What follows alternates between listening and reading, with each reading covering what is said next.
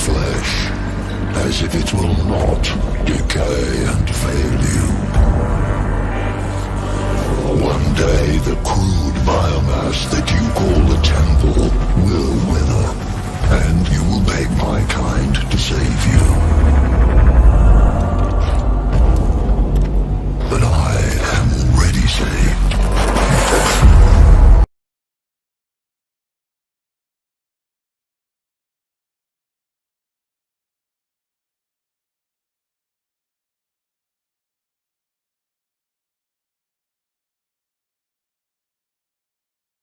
Drops. Right side, June, main base.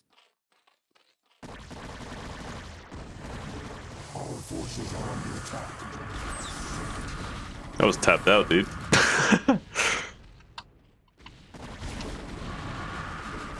I need to mute us.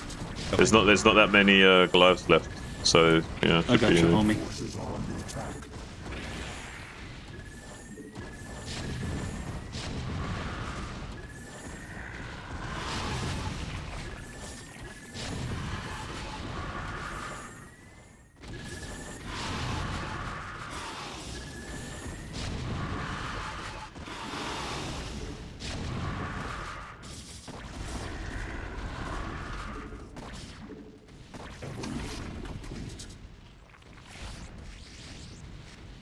We've got many Corsairs. Oh, I need to make arrows, yeah. Yeah.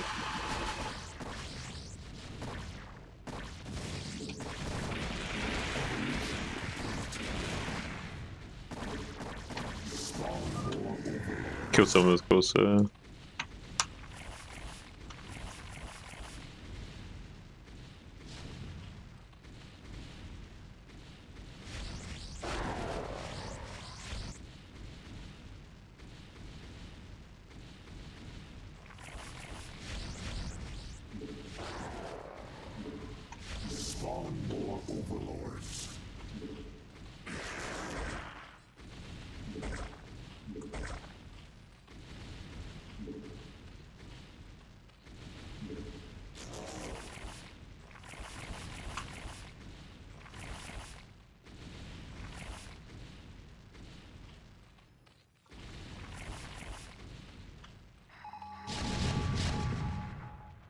Can you scan here? Okay.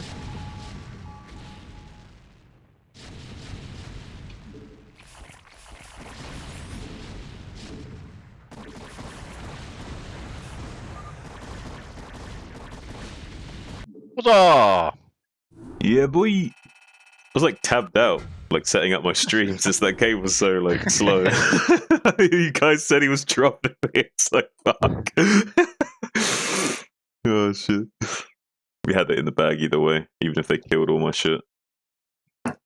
Guardians aren't as good as I thought they were. They don't seem to Hmm? outrange cannons. They do. You just have. I should have told you. They're dumb as fuck. Yeah, you have to manually like right click a hold position, right click hold position. Like otherwise they're dumb and like run into them. Yeah.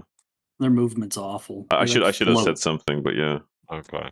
They float into stuff a lot. Yeah, that's why they're not that good unless like you utilize them like manually and like manually set them up into positions you want them to be in and shit. Do you press H once they're in position you want? Yeah. Okay. Otherwise they'll drift off and be dumb.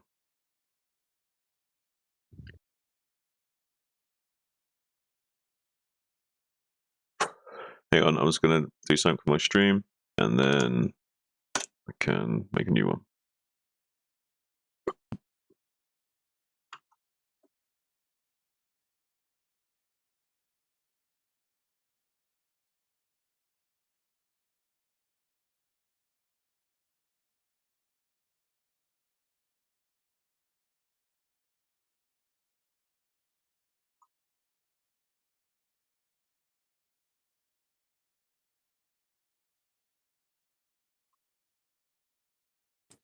Okay. I'm pretty elevated now. Pretty elevated. How come?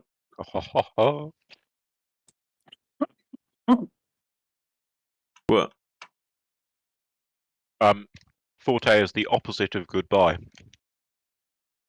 Hello. Yep.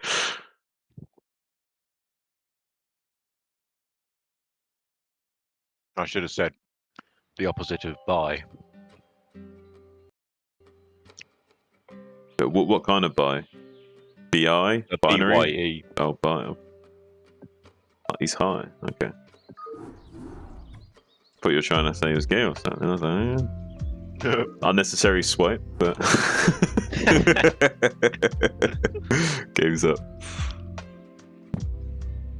Oh, they got this 2v2 BSL Pro League thing going on. I really enjoy watching the 2v2s. I'm quite fun. Like Medino and Marwin when they play Terran. They've got this cool one where one goes bio, one goes mech. Interesting.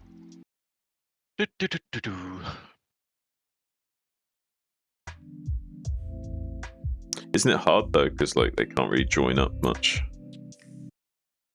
I think the idea is that the bio gives you fairly decent map control to start with. You can move around a bit and do stuff. My vague understanding of the 2v2 thing is that if the Terran goes bio, his job is to support his ally. His ally's like the carry, and he's just like trying to support him. And so I think that in that T plus T thing, it's like the bio is just there to help the mech army, the big mech blob, get set up. Yeah.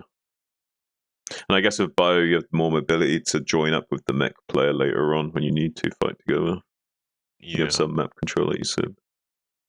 Still feels a bit iffy if you're against two good players that can 2v1 you properly and split you apart with map control of their own. Yeah. Hopefully get to see some more of that this tournament when it starts. What, Bonith and Jonek? Oh, Ziki. No, never mind.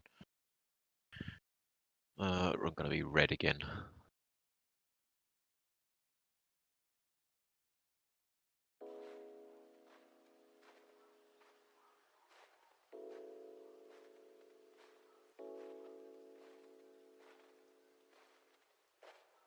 People seem to be having some difficulty joining your game, dude.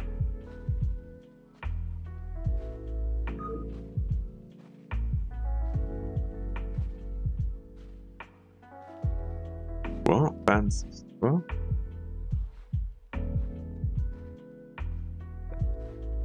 Well, that's why they're leaving, apparently, is because this. Ooh, oh god, it has a record.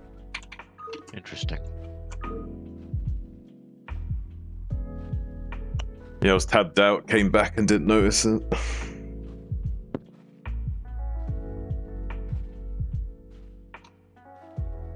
Protoss Zerg.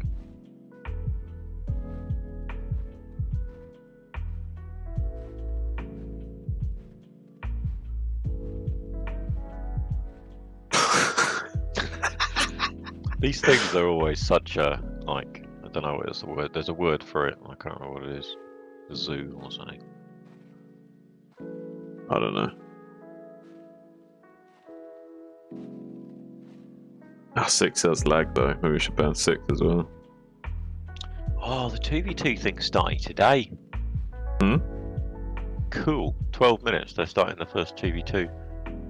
BSL 2v2 league thing. Bonus Ziki against Jonek 0. Here's up Nublish. Nice. I don't reckon. Jiraiya's in there with Rancor. Nice.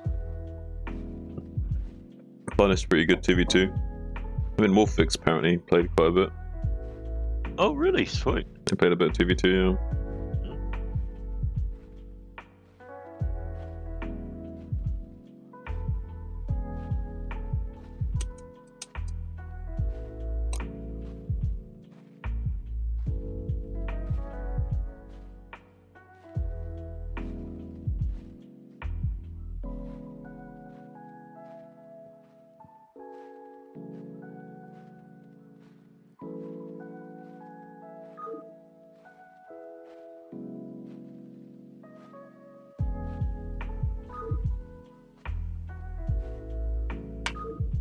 You always wait a few seconds you're actually starting, because some people leave after you say, like, good luck, have fun, go. Okay.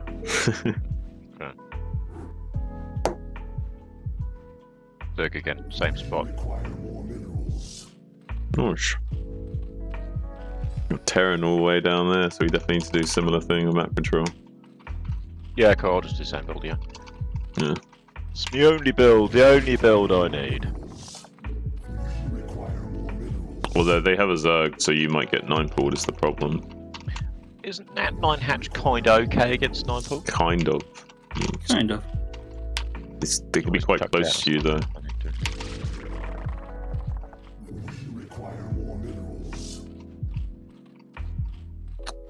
I could 9 pull to protect you maybe, but What do you want me to do? do 9 hatch and I'll 9 hatch, cool. 9 pull and I'm on the way to you, so if they do 9 pull you, I can defend you on the way. Okay, nice.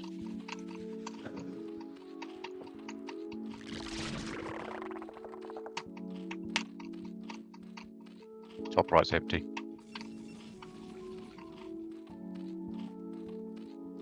Bottom right Zerg. Of course, ways off. Bottom left empty. Hmm. But yeah, you can also like say have a creep constantly morphing when your pool's like about to finish, and then like Okay. instantly morph a sunk if you're like needing to be safe.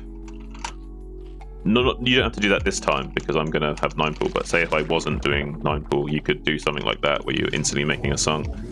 Yeah, fair enough.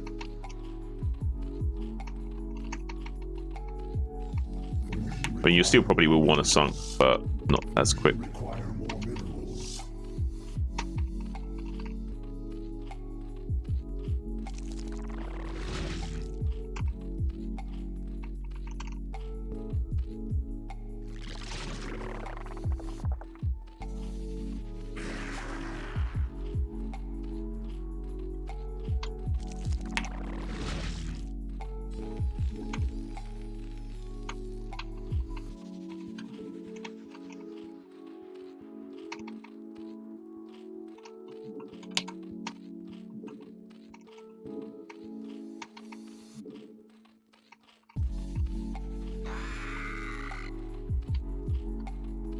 He's going to 8 forge.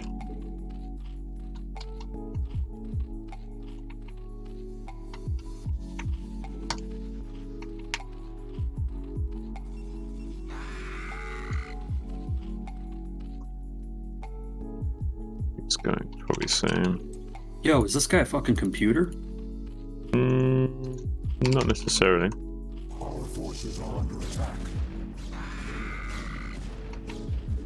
Making a cannon in his mind. But it's a bit of a weird sunken spot.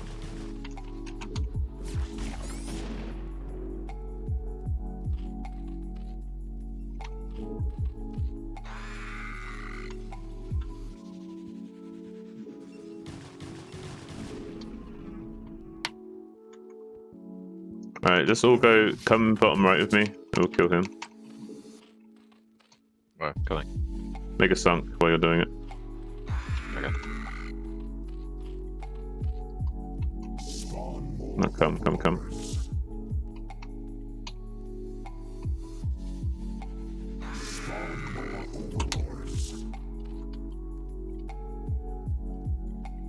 I'm gonna get on top of the sunk and you help me. Okay, I'll go around the right, yeah.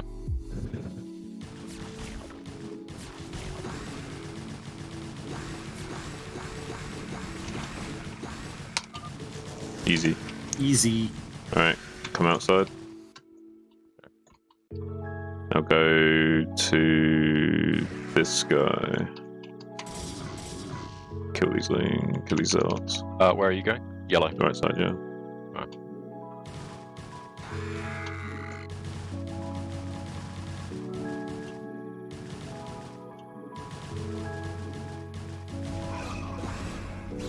Yeah, I'm gonna go with the cannon.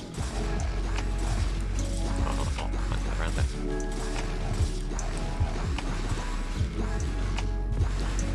Well, I needed that supply anyway. Got the cannons. Go back in. Brass probes.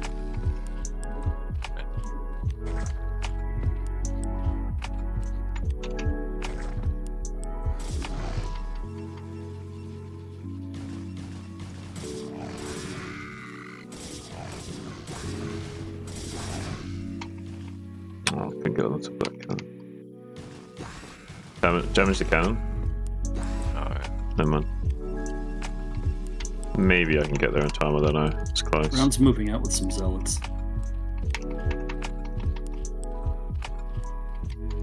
Yeah, I've got 12.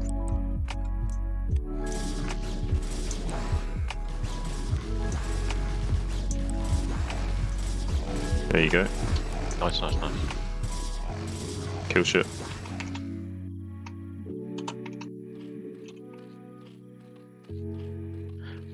Ooh, that was terrible. Got proper stuck in a ritual. Am I still on Lings, you reckon? Forte, what are you doing?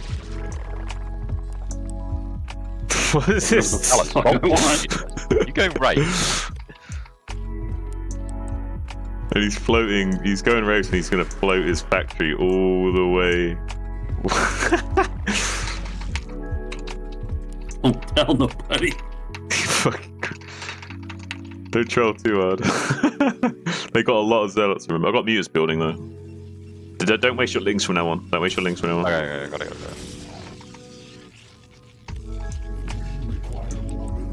Keep your links on map control. I'm going to go straight to his main with mutants and harass his probe line. Okay.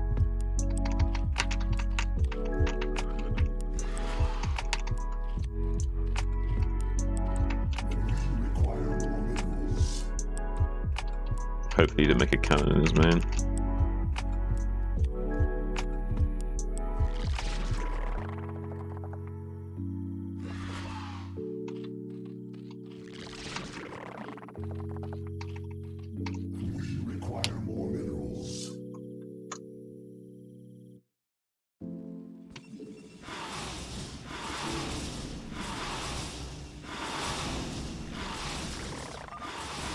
He's out. What was that? Naga. Where are your wraiths, Forte?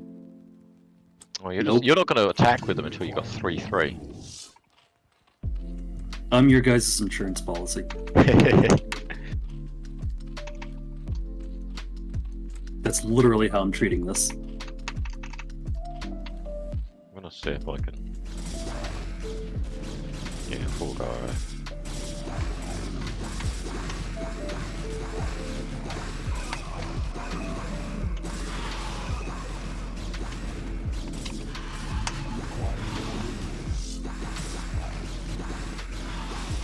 That bot cannon should be pretty weak.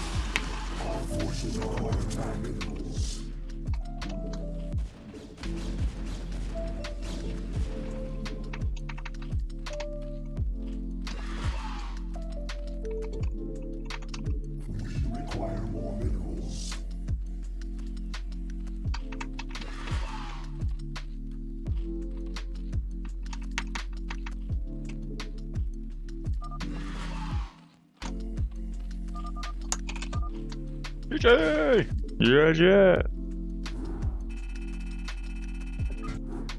Oh, it's so funny, Muta microing in 12 extra high. You have to be a fucking fortune teller, man.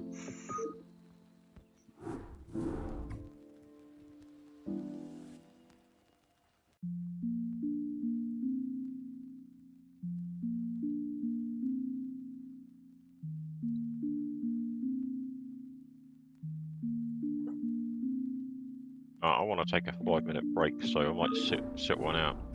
No worries, no worries. All right, no problem. No worries.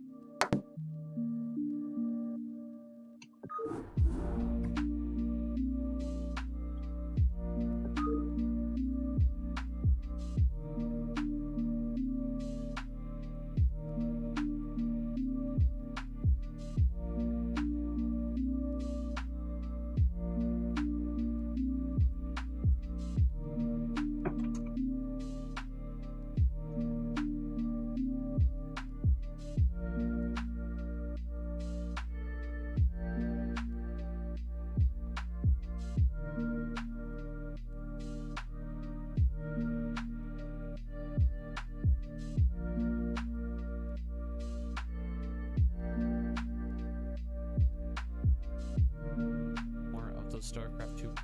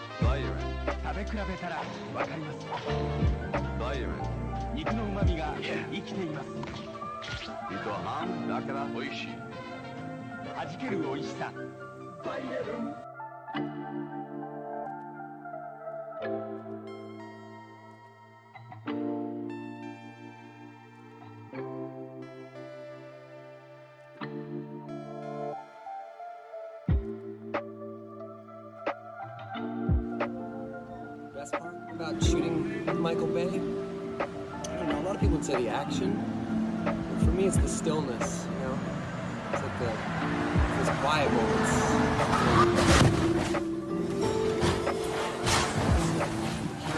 You sort of feel like you're looking like lost in the character's eyes. Those are the moments for me, I think.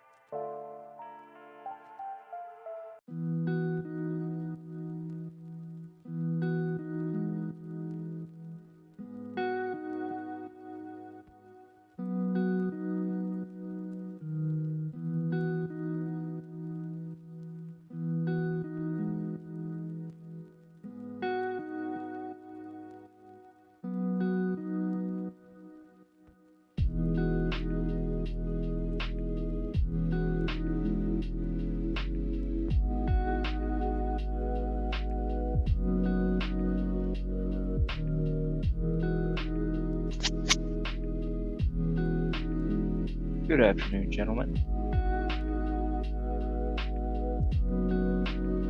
Hello. What's everyone up to? Not a lot.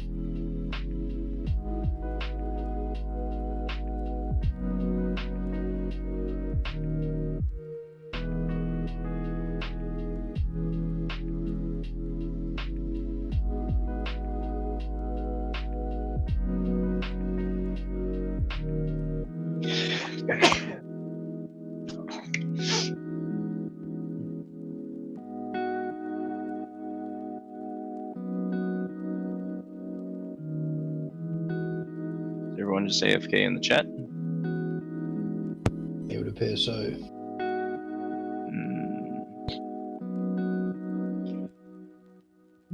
Someone say something.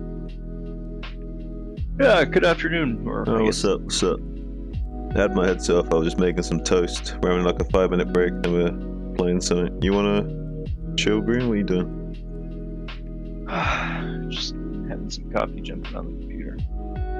Nice, nice. I'm gonna see if I can get some ladder games or CVP, CVZ. Haven't played in a while.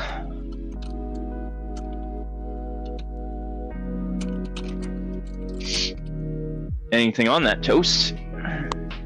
I'm not gonna put nothing special on it, man. I mean, I could put peanut butter on it or something, but I might just have just a little bit of butter, you know, nothing too crazy. Not gonna put beans or anything on it. Nah, I ain't gonna put beans on toast, man. Beans on toast is Beans great. on toast. I don't say it's bad. I'm just saying I'm not doing it. I didn't got any beans for a start. Put sweet tin of corn on mackerel. toast. Tin of mackerel on Tin toast. of mackerel on toast. Yeah, man. I do love me some mackerel. Don't get me wrong, Yeah. but Problem with it is that the mackerel's cold and the toast is hot. yeah, that's why I don't like doing it. Unless you like cooked up your own mackerel and it was nice and hot in the pan, then that'd be a We'll different sort story. of like warm up the mackerel. Could do that. Could do that. Could do that. Fried up in some butter. Yeah, man. Now we're talking. Now we're cooking, literally. The universe has been waiting for centuries to grab fruit hanging that low. Hey man, I'll take it.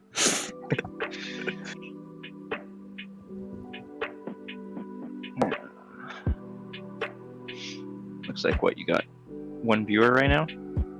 2 watching? Who else is watching? I'd grab the high hanging fruit, but I think it might go over your head there, Fonger. Oh, yeah. That one viewer. Jean, do you always watch your own stream just to have that one viewer count? No, but I do have my stream up on my phone because I don't have my second monitor right now. So I'm using my phone as a live chat to see my chat while I'm in game. Are you your Otherwise one I can't viewer? interact. I probably am, I don't know. Yeah, probably. I'd probably have you on in the background if I wasn't here. Oh, but YouTube's not reliable. Like I just had someone say like do something no beans. Like sometimes it will say like 1 viewer even though there's more. It actually YouTube doesn't update live very much, so like you could have people coming in and out and not notice it change. Do something no beans. Something really annoying about Discord is that when I go like, or if I grunt, it doesn't pick it up as speech. So it's, yeah, I don't like that. Well, my circle doesn't turn green when I do that anyway. Anyway, I'm gonna grab a toast real quick. Good luck. Apparently you grunt too much. Fantastic. Thanks. You're welcome.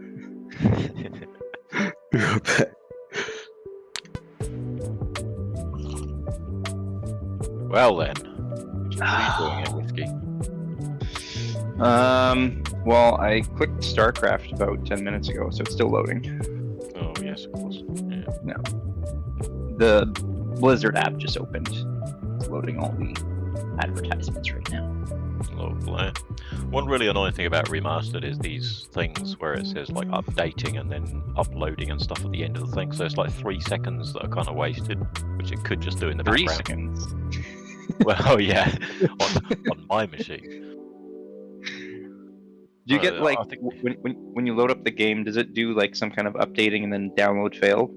I don't often get download. I think I get that once or twice, but Every time I load it, there's like a download failed. it's probably low disk space or something. You've just got like a 5 megabyte hard drive on that beast of a machine. Alienware, right? Alien or no Acer. Ah, the top shelf stuff. Yeah, you think I got money for a crazy laptop? I do think we should start a Come on, fund so we can get you a real machine. Well, have you seen the pieces that I need? Well, it's just a laptop, innit? No. I mean, like the laptop is what I have, but Are you gonna make a real one? I asked my brother to help me with building a PC, and he has a buddy at his work that's does that for side gigs. He just builds computers and parts. So he optimized something with a smaller budget that I had in mind, and I was like, "Kate, this is my budget. I want to be able to maybe stream and then also play." I don't know what my most advanced game is on Steam. I think it's like Monster Hunter 2 or something. So what graphics card did he pick for that then? Oh fuck if I know. Let me find it. 26. I posted it in PG once. Oh really? Yeah. Probably got it on my phone. Yeah, I think Matadog was saying that some parts could be on sale and you can pick them up then. Okay, tier list, classwork. Or be an AMD graphics card actually with that. Oh, fuck, I guess I don't have it here. Maybe I sent it to my brother recently. So when are you gonna get this machine then?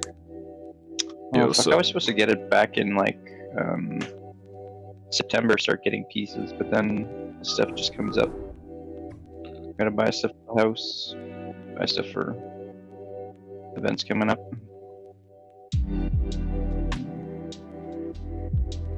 So I've just been delaying it. There's always kind of other priorities.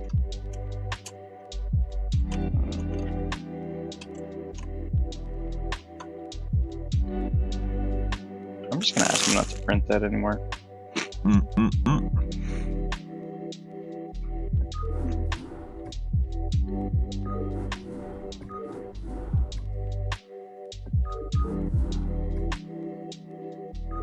Where the hell did I see it?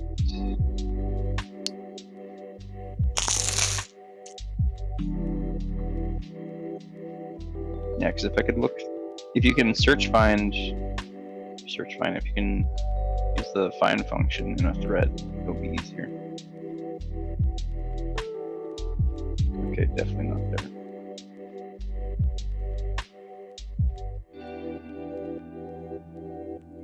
Oh, okay, PC part maker, got it.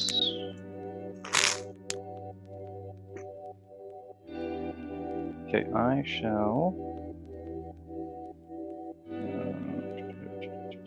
share this.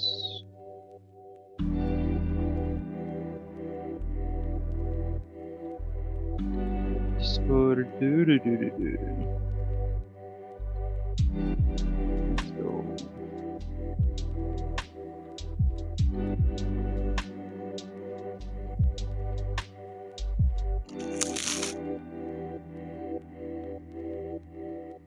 There, and then I have right for Nice. it. Okay. Fancy. Looks good, man. 32 gig. NVMe. That's really nice, man. And that is a great price as well. Very good. Cool. Yeah, so this guy, he found, I guess, like, all the parts that would, one, be Yes. compatible So I thought to, about the build last night. So if you take, I thought, yeah, efficient, and then 3 by price. what about it?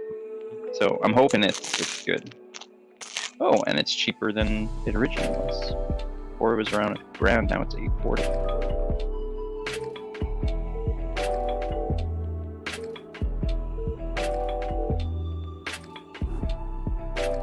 Yeah, so I just gotta start buying stuff for it. Yeah, yeah, Nice. it looks kind of like a looks 973. it doesn't matter if they I think defend I've it got like a the same 973, because even if they make a bunch of cannons, we have way more Hydra than usual. And either you bust them or you contain them. It's quite nice because they're like really small, the NVMe discs or whatever, and they can fit so much in at the terrible ones.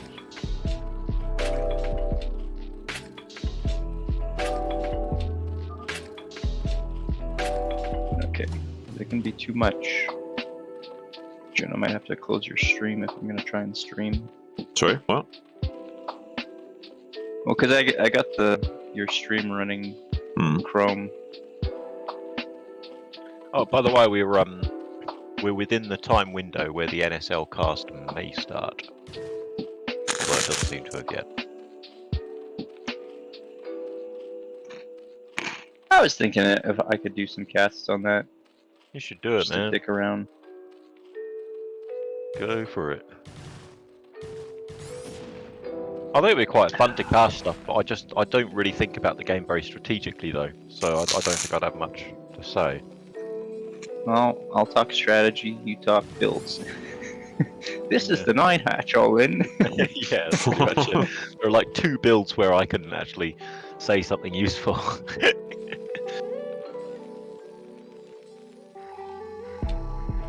We got Zeke. But really, you don't talk about like.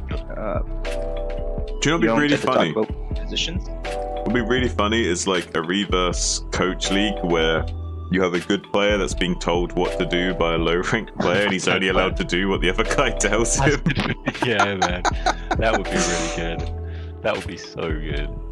To see how, and actually, you know, the funniest thing is if we somehow discovered some actually quite good strategies that way. Yeah. Yeah, I think we pushed an idea like that before. They thought it would be better as like a team melee or a micro macro kind of map. I was like, no. After watching like Quark, coach, who was it? Azhi Dahaki. No, I think it was like Dentar. It's like the smallest things Quark was just kind of like really annoyed about because he doesn't coach in a way that it's like it's you playing, it's I'm playing, A little bit but you are controlling. Yeah, you're controlling what I'm telling you to do. So like I'm losing High Templars here. I'm losing that shuttle. So I thought it was like. Oh yeah, he does, doesn't he? He says, give me my storm research and stuff like that. That's quite interesting, actually. I guess he must get into the mind. It might be quite good for coaching, to be fair, to get into that mindset. I don't know. Where like it's. Yeah. Well, one thing I'll say is an advantage is have an investment in the game. So I the language I use is we statements. So we need Storm right now. So it's like you're part of his team. You're on the same board. You're like. Right. Like his. It's kind of like as if you were to train like a commander, right? It's like these are mine. Like I'm commanding you to command them. So a bit of a ranking. But yeah, I thought that would be an interesting idea too. I would definitely want Quark as one of the coaches. Or being told what to do. Oh, dude, he'd explode. But the thing is, you would need some lower ranked players that have tough skin. Like it wouldn't be bothered by something like that. Because some of the coaches would be kind of annoyed, upset. Quark would be so bad at that. Studying a little bit. Yeah, sharp. Well, not his whole thing is about doing the correct thing at the correct time. You know, the right strategy to counter what. But he's getting told what to do by someone who's a lot worse. That would be really funny, man. I'd watch that. I would pay a small amount of money to watch that. Okay. Oh, see, like I'm thinking the reverse. Oh, where right? Quark Like telling someone else what to do. Yeah. So it's just like it's the player who's might not that's be a good way of transitioning strong, into a lurker contain. Execute those things so that the coaches need to adjust to what the players can do. So it's like, if you have perfect macro, okay. If you you can either do a lot of damage and pressure with the Hydra, at the time, or you'll be fine. One of the variations is you could transition into a lurker contain like that. But then trying to play and listen. Hang on, let me go wash my hands and face and trying to do that and play the game.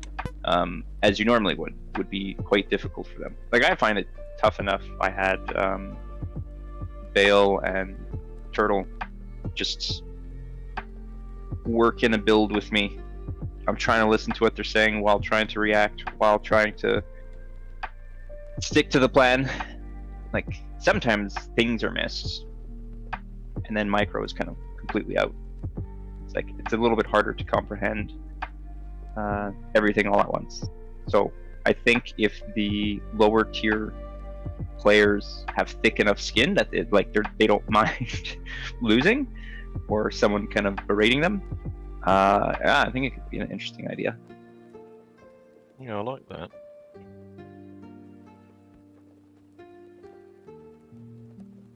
What did you put on your toast, Jun?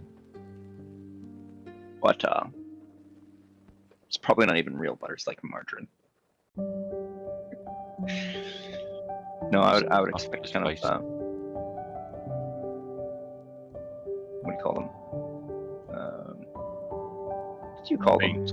them? Not beans. No, that holds the butter. Toast. The butter plate. No. What? You just place the butter and you cover it. Like a butter cozy. Hot platter. Yeah, what do you call those things? Tray? It's made of china, right? Or porcelain, whatever. Yeah, it could be, or glass, or you can have like what is it? One of those cold ones that is upside down, and it's like in water.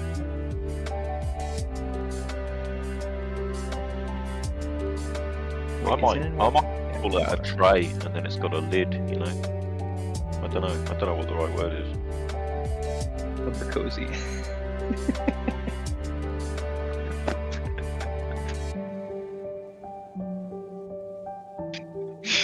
I'm watching the first 2v2 game of the BSL 2v2 Pro League. It's Zeki and Bonneth against Zero and Jonek. That's interesting. Does someone have an advantage? Yes, someone does have an advantage. I'm gonna guess it's Zeki and Bonneth. You can guess all you like. I will.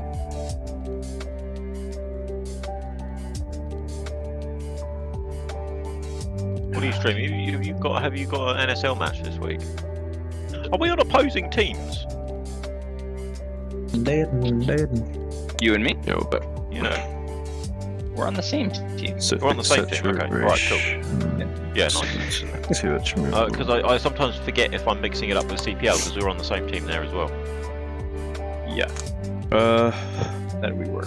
Yeah, Okay, so it's gonna you break. can do something like that. You don't necessarily need full drone saturation, but you need like yeah, I get one per patch would be ideal, but you don't Okay, need so full what's the saturation for that many. Wanna work on? You'd have less I Hydra, can but give you you some could ideas. get Well, way okay, I'll less. give Like when you you're like one 2 hatch idea. all in muter, you kind of have like, you know, only 4 to 5 drones But in the you won't like natural, something Yeah, like what that. is it? You just need like It's the 9 hatch. You need probably like 6 to 7 drones per hatchery for pure lurker production for minerals. ZVT, I need to think of something. It's probably like 6.5. Work on Muta Micro. Sometimes Roughly. it feels like it's not worth it. The turn rates are always so different. I will return. I am more powerful. Return.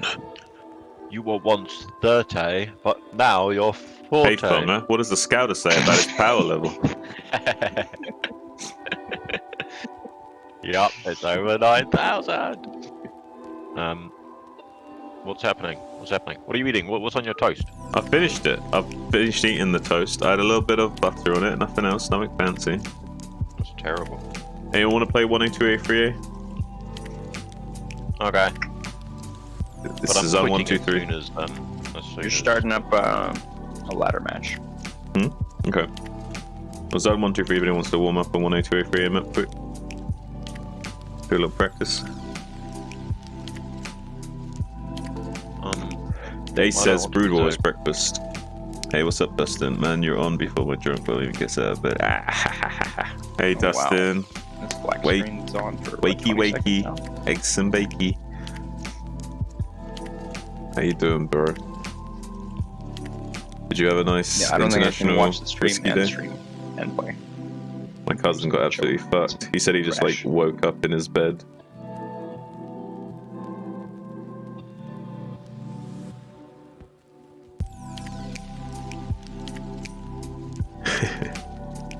Alright, let's do this. I've never played this before, so. Alright, hotkey your ghosts 1, 2, and 3, and then just 1A, 2A, 3A, click on the things coming from the left. Yeah, okay, right. You got this. 1, 2, 3. That's just 1A click, 2A click, 3A click. Over and over again. Good mechanics practice, some precision practice for you.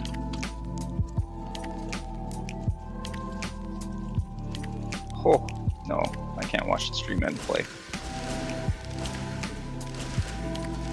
Sorry, Jun, you're gonna lose a viewer. What, is it laggy or what's the issue? Oh yeah, my computer can't run shit. Is it the hardware lag or is it actual lag? Hardware. Oh shit, yeah. Guess Chrome is pretty resource intensive. Yep. And then Discord Stream Plus.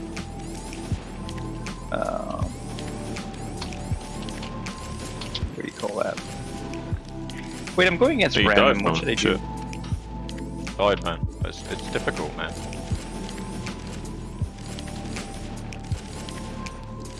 You want another go? I'm going 12 hash. Does it not respawn me? No, do you want, I can remake for you though if you want another go. Why doesn't it respawn you? It's hard, you're supposed to like test yourself to survive. Now let me watch you for a bit. I think I'll be able to glean some really useful tips from watching you play. You It's might- so hard to click that first, man, to tap. I keep on finding I've accidentally selected something else, you know?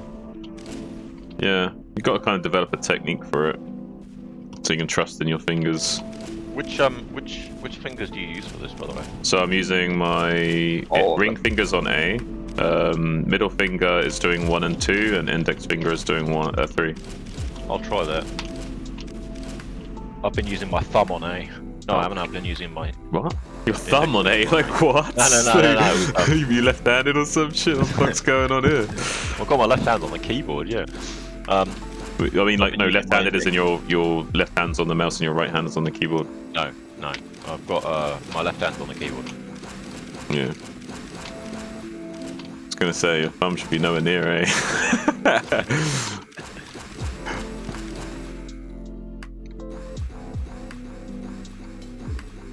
What's the highest level you got to on this? Oh, I complete it every time, usually. How many levels are there? There's Scourge after this, and then there's Zealots. Oh yeah. Those look like Zerglings to me. Yeah, but there's 2 rounds of each. Okay. Now Scourge. They are quick. And small.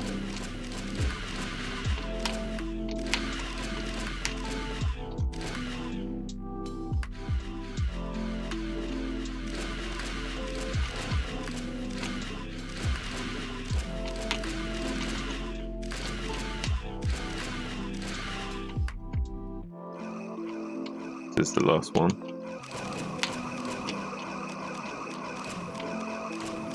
That's quite satisfying to watch.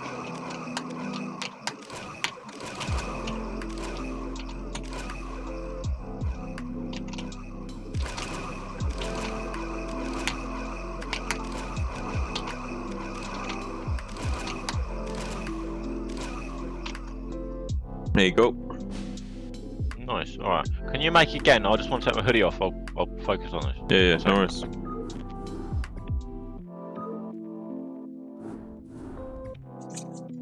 What are you gonna have for breakfast then, Dustin? All right. Okay. I'm gonna use this ring finger approach. Yeah, so like if you like slightly tilt your hand, so your hand's kind of at like 20, 25 Yeah, I degree see what you're angle. saying. Yeah.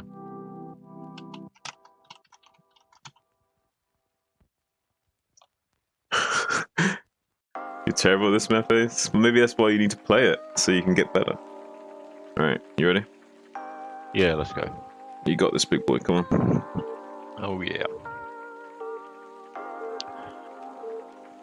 So I'll probably manage defilers.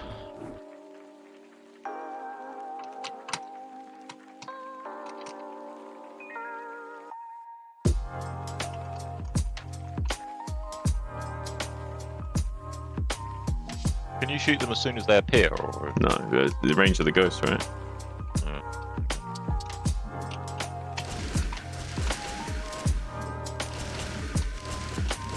You can slightly queue up inputs as they just barely get into range, but try not to do that too much.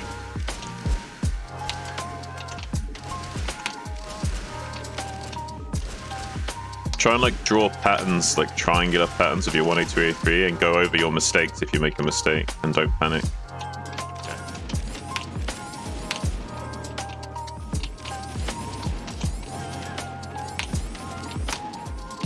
Try and stay loose in your hands. Like, try and be as fluid as possible with your actual movement of your fingers. Like, don't tense up. Like, not only do you want to be able to do this precise, you need to be able to do it with your hands relaxed, because you're probably tensing up too much in your hands. Yeah. Yeah, true. Okay. Right, let's go again. We'll keep going again, don't worry. I'll restart each time you die. Okay. It'll take you a couple of dozen attempts until you start to like get it down and get really precise. I've gone back to the old way of which fingers I'm using, but I'm gonna do it like really relaxed this time. Yeah.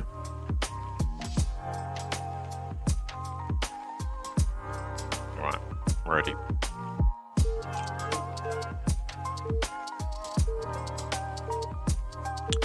You're debating just going to the store and getting the frozen pizza, but I need to walk. He's still drunk. I had a frozen pizza last night. Sorry? Do you scroll the screen at all? A little bit to the left sometimes. Okay.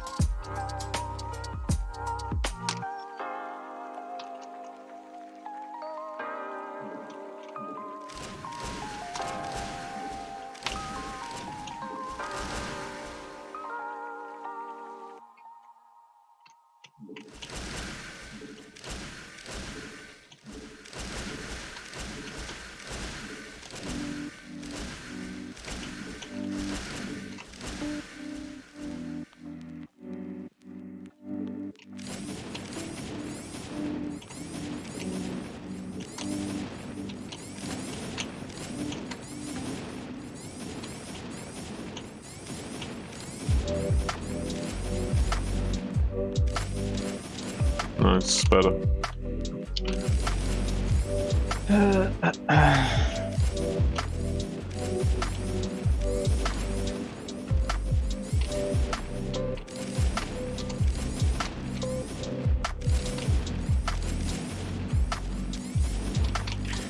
Random Zerg.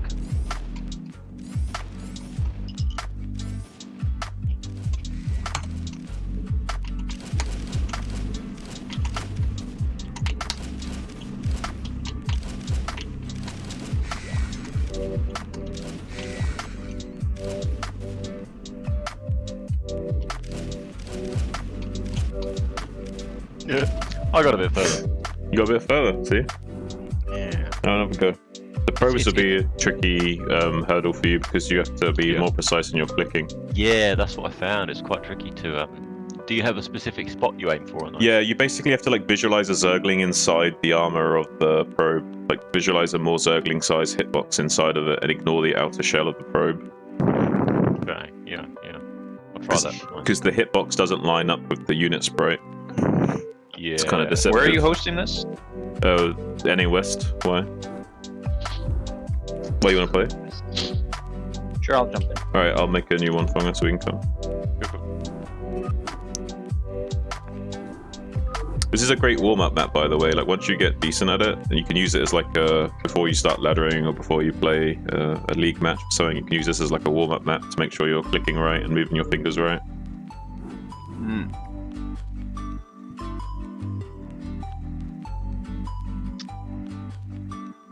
What's the game name? Sun 1 2 3. Let's see if I crash. Is that the pronunciation then? Zun. No. But it's okay. Like the Chinese Shun? Sun? Yes, it's like the Chinese Shun. Yeah. Shun. Alright. Like Jiao. I'll be happy so long as I do better than whiskey. If I can get in. You're in NA West, right? Yep. Oh, you're just having the join game bug thing? No, we'll see. Come on. Type 1 2 3. Show 1 2 3. Pizza and jerky sounds good, though. I reckon this would be quite a good map with these lanes and stuff like that. Maybe a slightly bigger lane, but a constant stream of zealots coming in periodically, and you have to stop them with like 12 zerglings. The key being you have to like surround them and stuff. Oh yeah, like you mean practice like actually pinning them in kind of thing? Yeah. While they're like move commanding past the links. Yeah, exactly. Yeah. Good idea. Checking password. Although what I would do is I would have it like be like a star cross of paths, so they can either spawn to the left, right, above, down, or top left, top right, top, bottom left, bottom right, and you don't know which way they're going to come from even, so links are like kind of in the middle and they come from different directions, and you have to kind of like reposition your links to intercept them each time. Yeah, nice. Okay, while I am checking password, can you drop that map on Discord, Sure. please? Where do you want me to drop it? I don't know. Replay depot anywhere. Or maps. There's a maps. Wait, is there a maps thing? Where? Oh, at the Can't tell bottom. if I it's see it. trying to download it or... Yeah, maybe you're bugged out trying to download it or something.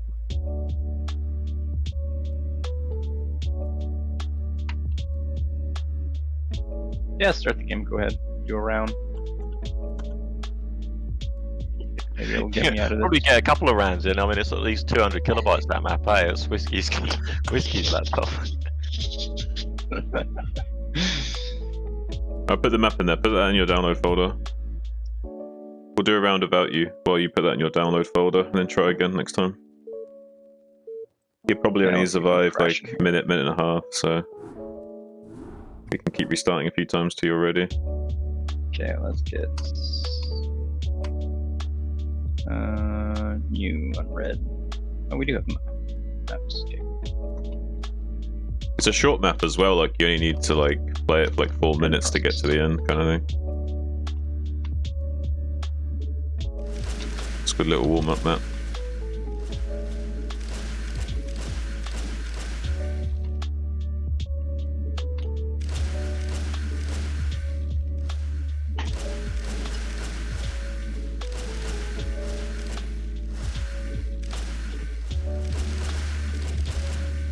Drones are the easiest thing in this game to hit. Oh yeah, the worst unit in the game almost.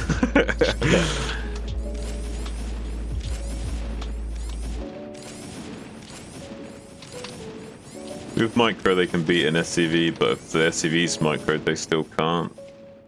Yeah.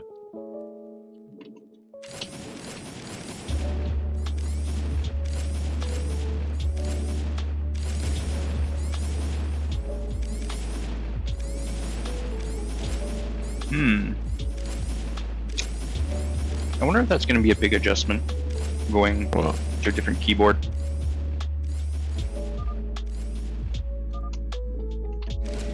I'd probably be more accurate with a mechanical keyboard though.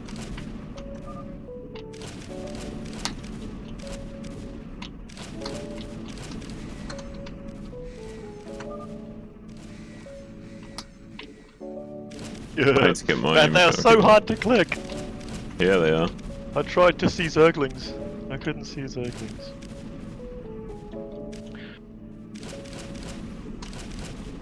So would you consider even the little empty gap behind them at the bottom left of them as a part of the hitbox? No, perhaps? I don't even aim at that. That's Oh, ignore that completely. I'm aiming like central body maths almost always. Yeah. Okay. Yeah. But just a matter of not actually making the click until you're sure you're on that. Yeah, because it's so easy to misclick if you're not sure about it. And then that loses you more than just a second. Exactly. So it's almost better to spend a few extra milliseconds to make sure you're lining it up, and then you get the muscle memory of doing it, and it becomes more reliable. True, that makes sense. I'll have to try that. Is it like those old sniper maps?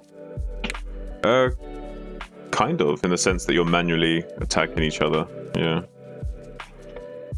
I had a go at an FPS version of this map on Steam. I think it's a free thing you can get on Steam, where it's a whole bunch of FPS type things, but you've got to shoot at these different targets, and it tells you how well you're doing compared to just like a muscle aim trainer kind of muscle memory thing. Aim trainer, I can't remember what it's called, but yeah, I know what you mean.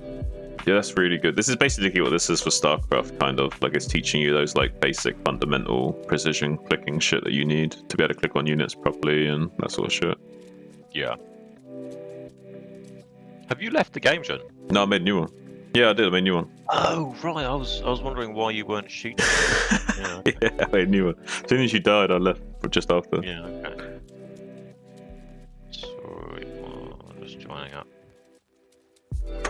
But Forte, do you guys want to try hosting instead of me hosting to see if that fixes the problem? Maybe. You want to try hosting it? If a team have to give a walkover for not playing before they're doing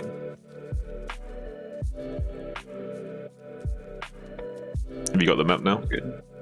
I'll have the map if you want me to host it. If someone else try hosting, yeah, it might fix the issue either way. I'll try hosting it. Fon/gur. So creative. Download. Yeah. Training underscore. No. Micro training. Just no. 182A3A. Ah, yes. And I do UMS. Yeah. UMS. No, put it on free for all, so that we're all against each other. I've made it. I hope I've got the settings right. It's on dynamic latency because I just always do that. That's fair enough. When you're playing with Americans, I usually just put it on 16, but it's dynamic shouldn't be too bad unless there's someone that's spiking.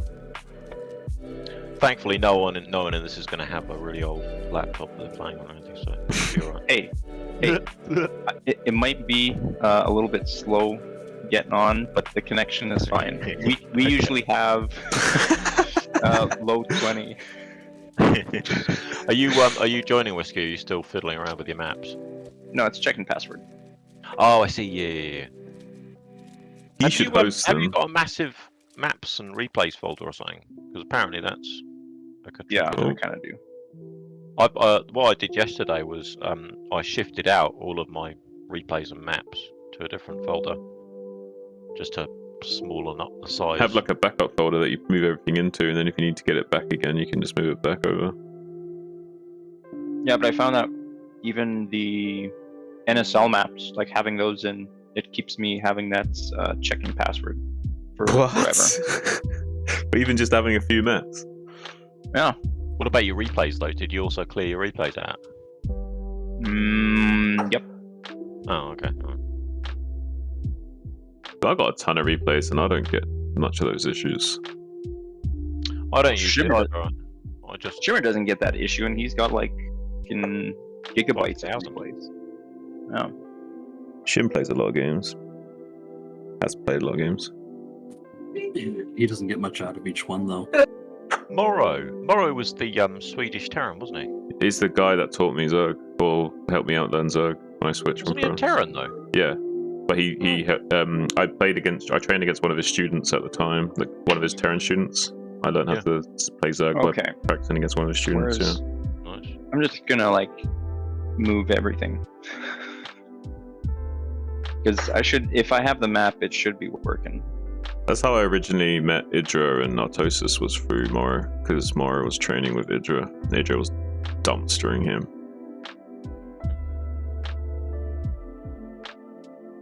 Yeah, I know. Go ahead. Okay, maps. No luck, Whiskey? Nope. So we're doing a round without you? Yep. Rightio, good luck, have fun. Can't Whiskey try hosting after? Oh, I like the sound of that. Okay, so Yeah, why don't you get a game hosted up ready for when we finish this in a couple minutes? okay, I'm just gonna move all these.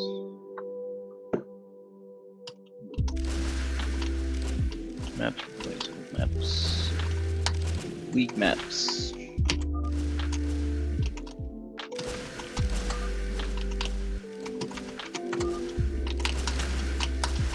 Yeah, I guess we don't need our.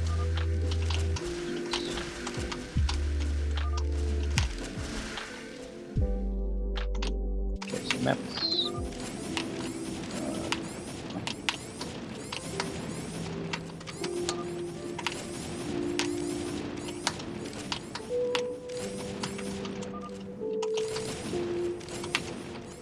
I also, for my own practice, I make it harder by practicing macro cycles while I'm doing it.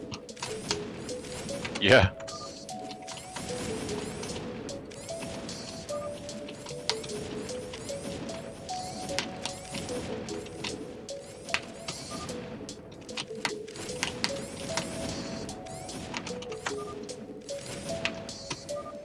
I'm too high to play. I'm pretty high. I was pretty blasted last night.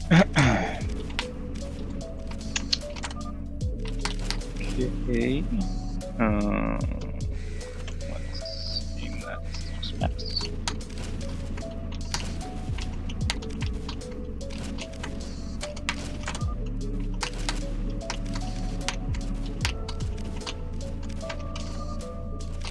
Go ahead. Ooh, I'm at like a solid 8 out of 10. Okay.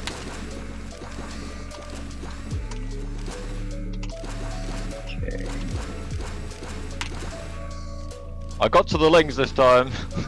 Doing good, kid. I want to watch you.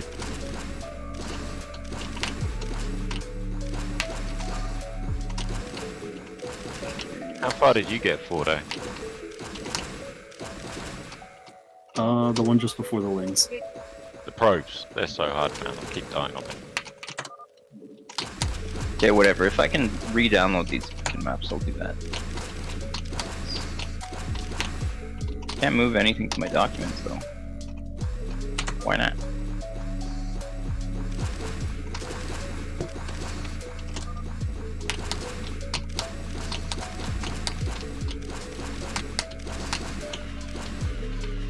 It's that thing.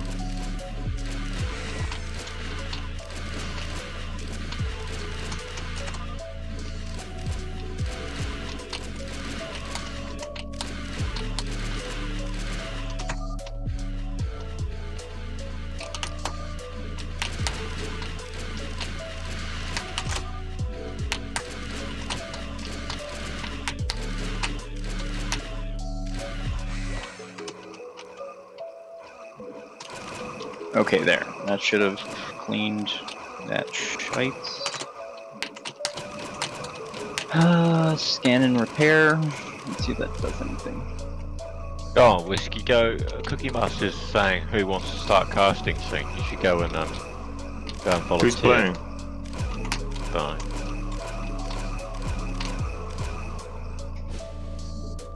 Don't know who's playing? Nah. Can we ask him? You can. Well, who would it be casting with? 292 APM. Huh? What? Sorry? It's week 1. No, never mind. It's not week 1. What did you say about APM? 292. You had. Well, that's low, because I was typing, right? So my APM's going down while I'm typing. Like, usually I have like 350 to 400 on that map if you're not typing. Well, I was 108. So I think I learned something from some good casts and some bad casts. Or maybe not bad casts, but some dry casts, let's say. Go on. But you always kind of want to fill that space, especially at the beginning when there's nothing going on. Talk about the map, talk about the players, talk about possible build. Anything, just fill up space. And if you don't know what you're talking about, at least acknowledge it and do a play-by-play. Okay. Yeah. I think some people might be overreaching with what their knowledge of the game is. Like, I could probably talk to some builds that I know, but I'm not going to be claiming what is standard if it's probably not. But what do you mean? I like to speculate a little bit and then lean into humor. I find that humor plugs that gap nicely. Yeah. If you got someone to bounce off of, that's really good too. If you got someone that's like passing the ball and they kind of just drop it and say, "Okay, let me pick that back up and let's go again." I feel like I'm like that with Love Snow. He's just too hyped for me.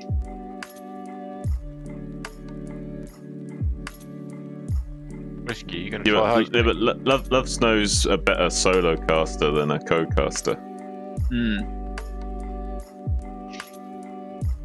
Because Love Snow doesn't fully understand how like dual and tri casting works. He usually you're kind of cueing the other person when you're done talking by how you finish your sentences and stuff, and like inflections of your voice and shit to like kind of cue each other into talking next, and you're like giving each other a lot of room to speak as well, like allowing each other to go on like 30-60 second tangents before coming in.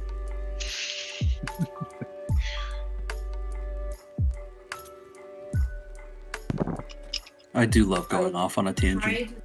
But you also have to pick those tangents at good moments as well. It's not. Yeah. Usually tangents are for filler when you're clearing dead air. Yeah, but usually it ties back into something, so Exactly. it makes sense. There you go. That's Yeah. that's the artistry there, because you're turning dead space into like gold content, you know. Because you can still you can still bridge the gap between phases of the game where not much is happening by explaining the arc of the match. So if you have a bit of foresight as a caster and can kind of see where the game's going as well, you can kind of like bridge that gap a bit and like tie in the narrative of the game. Yeah, I love casting so much. It's so much more complex than I thought it would be. Do it, Forte. You can do it. Go talk to Cookie Master. Yeah, you don't have anything in the league. No stake. You can just have fun. What am I doing now? That shut you right up. Gassing up NSL. Here we have a map that I've never seen before. This looks like crazy. Who would want to play on this? Neverland. Can't even get a third base up. The new Longinus. I really enjoyed Longinus. Jojo worked there. Never played. Scanning game files. I'm wondering if this actually helps. Or if it's just like placebo. Scan complete, no repair required. Sure. What did you just choose the Windows repair option? No, the BattleNet repair. Oh, that's just as bad. That's brilliant.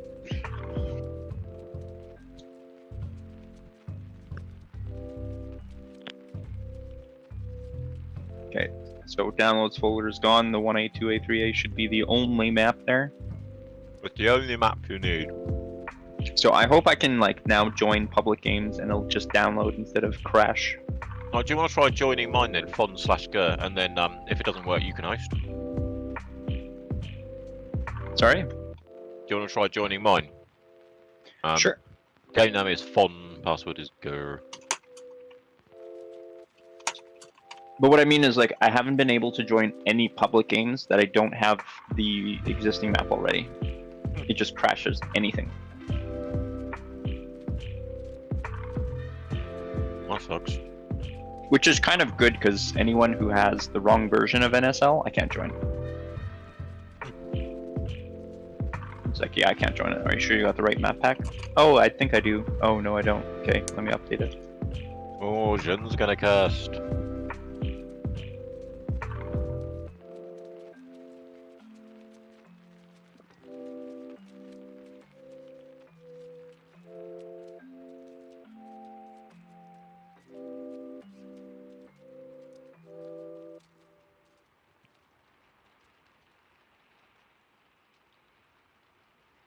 Man, if the cast's really going to start this early, that's brilliant, because that's like a few hours of NSL before sleep time.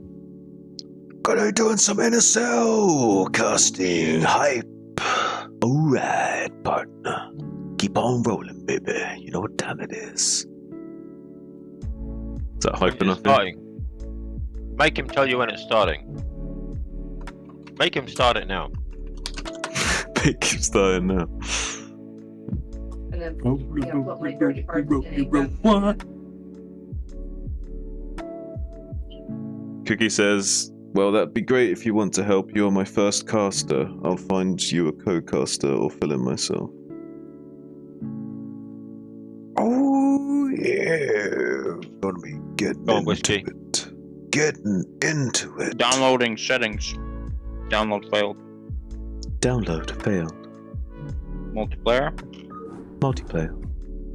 Expansion. This is remarkably bad.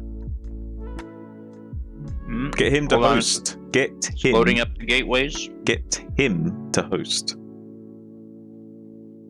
US West. You sure it's not like a port forwarding issue or some shit? Jun's in the chat. Click join. Hey, what's up, Oh, Ace? We're gonna be That's a lot casting smoother. some Dang. NSL. NSL. Fonger. NSL. Wow, that's so Well, much look at that. faster. Do you think it's the You map? might as well tune in to me. Yeah, I with put the everything in my swag. documents. Took it out of the StarCraft folder. Absolutely beautiful. NSL. Brilliant. Good. Well, we Nice. seem to have lost Jun because Get he's hope. going to go and talk about some games. Huh?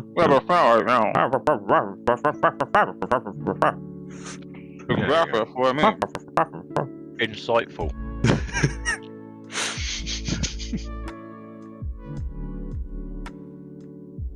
Too many nuts. Yeah, take the nutsack out your mouth. What's this? Hey, I can never you said hear it me? was a stack. You got a just whole a lot of sack of nuts. nuts in that mouth, boy. Well, who's eating nuts? Is it whiskey? Yeah. Yeah. He's drowning in nuts right now, dude. I'm eating Fox's Glacier Mints.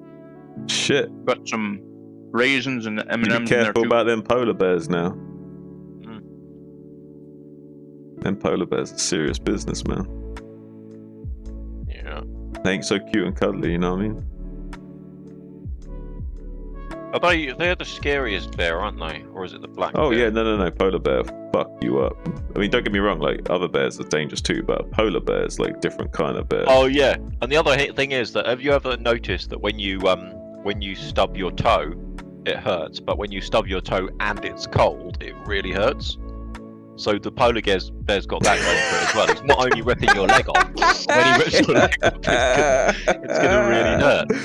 Yes, It's Bongo. cold. I imagine regardless of the temperature that you are, unless it's so hot that you disintegrate or so cold that you're frozen stiff and can't feel a thing, it's gonna hurt no matter what. I don't think that'd be the least of your concern is how cold am I relative to the pain threshold. Yeah. But you know what I mean. Pain how threshold's cold gonna be makes spiking hurt. pretty quick. You're not gonna Cold feel that makes much hurt pain hurt though. more. Well, to be fair, Green, you're probably going to shock real quick. But I imagine it will hurt real bad for a little while. You know what I mean? No, it would hurt if you don't dive fast enough from bleeding out, because That's when you kinda go what into I mean, shock but- and all the adrenaline. But the polar bear's not necessarily interested in killing you. He's just interested in eating you alive. So I mean, it's Right. not necessarily a nice process. You know, So you'll need be watching the bear eat you alive without feeling anything. So if you don't bleed out in time before that wears off, You seem so zen about this, Green. You seem to get the. Have you thought this through already, Green? Have you imagined this scenario before? well, there was a survivor story of someone actually being eaten by bears, and they were saying like the pain didn't really hit them until like afterwards. After they've been eaten by the bear. While they were being eaten, they were just like, they were in shock. The adrenaline was going. They couldn't feel anything, but they This could was see unsuccessful the eating, damage being done. Sorry? It was only a partial eating then, it wasn't a complete eating, given that Well, I they're guess able if to they got eat it. away, yeah. Mm, But okay. I guess that's typically what would happen. It's like that's when you'd hear the screams of pain is after that wears off. It's like you're not dying fast enough. Oh yeah, because when you got like adrenaline, you don't feel pain as much, do you? So it's that and the shock. And then with the polar bear in the cold, you'll be numb. Despite the fact that But it's normally really when it's cold, cold. it does hurt more. I have a cell phone. Really cold. So it hurts a lot more. I'm not making this up. This is something that happens. When you hurt yourself and it's cold, it hurts more than if you hurt yourself and it's not cold. It's trying to organize. I mean, you guys not familiar with this phenomenon? Not that one in particular. Wow. Find it. Oh man, all I notice when it turns really cold is how hard my nipples get. Thanks for that. They could cut through steel. Yeah. Well, okay. If you're okay. If you hurt your ear, if you get punched in the ear or something, or if you smash your ear on a side or something like that, I don't know. And then it hurts generally because it hurts. But if it's really cold, if your ear's also really cold, have you noticed that it actually hurts more? No. What I love to imagine is that Bugger is like thinks of himself as like a scientist, like documenting these phenomena that he's experiencing in his house. I thought this was standard. I thought this was just well known. I mean, I'm starting to think that you guys have just never been hurt. You know? Oh, I thought you guys were Maybe we've been scientists hurt. too. We've been hurt too much, Fungo. We're numb to it. So edgy. I don't know. Getting hurt in the winter, it's like you don't feel it as much. I would say. It's like, Dude, I don't. Wow. Okay. I think the cooling has the opposite effect. Is I'll Jun put coming it- in, or what are we doing? Oh yeah. What are we doing? You go, are we 'cause I'm just- gonna get set up for casting soon. But I need to Well, figure when's the casting happening? Oh, I'll go. Well, now, sorry. it's- Can I just put another Fox's Glacium in my mouth? Yes, you may. Now, the cast will Right, begin. you ready with me? The cast will Yeah. begin when the casting team is ready. So we just need to get the co-caster sorted out. I'll press So go. Forte, Ready? get ready. So what are we doing?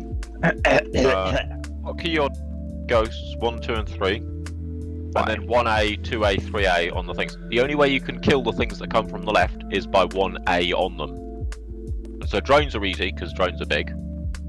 Then it's SCVs, then it's like, and you just got to do it quick because if you let 10 of them through, you die. Okay.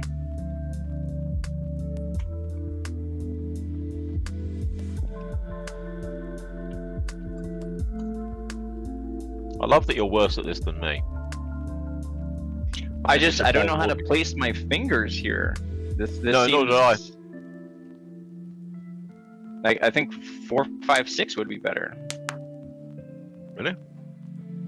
Oh, good A, point. like 1A, 1A, like I think we Well, got that's wrong with the Azhi. map because the map is called 1A, 2A, 3A. So you'd be kind of cheating if you used other numbers. to I be checked with Azhi if he'd be up for co-casting. He said sure. honest. Nice.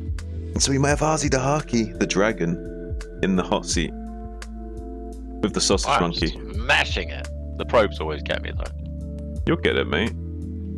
It's good practice for you. You'll start clicking on probes like a madman and feel like a beast. Oh, Your vultures will just start like sniping probes like they're nothing, and you'll just be laughing.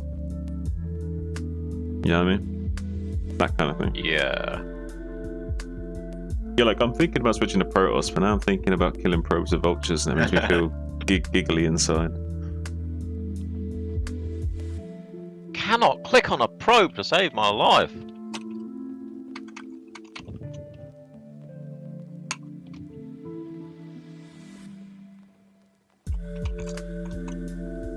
okay.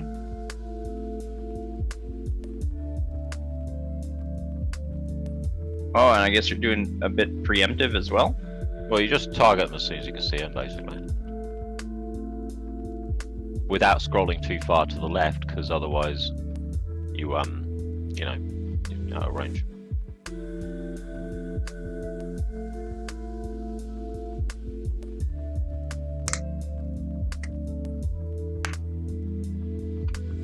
I'm doing all right this time, Jen. All I needed was whiskey slag. See, but it is 20 low.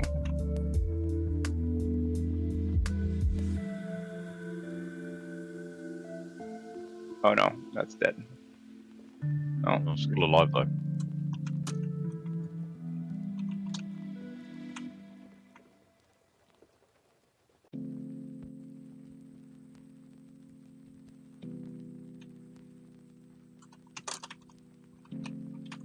Oh.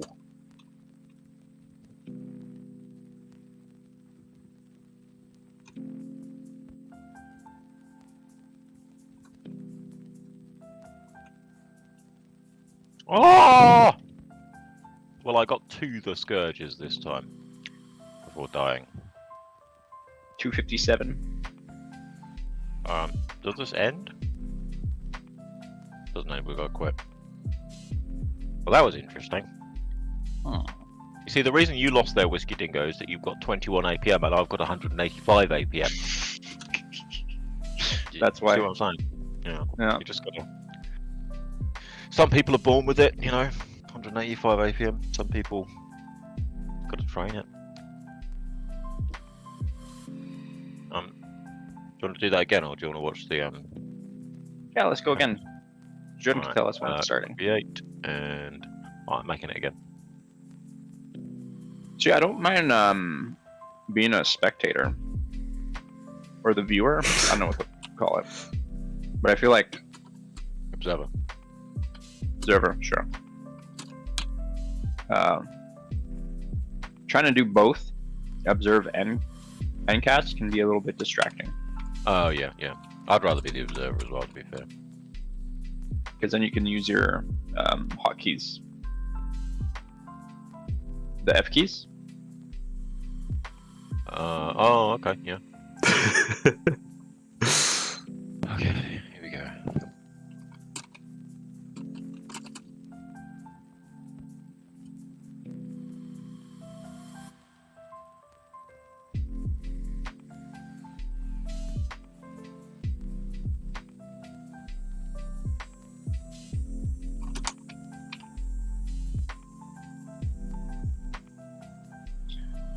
Ah!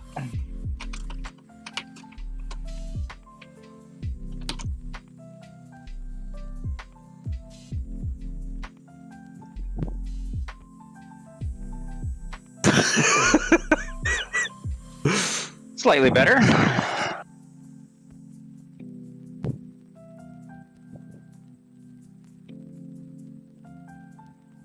You're gone. Let's do it again.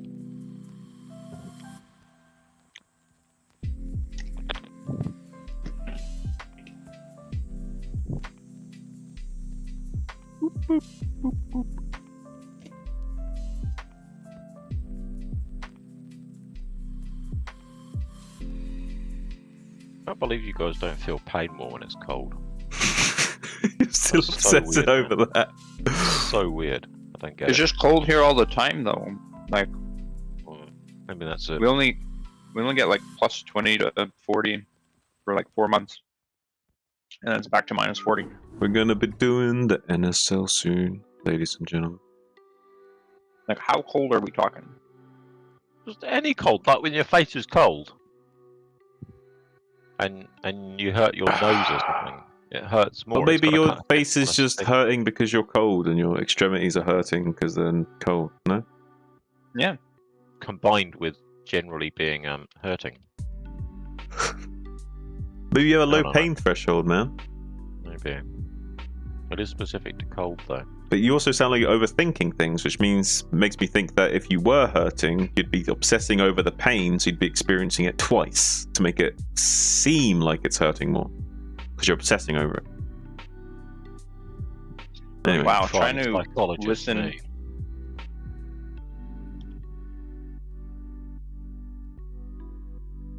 I find that I'm just clicking them.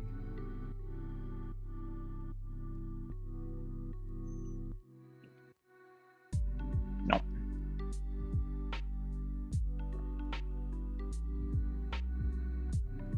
It's very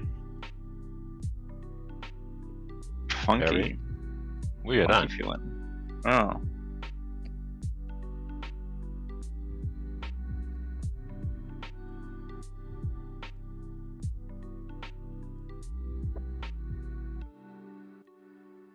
I guess it gets your precision up, but 420 wins, man. how many times do you do this in a game? Well, it depends on the game.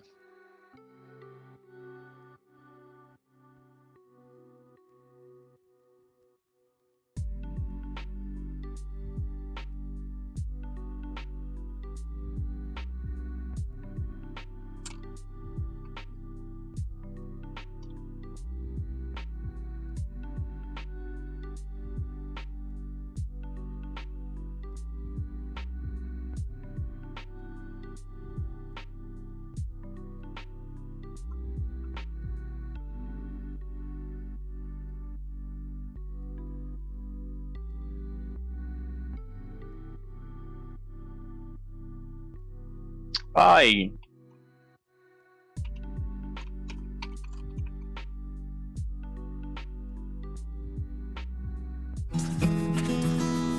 Describes the What do different you mean ways people can avoidant act in attachment relationships. style?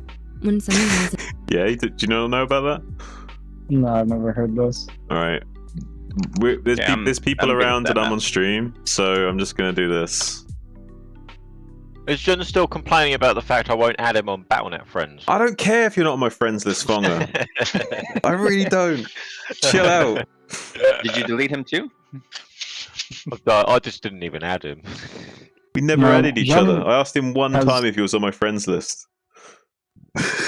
Yeah, you're right, actually. Yeah. I did Jun just overreacted has, to that a little bit. It's got a lot of Are you positive okay with sense that? of humor. Pardon? Yeah, I know. Actually, you've got such a lovely soft voice, but it does mean I can't hear what you're saying. Yeah, no, it's a problem. Turn him up on Discord 200%. I get drowned out really easily yeah, because here I'm we so soft-spoken. He's Nice. so delicate, like a flower. You have to nurture him, Very, water very him, sensitive. spritz him with water, keep him rejuvenated. Or just get like that fellow in here. What was his name? Easton or something? no Well, avoidant Saiyan, attachments. are you thinking of Saiyan with the loud volume thing? Nope. No. I'm thinking about the arrogant one. Jun, he's right here. Right. The other one. The other one. The other one. The other one. What do you Isn't mean, the it other one? Easton or something? Oh! Was this the one where, was it Eason coaching Jun the other day and he was really Yeah, going yeah, off on Jun? I wasn't here for that, I wish I was. It's on my stream. Yeah. You can go watch the VOD if you want. Like the main Jun problem. wasn't so Always self-spoken. the The main problem I had was one, his attitude, but then he tried to gaslight what he did afterwards. It's like, at least own your shit. If you're gonna be a dickhead, at least own being a dickhead. Like, come on now. I can't respect you if you're at least not owning your own fuckery. You know what I mean? Yeah. At least if he was being a troll and accepting that he was being a troll, that's cool. But he wasn't, so fuck him.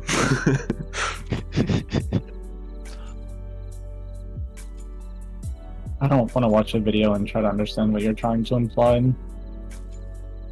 Oh, Eason was doing the whole like. No, I'm talking about the video oh. you sent me. Oh, okay. Yeah, don't worry. That's just what I was referencing. If you were interested. I'm not.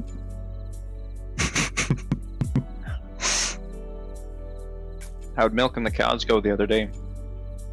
It's a twice a day, every day thing. Ozzy does Is the your brother like. gonna... Go ahead.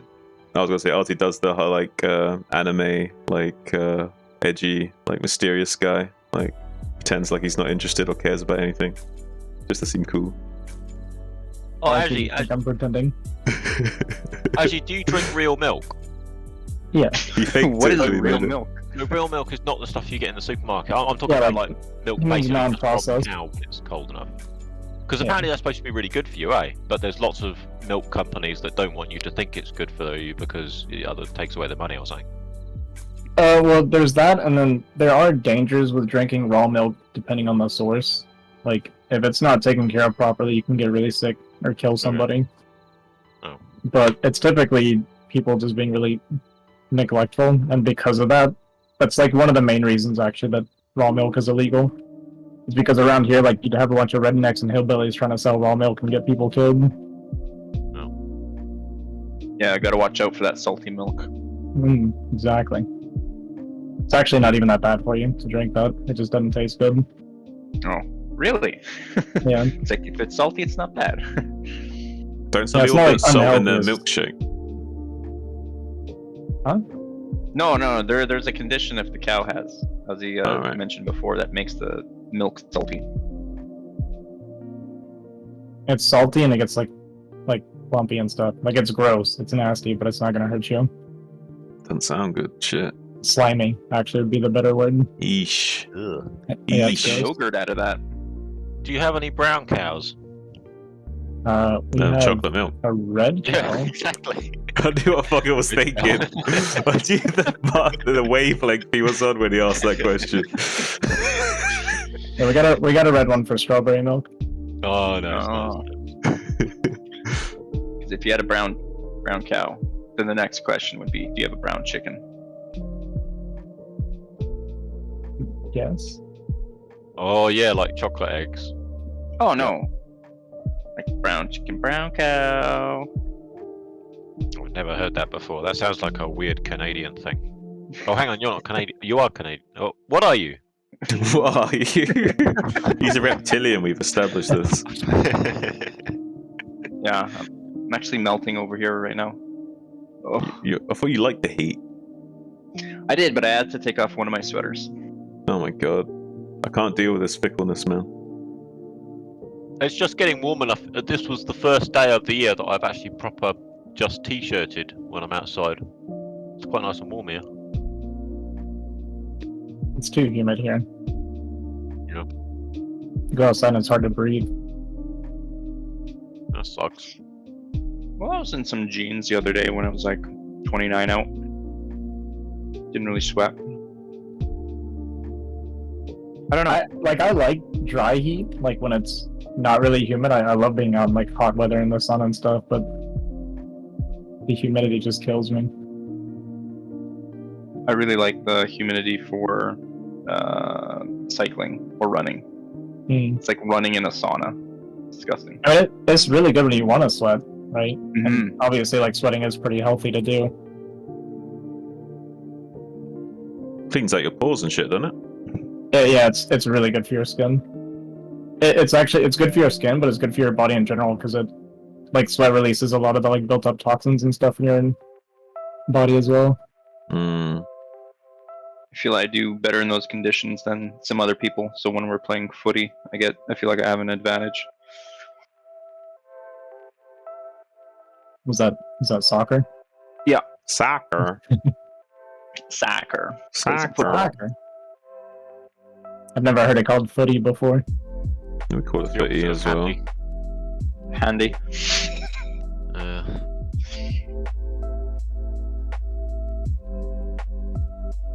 I'm going to be back in 5 minutes. I'm going to be counting the seconds.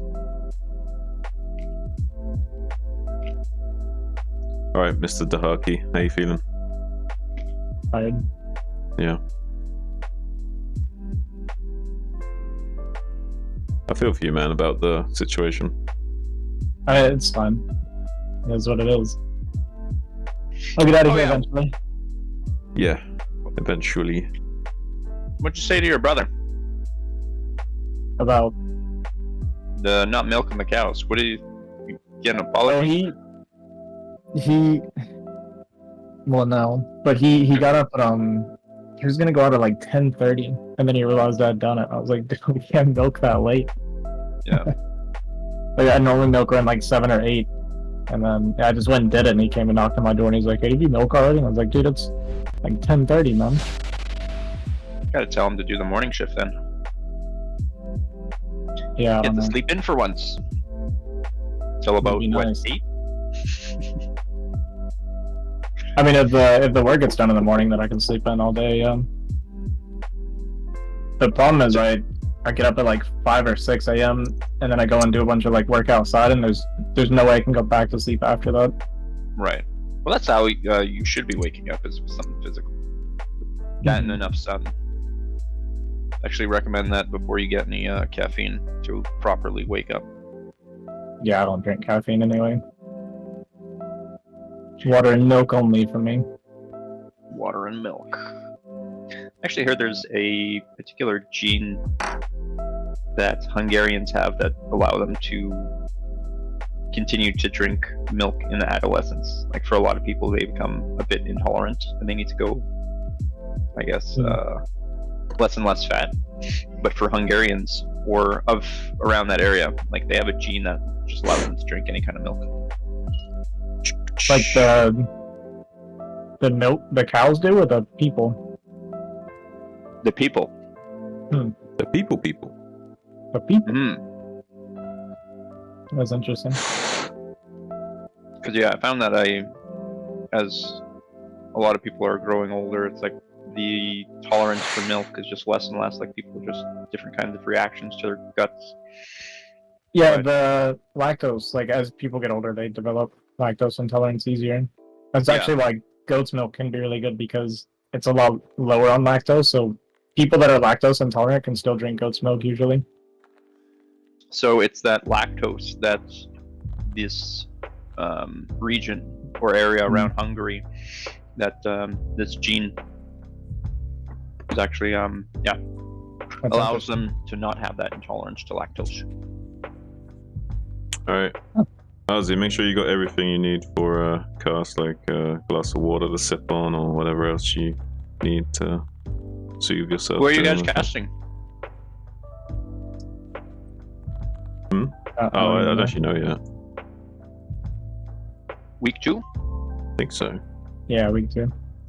Are you guys doing 1 tier or 2 tiers? Pass. Yeah, I don't know. I just saw him ping for it earlier, and I was like, yeah, I'll do it. I didn't actually get any info on any of it. A few hours later. I always want to turn my stream on when I do these, though, because I hate doing StarCraft for free. But people don't like it when I do that during our cast. Oh, if you guys are doing the like my team's cast, like Quark against Machine. Oof, Quark he's pretty upset by a certain play. Wait, what happened? Well, do you want to know? Wait. Is this going to be in... No, don't tell me anything. Are you talking about NSL? Yeah. Yeah, he's talking about NSL. You don't say shit then. Fucking hell, don't say shit. Oh, shit. He's already ruined it, that's the problem. Why would you say anything like that? What about a play? Yeah, you and me gonna have a little talk in the corner, alright? Take me. You don't, I don't even want to cast anymore. Listen, Green. I'm a caster, yeah. I have a big problem with casting if I have any inside knowledge on the cast. So, like, if something goes wrong with the recording, for example, and, like, we can't use the cast and we have to redo it, I've said no to redoing it because I wouldn't be able to cast authentically knowing the result and knowing what's going to happen. You know what I mean? Why wouldn't you be able to redo it? Because I'm not a performer in the sense I, like, act like I don't know what's going to happen. That just feels weird to me, right? I like to figure out the game as things are transpiring and make it a natural narrative. For an original playthrough, yeah, I see that. But what about for what has happened? Right? Like, if you've already seen the replay or a replay of yours, how do you cast your game? Well, I can't really cast my game that well, can I? I'd have to, like, lean over to Azhi more on. He could ask me questions about the game, like, "Oh, Zun, what were you thinking when you did this?" Or he could ask me things like that, and I could talk about it from that angle. But me casting the game from a third perspective is kind of weird, right? Because it's like, only if you're trying to get ahead of yourself. If you're trying to predict what players are doing. That's what I mean. Right, I can't do the same analysis because I can't do that authentically. I can't say, "Oh, I think he's going to do this and this game," because I know he's going to do this and this game. It's just so inauthentic and insincere. I can't do it. Even with like how many possibilities there could be. But you're missing the point. Like, either I say what it actually is and make it seem like I don't know, which is inauthentic, or I say what it isn't and I'm just like putting on a show to make it seem like I don't know what's going on. And I'm not even doing a good job casting, because maybe if I was casting it authentically, I would make the right call and what he was doing. It's like a lose-lose for me. Yeah, my input would be either A, he has to perform and pretend, which nobody would want that, or B, he's already seen it and nobody really likes it. At least, I wouldn't say nobody, but most people don't like it when someone's casting a game they've already done, like already watched. Because like just the way it's casted is very different. Even if you tried to, you couldn't fight all the subconscious biases that would affect the cast. Mm-hmm. It's just not possible. What do you mean the subconscious biases? Okay, let me put it to you this way. Let's say you watched a film and you didn't tell your wife that you saw the film without her, and then you had to watch the film with her and act like you had seen it for the first time. Your interpretation of the film will be totally different because you've already seen it. You know the plot points and stuff. So the way the film unravels to you with her will be way different than if you just watched it first time with her. Okay, but on your second run through, you would be paying attention to a lot more detail, wouldn't you? Maybe so, but like, there's only so much that you can catch in real time. Yeah, I suppose, but I think that's still neglecting the point, though. If you want to like have a good cast, like you still need to care about how you're conveying that message, and if that message is like inherently biased and kind of skewed, then it doesn't kind of come off right, even if people can't quite put their finger on it. Right, fair.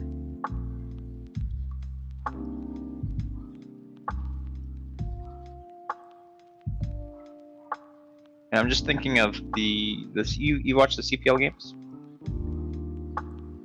that Y2K was casting? Which ones?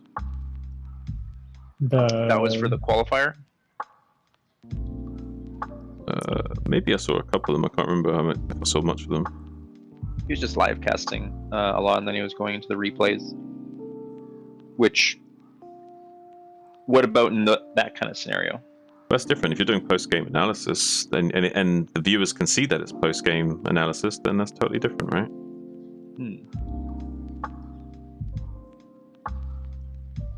Is it post-game analysis? So, but if you've seen it before, it has to be post-game analysis, right? That's the definition, which is kind of the point that we're saying, is like, I'd be doing a post-game analysis, but making it look like it wasn't a post-game analysis. It'd be weird. Oh, but throughout the tournament, right? Like, they know who is going at what spot, and then when they play back certain games, I guess it depends on who you follow.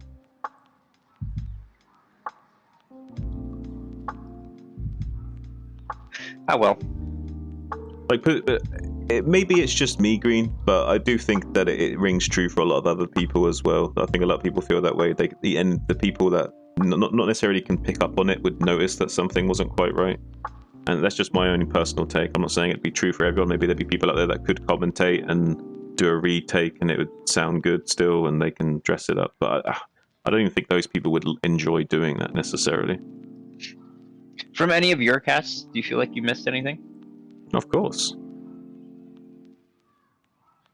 And you can't capture everything, right? You can only glean from... But I've also caught things that the Korean Observer missed. So, you know, it goes both ways too. Right. What's happening? Where's the cast? They've cancelled the cast. Oh no, they haven't. No. I mean, it's ruined anyway. Green told us the results of the entire thing, so... Everything. Spoiled it all. I told Green, them how I 2-0'd Euro. No, I didn't. It's 2-1. He's on my team. Let's go.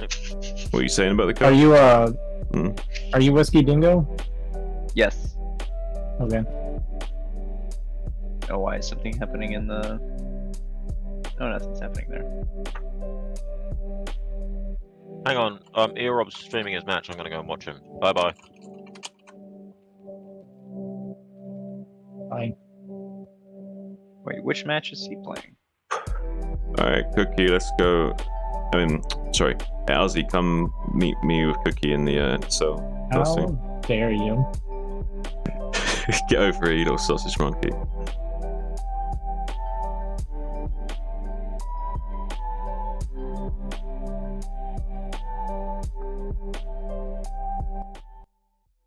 Yo.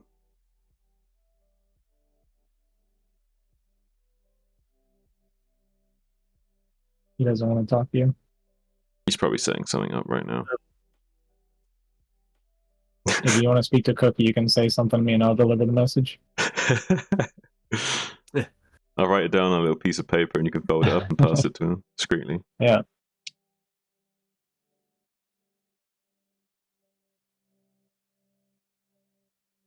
On the paper, it's like a question with like 2 boxes for him to tick.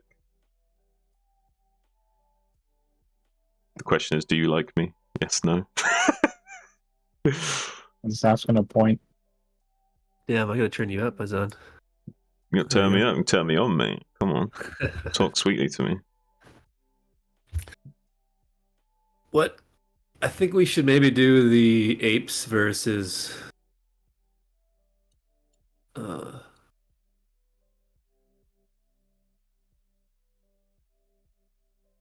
apes versus no. What do you guys want to do? Well, what is the options? Tell us the options first. The apes versus the nuts just finished in entirety. Okay. So there's 9 games there.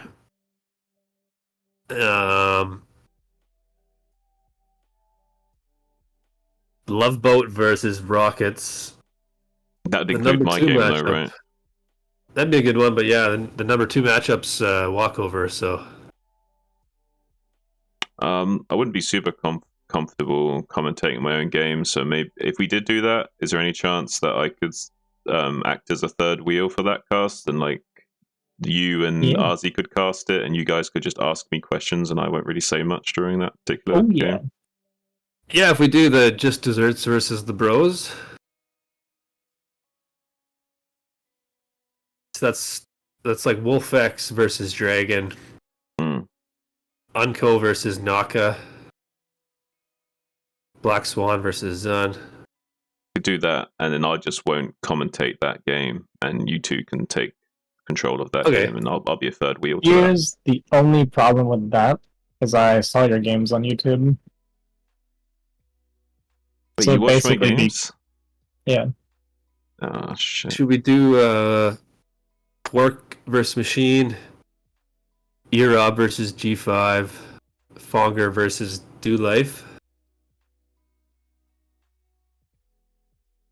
That's apes versus It's a PvT, right? Yeah, P versus Z, P versus P, T versus T. Oh god. That might be a rough one.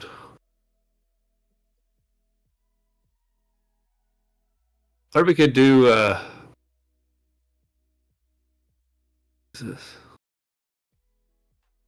yeah, it's kind of a tough call this week.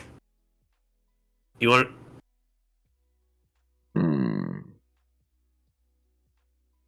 It's unfortunate because the only issue with the other one doing rockets and or whatever, Forgotten Bros, would be my match. That's the only issue with it, really. I'd be happy to do that series, but kind of weird casting my own game, and Azhi's already seen it. apes per minute versus these nuts? Okay. Who is this? Could do that. Can you give me is there any graphic that you can give me that I can look at the team lineup of that? Yeah, NSL lineup 2 channel should have it. Yeah? I just posted one in this caster chat channel. Oh, you did? If you want to look there. That's the one possibility. Okay.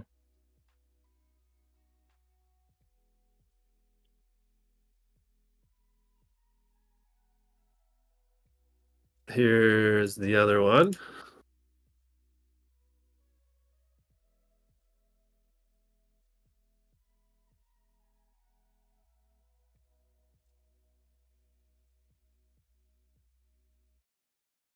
We got so mismatched on that week. Yeah, it was a little rough, that one. Might not be the best cast, some of those.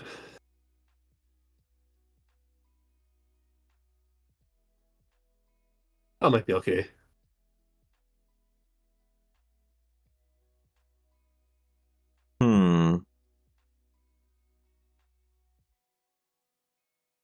How do you feel about the last one?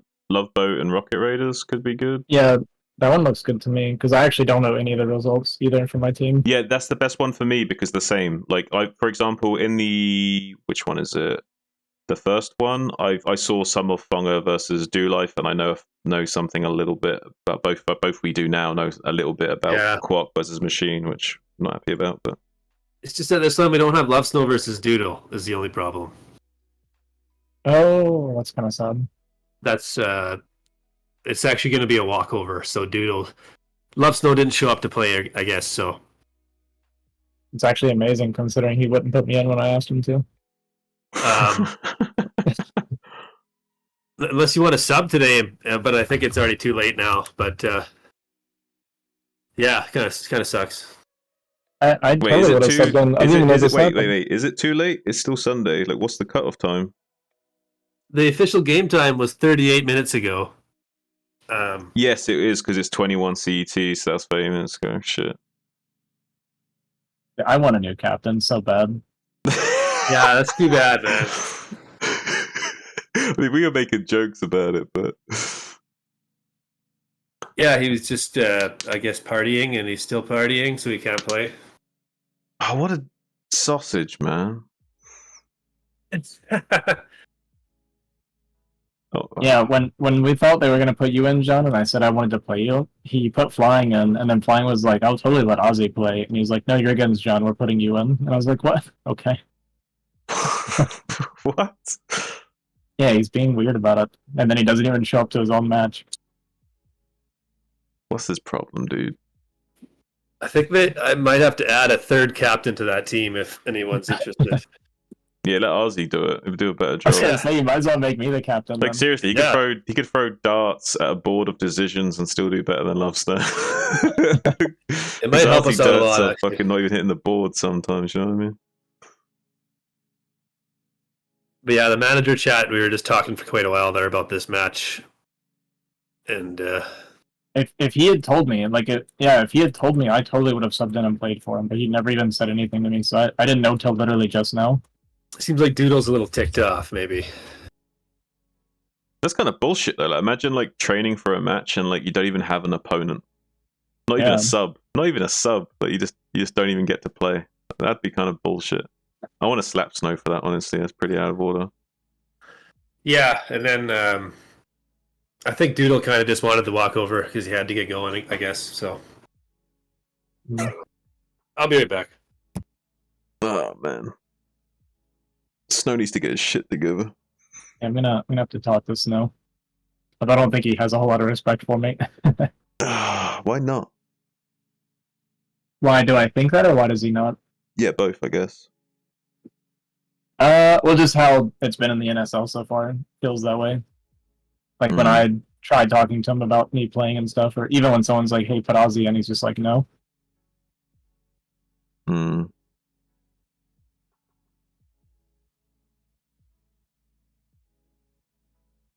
I think the thing I figured, and I actually talked to Miss Q about this, was I feel like he might kind of underestimate my skill level because of our show match the last time I played against him.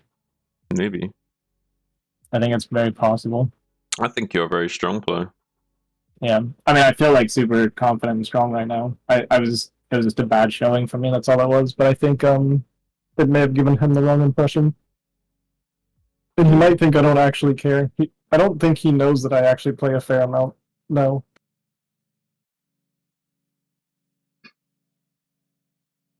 It is what it is, Ozzy. I'm sorry if he does feel that way. But he doesn't. If it's any consolation, he doesn't respect me either. Like, Like, he flipped out when he lost to me in CPL and was like saying, "I can't believe I lost to Sun" on his stream and shit, and then didn't upload the VOD and shit. Like, you know what I mean? Like, Yeah, no, I don't take it personal, not at all. it is what it is. Yeah, he's just a sausage monkey sometimes. I don't judge him for it. I mean, I judge him for it, but it's fine.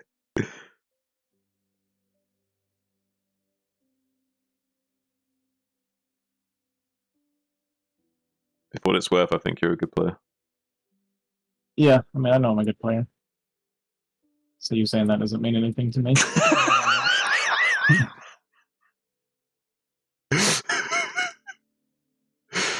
Oh, you crack me up sometimes, man. Sometimes I just smile and like I don't even like acknowledge that it's like got a reaction out of me, but sometimes I just can't help but laugh. Yeah, it's good.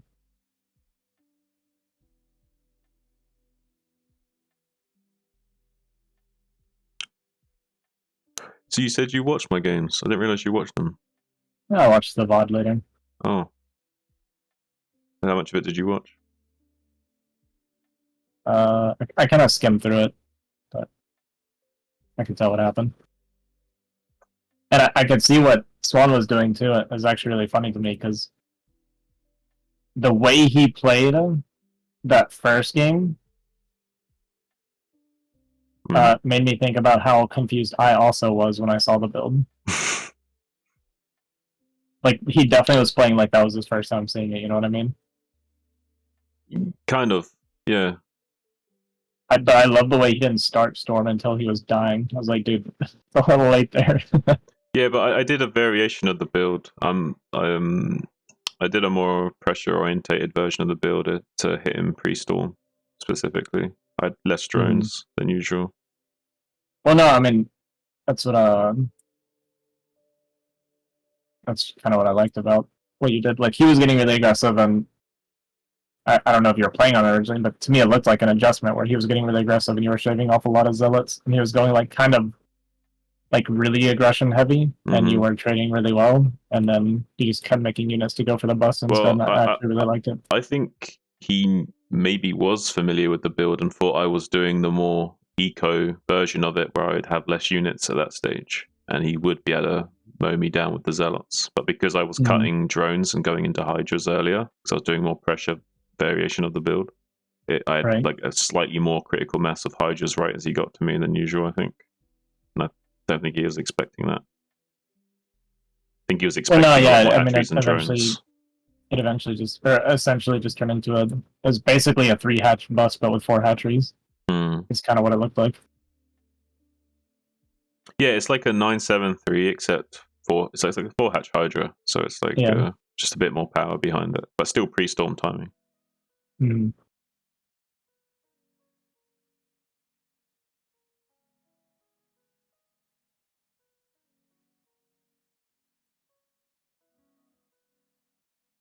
think game 2 is just bullcrap. Bullcrap. I auto lose if Ling's getting my base too. I don't know if he didn't know the top of his wall was unplugged or what, though. Yeah, I don't know. He just like left that wide open. I saw those Lings get in him. I don't know if he had a zealot. I think he had 2 zealots soon after that, so maybe he was like being lazy and waiting for the zealot to pop out from the gateway to plug it. Maybe is the case, but he should have had a probe waiting until the zealot was ready. Yeah, exactly. Lazy. It's lazy, yeah.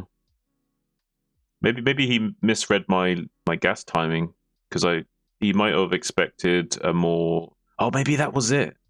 Maybe because he probably thought it was a more normal gas into lair timing, which means my speed would have been finished a bit later. So maybe he misread my speed timing. I don't know. That stuff doesn't work on me because I don't read into anything that I spelled.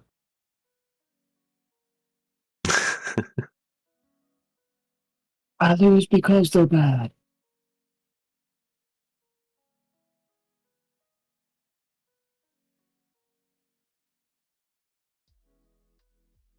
Hey guys. Hi. Which series would you like to do? Probably the third one between Love Boat and Rocket Raiders. I concur. Okay, let's do that one.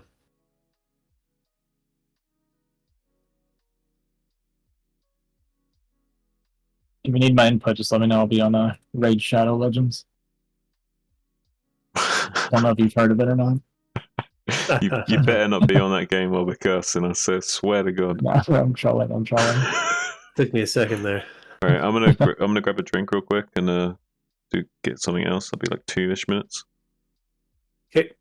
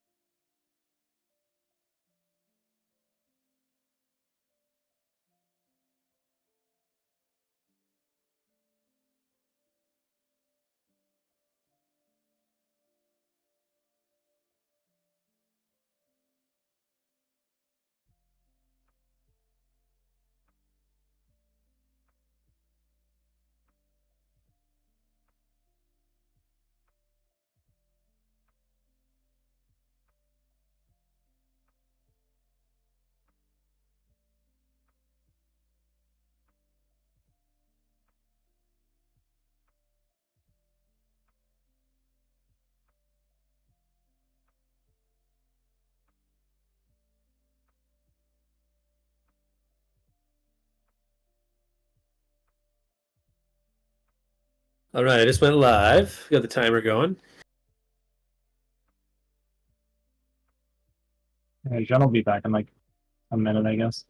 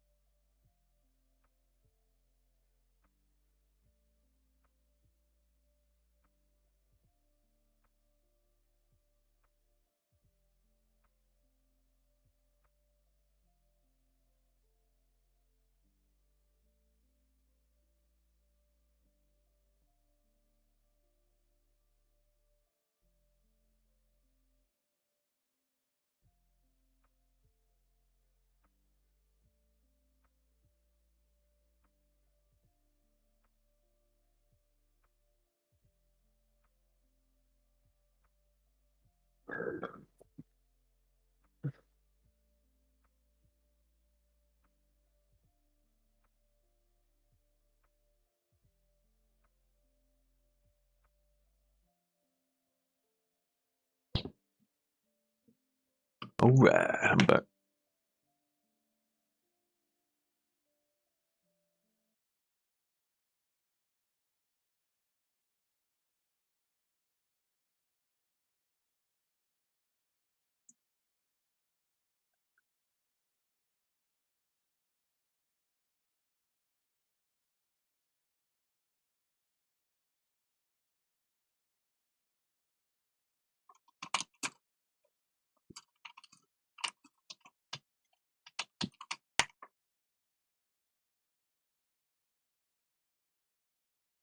change my stream title to Casting NSL with Azhi Dahaki.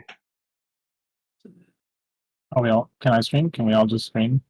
I'm streaming on YouTube. I mean, me too.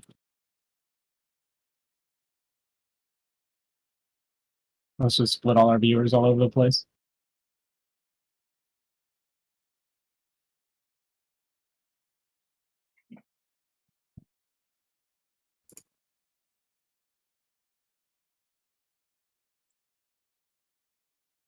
I mean, nOm's going to be on Twitch, right? So it certainly probably doesn't matter if you're streaming on YouTube at least. Yeah, I guess I could do it on the YouTube. I'm more worried about YouTube anyway. I really want to hit 1K on there.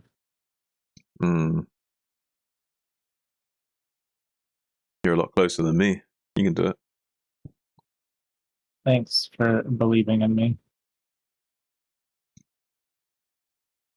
I believe in you, Mr. Dahaki. I hit 8:30 this morning. Oh shit, nice. You're pushing it, man. You ain't far now. It's going so slow. Something about never uploading again. I don't know.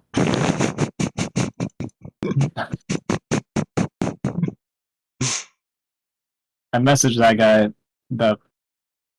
Yeah, if he doesn't respond in like another day or two, I'm just gonna start uploading again. I just want my VODs back. It's got a lot of my CPL matches on there is the thing, and I wanted to upload all of that.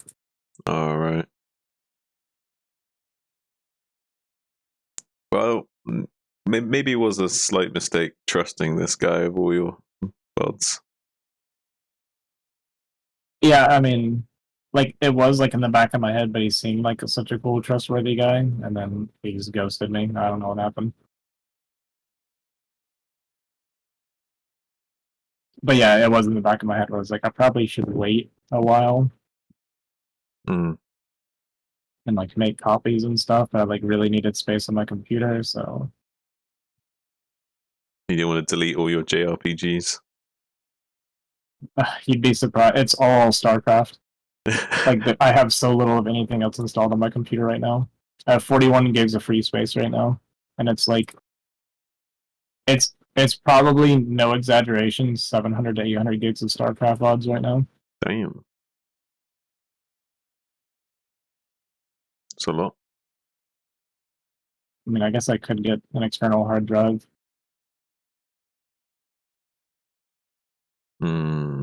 But that's it costs money. It's the problem.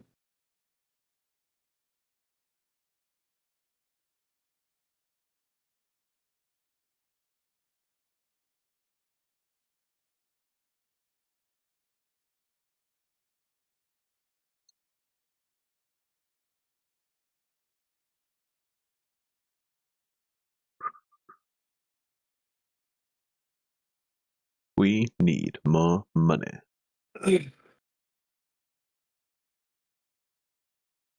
Hey, Cookie. Hey. Give me some of that internet money, buddy. How do I do that? I don't know. Figure it out. Just do it, dude. Okay. I'm working on it. I'll let you know how that goes. Yeah, please do. I'd appreciate that.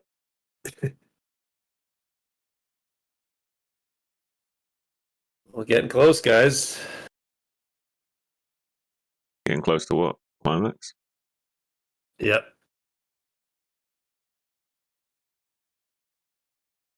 Oh. There it is. That might be happening right now.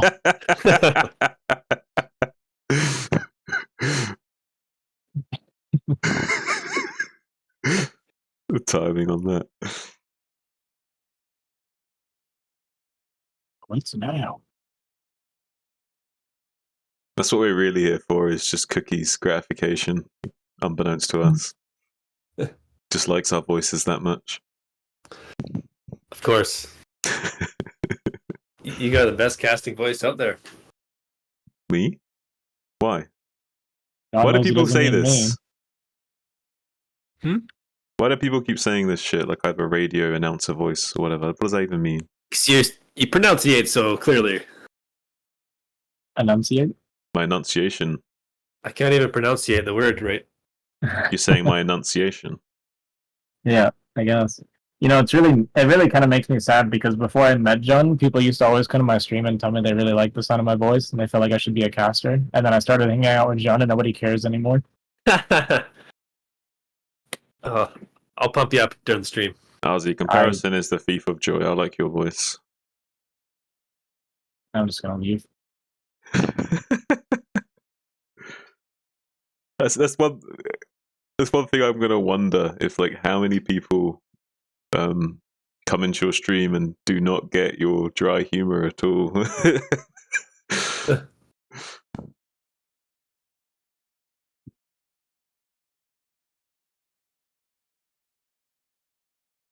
Sorry, what'd you say?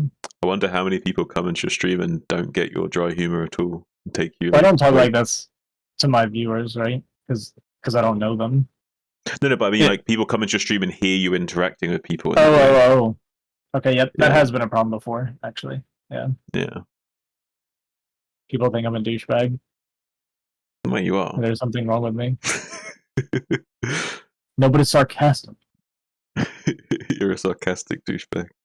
Yeah.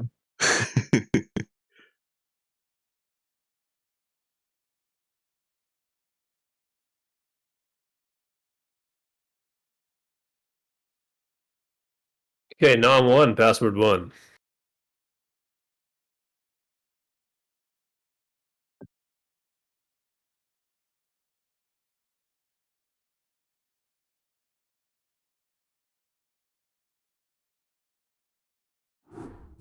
Guess I'll turn StarCraft on.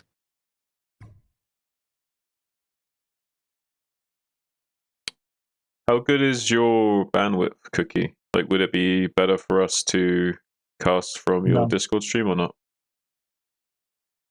I think live's probably better. It's replays, right? So we don't need to do that anyway. Yeah.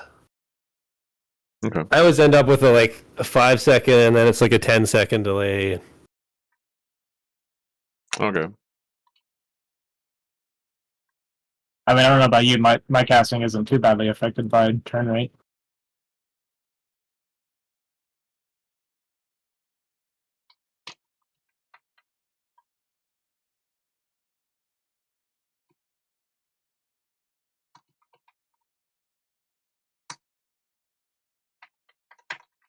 This will be my first.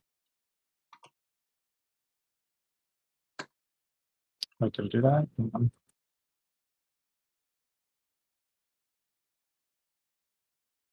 First stream? I messed this up. It'll be my first ever exclusive YouTube stream. Ooh. Ooh.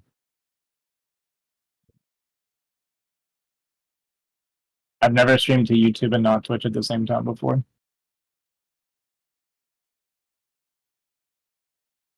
I haven't either, actually. Like, you always stream to both? I just streamed to Twitch only. Yeah, what I meant was I've always streamed to both at the same time. I've never done only YouTube. Oh. Does that, work your computer harder, or no? No. I just didn't want to do Twitch since, you're on Twitch. And I think Jen and I kind of sort of decided we were not going to split the Twitch viewers. Yeah, keep all the Twitch viewer base on your Twitch channel. Also, why'd you name it after Jean? Hmm? Wait, what was the game lobby? nOm.XUN and then password 1. Okay. Never mind then. I forgive you. What was this accusation you were throwing around? I thought he said it was Jean 1. He calls the game lobby by name as well. Just to run it in even more. That'd be brutal, man. Do you guys have webcams you want to use? No, I don't right now. I am no longer a webcam streamer. I'm too old now. Oh, okay.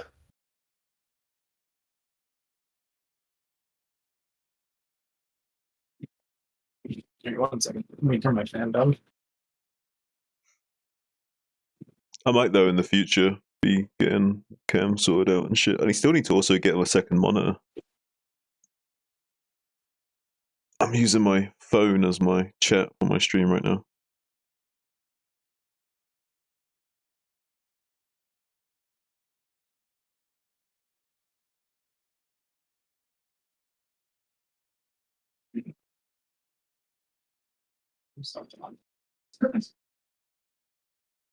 All right, there we go, guys.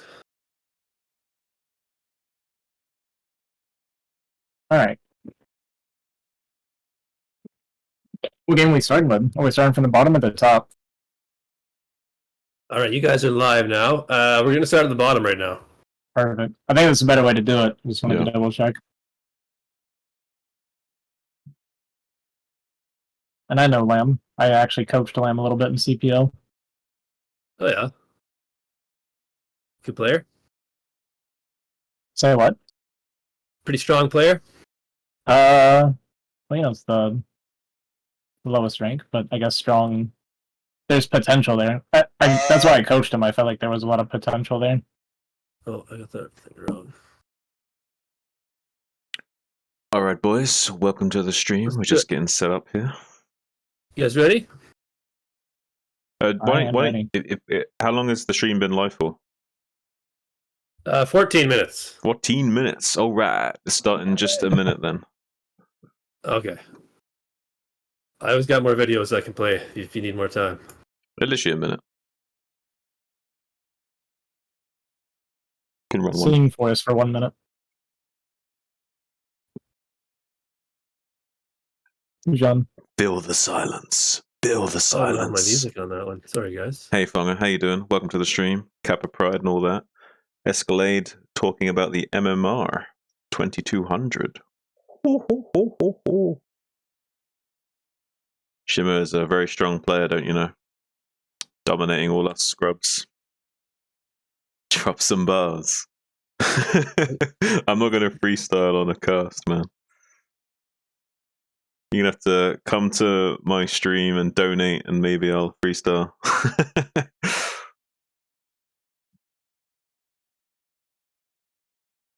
Yeah, Shimmer's like, he's kind of like Vegeta, like trying to like slowly like power up over time. And he's like, he can't believe that he can't do it. He's like, how can I beat Kakarot? And he can't do it. But eventually he's going to turn Super Saiyan. He's not going to care one day. One day he's not going to care anymore. He's going to be like, do you know what? It doesn't matter. But then that's when he does it. That's when suddenly like his power level just surges, man. He's going to start dominating. Once he gets outside of his head, you know, once that psychological element's no longer a factor, you wait and see. Hey, John. Who we got spawning in the top left? We got none other than ya boy. It is nOm.XUN as the Black Protoss, and his opponent in the bottom right on Paradiso, week 2, map 1, is Shimmer as the Grey Zerg.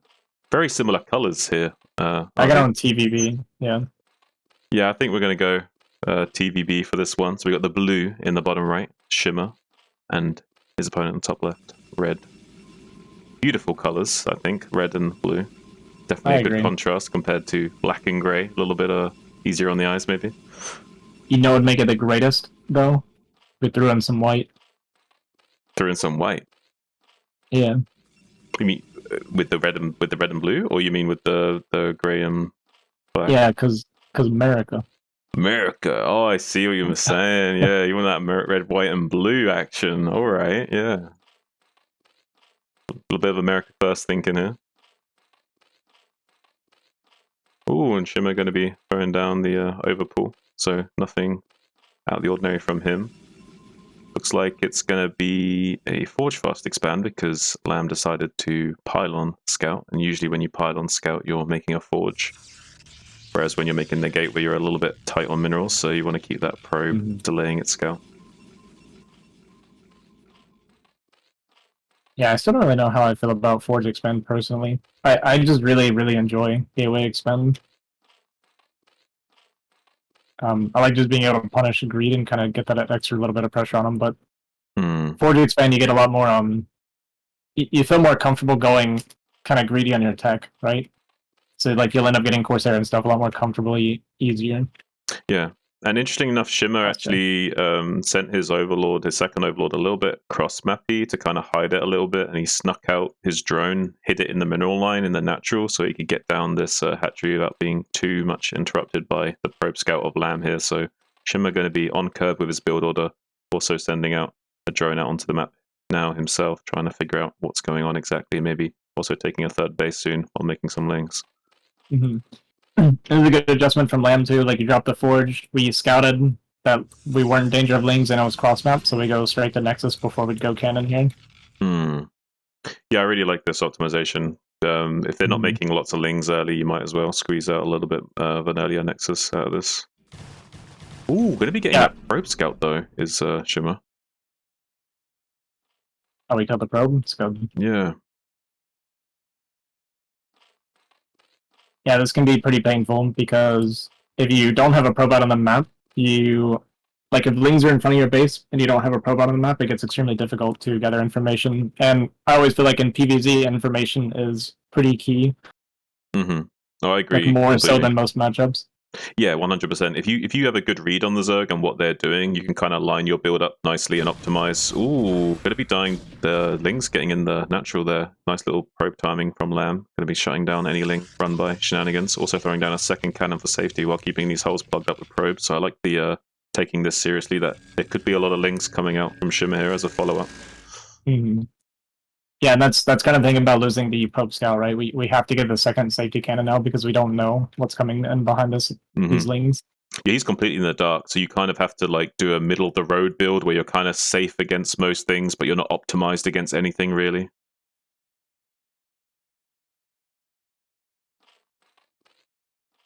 It looks like Shimmer also threw down his third hatchery as a macro hatchery. I think that's a little bit suboptimal for him. I'm not sure if that was just because he didn't realize he already had a drone out on the map to make an expansion. He just wanted to make. Ooh, he's going up to 4 hatchery on 2 base. This is pretty crazy production early game, and before gas 2, so maybe going for like a 4-hatch Hydra style of play here.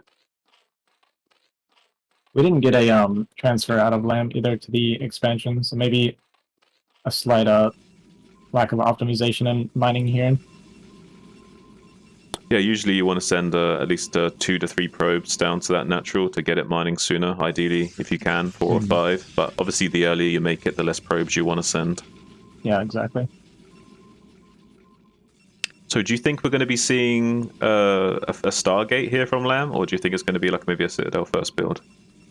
I'm not sure. I feel like we're going to see Stargate, probably. We're already a bit high on gas, so we're taking a second extractor right now. Right. Or a simulator. And plus he does kind of need information right now, and the Corsair would give him the information that he doesn't have. So yeah, I would say that'd be a good tech choice from him. Yeah, the Corsair is essentially the follow-up to losing the probe, right? Like, if you don't have the probe scout anymore, Corsair is obviously really good for information gathering. Plus, it's good for sniping overlords. If they go into meta swap, like, you'll have the tech ready, and yeah, there's the Stargate now. Nice. Yeah, I like to see it. Also, the +1 starting on that the core as well. Give those zealots a little bit more potency. Maybe dealing with potential mutas and Scourge later on. We do have a lot of gas coming in for Shimmer right now. I'm wondering if he wants to tech up or if he just wants a lot of Hydras, but that's a lot of gas he's mining so far. Yeah, both players getting really high on gas mining pretty early in the game. Yeah, it seems both players having a slight issue with their mineral optimization. Can happen a lot. Mining a bit too much gas and not enough minerals can kind of make you a little bit imbalanced in the early game. I was wondering if we would see a second Stargate go down since we were starting +1, but looks like we're just going to go with 1 Stargate and there's the Citadel. Yeah, it's also possible that he's doing that just for safety and then maybe keeping the options open of making more Corsairs later on in case there is a muta switch, and just having that upgraded Corsairs later on can mitigate some potential disaster from a Sun Mutalist applying pressure on him. Yeah, 2 Lings sneaking out, or 2 Zealots rather. We started the scout, I was about to say, we started the scout and canceled in 1 Corsair. And we also have the cannon in our main just because we don't have information and he's worried about potential muta flying into his base and not being prepared for it. Yeah, certainly should have started that Corsair a lot earlier to both glean information and also be safer to deal with any potential muta follow-up, so he could start building up a Corsair count already. 2 Zealots going to be probing in the front here, Azhi. But there's 2 Sunkens nicely sim-citied up, so I don't think they're going to find much damage here. Yeah, the one good thing we get out of this is we do see Hydras hatching.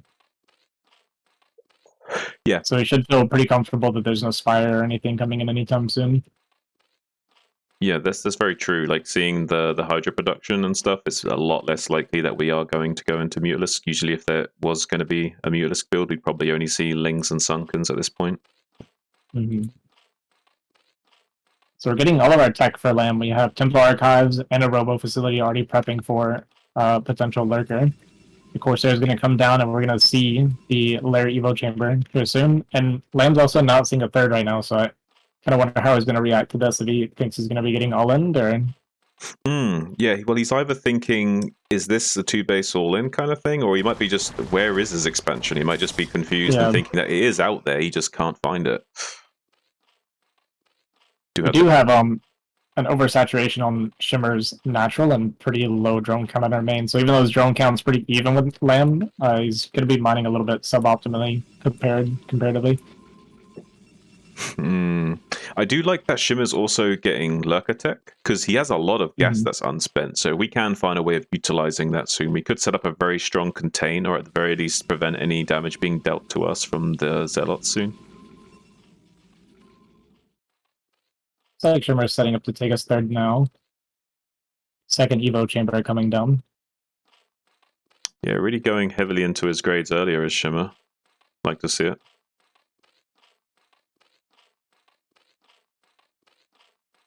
I would like to see Lamb add a few gateways by now. We're going to start floating a lot of minerals soon if we don't get more production ready.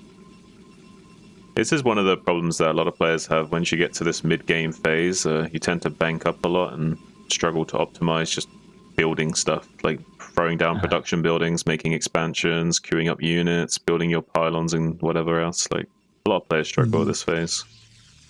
Yeah, it can be tough for sure. So now we're getting extra gateways. Also, looks like Lamb's kind of ready to take a third potentially behind us push out. And look at this Lurker timing. Like, the Lurkers are like popped out and ready right as the Zealots are here. So it looks like no damage is going to be able to be applied to this third hatchery of Shimmer.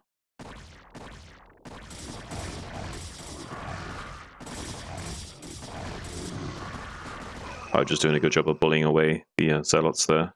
There is 3 Corsairs out, and they do have +1, so it looks like potentially Shimmer could get harassed a little bit from these Corsairs if he's not careful with how his Hydras are positioned. They could run around the map and pin down his Hydras by forcing them to be back at home and defend, while we see Lamb now taking his third expansion.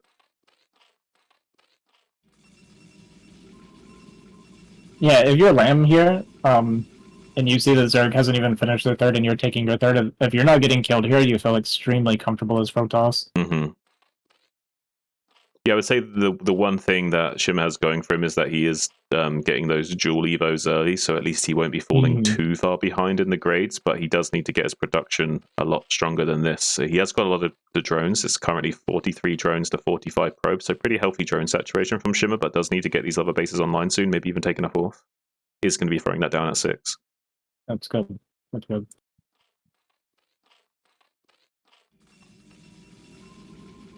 I'd like to see we got Observer sight range coming out from Lamb. I really like to see that, helping the Observer spot the Lurkers at a distance to help break out contains and lay siege to the Zerg nicely. Also having the Kadarin Amulet, giving the Templars +50 energy total and starting out with a little bit extra as well. Going to be helping getting his Storms to a much higher count and skirmish with the Zerg as the game progresses. Wait, that makes him come out with more energy? Yeah. Like 62 instead of 50 or whatever. Oh. I never knew that. Yeah, it's just a little bit, but I think it's based on percentage. So I think it's a 1/4 of the total energy that it starts with. So you get like another 12.5 starting energy. Yeah, that can make a huge difference. Yeah, I never knew this. That's crazy. Alright, so pretty big skirmish here from Shimmer. Going to be trying to run past the Zealots and forcing Lamb to storm his own Zealots while he starts to pick off the Templars. Pretty interesting plays from Shimmer here, but did lose a lot of those Hydras in the process. There is still a flood of Zealots coming out from Lamb, so the production of the Protoss is currently superior, but Shimmer going to be picking off the other High Templar as well. mitigating too many of those storms becoming a problem later on by reducing the High Templar count. Going to help him out later. There's 2 observers out on the map already to try and push soon, so Shimmer will need to re-macro up and start turtling, because eventually the Protoss will have enough forces to start attacking these expansions at the 6 o'clock and the 3rd.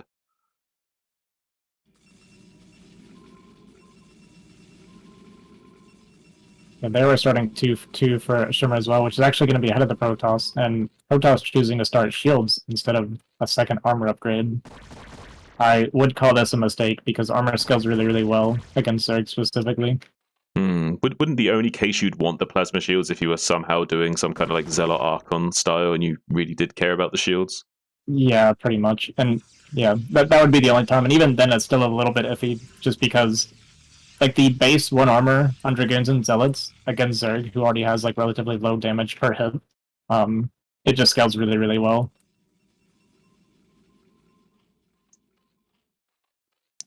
The only time I've really thought about getting shields is like in like a late game sort of free-for-all scenario where you're going mass carriers and you just want to put like as many upgrades on your carriers as possible and like upgrade their armor, weapons, and shields just to get maximum value out of them. And when they get mind controlled, like you have that little bit extra juice. Oh, look at this! Another skirmish from Shimmer going to be started mopping up these Zealots. There's just slightly too many Zealots though, and Shimmer needs to get these reinforcements up here quick.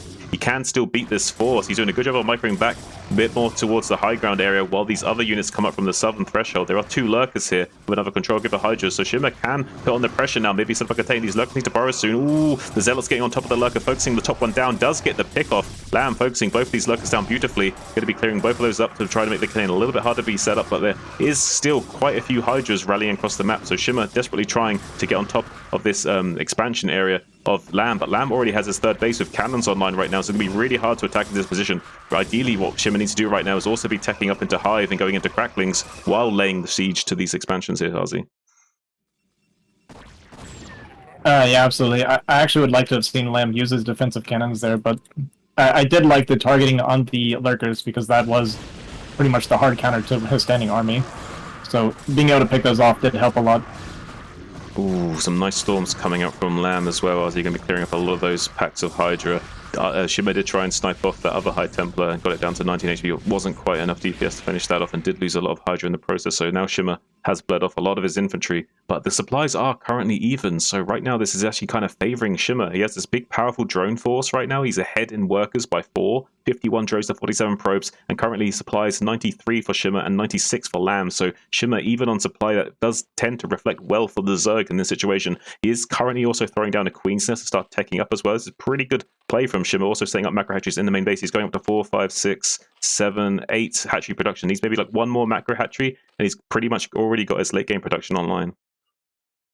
Yeah, Shimmer's doing a really good job of keeping his money spent. And this is something I've actually said quite often.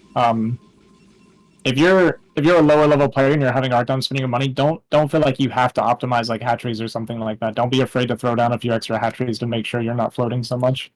And I feel like it's really working well for him. We're keeping our money spent, which, like you said, is keeping our supply even. And anytime you're even as Zerg, you are ahead. And one thing I would like to point out, as Escalade just mentioned in the chat, there's a really great spread of vision here for Lamb. We've got these observers and Corsairs spread out really nicely. Even a probe in the bottom left going to be spotting out potential expansion timing down there as well. Currently a force moving out into the middle. Lamb trying to get on top of these Hydras that are currently unsupported by lurkers. This great observer placement here kind of spotted these Hydras in advance and kind of gave him an opportunity to maneuver into the Zerg and trade favorably. And now going to be pushing Shimmer all the way back outside of that middle now, giving control to Lamb so he can now either keep launching the assault or choose a different path of attack. Yeah, it's a great job spotting out and punishing the kind of Hydra sitting on the middle of the map. We are getting kind of our armory separated and picked off a good bit here, though. Yeah, Shimmer shaving off a lot of this army, and it's not together actually. Lamb in a little bit of trouble now, starting to bleed a little bit of his units of his own. Drawing out position, Shimmer trying to gun down a few of these units and taking out most of them. Beautiful storms coming up, but he kind of did overstorm just a little bit here now right now. He's got so many High Templars. There's like 8 High Templars completely unprotected. Shimmer starting to move forward and pick off High Templars one at a time. Beautiful storms going to be trying to mop down these Hydras before they can get in position and kill them. Shimmer can go and kill so many High Templars right now. There's a few Zealots here to try and help protect them, but Zealots don't do a good job of protecting High Templars. They're kind of not so good at getting in the way and blocking them, whereas Dragoons can just rain down side disruptor shots and kind of clean up them before they can even get the shots off on the High Templars. So unfortunately for Lamb, they did lose a lot of those High Templars, but in the process did clean up most of those Hydras. So currently the situation, I would say, is fairly even, but Shimmer needs to be careful not to bleed too many more units into this Protoss force. And Lamb did finish a 4th base behind us. So even though the trades have been like relatively even, and even Shimmer's eco is looking pretty strong, Lamb is continuing to grow. We do have a 5th hatchery going down for Shimmer. I'm just getting a little bit worried because a 4-base Protoss with 4 gas can start pumping out a lot of Templar Goon if that's what they choose to do. Wow, look at these Zerglings just come. Yeah. This Hydra Ling is just so strong in certain circumstances, really hard to deal with, and Crack's not even online yet. We've got Defiler Mound about to pop. Look at the hatcheries in the main base. Look at this. This is what we're talking about when we're talking about Zerg production. Yeah, baby. How many hatcheries is that? 7, 8, 9, 10, 11, 12. That's what I'm talking about. 12 hatchery production. How many gateways do we have? 1, 2, 3, 4, 5, 6, 7, 8. Not enough. Not enough is the answer, Azhi. Not enough. Yeah, man, fight in the middle there too. Unfortunately, the Zealots were on move command. It looked like we may have clicked one of our own Zealots, and they just kind of stood there taking a beating without fighting back. Yeah, it looks like we've got a huge attack going on at 12 o'clock now. Shimmer just wants to go right now. Attack moving into the north, going to be taking out some of these auxiliary gateways that were set up there to get Templars online. Zealots coming in on the ridge line to try and bully off the Hydras and Lings from that position to take back some control, but it doesn't quite matter. The Nexus being focused down by these Lings. Crack is now online. There's so much damage, and the Nexus does fall. The Protoss force is trying to regain position. There's so many High Templars, Azhi. There's like 9 High Templars trying to storm the Zerglings desperately. This is like almost like something out of like a cinematic cutscene or something. Look at all those Zerglings. Beautiful storm there to try and focus down specific packs of the Zerglings while also not storming your own Templars. So far, pretty beautiful storms, but all these High Templars getting swallowed up by Shimmer. Absolute madness going on right now. Yeah, and with that, now Lamb is looking to be in a pretty bad position. We have Shimmer finishing his 5th base. We denied the 4th base. He's actually ahead on upgrades right now, even. Yeah, and once he gets to like, yeah, and once you're on like crackling tech, and you're Protoss and you're just on 3 base still, it gets extremely difficult to fight efficiently. It's kind of crazy. Like Shimmer's playing like out of his mind right now. Look at this, Azhi. This is like absolutely exceptional. We even have Defilers out on the map as well, so maybe could be getting some Dark Swarms and Plagues. It's absolutely fantastic that he shut down this 4th base. That's the main job done. The Protoss is now mined out, going to be reduced to like basically 1.5 base economy for the time being. He does have quite a few minerals left in his natural because of the poor saturation early, so we'll be mining a little bit from there with this probe transfer that we'll have to be doing soon. But right now, a huge force from Lamb going to be moving out to the 6 o'clock position to try and intercept some Zerg forces, maybe take out one of these bases. There's actually not a lot down here. There is a Defiler, but not enough energy to Plague. Plague is still not yet finished. Plague on the way, about 75% complete. So now the Zealot streamlining into the 6 o'clock position. Shimmer out of position a little bit here, and instead it's going to be counterattacking the 3rd base of Lamb. Meanwhile, so a little bit of base trading scenario, and this actually does favor Shimmer because Shimmer can kind of afford to sacrifice this base at 6 o'clock. Meanwhile, if he does take out this Nexus at the 3rd base for Lamb, that will be kind of disastrous. He might even be like long distance mining soon once that natural becomes mined out. But so far, Lamb doing a good job of getting on top of those Zealots and finishing them off, so might be able to save that base. There is some reinforcements coming through the middle of the map. Meanwhile, at the 6 o'clock threshold, we do have Zealots getting on top of the Hydras more and more. So great multitasking from both players trying to deal damage on all fronts right now. In the bottom left, we also have a small attack coming down to try and deny this base being set up by Shimmer, but there is a full small force of Lurkers and Lings going to be able to shut that down at least. So kind of crazy game we're seeing right now, and more Lings streaming into the natural of Lamb as well. Going to be trying to fight some of the reinforcements there while still trying to lay siege to this base. Maybe trying to borrow a Lurker. Nexus. Can we get some probe kills, Azhi? Absolutely, yeah. No, we do have an observer here. I was about to say we don't have an observer, but we do. We're also not focusing, unfortunately, but just a lot of fires being put like all over the place on both sides. Really stressing the multitasking, but we're going to call GG here because we are pretty much mined out, I guess. About to lose our 3rd base, yeah. Wow, really well played game from Shimmer there. I really like the multitasking from both sides at the end. They were both trying to stretch each other thin and really push each other right at the end there, fighting with everything they had. Well, I was going to say, what really impressed me about Shimmer this game is, despite the constant skirmishes, he really never was floating money. He did a really good job of staying on top of his macro this game. Yeah, absolutely phenomenal play from Shimmer there. Very uncharacteristic, not getting frustrated, just staying focused on the task and doing a great job at it too.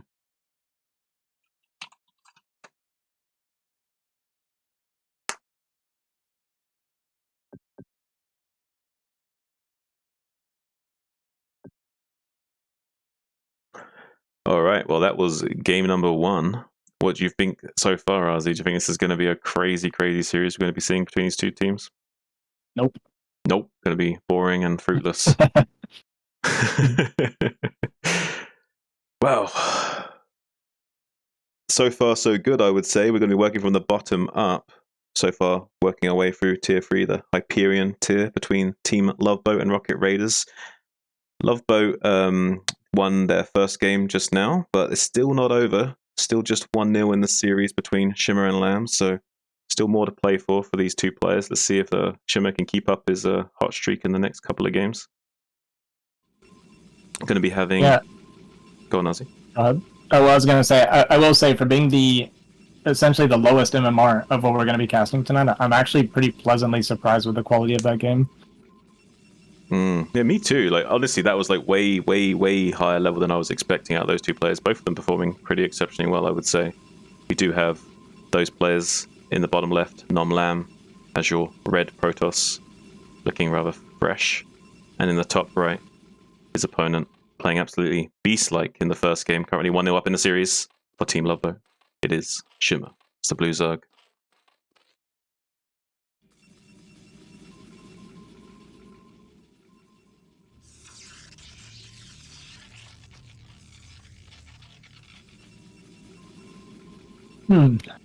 Interesting first pylon placement, by the way, for Lamb already. Yeah, so it looks like he's wanting to maybe do some 1-basey stuff here. Maybe even just aggressive 2-gate play is possible. I would have thought he'd maybe consider putting those gateways in his natural, but yeah, I'm curious what we're going to see here. Do you think this is going to be some sort of gateway forge play, or like what are we going to see? Yeah, I'm not 100% sure. If it were going to be 2-gate, I would definitely like to have seen it more forward, and it could have been pretty strong because we're actually going to get a hatch first. And the travel distance on this map is relatively low. Short, I should say. This is a Blue Storm remake. It's called Sandstorm, made by Minerals. Very good map, actually. We did some games casted that recently between myself and Saiyan, between Saber and Scan. Very good games. I really do like this map, so would be like to see more of it. There we are getting the 2-gate. Yeah, it's going to be 2-gate, and with the hatchery first, this could be seriously strong. And like you say, the rush distance is very short here, so wonder if this is going to be a little bit too much damage for Shimmer to handle, or if he's going to be on top of things.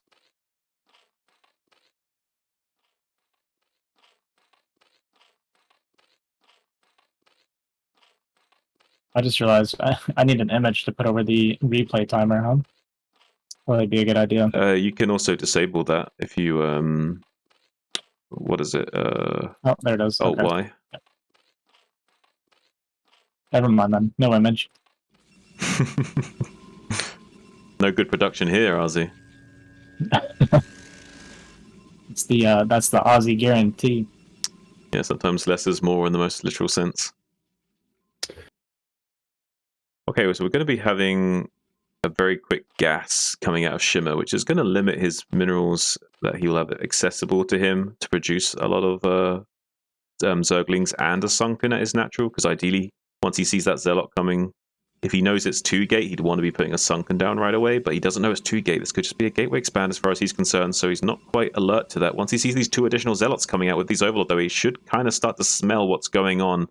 He might smell what the rock is cooking. He might need to throw down this creep colony soon. He has massing Ling, which he definitely has enough to deal with that right now.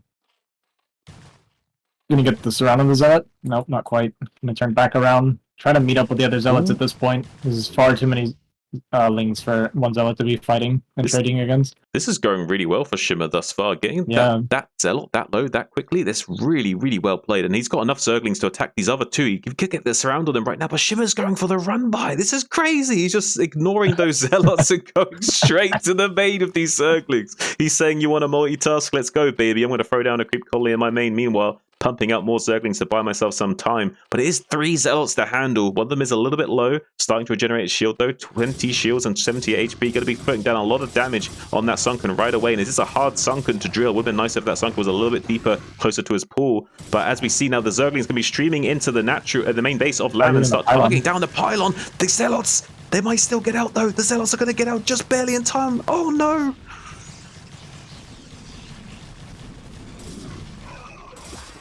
Meanwhile, in the main base, this is kind of crazy. Meanwhile, in the main base, Zealots targeting down drones one at a time. Shimmer down to 7 drones only. There is speed on the just finished up right now, so we can start to make short work of these Zealot in the main. But the problem is that we've lost a lot of our drones now. We've only got 7 mining, and we haven't got any money, and we've got more Zealots streamlining across the map to our base. We did get the pylon offline for a little bit, but a new pylon was made, so the production was only hampered for a moment there. So unfortunately, Lamb's going to be able to keep his production online, while Shimmer's going to be struggling to mine even, still trying to dance and drill this Zealot. Doing a good job of drilling that Zealot thus far. Shimmer does lose another drone now down to 6, still trying to pump 1 ling at a time, still can't quite squeeze out enough minerals to make more. If only that Sunken was a little bit deeper, maybe this would all be averted. I mean, he could have just killed the Zealots. Oh, I agree. I agree. Next time, kill the 2 Zealots with the links. It was crazy. We went for the 3-minute 30 base trade. Now we're stuck between a rock and a hard place. We can't produce enough lings with these drones, and we need to produce drones to make lings. GG is called from Shimmer, unfortunately going to be tying up this series 1-all. A little bit of a mistake there, but could have been avoided. Maybe he can take it and close out the series in the game 3 and show us what he's made of. That was wild. That was a wild decision to make. I like it though. Definitely keeping things interesting. Really wanted to push his multitasking to the limit there.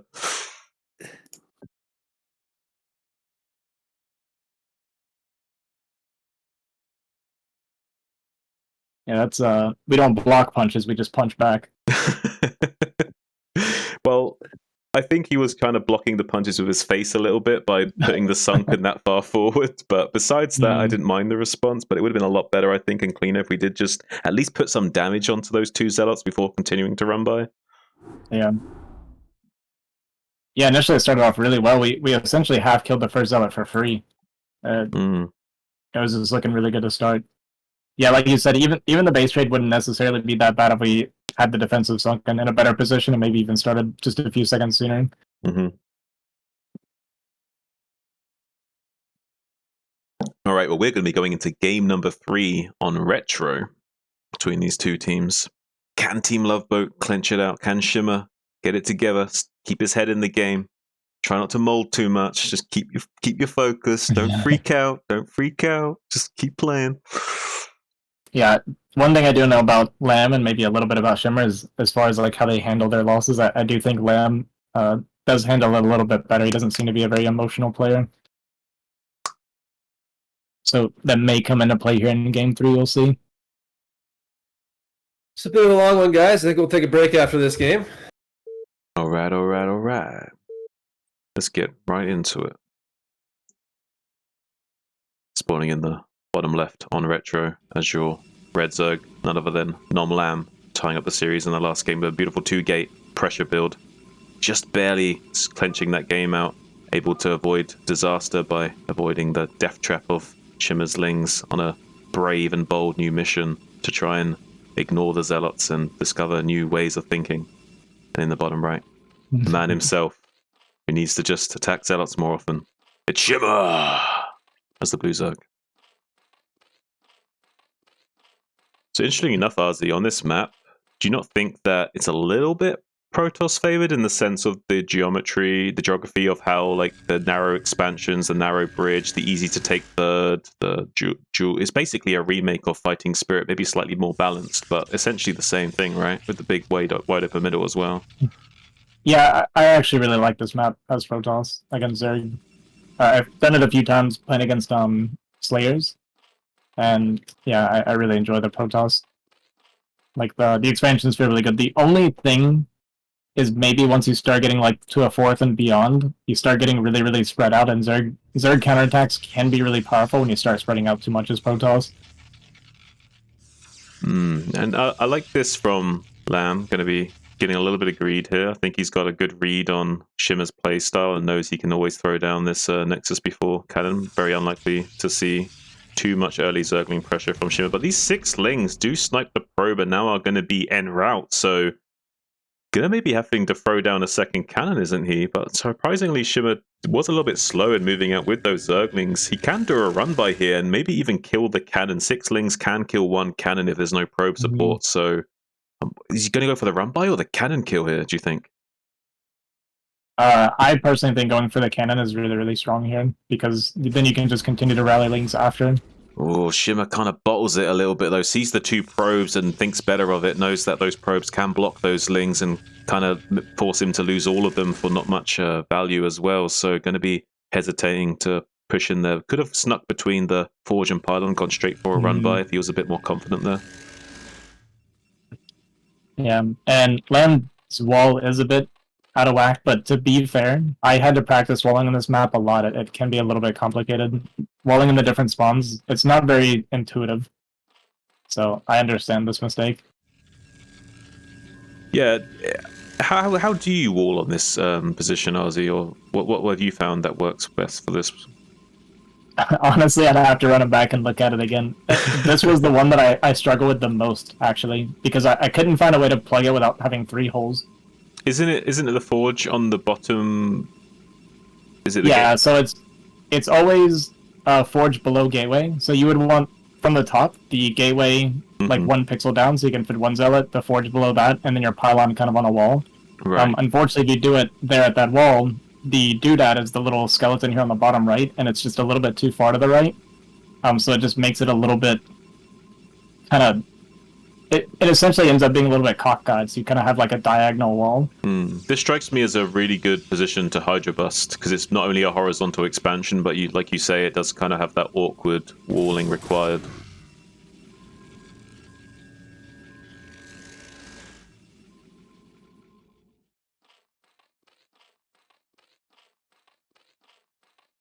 It's like Shimmer going to be making a sunken in the Sim City of his natural. Has some Lings to buffer against these 2 Zealots trying to pressure in at the front.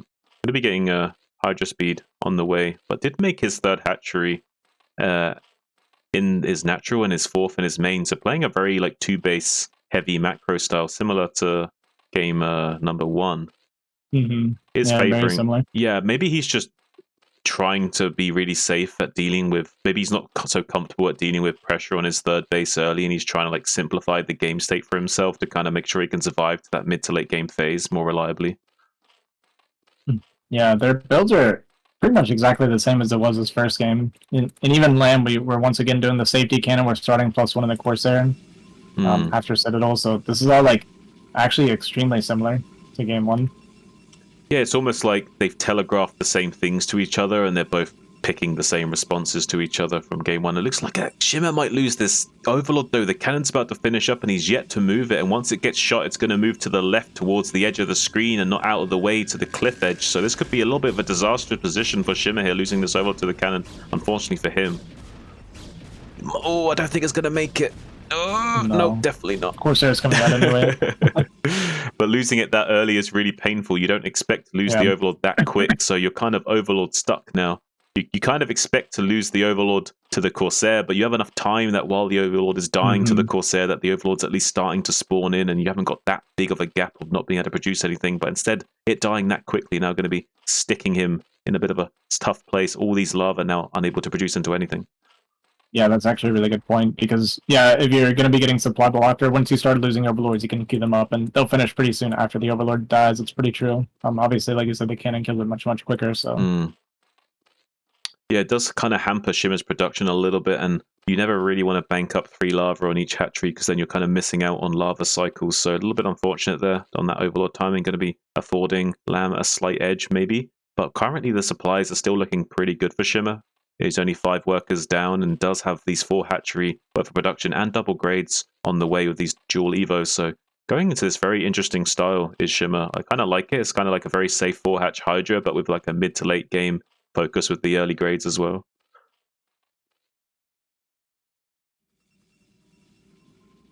Okay, so we have a lot. Go It's interesting to me that they have these, like, these are very unique builds, but they seem to be relatively mapped out, right? For them individually. Like, I think that's pretty cool. But yeah, go ahead. I was just going to say, we do have the Hydras now trying to put on some pressure at the front. +1 is on the way and will not be able to be denied because there's just too many Zealots for these Hydras to fight right now. And one thing that Shimmer might need to worry about is that we do have a couple of Corsairs in production. And he is getting that +1 upgrade, so if he looks like he's queuing up more. Look, he's got more. Of course, he's going to be going up to way more Corsairs than I thought. Wow, he's getting armor? Wait. He's getting armor upgrade on his air as well? What are we seeing right now? This is interesting. We can tank the Hydras more to kill more Overlords, I guess? Yeah, what is this meta we're seeing? Oh, careful, they're flying into the Hydras. It doesn't matter if you're researching armor if all your units are dead. Oh, that's unfortunate. That's really painful. And one of the reasons this hurts so much is Protoss. When you're investing this much, it's the gas that you're investing, right? So when you're investing 5 Corsair, getting 2 upgrades to your Corsair, and then they die without getting any value, this really hurts because that gas could have been Templar, right? Templar, Goon, that kind of thing. So, yeah, that's kind of the thing about like double Stargate. When you see double Stargate, you are making that trade-off where you're going to have weaker late game tech, so you have to get value out of your Corsair. So this can definitely hurt in the long run a lot. It's a lot of gas, right, Azhi? Like, each Corsair is 100 gas. I mean, and he's researching upgrades for them. I mean, he's really slowing down his tech tree to even start to make these, right? Like, it's a big deal, like you say. It's not like something you can do, like, willy-nilly and throw them away like candy. It's going to hurt him.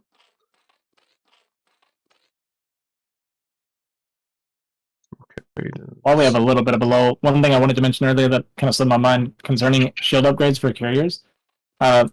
The reason shield upgrades can actually be really good for carriers because when interceptors go back into the carrier, it refills their shields, right? So shield upgrades on the interceptors does actually get extra value out of it for that reason. Just kind of like an extra little side thing. That's interesting. Oh no, look, Azhi, the Corsairs are going to be caught in the main base as well. Oh no. Lamb, not quite on top of his Corsairs. Might even lose this other one. Oh, this is really painful for him. This is a great pickup from Shimmer. Now the supplies are even after losing that little fleet of Corsairs. Shimmer now be taking his 9 o'clock as his third, getting that gas up and running. Is still getting quite heavy on his upgrades. 1-1 is just finished. He needs to start researching 2-2. Maybe throwing down his Queen's Nest soon as well. Going into Hive would be really good from here. Lurkers are also starting to morph in. Lurkers are great on this map. There is the tight chokes also do kind of help for Zerg as well. Like you can kind of set up these big lurker fields outside these bridges and kind of control the zones still pretty effectively as Zerg, even if the tight chokes do favor Protoss in terms of Storm overall. Yeah. I would like to see Lamb cancel his +1 armor at this point, but it's probably slipped his mind. We've lost 5 or 6 Corsair now without getting a single Overlord. So this investment has not paid off for us, unfortunately. Well, no, the Corsair did finish off that one Overlord that the cannon mostly killed. He was going to die anyway. He was going to die anyway. It helped a little bit, right? Like, I mean, that's at least what he'll be saying to his Protoss boss, trying to convince him that they did their job. Yeah. Like I did kill it half a second sooner. We got these lurkers like meeting with the zealots on the ramp, just going to be burrowing right next to them, and there's no observer obviously, so a lot of splash damage going to be coming down onto those zealots. They will have to retreat. Ooh, the Zergling actually kind of keeping them in place, allowing these 4 zealots to be mopped up. That one Zergling kind of paying dividends. 25 minerals for 400. That's a pretty good trade. And at the 9 o'clock position, Shimmer just going to be hammering down on this expansion. The Nexus does fall, and he could even morph a lurker on this ramp if he wanted to bug out these zealots coming from the south, but doesn't able to get that off. Instead, just going to be trading his Hydras. Would have been really nice to see a lurker egg block on that ramp to shut this down. I don't know if you saw it either. What makes this so painful? We actually transferred 12 probes, and we lost all of them during that push. Yeah, he's down to 29 workers right now to 47 drones. Shimmer did a good job of picking off the High Templar on the retreat as well, getting out there. At least he got out there with some of his forces and didn't lose them all. That's at least something. It's really important in StarCraft in general to try not to bleed off too many units unnecessarily. And these lurkers very annoyingly going to burrow in the 3rd base location now. We do have an observer coming up, so it won't be that bad, but almost lost the probe that came to rebuild the Nexus as well. Yeah, at the very least, going to be slowing down this Nexus from being placed and keeping the army pinned down in this location while Shimmer regains some map control of his own. Lurkers now moving back over to that 9 o'clock position. 4 lurkers and 10 Hydras worth of support going to be coming in and trying to pick off these High Templars that are just chilling and not doing anything right now. If he can pick off... Oh no! Beautiful Storms coming down on his lurkers though. Shimmer doing a good job of moving those lurkers out of position to the south ramp. But there's only a few Hydras left. Does get the lurker burrow. There's only 3 lurkers remaining. There's a large fleet of... a large force of Hydras that got cleaned up in the south. But so far, Shimmer doing a good job of denying this third base being placed at the very least. Yeah, every second that we're denying this is pretty huge because Protoss will start mining out relatively soon. I guess the worker count's a little bit low right now, so we're not mining out our main, but we are going to be losing our natural relatively soon. So by the time this third base goes up, we're going to be on like 1.5 bases economy, which is not ideal for Protoss at all. No, not at all, Azhi. We have 53 drones, and we're going to be getting into Hive now, so quite a big production going to be coming out of Shimmer. If he keeps throwing down macro hatcheries and expansions, it's going to be tough for Lamb going forward here. Looks like Shimmer really wants to push the issue here, flooding into the natural bridge area, trying to get on top of this High Templar with some Zerglings, forcing the Storm onto his own Templar to try and clean that up.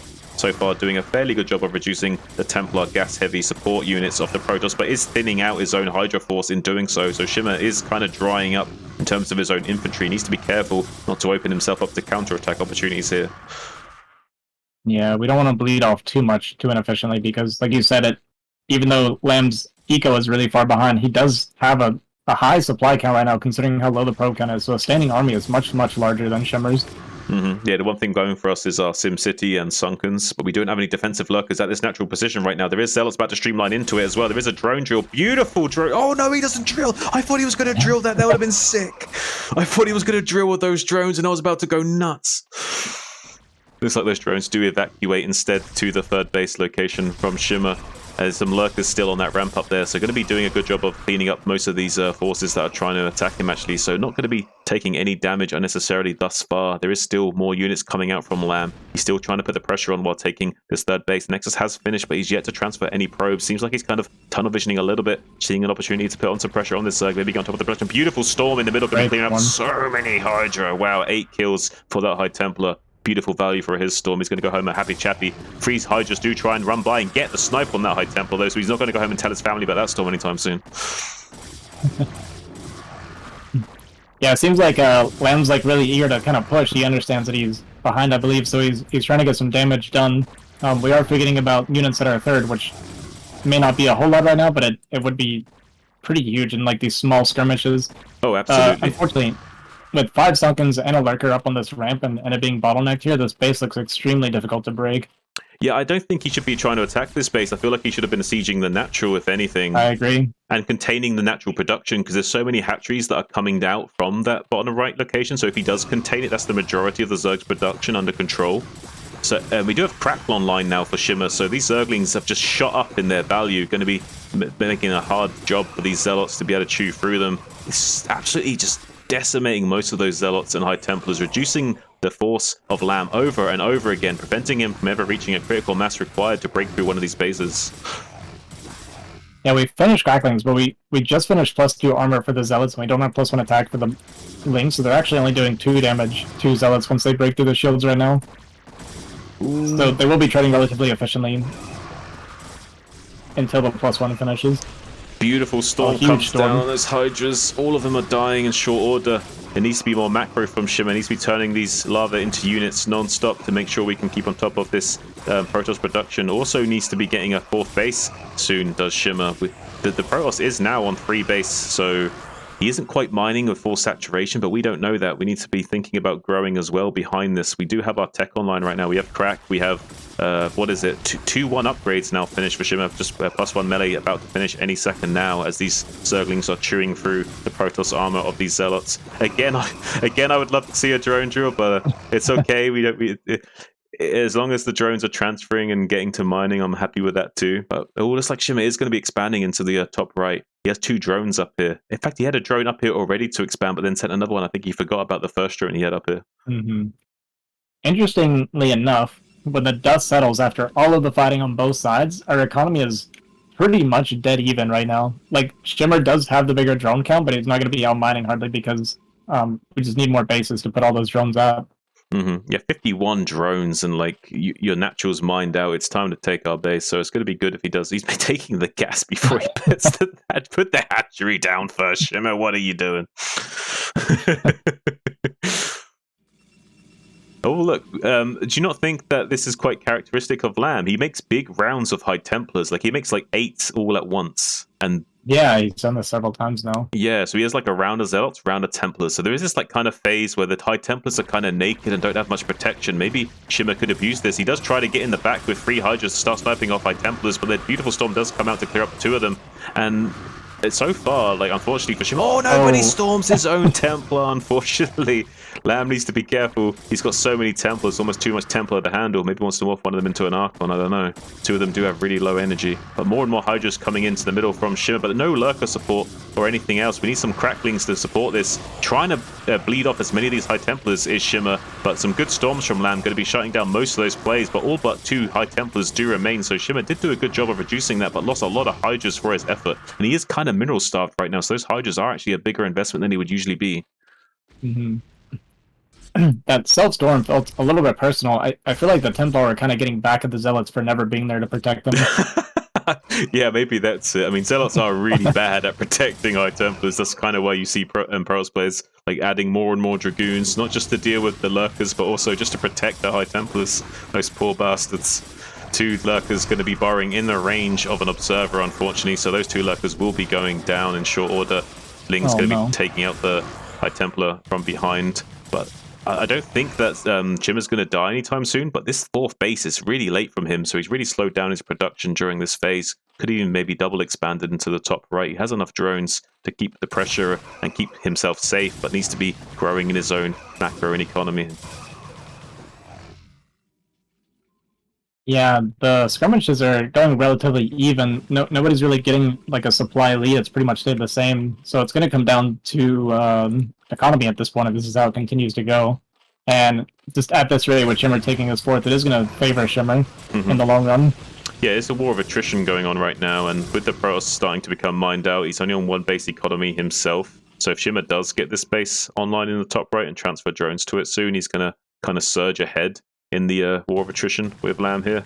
Right now it is kind of even. Like, even though Shimmer is ahead, like, Lamb's kind of holding on just barely by the skin of his teeth, but that's going to change really soon. Shimmer's production is going to shoot up in value now once that Protoss is mined out, reduced to 1 base economy, and Shimmer can get the transfer of drones up into this top right.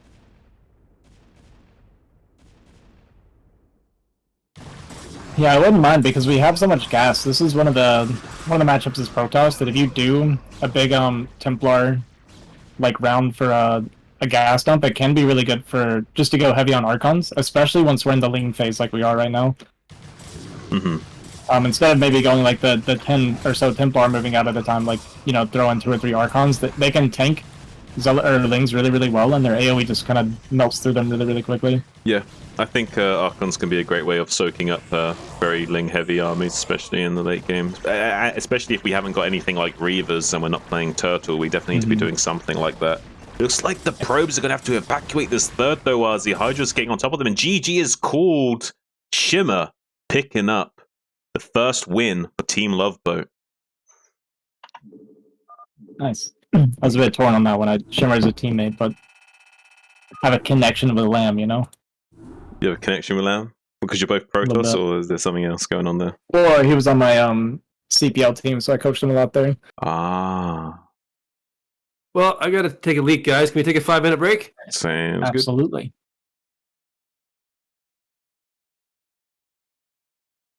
Your audio's cut. Nice. How are things? I heard some people were complaining a little bit at one point about music or something at the start, and then about 720p being the limit.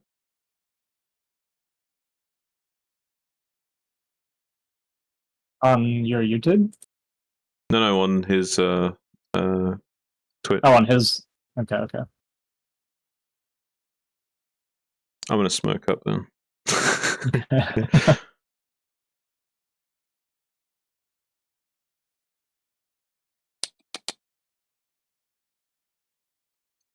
Feedback on the cast, Azhi? You're doing great. I bounced you a few times and don't get the bounce back. I said go ahead. What more do you want from me?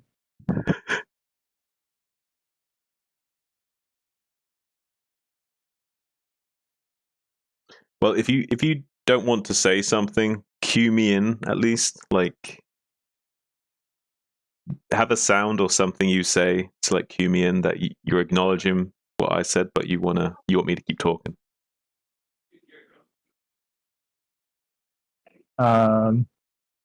Okay.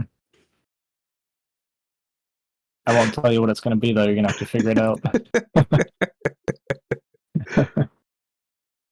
I mean, I feel like so far, I haven't had any issues, I don't think. But you feel like I do, huh? Not issues, just like a few times I bounce the floor to you and you don't pick up the ball.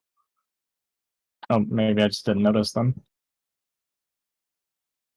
That's cool. I just didn't notice that's all it is then, because as far as I know, every time you've told me I've been good. Well, put it this way, if I was the last person to talk and I'm not talking, I'm waiting for you to talk.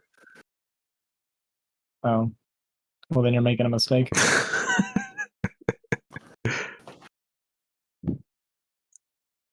Look, I'm not as good as saying it. I don't know what you want from me. That's all good.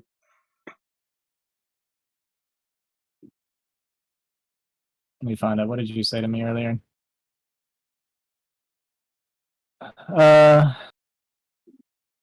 Chill, man. It will be relaxed cast. Well, that's not relaxing at all, John. Apparently, I have to perform 24/7. Sausage monkey.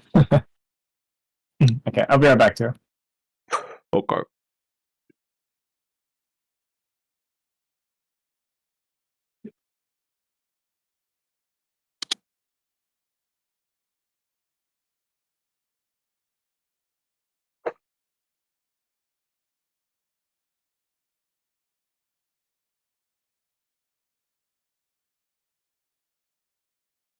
Are you here, Cookie?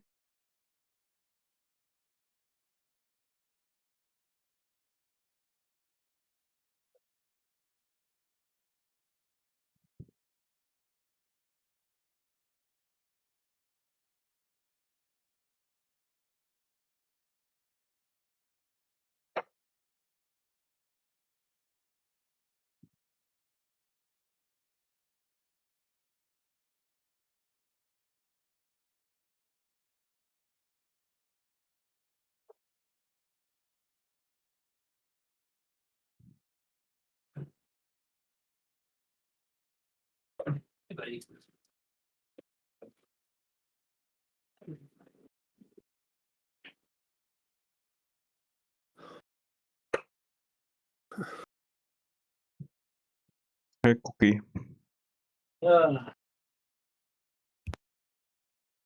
You good, Cookie?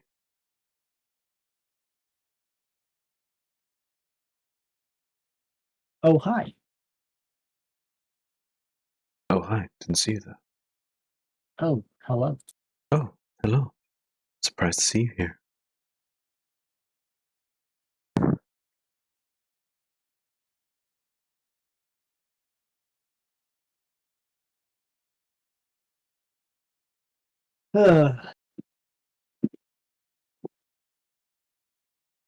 Looks like I was wrong about Shimmer maybe getting emotional after that second game. Pretty much played the exact same game as game one. Yeah, he was a little bit slow with his expansion timing. Is getting his fourth up and going. That would have been a lot better for him. But other than that, yeah, more or less the same game. Yeah, I love the we're like hurting for minerals when we start our geyser before our fourth hatchery. I know that was nuts, right? Even It's slow. always like my favorite thing about like this level of players is just the decision making. I always want to know like what exactly was the thought process. I think the thought process is I need that eventually, so I'm gonna make it now, so I don't have to do it later. Yeah, it was. I don't have money for the hatchery, but I have it for the gas, and I'm gonna need both, so I might as well start this one. Oh man, I love it. Love to see it. I can at least I do understand the thought process of the Lings running past the Zealots. Oh, if I just go kill a pylon, I can't make any more Zealots, and then I can win. I think that was the thought. Yeah, to be fair, maybe he kills the pylon right before those 2 Zealots pop, and it looks different. Yeah, exactly. Well, we still lost all of our drones, so... But I don't know. I guess the thing was those 2 Zealots bugged out the AI a lot, so the probes were able to kill everything. Oh, 100%. Yeah. It's one of the most annoying thing about fighting Zealots in that situation is even if you micro it, it's hard to get them to do what you want them to do. Yeah, definitely for me, especially when I play BGH and I'm against multiple 9 pulls or something. If I have 1 Zealot in my mineral line, I feel invincible against those things.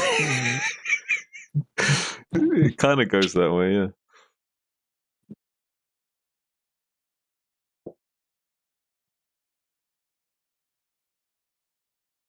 Yeah, mineral lines are like death trap for Lings. Yeah. Whereas Zealot has so much HP, they don't care as much about going deep into mineral lines. Yeah, not too bad. Hey guys, I hosted up again. Alright. How dare you? AK might jump in at some point. Nice, nice. Yeah, I'll go eat when he does that then. We can try cast. Nope. I'm a 2-man only kind of guy. Very monogamous of you. You want me all to yourself, is that it? No.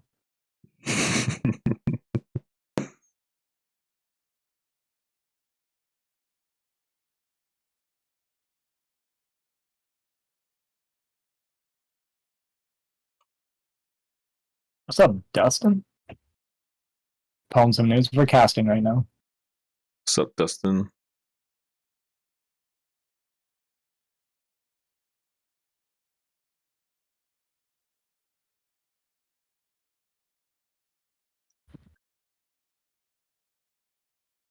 Are we live or not?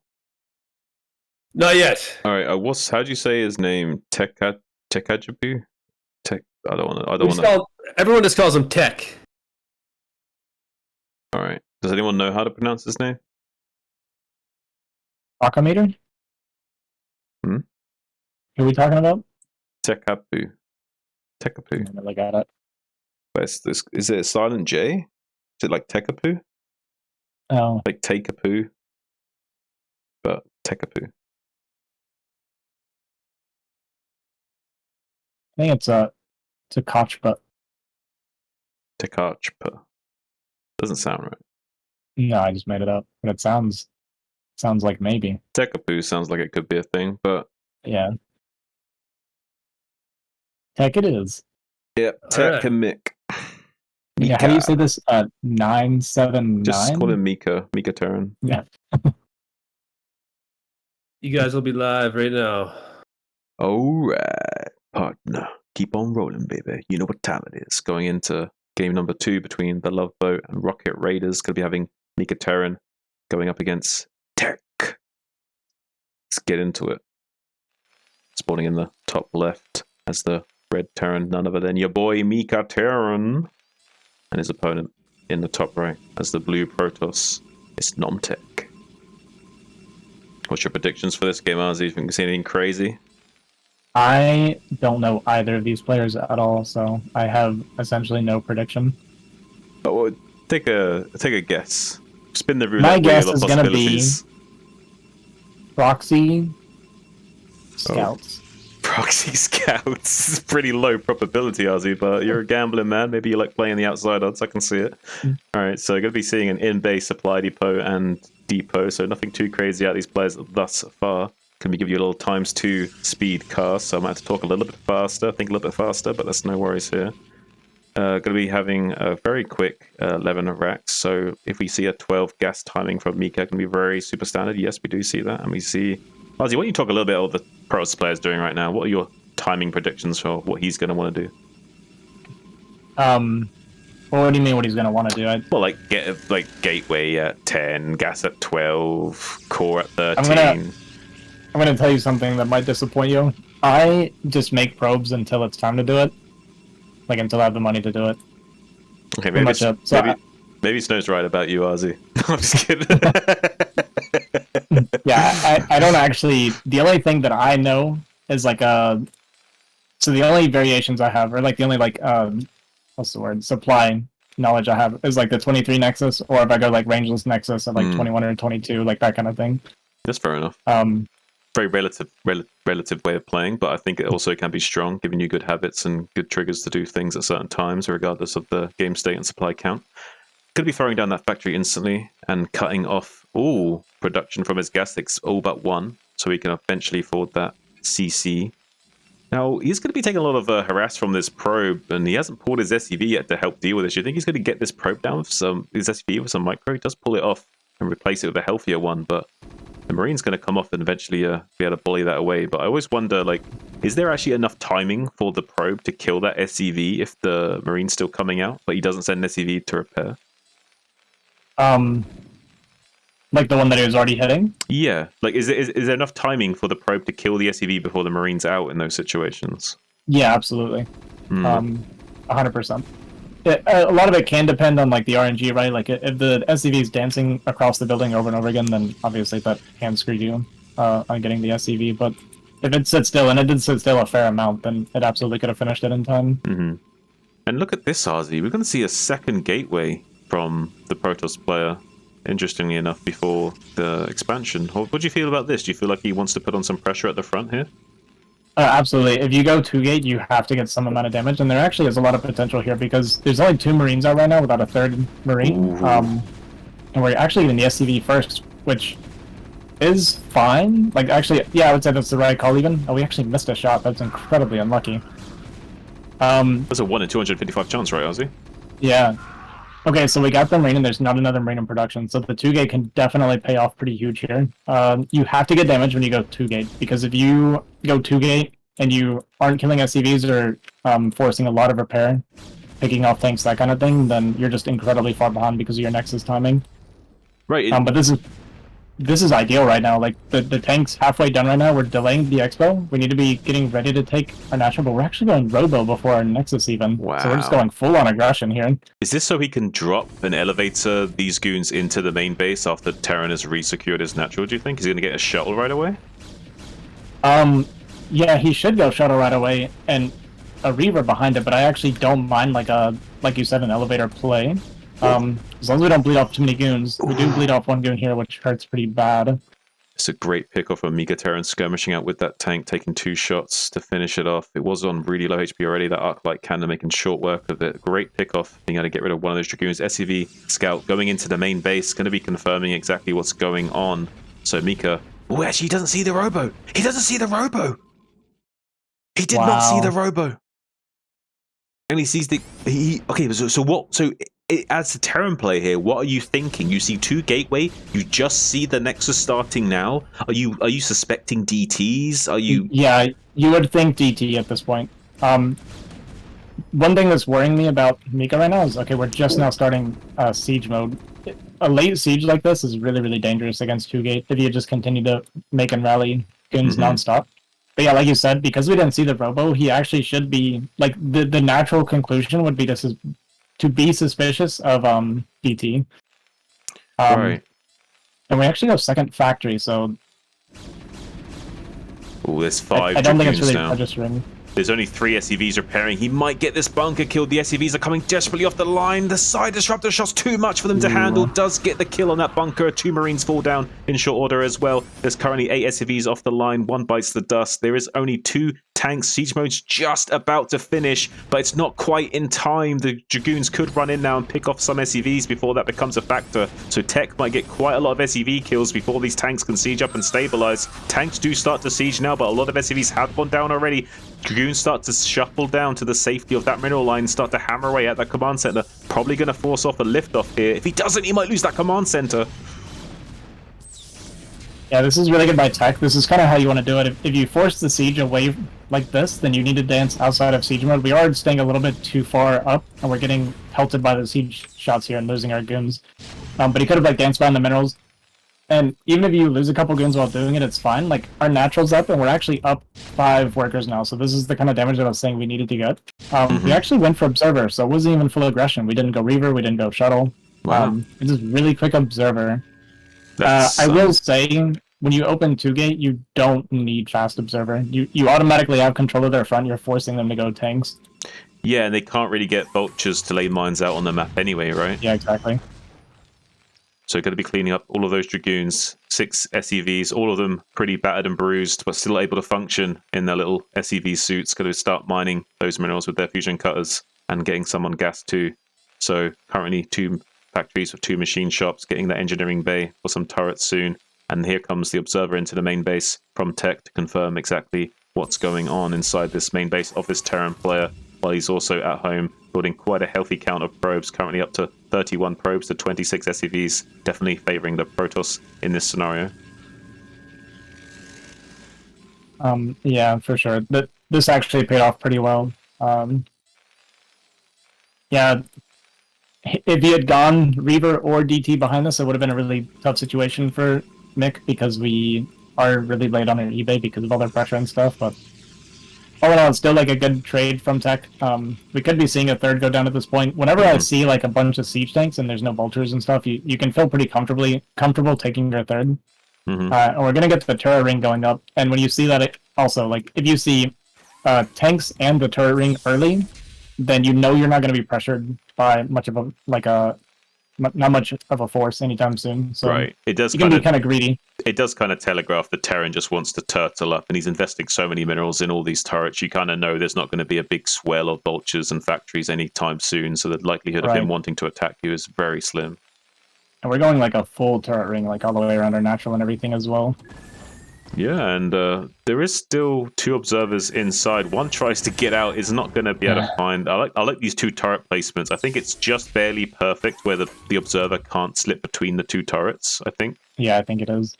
It's a really nice turret placement there. Going to be getting his academy so that he can eventually get comsats online as well. He doesn't have a lot of information, does Mika. Currently contained in his base with these Dragoons. While you're contained, you kind of are forced to make tanks and think defensively, whereas when the Dragoons are on the other side of the map, you can make vultures and think more aggressively. So currently going to be making mainly tanks now, only starting to produce his vultures as an afterthought. He can squeeze out these vultures out onto the map. That will be huge for him to confirm this third base timing and start laying mines around the map for harass and spotting will be really important for him. He probably will not be able to push anytime soon or think that he can. He is going up into 4 factory production, so eventually he will, but will be throwing down that command center in base. Meanwhile, to float over, does manage to get those vultures out onto the map. 5 vultures laying down some mines on that ridge line. Now moving into the natural position of the Protoss player, setting up some mines there. Going to be confirming the third base, but it is nicely defended with some cannons and dragoons, so not going to be finding any damage there, but we'll start to traverse around the map and scout these other positions. Make sure he knows what's what. Make sure there's no greedy 4th base coming out of the Protoss. If he did see a 4th base, he maybe would need to increase his push timing to put some more pressure onto the Protoss and punish the greed, but as you can see right now, there is only just the 3rd base coming online for the Protoss now, while his own 3rd CC is finishing. So he's probably not too uncomfortable with his position right now, but little does he know, there's a very strong Protoss production behind this, currently ahead, 40 supply. Yeah, I would actually say, as Mick, you're actually not super unhappy with the situation right now. Like, the beginning trade went really, really poorly for you, and he took a 3rd before getting information. This could be dangerous because if it was like a super greedy Protoss, if he was taking a really early 4th, we wouldn't be able to punish.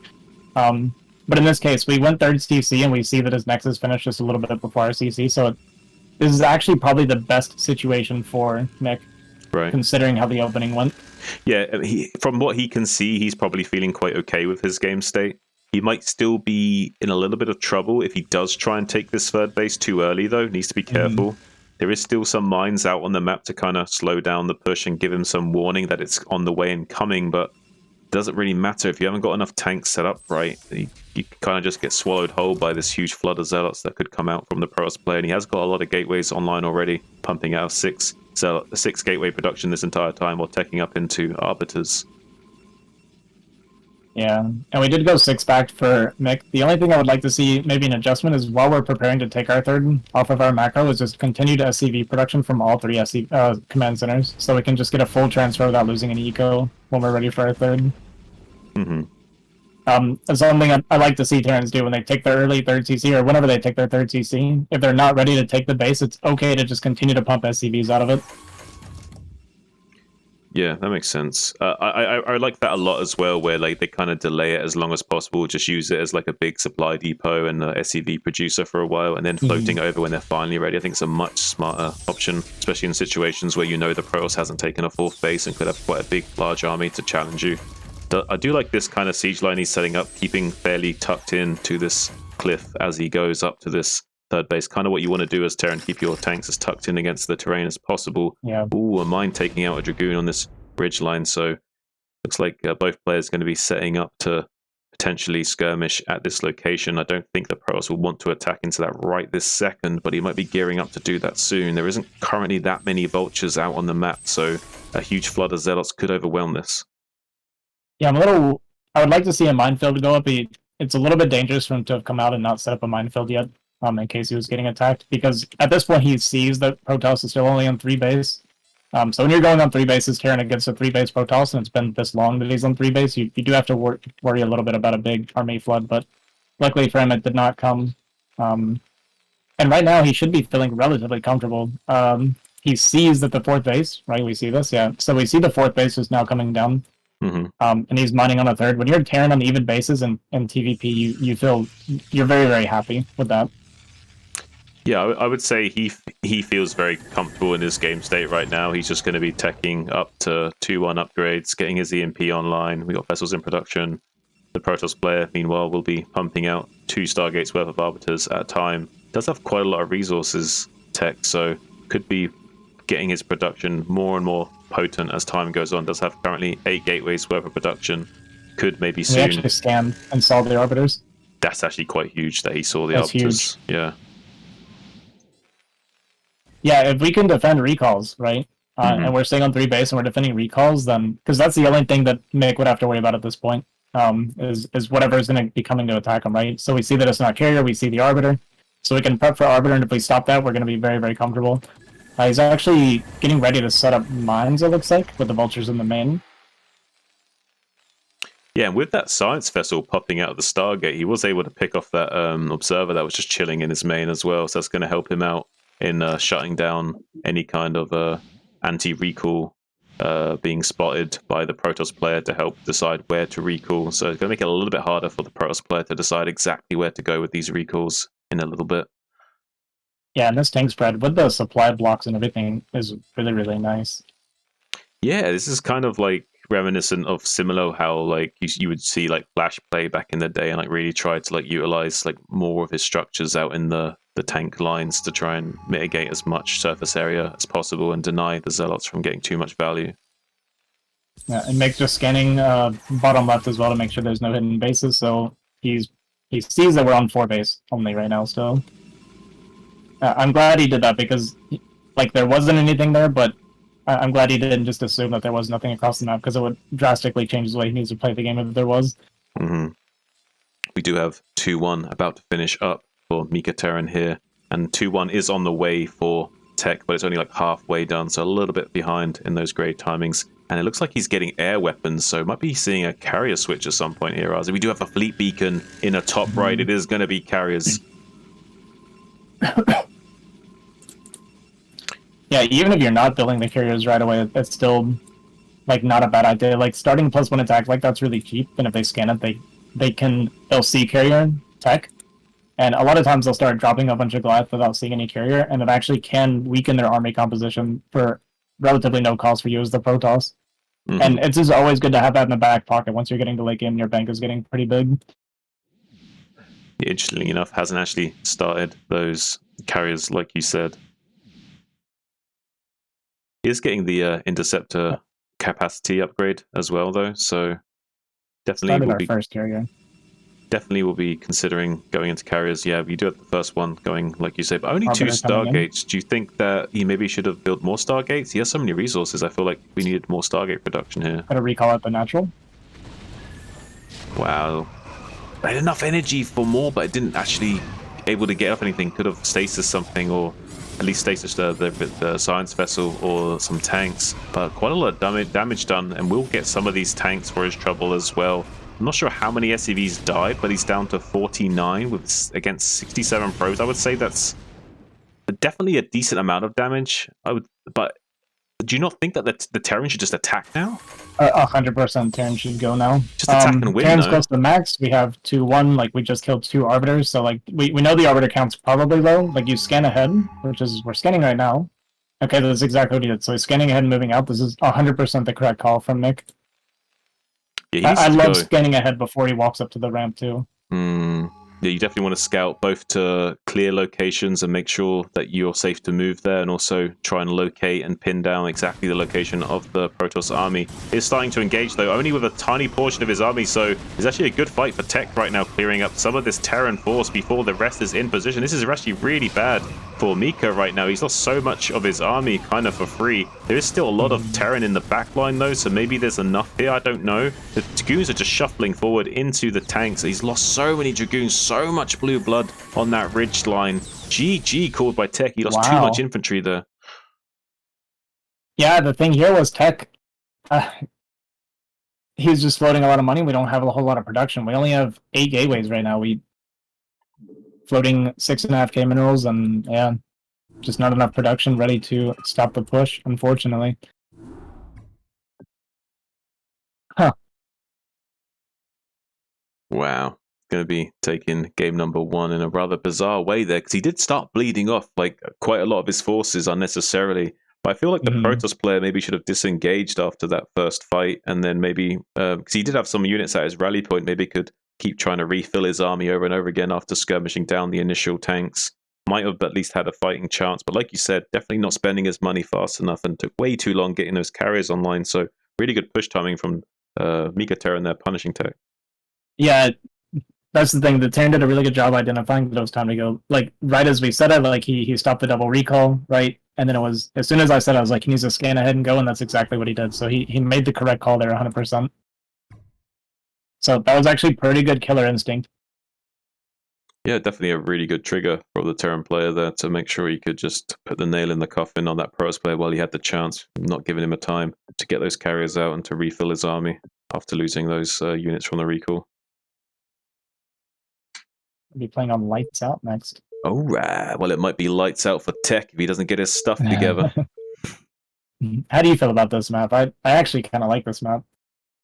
Yeah, I mean, it's a pretty nice map. I mean, what's not to like about it? It's pretty much circuit breakers.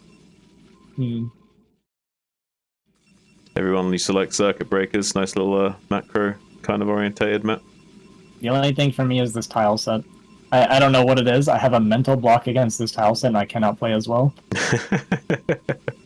Well, we do have spawning in the bottom left on this map lights out as the blue Protoss currently disintegrating to that huge Terran wall pushed across that ridge line. It's none other than Tech and his opponent in the top right. Looking pretty frosty, looking pretty clean. It's Mika Terran as the red guy. What's your predictions, cross map? Anything crazy?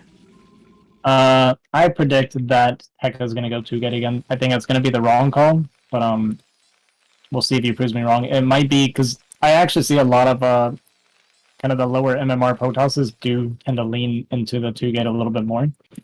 But I personally would like to see he's going to see his crawl spawn, right? So I like doing a rangeless expand against crawl spawn typically. Yeah, but I guess we'll I guess he might not be trying to adjust his build too much from what he's seeing right now. Trying to do a little bit of a probe harass, reducing that SCV down to 40 HP. He needs to be careful though. Marine Gun is volleying that probe out into the natural. Does see the factory being planted, and gas is actually still being mined from Mika temporarily, although I'm not sure if that was a mistake or if he was trying to telegraph to the probe that maybe there's some pressure coming out, but he does eventually take those workers off gas. He does have a lot of gas banked up as a result. I don't think he intended to do that. I think it was a slightly optimization issue. SCV does get into the main base. Going to be seeing that range on the way before the Dragoon picks it off and also confirms the second gateway is in production. Yeah, it's kind of what I expected to see. And yeah, I think you're right. I think it was just he was chasing the probe around and forgot to take off the gas. It does tend to happen. So once again, we're going to need to see the same thing from Tech here. Because we're 2-gate, we have to get some damage in. And this time, Nick was much better on his bunker timing, so it's going to be way more difficult to get in with our goons and do damage this time. So the correct response to this when you scout 2-gate is you want to start siege mode very quickly. And there it is. So Nick already adjusting like way better to the same opener. This favors them much more than the first game. Yeah, and he's got these 2 SCVs ready to repair for these 2 Dragoons hitting him, nicely set up from Mika, and he has another 2 SCVs lined up for the next 2 Dragoons arriving, so he's kind of got this mapped out in his head a little bit, understanding that these Dragoons are going to be arriving in pairs, and he does need to have the SCVs required to repair that right away. And I like how he's only repairing with 3, because he understands that if he over repairs, he'll have to keep resetting it. One thing you could do as Protoss is deliberately stop shooting with your Dragoons and let them fully repair it and then go back to shooting it. Maybe they're distracted and don't notice that you did that. Oh, it's like now, it's not being repaired. Oh, okay, he's on top of it. Okay, he gets it. Siege tank is on the cliff right now, shelling these Dragoons. They will retreat, but not before losing 1. So nice little win there for Mika, just barely holding and also picking up a Dragoon kill for his effort.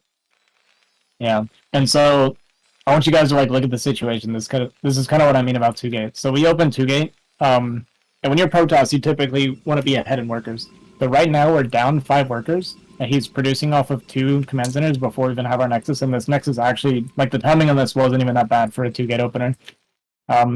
This is why you have to get damage, and you put a lot of pressure on yourself. But it's very difficult if Terran just responds correctly, right? If they just get the bunker on time, they go straight to tank and siege mode. Then you're just behind.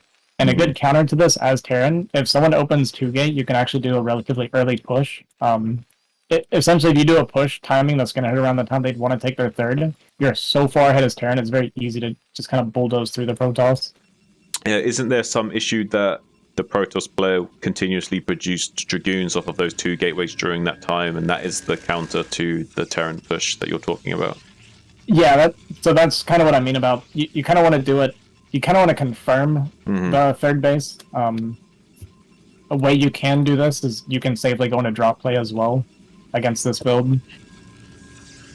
It does mean your push wouldn't be as strong, but typically they're going to be behind. So either they're really heavy on army, like you said, on 2 base, or they're taking a 3rd base in the drop. They start getting stretched pretty thin relatively early, considering their bad economy. So the drop's good for scouting and potentially getting some damage to set you up for your follow-up push.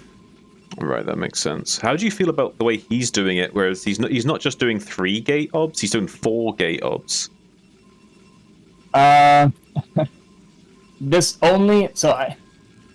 It only really works to do this if you're getting hit with a timing push. If you're not getting hit with a timing and you're going like low eco into this heavy gateway style, then your economy is just so incredibly far behind. It gets really hard to keep up with Terran.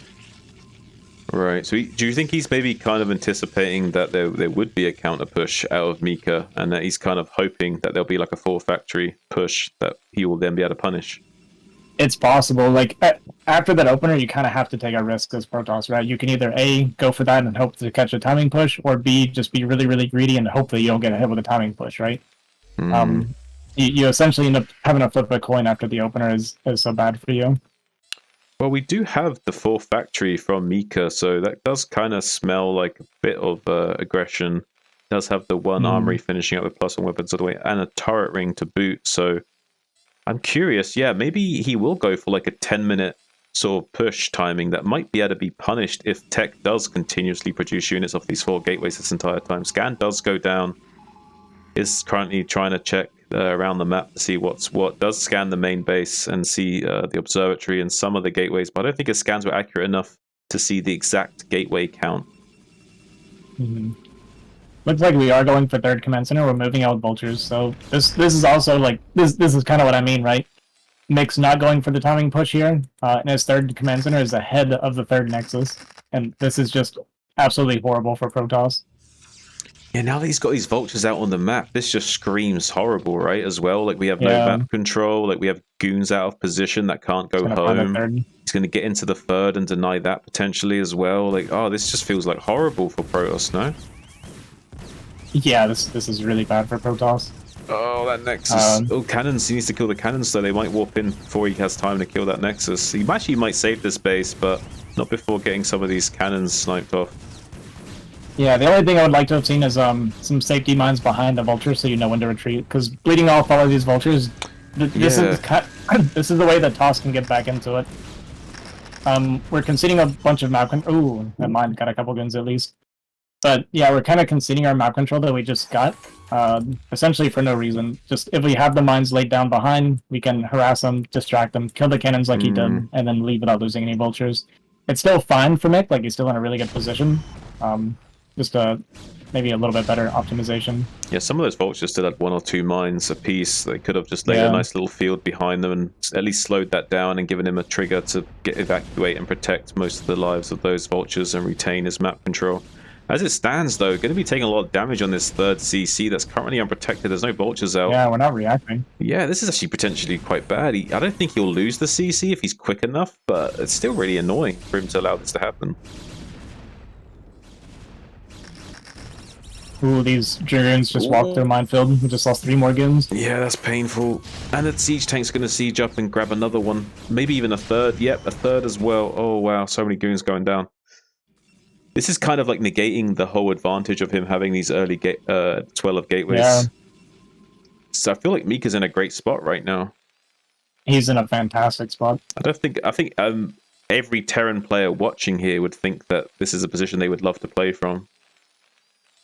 Yeah, we're still up on workers. 30TC's done. We just gotta kind of get it established here. A little bit of a setback, unfortunately, but not that big of a deal. Still very, very far in the lead. What do we have coming out of TOS? We got the Stargate coming down. We're on 6 gateways. Yeah, 6 gateways right now. So we're actually even on gateways. We're gonna go down on gateways versus factories.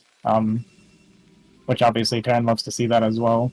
Yeah, he's gone up to 8 factories, Azhi. Do you think that we'll see him waiting for 2-1 to push, or do you think he realizes he's in a really good position? Because I'd love to see him go a little bit sooner. Even I'd love to see him go sooner, but he might feel that he doesn't have enough vultures or map control to do that, so he might be seeing the wait for the 2 weapons to come online. He does have some vultures raiding out in the top left, going to be trying to target down this pylon.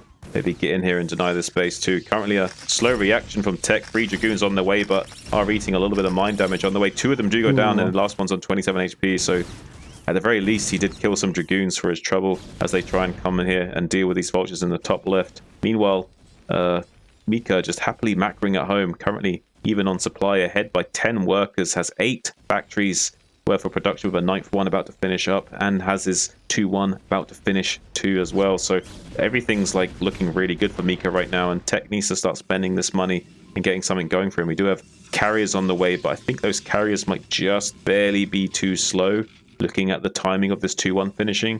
Although I guess if Mika doesn't decide to go right away, maybe these carriers will be quick enough. It is cross map as well, it is open position in the middle, so could be a little bit tricky for Mika to get across the map quickly enough to deal with those carriers if he doesn't spot them anytime soon.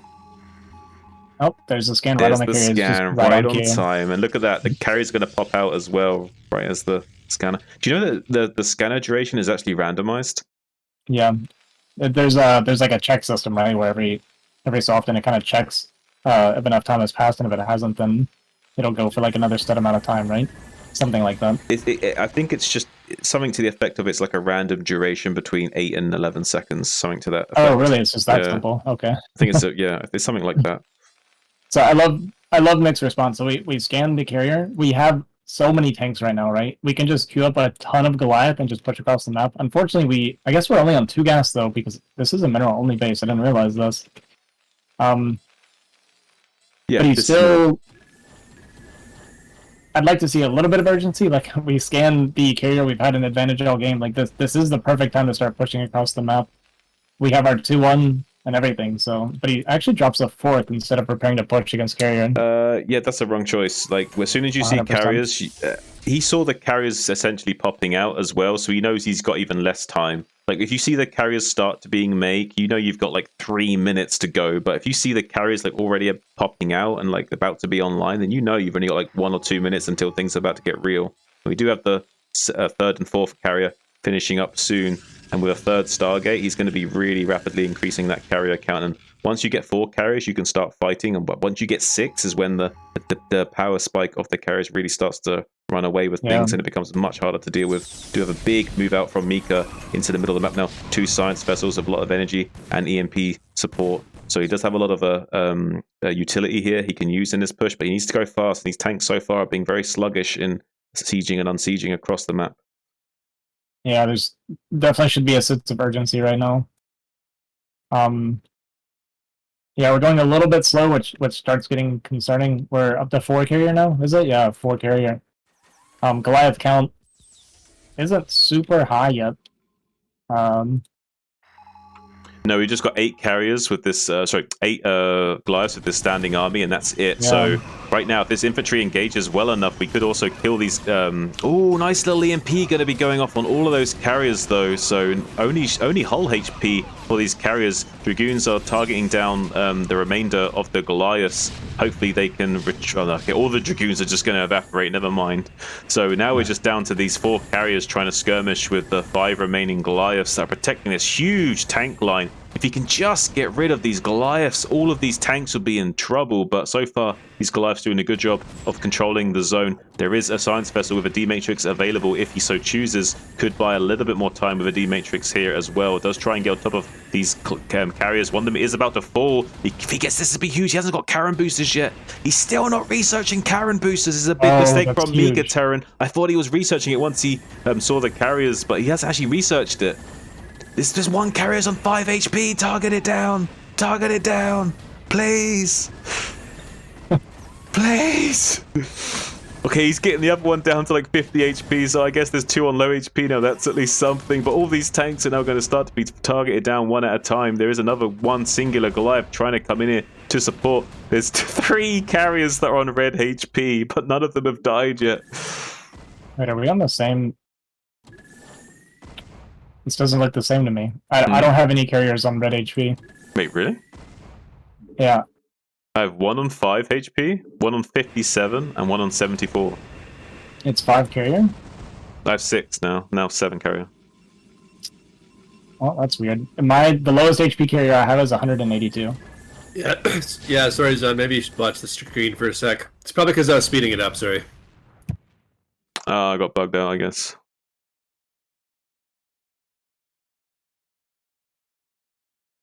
I didn't know that could even happen. Can you stream your StarCraft through Discord?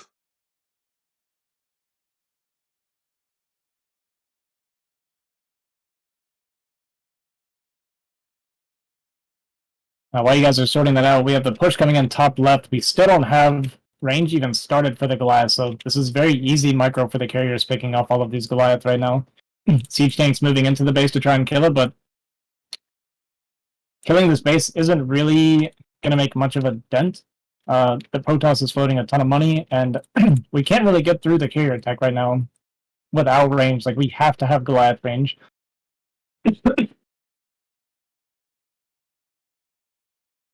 Wow, there's just so many carriers. What's he going to do about that? Yeah, we're up to, 7 carrier? I mean, on the way. Actually, 8 carrier. Yeah, and the geography, too, like you're saying. The geography of the map is crazy to abuse as well. Like, what does he do if the carriers get on the right side of the map and just start like sieging these bases? Like, there's just nothing he can do to stop the carriers once they get on the right side of the map. You can even go to the 12 o'clock with the carriers and then push into the main, and he can hit the mineral only from that top region as well. Like, it's really hard for the Terran to maneuver and deal with that. I think it's wild that we're not getting Goliath range still. I do like the decision to like kind of mass expand everywhere against the carrier while we're pushing. Like that's a really, really good decision. Just kind of pull them all over the place and try and get counterattacks and eat his eco if you can. And it keeps the carrier across the map as well by attacking nonstop. Yeah, but without Karen booster, Azhi, it's we need range. We can't get on top of the carriers, and they can just micro us down way too much. It's really bad news bears for Mika Terran here, losing way too much of his Goliaths. Way too cost inefficiently, unable to do really any damage to these carriers without the Karen booster range, giving them that plus extra range to be able to get the damage done from the distance. So having to take too many shots to get close enough to even start shooting. Has some Goliaths just walking into the 9 o'clock, going to be trying to fight and clear that up there. Going to be using what forces he does have to try and mitigate some of the economy coming out of tech here. But he has so much money in the bank, it doesn't quite matter even if he does kill this. It will be pretty huge for him to shut down the production temporarily, but there's so much in the bank that tech can just reproduce these Nexi and carriers and interceptors, meanwhile building back up again. So it's pretty good from Mika getting that shut down on that base there, but still a huge force of carriers he needs to deal with. Yeah, and the issue that Miko's running into is we just don't have the gas, right? We don't have the gas, and it's just we can't kill any carriers without range, so we haven't dwindled the carrier count at all. And the carrier count is huge now. We're up to 10. Wow, I don't even know how you deal with that many carriers, like short of like having cloaked wraiths and blinding observers and whatever else. This is kind of nuts, man. I don't even know how you're supposed to fight this as Terran once. And a good micro from Tech as well, the way he's like targeting down the Goliaths and then running away. The interceptors, as long as you keep the carriers moving, don't have to run back to the carriers to then reacquire a new target. So you can do a lot of DPS quickly if you keep the carriers moving, as well as the interceptors not going back inside the carriers. So when they do relaunch, they can get their damage out a lot quicker. So far showing us that he does understand the basics of carrier micro, as well as understanding the power of the unit and how to exploit the geography here. It's pretty nice play from Tech. Yeah. And I don't mean to sound like a broken record. It's just we're just never going to clear this without range. Like we can't even hardly kill interceptors like this without bleeding off a ton of Goliath. It doesn't even matter that Toss isn't really even mining anymore. It's just this carrier count. Yeah, we will never kill this carrier fleet with what we've got available to us right now, especially without Karen Booster. And the tank's going to be shutting down the mineral-only base at least. But like we say, we've got so many minerals, so much capability of just keeping the aggression on with these carriers. Eventually, we will start killing bases and factories and shutting down the production of the Terran. And once we get on top of that production line, it's going to be very hard for the Terran to stabilize from there. Now, Armory and other important structures in the main base are going to be taken out as well. So Tech looking to secure a win here soon.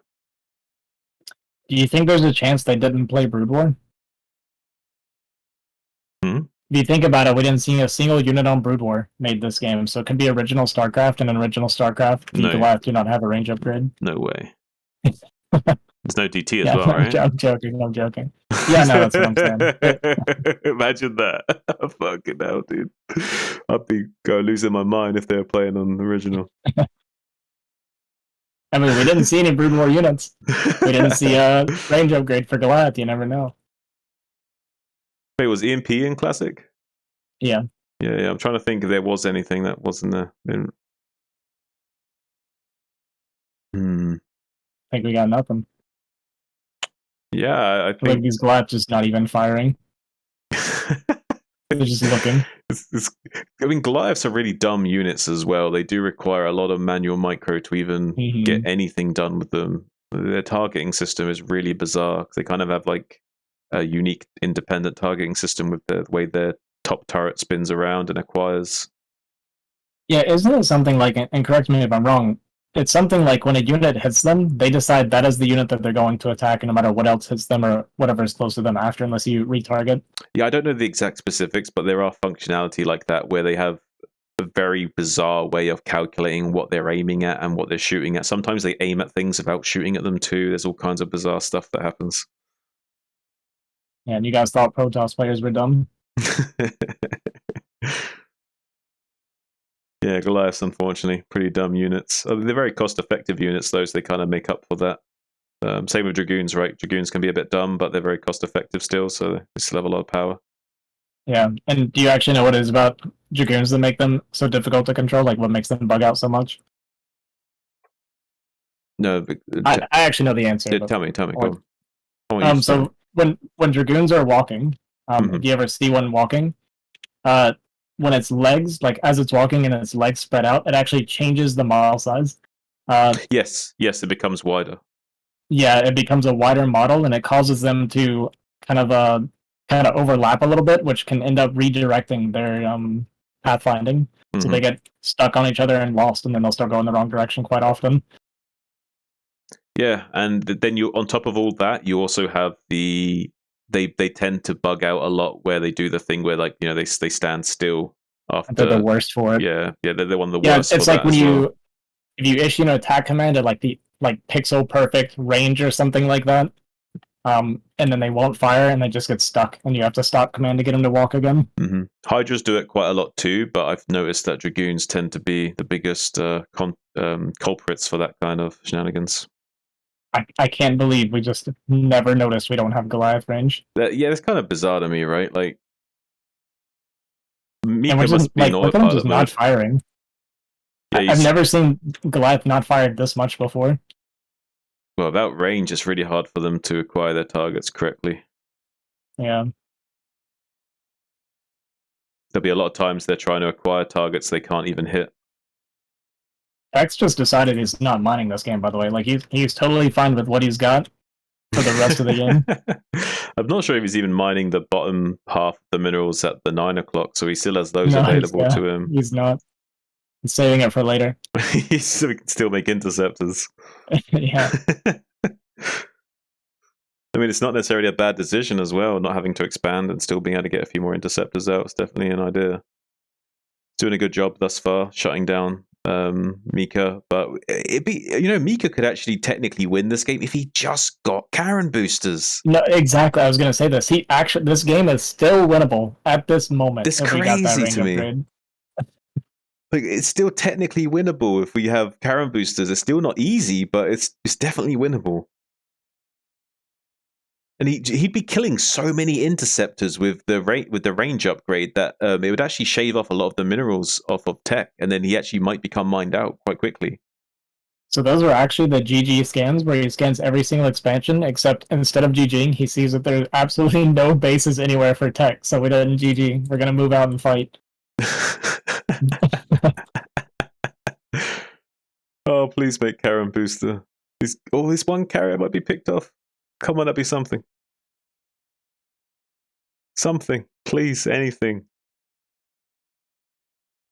Right, Mika. What are we doing, buddy? We're just We're killing his only mining base. I mean, it's not the worst choice in the world, but without Karen boosters, there's no hope we'll ever be able to fight these carriers, and the infantry will now start to dwindle our life count on top of that. So, really unfortunate for Mika here. We'll very slowly be just like cauterized out of this game.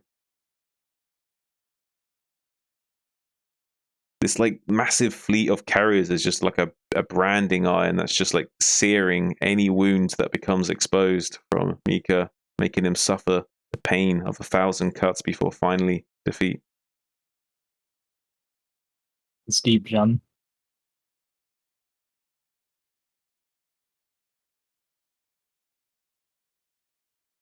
I felt physical pain listening to you describe it. One thing I thought would be interesting would be to see an EMP on the carriers and the interceptors, and then like a big hold position micro to like gun down all the interceptors really quickly. Would be nice. Alright, we got it. We got a carrier. Wait, this is winnable now. It's without Karen boosters, this is very non-winnable. There is unironically a world where we eliminate tech before we die. Yeah, it's possible, yeah. They're very unlikely though. Like, there's not enough DPS here. Top left. Yeah, there's not enough DPS here to do the job, though. I don't feel if there was a bigger standing army for Terran, that is a possibility. If no probe was able to get out onto the map, he could have an elimination race. But there would be plenty of time for these carriers to come back down to save him. Long before that would be a factor. There's just not enough DPS down here.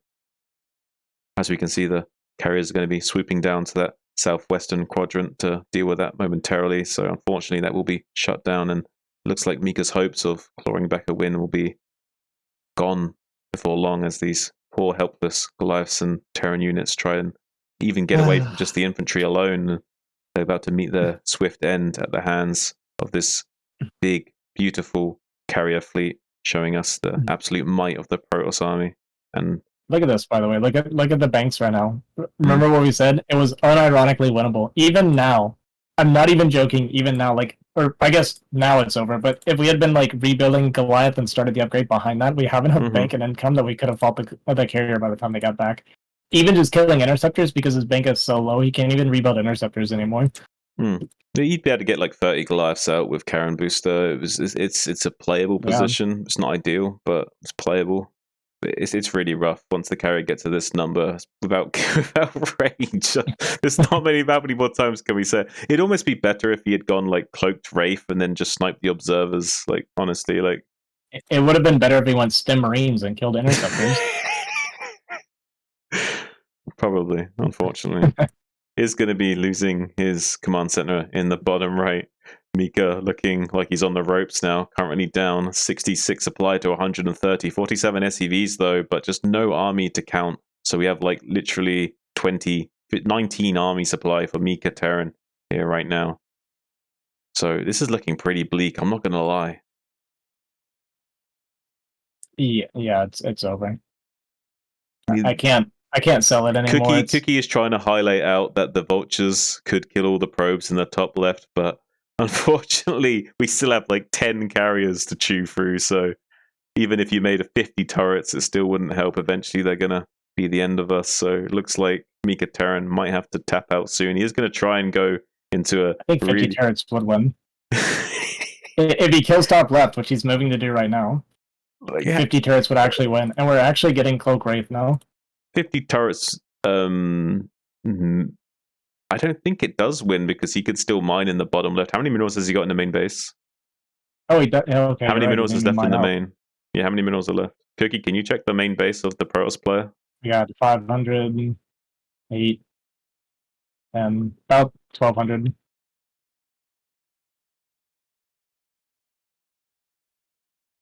Yeah, enough to build a Nexus. That's the only thing. So he could still build a Nexus even if he does that. So it's still a rough situation for the Terran to maybe get a draw scenario. And that's the thing, is that the Terran would be essentially playing for a draw if we can still make a Nexus. Do you think there's a world where we kill these observers and then kill it with Cloak Wraith? Unfortunately, we only have one Wraith, so probably not. Cloak Wraith would be a good play, because killing the observers would be huge, because then we can just start sniping down the carriers one at a time, and it's very unlucky. Up to 4, he's going to get to 7 before he gets up here.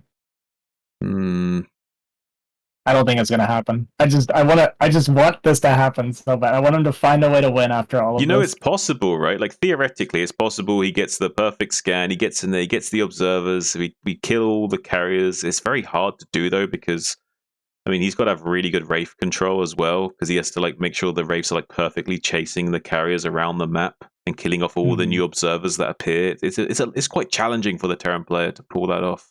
Requires a bit of good execution, but it is doable. Well, the sad part is we've reached a point where the ground army can beat our ground army now too. Yeah. Got the first observer. We got the second one. We only have 2 Wraith left over though. It's not going to be enough DPS. Yeah, I don't think so. It's just not Observers enough. already finishing behind it too. He actually already started more observers. Yeah, if we'd done this Cloaked Wraith switch like 5 to 10 minutes earlier, this maybe looks a little bit different. But unfortunately, we don't even have enough ground army to defend ourselves anymore. So we will be losing the 12 o'clock position, and ultimately We're the actually game just running from the idea of the race at this point. They don't even have cloak anymore. Just running from the idea of them. Conceptually, these wraiths are cloaked, Azhi.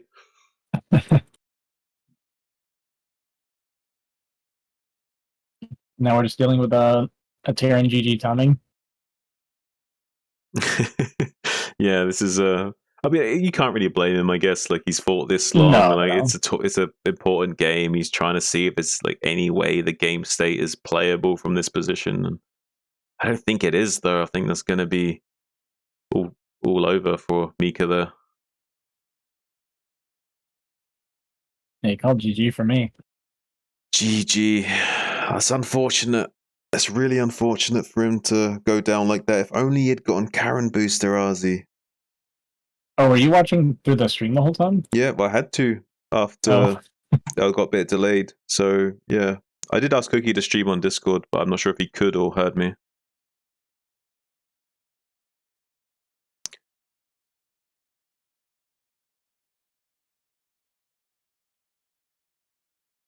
Well, you did pretty good considering you were several seconds behind me.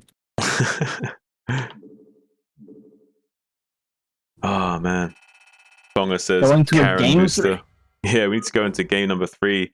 Fortunately for Tech, able to tie up that series with that beautiful carrier play. And sometimes cross-map carriers can be quite tricky to pull off as well. So props to him for being able to manage that. I mean, you could argue that it's more Mika's bizarre choice of neglecting to get the most important upgrade in the game imaginable at that point. But still, nice execution from that carrier micro, making sure he can pull out that win.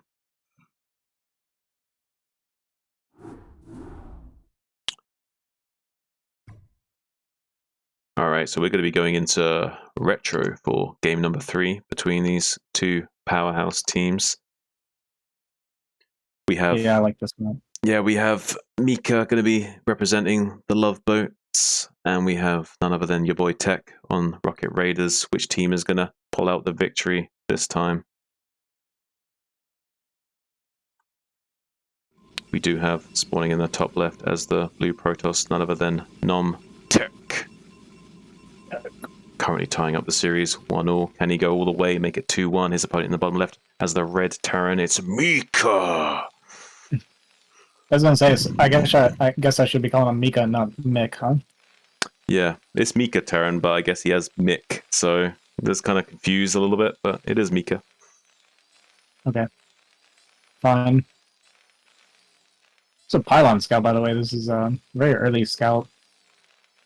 I hadn't been paying attention. I don't know if he's done this every game or not, but there's kind of no reason to Pylon scout a Terran unless you're worried about like a BBS or something. No, I guess he might be wanting to go for the gas steal if he gets a lucky early scout as well. That's a possible. I guess that's true. Possible reason for that, yeah. I just don't. Hoping for a gas steal on a 4-player map is not something I personally would ever advise because you're rolling the dice and the odds are definitely against you. On a 3-player map, at least it's 50-50, so I can kind of understand that. Yeah, no, I kind of agree with you as well. I'm not sure if I see pros do it very often, but I do sometimes see pros do the fairly early probe scout on 4-player maps, just in case they do get that lucky early game scout and can cause some harass and really disrupt the Terran's game plan. But like you say, it does kind of like hurt your own economy to do so, and is a little bit of a gamble still. It does also lose that probe scout, so a little bit painful for Tech there.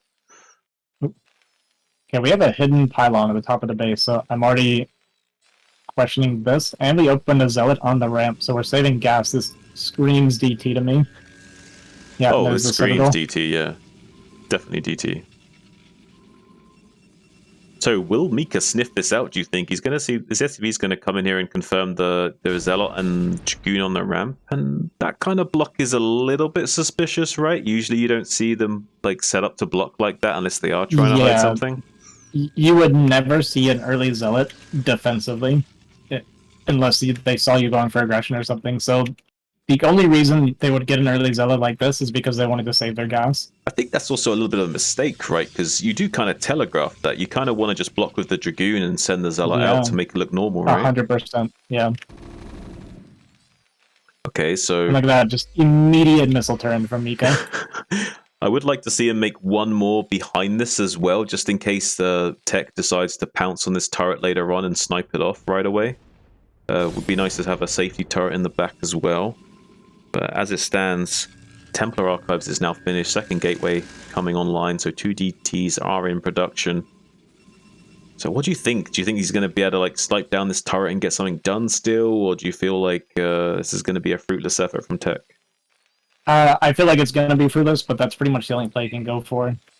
Like you said, I would like to see the safety turret because you do see that a lot when you see DT rushes and stuff, where they just kind of dive on the turret and hope, and here we go, exactly like this. Yeah, here it comes. Turret does fall down in short order, but he did that a lot sooner than maybe he should have, because this gives him plenty of time to rebuild another one. DTs are only just now coming down the ramp, and he has barely enough time to build those turrets. But he hasn't actually started the turrets, though. This is crazy. Right, if we had started the turrets right away, we would have been okay. But as it stands, I think the DTs get here just as the turret's about to finish, so maybe he can get on top of this turret yet again and finish it off. Oh, but Dragoon's taking a lot of shell damage from those tanks, and the turret will barely finish in time to shoot this DT. Will it get in? I don't think so. Oh, just barely going to be seen and shot at by the tanks. We killed our own turret! We killed our own turret! Oh no, this is a bad situation for Mika. Tables have been flipped. DTs are going into the main. There is a safety turret in the main mineral line, so he won't be too disrupted by this, but his factories are currently unshielded by the turrets, so at least this factory will be denied from going up, so it's still a little bit annoying. Behind this, Tech could be taking another expansion. I really feel like he should be double expanding behind these DTs. Yeah, he 100% needs to. He's extremely far behind on eco after this opener. And this isn't going to get a whole lot of damage, unfortunately. Like, it's annoying for Mika, but Tech needs a lot more than what we're getting here. Like, we killed 2 SCVs and, what, 1 or 2 tanks and we're delaying a factory. Like, it's just not enough. So yeah, we needed to be double That expanding. tank's a pretty one much swipe immediately though. behind us. Oh, we could have killed the tank. Oh, we're He getting is- into the he natural. We gets didn't the rebuild a natural turret. again.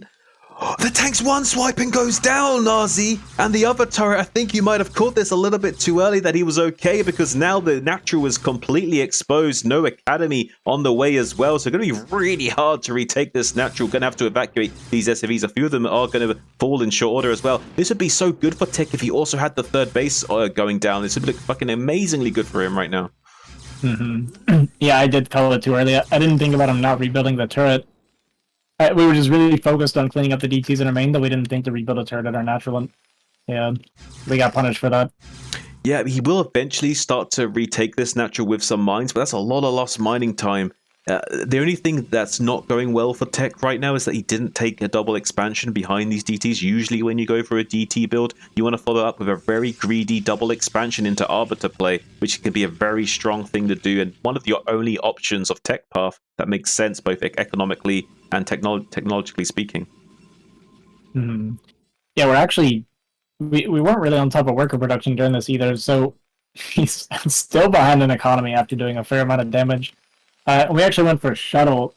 I don't think the shuttle is going to have much use here. The only thing it'd be good for is stopping a push. So it is very good defensively, but we're not going to be able to get any more damage with the shuttle. Yeah, he's loading up the shuttle with 3 DTs and a Zealot, but there are a healthy number of turrets kind of scattered around here. There is the chance that maybe he can get on top of turrets and kill them before the army gets in position to fight the DTs. That is a possibility. We do have an academy now, so we could be seeing some comsats. There's one comsat going down in the natural, so we'll have some scans available to us too, so it's very unlikely that these DTs will see much damage. It is a possibility, but it is very unlikely. I would very much like to see Tech taking his third expansion, his third base right this second. Any later, I think, is just too far gone for him, economically speaking. Currently, even on workers, which doesn't spell good news for the Terran player, for the Pros player here. Yeah, there's not really any long-term plan like set in motion yet for Tech. We're just kind of hoping for more damage right now. Yeah, I don't know. The barracks just burnt down because it never got repaired. I clicked it earlier and I didn't even think about it. Yeah, rebuild it in the same spot. Why not? I like that Mika's, I don't know if this is intentional or not, but he's rallied inside of his base during this. We are moving as the shuttle kind of gets into position, but being rallied inside the base does make it where drops are even more or less likely to hurt us. So I think he's going to try and distract him at the front a little bit, and then he's going to slide the shuttle into the main, or maybe wait for the Terran to come out from his base for a push and then go into the main with the shuttle to try and maximize the potential damage, because it is so unlikely to do much until then. Oh, he's moving the shuttle in now. He hasn't yet probed at the front. I really feel like if he's going to move in, he should have at least distracted him at the front before doing this. Instead, though, we do just see the 3 DTs and Zealot unloading into the main base and going to start shutting down some of the SCVs building buildings in the meantime, while also going to be running straight beeline to those turrets to start knocking them down. There is still comsats available. Will he go for those too, or will he just get turrets? He could also try and target down one of these comsats, but the tanks are already in position to deal with this. So now a scan going to be going off, and the Vulture is going to be making short work of these DTs, only picking up a couple of tanks for their effort. And in the natural, though, 4 Dragoons might get on top of this tank and pick it off. Some do go down to a mine, so Tech I really feel like he should have gone for this play first to try and distract Mika, then go into the main with the DTs, but as it stands, he decided to do the other way around and try and distract him in the back and pull his army back into the main and then hit him at the front. Didn't quite go the way he intended, I imagine, but he does have the third base on the way with some 5 gateway worth of production. I really would have liked to have seen him get this third base online a lot sooner and go into Arbiter straight away. So I feel like Mika's in a really good position here still. Yeah, very much so. One thing that Tech could have done, so while it was a tough situation with the turrets and stuff everywhere, and he dove on top of the turrets, one thing you can do to counteract this a little bit, the scanners, is once you've cleared the turrets, you actually bring the shuttle back in, so you can pick up the DTs as the scans come down, and this becomes so frustrating to deal with when there's no Goliath or anything to deal with the shuttle. I'm kind of blown away that we've taken so long to take this third base as Protoss, because usually you're thinking so greedy behind the DTs, no? It typically, because with DT, there's really only 2 ways to push, right? There's turret pushes, so you set up mines to try and catch DTs instead of turrets. you wait for a bunch of scans or vessels, right? Mhm. So because of that, like if you open early DT and you've got them on the back foot early, then yeah, you can usually relatively safely double expand. It can still be a little bit dangerous, but you kind of need to because your economy behind it's always going to be weak when you're going for some sort of cheesy damage play like that. Okay, so we do see Mika finally deciding to move out. There is a shuttle here. I don't think there's anything in it right now. So there's actually not enough infantry to fight this Terran force. So it looks like he is getting on top of the siege tanks, and picking off those siege tanks is key. He is trading off a lot of Dragoons, but there is still enough Terran force here to mop up the remainder of these Dragoons. So very interesting trades right now. The map on that is kind of bizarre. He is killing the tanks, but the vultures are still in a healthy enough count to keep bullying the rally Dragoons. So even though the tanks have been eliminated, the vultures can still get some work done. There is still a few mines available to them if they did want to push the issue and try and lay down some mines on those Dragoons. Instead, going to be a lot more passive and come back to the bridge location, fortify that, and try and wait for some more rallied units perhaps. I think Mika has a timing to go now. He has 5 factories worth of production. This is a good push for him. This 5 factory push timing is pretty strong. It is a little bit delayed, and he's only mining a few SCVs in his natural right now, so he's not currently well saturated, is Mika. So he has kind of put himself in a bit of an awkward position where he's not actually growing a lot right now. He's not quite well saturated enough to keep going forever, so he does kind of maybe need to get something done here soon, I think. Like, right now there is a healthy number of Dragoons to bully this back, but it's not quite a critical mass. He could still get something done here with these 2 additional tanks coming out of additional vulture support. He's doing a good job of microing back from these Zealots, does pick a few of them off before they can even get close to distance on those siege tanks, and does make short work of these other goons in short order. There's just 1 or 2 Dragoons remaining, and the siege tank doesn't go down, so it's looking really good for Mika. He can keep pushing all the way here. There's 6 gateway worth of production. 5 Dragoons just came out. 1 of the siege tanks is injured. If Mika keeps rallying all his units, he might be able to make this work. There will be 4 siege tanks to 5 Dragoons and a lot of vultures, and a couple of Goliaths are going to be zoning out these shuttles and maybe sniping a few of them off. 1 shuttle does go down. More mines being laid in the natural of tech here. I think that Mika might be able to put the squeeze play on him here and actually get a win out of this. Yeah, this is looking pretty tough. I think Tech got a little bit over-eager on attacking into the army, because the longer this goes on, the better it would be for Tech. Yeah, just a little bit aggressive, kind of walking into it. Like, fighting it a little bit and delaying it, forcing the siege, that kind of thing, it'd be good, but we're just dive bombing on top of the tanks again right now.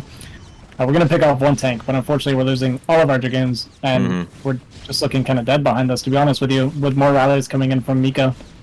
Yeah, these Goliaths, I don't see how Tech holds his push. Yeah, these Goliaths are going to make it impossible for him to use a Zealot bomb to just like deal with the tanks in that way as well. Like with the 2 Goliaths and turret set up here, it's going to be really hard for him to get on top of it. But he is going to try it anyway. 4 Zealots are loaded up, and he isn't actually shooting instantly. Might still get these 4 Zealots. Only 2 of them get out in time. That Goliath was just enough DPS to kind of shut that down, as well. I was worried about that. With this Goliath support, it's going to be very difficult to break this position with any shuttle play. It looks like that's going to be the case. Looks like Mika making short work of these Protoss forces here, mopping up the remainder of those Dragoons. Some Zealots streamlining down from the ramp, but is this only 6 gateway production? He can produce 6 units at a time. There's enough force here set up from Mika now to kind of not only do damage and kill this expansion gradually, but also start mowing down the probes as they evacuate and eventually take the game, because he's contained this rally point. There's only 1 gateway at 12 o'clock right now, so even though there's still a healthy number of probes mining and a lot of resources for Tech, he hasn't got enough production to bust out of this contain and prevent any further damage. Slowly Mika is going to creep his way forward, kill this Nexus, contain the Protoss, and lock him out from ever hoping to get out. 5 DTs going to be 6 DTs going to be coming out, but we still have scans and turrets available to us. So unfortunately, these DTs might not be as fruitful as he had hoped. I guess, like, you know, when behind, make DTs kind of attitude here. Going to be trying to utilize all the tools at his disposal to try and survive. I don't think it's going to be quite enough though. We do have a really huge tank line for Mika set up here, so I think it's just too much for him to handle, Azhi. Yeah, I don't. Oh, I guess that's it. GG. But yeah, I was gonna say I don't think that can break out. Once your ramp gets controlled like this Protoss will become so incredibly inefficient, difficult to break out. Well, GG. Looks like Tech unfortunately going to be tapping out Mika, picking up another win for Team Loveboat, going up 2-0 in the series. Next, we've got BR House going to be going up against the Throne of Bone. That's going to be an interesting little PvZ action for you coming up shortly. You want 5 minutes, guys? Yep. Yeah, sure. Okay. You're off now. Hey, Cookie, in those situations, are you able to stream on Discord or not? I am sorry. I just was worried it was going to crash my thing or something. Right, okay. But I've never done it before. I could try. Well, what are you using? I just use Ob Studio. Okay, well, I use Obs when I'm streaming and I do Discord streaming. I've never had any problems, so it's possible that it'd be okay if you did Okay. it. I've never had issues. Yeah, I could try it. If that happens again, I could try for sure. Okay, sounds good. Oh, did he? I didn't even notice. Did he get Goliath range that game? That's pretty funny. He got it for that game, but not the carrier game. That is pretty funny. That's awesome.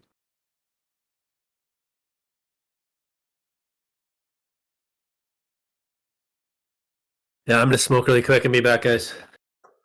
All right, sounds good there, bud. I'll do the same. I'll awkwardly sit here by myself. Sounds good, Azhi. You can watch the highlights. Oh yeah.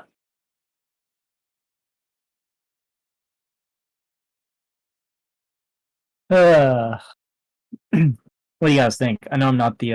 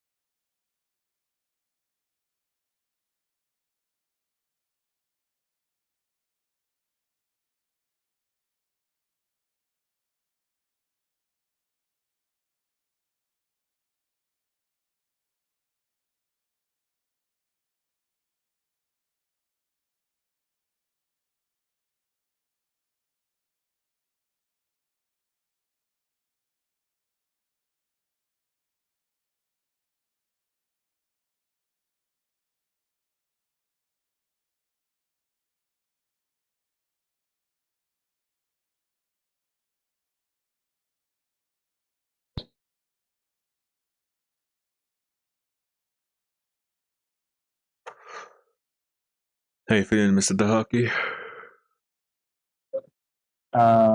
fine, Jean. How are you feeling, little buddy? Feeling all right, big buddy.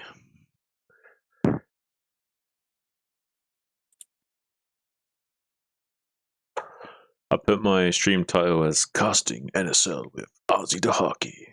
Exclamation point. I gave you an exclamation point, and I capitalized your name. Thanks. You're welcome. I put a smiley face. I got a smiley face? Well, I said, well, it's kind of more attached to Cookie. It's Jean and Cookie smiley face. Ah, okay. So I'm Even like, though Cookie's not actually casting, but he still gets a smiley face. that's okay. I want Cookie to have the smiley face. He can have the smiley face sticker. He deserves a cookie for all his effort as well. Oh yeah. Oh yeah. Oh yeah, bud. Oh yeah, bud. That's my my Saiyan impersonation. Saiyan doesn't even Going out sound for a like rip, are you, bud? Say what? Saiyan doesn't even sound that Canadian. No, he doesn't. He's got that like neutral accent going on.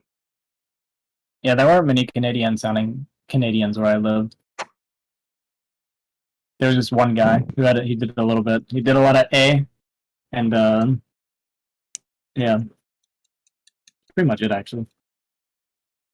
But there was one of the girls I dated while I was up there, and she had like no accent, but then she randomly said around a boot, and I was like, "What the heck is that?"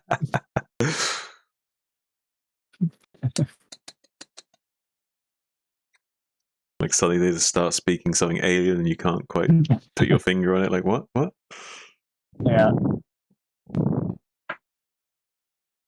What the? Especially when it like contrasts the neutrality of them usually. Yeah, exactly. But the worst of it was definitely when I went to Newfoundland for a vacation, and I could not understand anything anybody said to me the entire time I was there. Mm. One of my favorite examples, we were eating like lobster, a bunch of like boiled lobster, and then one of the guys comes up to me and he's like, "You ever had goat?" And I was like, yeah, I live on a farm." And then he started talking about like what it did to him when he had, quote unquote goat. And it wasn't like I was so confused for the whole conversation. And then afterwards I asked someone, I was like, what was he talking about? And then she was like, "Oh, he said gout, not goat." I was like, "No, he said goat." Oh, gout. That's funny.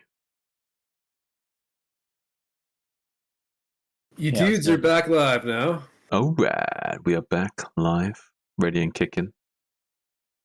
Azhi's going to talk about his farm for a minute while I get a drink, and then we're going to get into the game. Yep, tell him about your farm, Azhi. How does it feel being an Alabama farmer? Feels great, everybody. We have cows and chickens and pigs and goats, and we name some of them. We eat most of them. Hang on, I'm being yelled for. 1 second.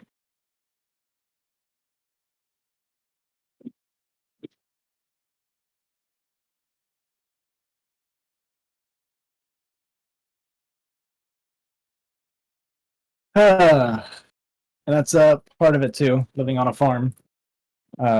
It's hard to have a schedule because the animals don't really care about your schedule. If something's going on, then it's time to go out there and take care of it.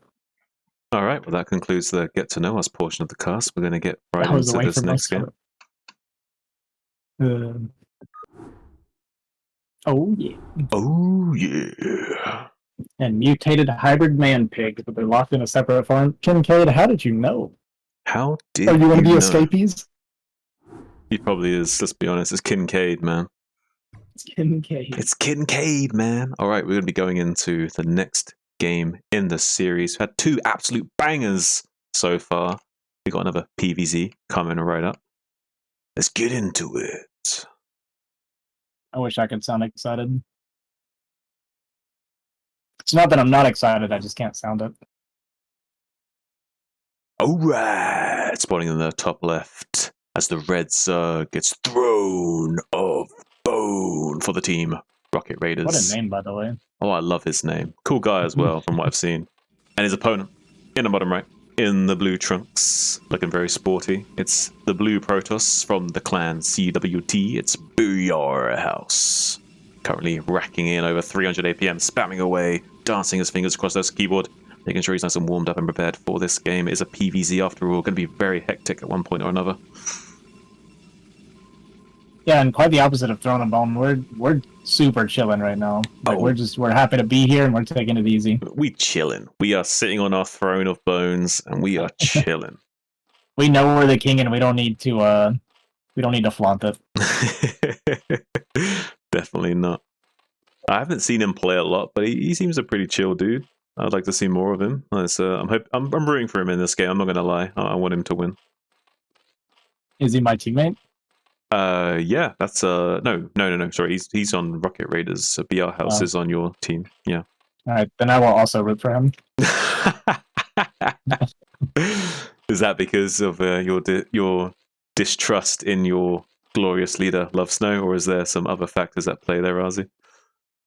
No, you know what it comes down to is I actually believe in Love Snow so much in his game against Doodle that I'm hoping that he becomes like the make or break game. You know what I mean? That's faith I have that he'll be able to take out Doodle. It might happen. I mean, Lostno's pretty strong player when he's playing absolutely on his A game. He's conceptually S rank, you know what I mean? You say he's a strong player when he's playing on his A game. I would argue that he's a strong player if he plays the series at all. Well, you just think he, in general, is a very strong player. Ooh. Yeah, when he shows up. Okay. Yeah, when he shows up to any game, I think he does perform reasonably well until he throws the game in a spectacularly amazing fashion, you know. Anyway, we do see that being said, go on. I was just gonna say our opener from toss here. We got a 2-gate in base, not even forward in our base. Hey, that's what I was gonna say. Go on. Yeah, I'm just really curious, like how we're planning on playing it out from here. Yeah. What do you think? I do not like in-base 2 gates for a multitude of reasons.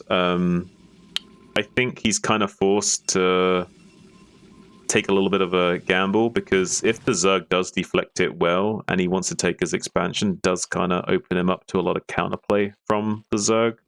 And so I like to see the 2 gate at least closer to the ramp, or maybe in the natural, kind of give us some more flexibility with our options. But I don't totally mind it. Especially if he's got some very specific game plan of timing in mind, where he wants to go for very fast sell-out legs or something. Do see the very fast 3 hatcheries going to be coming out of Throne of Bone, very standard and stereotypical, without a third gas being taken. So we will not have Ling speed accessible for quite some time, at least. Lings are also kind of out of position and will not be seeing these 2 zealots moving across the map. So Throne of Bone completely in the dark to this right now, and it's making drones, Azhi Dahaki. He actually may get caught off guard by this. This is insane. This is crazy. He's going to have Lings across the map as Zealots are showing up, because he's going to go bottom left. He's going to be all the way tucked in the corner when these Zealots show up, possibly. This is why you drone scout. Okay, we did at least turn around from the natural, but that would be hilarious if this was his main base then. Oh man, this is crazy situation. Just going to be cancelling those eggs, immediately making Lings, and the Zealots already picking up 1 kill for their trouble. Going to be going into the main base of Throne of Bone, and the drone actually blocking those Zealots for a few seconds. So throwing a bone at him, trying to like put. He hasn't exactly got a wrench to throw in the spanner works, but he has got a few bones, you know, a few femurs and stuff he can maybe use to slow down this Protoss here. Does pick off one of those Zealots with those Lings coming out. There is a Zealot in the main base. A couple of Zerglings and drones going to be trying to fight that back. Now all this 4 Zealots here going to be getting on top of these Lings and drones, though 2 of the Lings going to go down and the drones will be focused by a little bit of a drill to disrupt the Zealots going down. A little bit of caution from the Protoss player. They're going to be backing out and backing back in again to get more and more of those drone kills. And I think he should just be evacuating these drones. He's losing so many drones. Right now down to 9. There's currently 19 workers for the Protoss player. So Protoss players' economy is so much healthier behind this. Does manage to clear up some of those Zealots, but there's still 4 in the main line here of the battle, clearing up all of these Zerglings. Azhi, what do you think? Do you think this is too much damage, or do you think he can stabilize?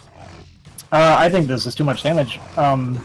It's really, really good trading. We got him down to 9 drones, like you said. We're on 19 probes. And the thing is, behind us, House decided, because we're getting damage, we're going to go 3 gates and even a 4th gateway. 4 gates. We're going 4 gates. We're going to end this man. So hang on a minute. Like, thinking about this logically, like there is a win condition here for Throne of Bone that he could just defend this and then macro up and then be okay. But the issue for him, he did take this 3rd base location, right? So he has got another place he would have to sunken up to defend against this. Overlord could also shimmy into the main base and sniff what's going out. What's going to be coming out from the Protoss player here soon. There is being a gas taken and a core, I believe, about to be thrown down. Yeah, there's the core. So we're going to be seeing a little bit of a tech coming out of the Protoss as a follow-up, but so far quite a lot of Zealots being produced, 4 at a time. So really strong from the Protoss player, but there is some Lings moving out to maybe sniff this, maybe get this Zealot that's currently out of position from the wall, but not quite getting on top of it. So it would have been really nice if he can get some good service error on these Zealots, maybe pick off 1 or 2, but unfortunately unable to do so. Going to be losing some Lings instead, and actually looking really good for BR House, getting a few of those Ling kills without losing a single Zealot. Yeah, what I'd like to have seen from Throne of Bone is maybe not feel the need to get so aggressive. Like, we had the Overlord and we saw he's still on 1 base, right? And we saw the Zealot count. So what Throne could actually have done is you stay outside the natural here and just basically threaten with the lings. You're on 3 base and he's on 1 base, right? So you just need these lings to stall time to make him stay home and threaten run-bys while you're getting set up at home. I think you're right, Azhi. One thing I would like to notice is that it's almost like Throne of Bone was like casting a hex curse on BR House in the earlier. Maybe Throne of Bone is like some kind of necromancer, because like right now he's playing with more APM than BR House. It's almost like he did some kind of spell on him to like steal his APM. Like it's like, you know, wait 5 minutes and steal my opponent's APM kind of way of playing. And with these 2 sunken colonies online, he will have a decent buffer against these zealots, but there's still quite a few of these zealots. There's no +1 upgraded, so they will be having to 3-shot these lings, but there is still quite a healthy chunk of these zealots, so we'll be making fairly sure. Oh, he kind of hesitated on that sunken. He didn't commit to the sunken volley, so it did take a little bit longer to kill that than maybe necessary. There's some more lings going to be coming up. Most of these zealots are fairly healthy. All their shields have gone, but they still have a fairly big chunk of health, so only a few of them are going to be going down to these lings. So really nightmare situation for Throne of Bone here. He's going to be losing some of these drones in the natural as well. We'll have to evacuate them to the main base. There's currently 50 supply for this Protoss player, down to 30 for Throne of Bone of only 20 drones. So only have like 10 lings able to fight at this moment, with more and more being produced as the lava becomes available.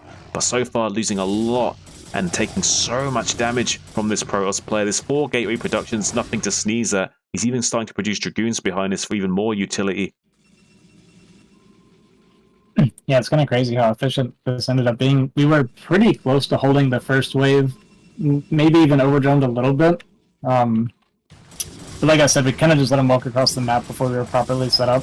It was so close to actually stabilizing for Throne of Bone, but now the situation's looking pretty dire. We have so many zealots in our main base. We have goons coming across the map now. Yeah, we're just losing too much economy at this point. Yeah, the situation is becoming less and less tenable for Throne of Bone here, as more and more drones biting the dust, down to just 9 drones to 27. So unfortunately he's down 3-1 in his economy to the Protoss player. Some Dragoons will be intercepted by some lings, but the lings do not have speed, so the Dragoons can micro against them a little bit and try and survive for as long as possible. Maybe going to get this 1 Dragoon into the main base to try and meet up with these zealots to keep fighting. So far Throne of Bone taking an absolute punishing, while the Protoss player just keeping his macro solid, pumping units out of these 4 gateways over and over again. And now with the Dragoon support providing some more utility to these zealots, going to make it even harder for the Zerglings to overpower this position. Dragoons also reducing the surface area. Oh, but he's on move command and loses some of his forces for free here. Some of the Zerglings kind of turning the tables on the Protoss player just a little bit. BR House losing some of those units, but it's still just too many Protoss units, so it will take him a lot more lings to clean this up. Although he is starting to stabilize with a Spire finishing. Maybe he can turn this game around. The Dragoons have been taken out. Look at this, throwing a bone in to BR House's assault here. There is a Dragoon and 2 Zealots, but there's a now nice healthy supply of 11 lings here, Azhi. What do you think? Do you think he's got this? I think he might have this, actually. It's hard to see, but it's not impossible. Like, if we actually get a half-decent muta count up, then this is really bad for BR House. And we're actually pushing them across the map, and we're rebuilding drones behind us. So, even though it looks almost unwinnable for Throne, he's managed to stabilize just a little bit.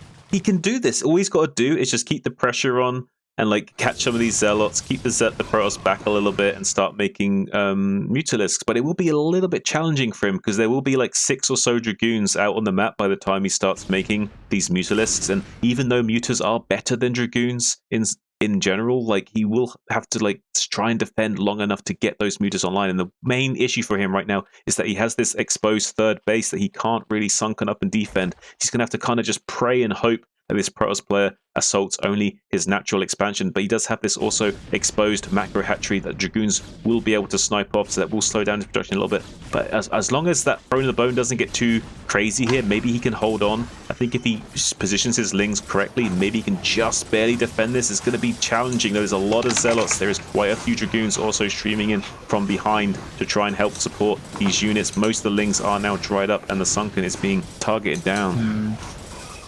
Yeah, looks like we're just barely not going to be able to hold him. That's crazy, though. I really respect Throne's tenacity here.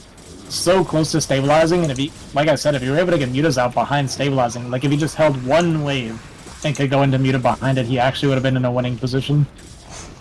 Yeah, I believe so. Like he could have actually turned this into a winning position. It's unfortunate that he got killed when he did. It looked like there was maybe a small window there for him to maybe turn the game around. He did have quite a lot of gas banked up as well, so could have gotten up to like 7 or so mutas fairly quickly, and then maybe put on some counter-offensive, kill the probes in the main base, forcing the Dragoons to go back home to defend, while also sunkening up and defending himself and trying to get the most out of his free base economy. Could have been actually a winning position for throwing a bone there. Unfortunately, they're going to be losing some more of these overlords and hatcheries and drones, and will eventually maybe have to tap out here. Yeah, I don't think there's any way to stabilize anymore. We do have the 2 mutas flying across the map, which will be able to shut down mining a little bit, but eventually they will be... Look at all the units just queued up in the gateways for PR House. He just doesn't want to expand. He's refusing to expand. He wants to win this game with 1 base only. We got close to mining out our main base by the time we killed Throne. Maybe that's a good time. That's the trigger time to expand, is when you become mined out, then you make the Nexus, Azhi. Now what you do is you spend the minerals first, and then you long distance mine to get the minerals to expand. I mean, I beat Art of Turtle doing that before.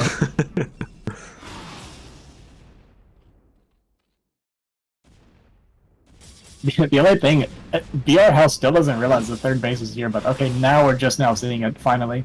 He was actually coming back to defend against the mutas because he didn't know where else to go. Does he even know about this 3rd base? Like he just saw it with the Dragoon. His Dragoon just shot it over the wall. Was that his first time even having any idea about the 3rd base? Yeah, he hadn't even spotted the creep up to that point. Oh, that's crazy. I was checking his vision earlier.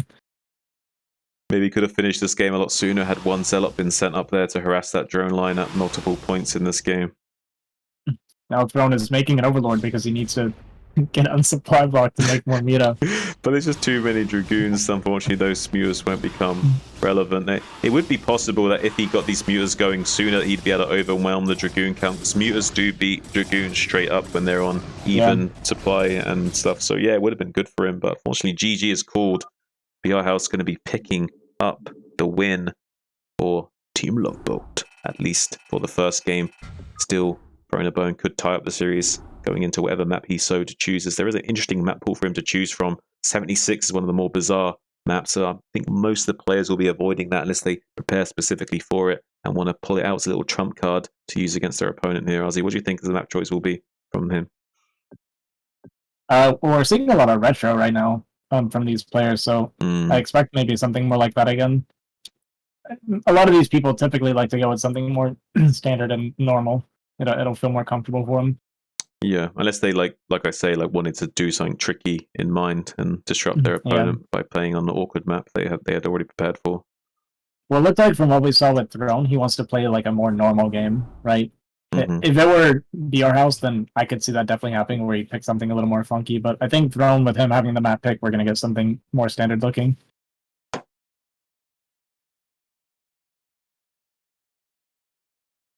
All right, Azhi, so I've got good news and bad news. Okay, go ahead. What would you like first, the good news or bad news? Only the bad news this one. Only the bad news. The bad news is you were wrong. Okay. Cool. That's all I wanted to know.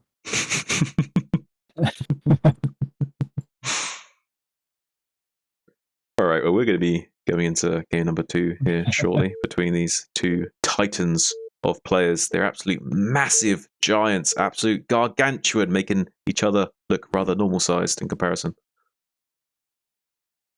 And it is 76. Azhi was wrong. That's the good news. We got a nice crazy map for you guys going into it. We got BR House spawning in the top left as blue. I love that color blue. Looks good on Protoss. And his opponent in the top right. Didn't quite throw a bone into him last game, but it's a different map, different time. And he's not making drones. This might be crazy. This might be crazy. Might be 5 pool. Oh my god. Azhi, he's gonna 5 pool. I love it. I actually love it. I love We're gonna 5 pool on the proxy minerals. Oh yeah. Now does he scout, Azhi? Will he see this? He's trying hard to get this probe across. He's not. Oh, okay, he's getting it across. It is quite tricky to get this off. Making sure you get the probe across those Darin crystal formations can be a little bit tricky. You want to send that probe out extra early to make sure you can get that, because those minerals will disappear and make it impossible to ever get down there again without some kind of drop tech. What time did they disappear at, do you know? I think it's around about just after he finished it. I think it's like 40, 50 seconds, something like that. I believe it is 53 seconds. 53 seconds. Gotcha. Okay. Also, hello. So, hello. Hi. The reason I really like this kind of pool play, like the thought process behind it, is that your opponent's going to want to, like, essentially they sacrifice a probe in the beginning of the game, right? So their income's going to be lower while you're committing even harder to an all-in. So it's actually, like, more beneficial going all-in and them cutting their economy to do something like this. And he's going for an in-base gateway after getting this probe down here. So we'll have some tools to defend against this eventually. Maybe able to squeeze out a Zealot. The 6-lings will be running down the ramp momentarily. Luckily for him, there is a probe scout going on the way. Maybe it will see these lings just enough in time that maybe he can even block the ramp with a probe. Maybe make something happen here and delay this enough to get something going. The lings do target the probe and run around a little bit, so going to slow them down ever so slightly. Zealot is currently on the way. Do you think he should probe block the ramp here to slow this down? I think he maybe should do something. I think you have to, yeah. The Zealot started a bit too late because we went second gateway before we started the Zealot, which isn't like abnormal, but letting these in, it can get really, really dire really quickly.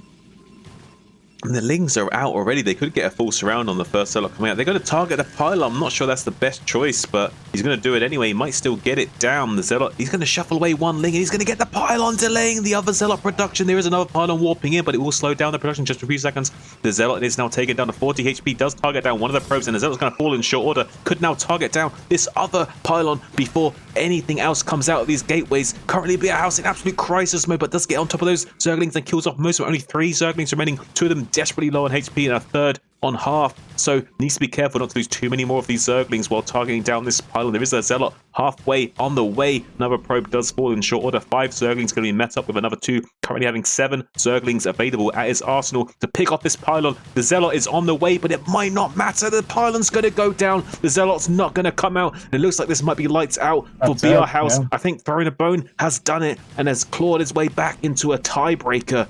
Getting on top of these probes now. Just 5 probes remaining for BR House here, Azhi.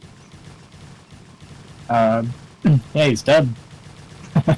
Yeah, it's like I said, it is. We cut the early economy to go for the mineral hop, right? So our Zealot's a little bit extra delayed compared to like the 5 pool with the proxy mining and stuff. So yeah, I wasn't sure either about the pylon targeting at first, but it ended up working out pretty well. GG. Wow, Throwing a Bone going to be tying up the series, giving a little bit of life in the for the Raiders. Can he clinch it in the decider match? Almost beating the BGH record.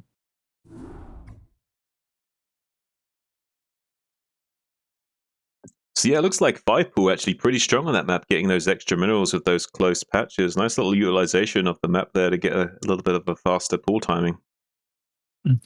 Yeah, it is kind of tough. Like, if a Zealot gets out and a Zealot gets on that ramp, then you're kind of good to go. But it's kind of like what we were saying. We needed to maybe pull a few probes. Like, if you make a line of probes or something, and as they're taking damage, you kind of drill them back into the mineral line, you can buy so much time because single file lings are going to go through that very slowly. Yeah, 2-3 probes, I think, slow that down more than enough. I think would have been a much more tangible and logical approach to that situation. But unfortunately, didn't quite work out for him. We will be going into a decider match on Retro as our game number 3. Interesting PvZ map. I can see why the Protoss player picked it as well. Definitely a great choice for PvZ.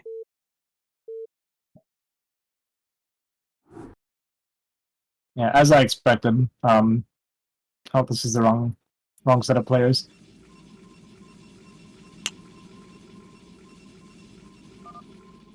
Yeah. Technical difficulties, please stand by. As I expected, the wrong players. Called it. Well, it looked like the Protoss player was frustrated, so he created a time machine and like rewound time a little bit to try and like figure out what he needed to do differently. Buy himself some more time, you know. These Protoss players using their gimmicky strategies, what can we say? Yeah, Yeah, he made his opponent pick turn, and I feel like he was going to go for a DT rush that game. All right, well, we are going to be going into the tiebreaker, and it is going to be retro, like we suspected. Let's get into it.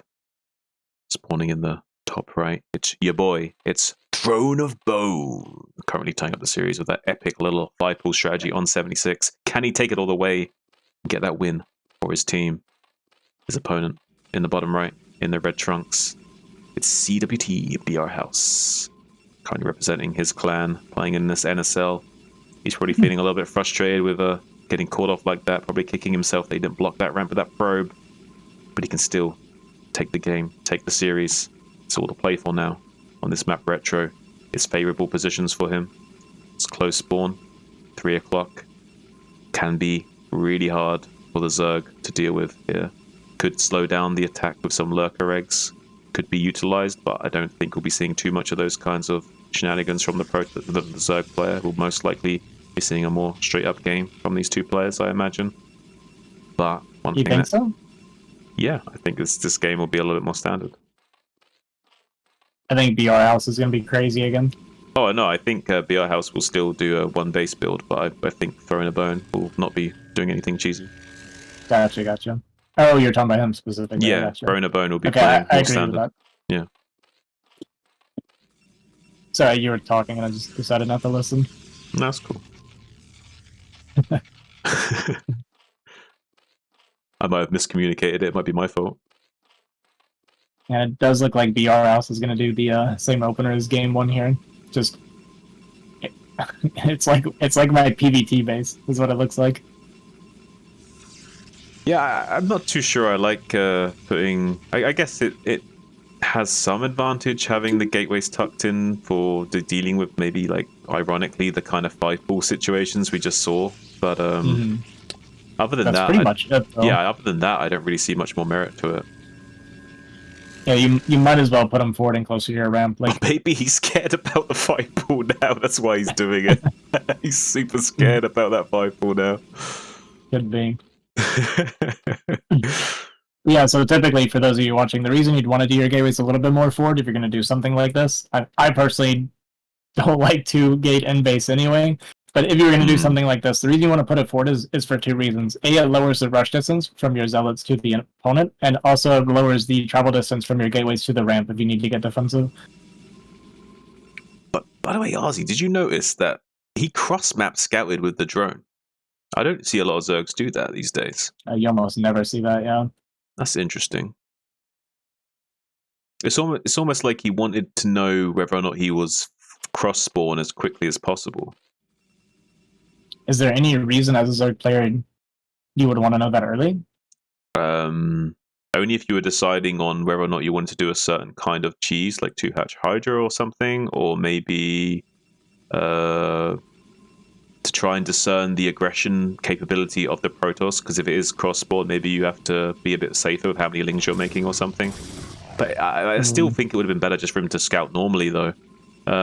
He does get the drone scout kill as well, which is really unfortunate. So now he will confirm the exact build that the Protoss player is doing. So we will be seeing that creep colony thrown down and probably a macro hatchery here as part of the Sim City in the natural as well. Oh, throwing down the second sunken, really committing to this. I actually like this response.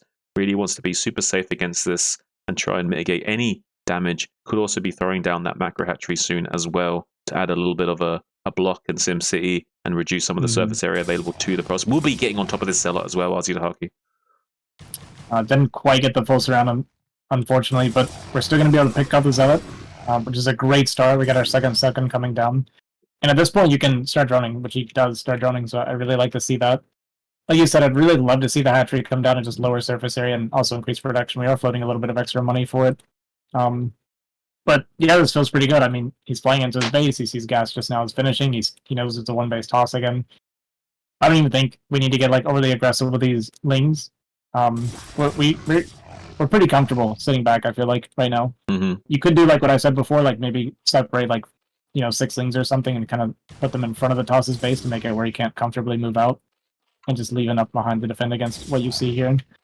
Yeah, now there is technically enough lings to kill these 4 zealots, but one thing he has to be wary of, Azhi, is that, as we know, this probe does allow these zealots to 2-shot lings. Just 1 particle beam help from the probe does allow the lings to be 2-shot, so has to really respect that. Doesn't really want to challenge those zealots, who wisely didn't engage there, because he would have lost so many lings and probably didn't kill any but maybe 1 or 2 zealots at best. So really wise for him not to try and commit that. He's going to be going into lair, Pronabone. I really like that call. I think Mutaling is such a good play against one base when you see that it's not Corsair, right? Like he sees 4 Gateway. Exactly, yeah. He knows that it's not Corsair Russian, and Muta just scales so well against pure Gateway army. Oh, 100%. Mutas are so good against goons. If it's just like 1-for-1 trade ratio, like the mutas always win. So it can be really good for me. He's gonna need to get this second gas online.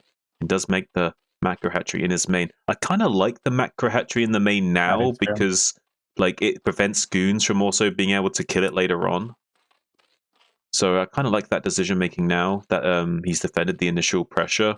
We'll be making a 3rd sunken in the natural as well. We do have quite a healthy count of 10 zealots. If he's making the Hydra Den, I think I would have liked to have seen that in the front to kind of telegraph that while going mutas behind it.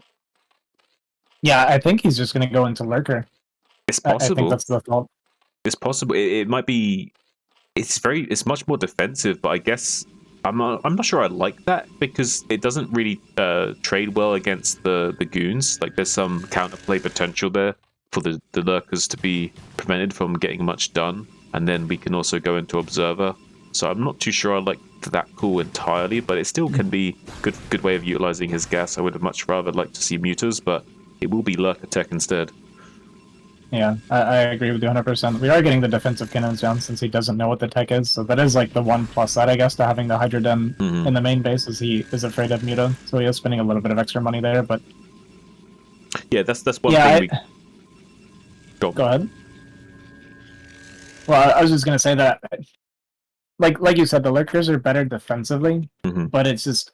It becomes very difficult to kill your opponent with this. If he does have the observers coming down, then the Goon Zealot can actually kind of fight it off, and he'd be able to take an expansion a bit easier. If you get muted control and you get a Muta army scaling up, it becomes impossible for Toss to really do anything, unless he makes like a ton of cannons at home. And even then, Mutas still don't do poorly against cannons when you get enough. Oh, I 100% agree with that. But one thing I don't understand is why he got his +1 weapons so late. I really feel like if you're going to commit to this like 4 gateway style, we need to be squeezing out that +1 just a little bit earlier so that we can get even more value out of this heavy zealot count. And look at the Evo timing. Where is it at? Oh, there it is. Yeah. Like, he's only just now getting his weapons and we already have an Evo chamber. I feel like it's way too late. Speedling's going to be getting into the main base of the Protoss and getting on top of these helpless 5 Dragoons, desperately retreating to the safety of these cannons. We'll be forcing these Zerglings to turn around now. Needs to be careful. These Zerglings can get boxed into the main base. The Zealots are on the ramp now. Needs to start trying to get some trades off of these Lings to make sure they don't just die for nothing. We'll be trading off some of these Zealots and Dragoons. Needs to be doing as much as possible with these units. Does get a few for his trouble, doesn't lose too many for nothing, and will maybe be getting out with a couple that he can use for scouting. Does also snipe out the probe on the way, denying the Protoss player from maybe taking that Nexus a little bit earlier than he would like to. Yeah, our drone count's a little bit low considering the situation. We just now added on like an extra like 5 or 6. We were pretty low. We've got the Lurkers coming out, so we're not in any danger of getting killed, but it's going to be really hard to get aggressive across the map, and I want to see how BR House responds to seeing the Lurkers in defensive position. If he just goes ahead and expands, or if we're going to tech in a Templar, or what he wants to do here. Yeah, these 2 Lurkers are just going to like completely nullify the value of these Zealots coming in here, and they don't even have speed yet, so we'll be shutting down any pressure from the Protoss player. I would really have liked to seen an expansion from BR House. He should know that there's seeing this Lurker tech now, especially that there will be really slow coming out from Zerg, so he should have enough time to get this expansion online while getting his observers. Is he yet? He's not making a robo, right? He should be making a robo like right now. Yeah, we're seeing no reaction so far to the Lurker. This is a little bit problematic, Azhi. He can't even really gain any ground until he makes those observers, so he's even going to be losing one of these Dragoons, another one dangerously Now low the on robo comes HP. down. Finally, the robo's coming down, but he still hasn't yet to make an expansion. I would say the game's Yeah. still... Go on. I was just gonna say, there's no win condition on one base at this point. We have to expand if we want to have any chance of breaking the Zerg or winning this game. Mm-hmm. Yeah, I mean, I would say the game's fairly even in a sense, in the sense of like we've still got 2 base Zerg versus 1 base Protoss. The drone count's not too crazy, although it is pretty high. As soon as the Zerg gets a 3rd base online, it's going to be problematic for the Protoss. Lurkers moving down into the Zealot line, going to be just burrowing in their face and shaving off some of their HP with some Hydra support to try and punish the retreating Protoss army. It's going to slightly whittling down this Protoss force. Already some of these Zealots quite heavily bruised, so will be dying even faster than usual in the upcoming engagements. So going to be a little bit tricky for BR House to get much done here. It's going to be throwing down this natural Nexus wisely, but so far it looks like Throne of Bone going to be moving out into the middle of the map with these force, finally choosing a different line of attack, going to be sneaking around this Protoss force, might be getting into the natural unbeknownst to BR House, and he might not be able to react in time, might even be getting the cancel on this. Oh, but the army moves just barely now, so might be able to get down here to help. But if the Lurkers get into position and burrow, he still has to wait for the Observers. Observatory's only just now finishing, so this could be really problematic for BR House trying to just move command past these Lurkers, taking so many subterranean spines from these Lurkers, a lot of damage being done to this Protoss army while he tries to pick off the Hydras, taking so much damage, and he still hasn't built an Observer. The Observatory's finished. He needs to queue up an Observer right now, just barely starting it. Yeah, this is pretty rough. We're gonna lose this expansion. Well, are we? Even if we don't at this point, it doesn't even matter that much. We've killed so much army now, right? Mm-hmm. Yeah, we lost so many infantry units to these Lurkers. It's crazy. And it's going to be hard to mop up the Lurkers even with the Observer. Yeah, exactly. That's what I was going to say. It feels like we've lost so much army that by the time we kill this, you know, we're never going to be able to get across the map and get damage in or stop the Zerg from growing. And these other units are already softened up, Artie. These Dragoons are already really low HP. He's going to lose some of these Dragoons. If he's lucky and the Lurker Spines don't connect on these... Oh, there it goes. That's what I was worried about. The double shot on those 2 Dragoons. See, even though he's going to clean this up, he lost quite a lot of his infantry, and now there's more and more units streaming down from the Zerg. Another control group-ish worth of Hydra, and a few Lurkers to boot as well. So it's going to be really tough for BR House to hold here. And this Nexus is already really dangerously low on HP. 1 Dragoon falling in short. There are 2 Observers, so he can spot the Lurkers, but he hasn't got enough army to kill the Lurkers. Alpha Observer goes down. He's got 1 Observer left. If this Observer falls, it's definitely going to be lights out for him. I think he's going to lose the Nexus anyway, so I don't think he can recover from here. Yeah, this looks pretty over, to be honest. I don't even... Once Zerg gets the bottom of your ramp, it's the same issue as with really any matchup for Protoss or really any race at all. Coming down your ramp is so inefficient, right? If we have like a Lurker, we essentially have a Lurker contain set up on this tiny ramp against a 1-base Protoss now. Yeah, he just picked off the last remaining... Oh, there's 1 more Observer on the ramp, so he has 1 more Observer left, but he did lose 2 Observers, so only down to the remaining 1 as well. Throne of Bone could pick that off and make it impossible to push down here forever. Yeah, GG's going to be cool. It's over. Yeah. Wow. Throne of Bone picking up the win for the Raiders. Unfortunately, Team Loveboat going to be finally dropping a match in the series. Let's go, Raiders! Let's go, Raiders! I'm going to be right back, sorry. All right, guys, we're going to have a little intermission here. We'll get straight into the next game and the next tier.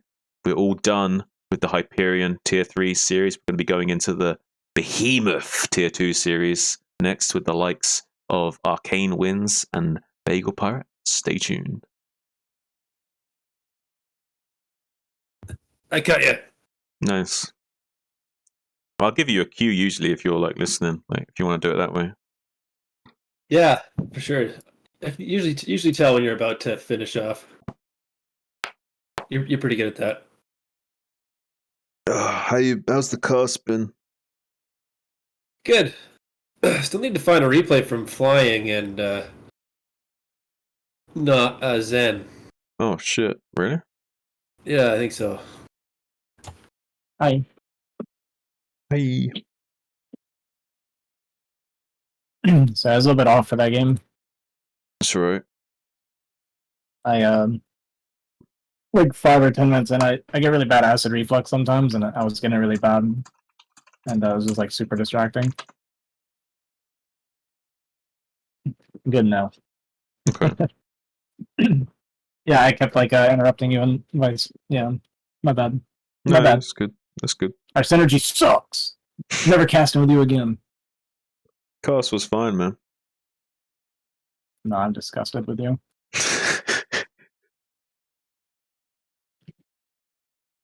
So we got Bagel Pirate. Heck yeah. I like that name. Moving on to tier 2. Yeah, got tier 2. It's a Canadian versus the British man Arcane wins. Yeah. Yeah. The Cross player.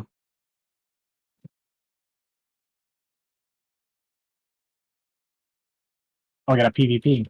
This is my specialty. All right, I'm all set up. How are you guys feeling? Need more time? I'm good. A few more minutes? I'm good. We can do it, and I'll take a break to smoke next series, between next series. Okay. Well, I kind of feel like smoking right now too. Yeah. Should Well, we do the 5-minute replay video? we can do, yeah. If you want to smoke up first, I'm down. Okay. You okay with that, Dahaki? Yeah, I don't have a choice, so whatever. What makes you guys happy? I mean, it is a switch between tiers. It makes sense to have a slightly longer intermission Yeah, between no, the tier I'm switch. joking. Yeah, by all means. You guys go ahead. I'll get some food or something. 5 more minutes to help your throat. Yeah, I mean, I'm good now, but yeah. You guys go ahead. Okay, I'll cue the video. All right.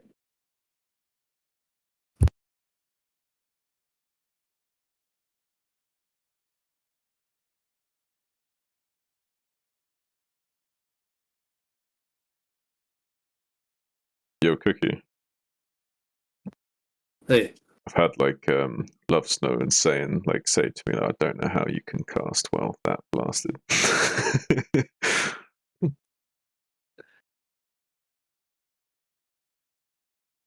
Can you tell when I'm casting that I'm blasted or not? No, I can't tell. Yeah, I did think that most people would be able to tell. I'm usually in the same boat as you, I guess, so.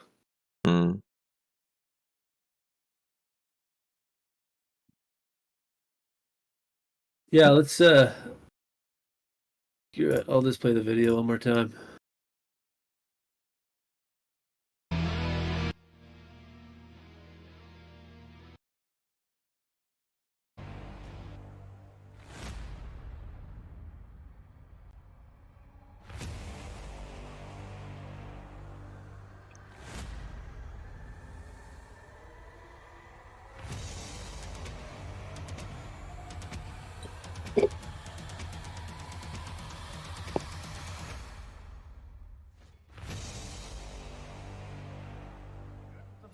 This time though, not going too far forward, although misses up this big storm. Those storms are massive. Does a decent dodge on that first one. These next ones have been huge.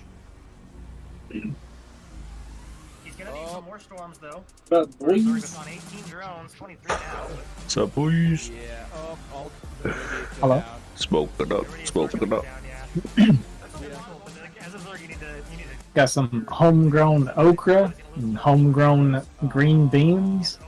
Well, And damn. homegrown pig meat.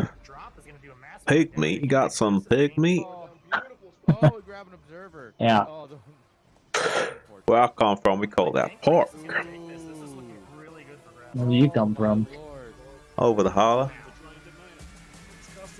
Stop.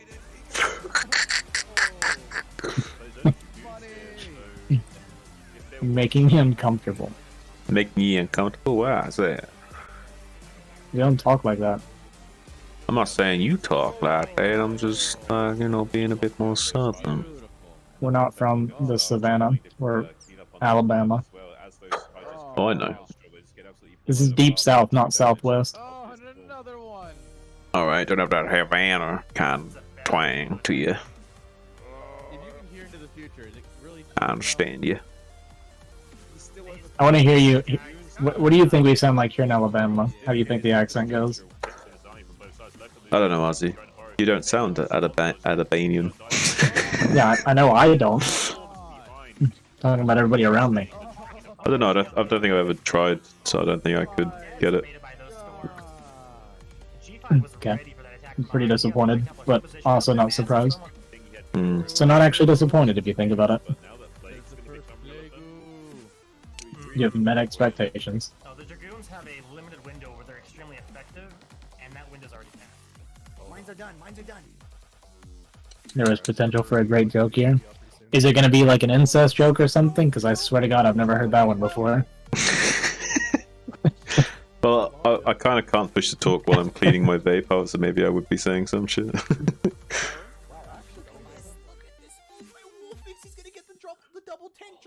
There's a lot of times I have to bite my tongue with Azhi Dahaki. I have to resist the temptation.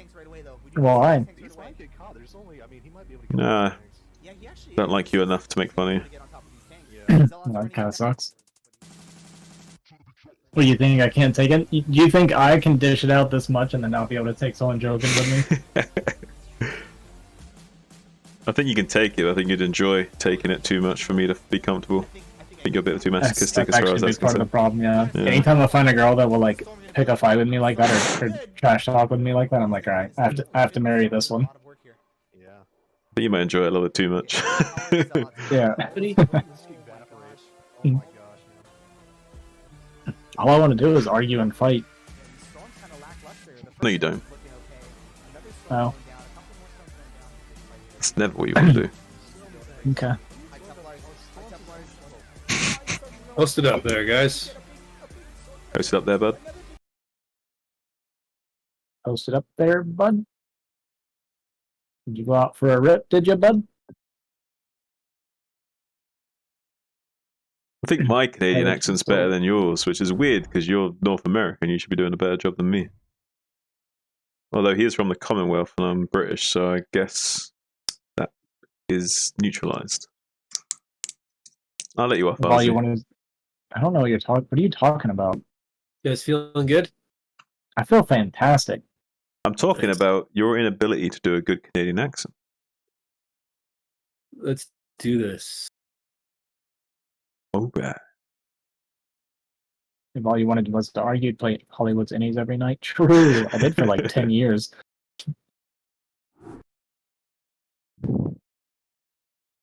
I'll just try to make a probe. Let's just jump right into it. We got spawning in the top left as the blue Protoss Bagel Pirate with such a cool name like that. How can you not want him to win? And his opponent in the bottom right on this map, Paradiso. None other than Arcane wins. Can we give Bagel Pirates an on-air apology for his flag mistake? Oh, we put the wrong flag on for him. Are you not Canadian? Oh, he's American apparently. Oh, we humbly listen. We Don't say we. Okay, you're not a Leaf. We apologize. Moving on. You're one of my people, Bagel, and I appreciate that. I prefer the Leafs, though, to be fair. Okay. I assume you're just salty about the war, or what? Little bit. Oh yeah, let's just say also it was the whole like stealing credit thing over the course of history, and being absolute sausage monkeys. And plus, they're like Canadians are part of the Commonwealth after all, So I guess they're even though there's a special. You're not part of the Commonwealth. What are you talking about? You're part of NATO. I guess the gas coming out of Arcane wins here. Did you enjoy the coronation? I didn't watch the coronation. I was too busy playing StarCraft, getting shit done, putting in the hours, son. Where were you? Practicing. There we go. That's what I like to hear. I was probably playing League. Milking cows. Milking cows. I think it was like 4 in the morning here, so I was sleeping. What time is it there now? It's 5 p.m. I actually was getting up to milk the cows then, yeah. Alright, so we have 2 gate versus 1 gate. It's going to be the Goon opener for Arcane Winds, 2 gate for Big Ol' Pirate. And when you go 2 gate against this, you typically are trying to look for a little bit of damage. So we're going to get the 3 Zealots coming out. Unfortunately for Big Ol' Pirate, it is cross spawn, which is kind of worst case scenario for this build matchup. We'll see how Arcane defends, or chooses to defend when he sees this. If the Zealot's positioned right, though, he won't be able to get the scout up, and he actually won't know he's against 2 gate right away. Right. I guess it's cross map, so there's something to be said for that as well. Like, it's slightly longer distancing, giving him slightly increased odds at holding it, maybe. But it's... Ooh. Wait, you didn't see the other 2 Zealots of the probe, right? No, I did not. But he sees it now. He yeah. sees them now, so he must be tipped off to what's going on, at least to some Yeah, degree. and so I was actually going to mention this too. Arcane did a forward second pylon, which was for exactly this reason, is so he can get the shield batter if he sees the move out. So he's not going to take any damage here whatsoever. I really like this from Arcane Winds, and the fact that it's cross map just gives him so much more breathing room as well. I feel like it's really favors him now. Yeah, no, this is very, very good for Arcane Winds. So there's essentially 2 different follow-ups. He can go, Big Ol' Pirate can go into... Oh, we only sent 2 across and kept 1 here to block the scout, which I actually really like. He's going to go up to 3 gate, so we're just going to go 3 gate Goon, like all in. This can break Arcane Winds if Arcane's teching, which it does look like he probably wants to go 1 gate Robo here. And he's going to feel very comfortable after defending this, like very easily here. So we're almost definitely going to see a Robo come down behind this, I feel like. Yeah, I feel like that'd be the best choice as well. I mean, he has the gas for it. I mean, you'd expect him to do something like that, right? Mm-hmm. He is going to be maybe picking up the Zealot as well. It's going to be a nice little victory for him, because if he does kill this Zealot, he then maybe could put some pressure on the front to maybe sniff out what's going on and maybe have a better reaction to what's coming as well. What do you think? Do you think it'd be wise for him to try and put some pressure on the front at this situation, or do you feel like he needs to be really passive? For Arcane? Yeah, like based on what he scouted. Based on this opener, moving across the map is perfectly fine, I feel like. Yeah. Because you want to see if it's a Nexus coming down or not. That's what I thought. Because we don't know what his follow-up's going to be. Yeah, so it's going to be 3 gate and Nexus, which is kind of interesting. We kind of cut production a little bit, right? Like, he's not making 3 Dragoons at once. Yeah, well, that's kind of what you have to do. If you're going to go 3 gate into Nexus, you're not able to actually afford 3 gates for a little bit, so...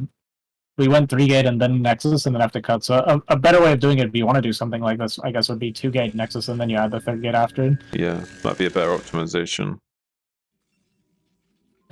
Okay, so needs to be careful with how he positions his Dragoons here. It's very easy for the fight to go one-sided if you make a small error. So if Arcane was a little bit sloppy here and took some Dragoon hits for free, this game could be really bad really quickly. He does try to poke in with 2,000 and 2 Dragoons to get on top of this bottom Dragoon. Very aggressive. Oh, extremely aggressive. I can't believe he's going for this, but he's still going to maybe get a Dragoon for his trouble. Maybe even a... This is absolutely amazing play from Arcane Winds to be able to get in there and get those 2 Dragoons, but he's going to get punished on the retreat, though, so it wasn't really a good play. That was like one of the best case scenarios for him, and he still will lose these Dragoons for his trouble, so I'm really shocked he went in there, but still interesting that he managed to get those 2 Dragoons down. Yeah, I think we were going to get out with 2 goons. It looked like it may have been a misclick when we actually walked, moved Commander the goons back in as we were leaving.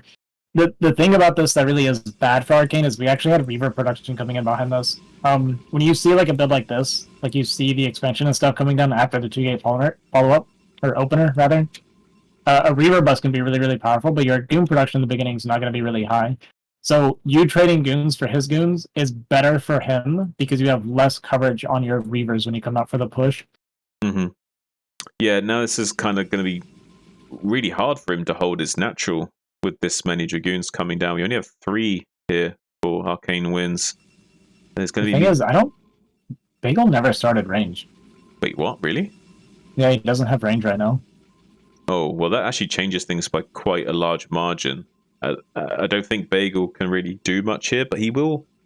I mean, he can still kind of set up the contain. It's very hard to push down a ramp with Reavers, but if Arcane Winds identifies that these Dragoons don't have range, he might be able to get something done here and like start skirmishing down the Dragoons with the Reaver. Does try to drop the Reaver onto the low ground, gets one Scarab up, protects the Reaver from some of the side shot shots, but the shuttle dangerously low on HP, down to 7. One shot from being taken down. Needs to be careful.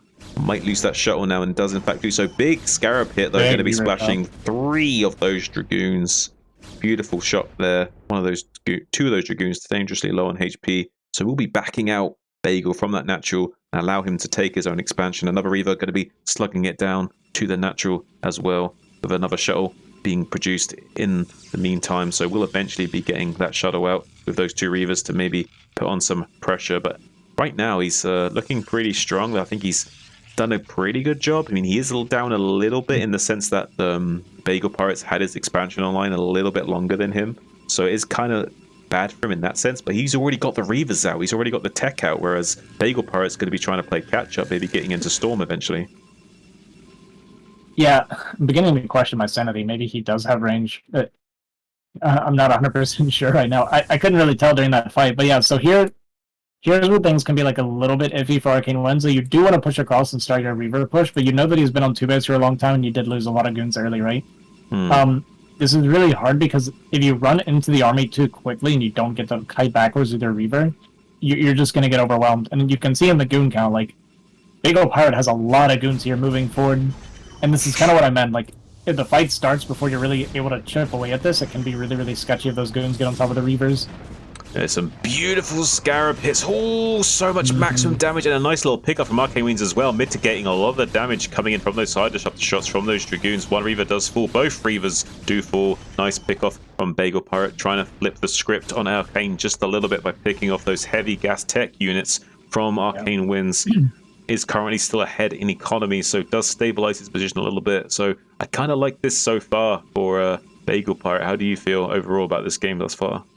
Yeah, absolutely. Bagel Pirate feels really good about this. You're getting the Templar tech behind this, which is the counter to the Reaver tech. Blue for sure is missing range. Yeah, I could kind of tell in that fight. But yeah, you feel really good. You got the Templar tech coming out. You just killed both Reavers, so you don't even have to worry about like Reaver drops right away. Right? You're not worried about anything dropping in your economy. Yeah, you actually move the probe forward to take a 3rd base, which I agree with.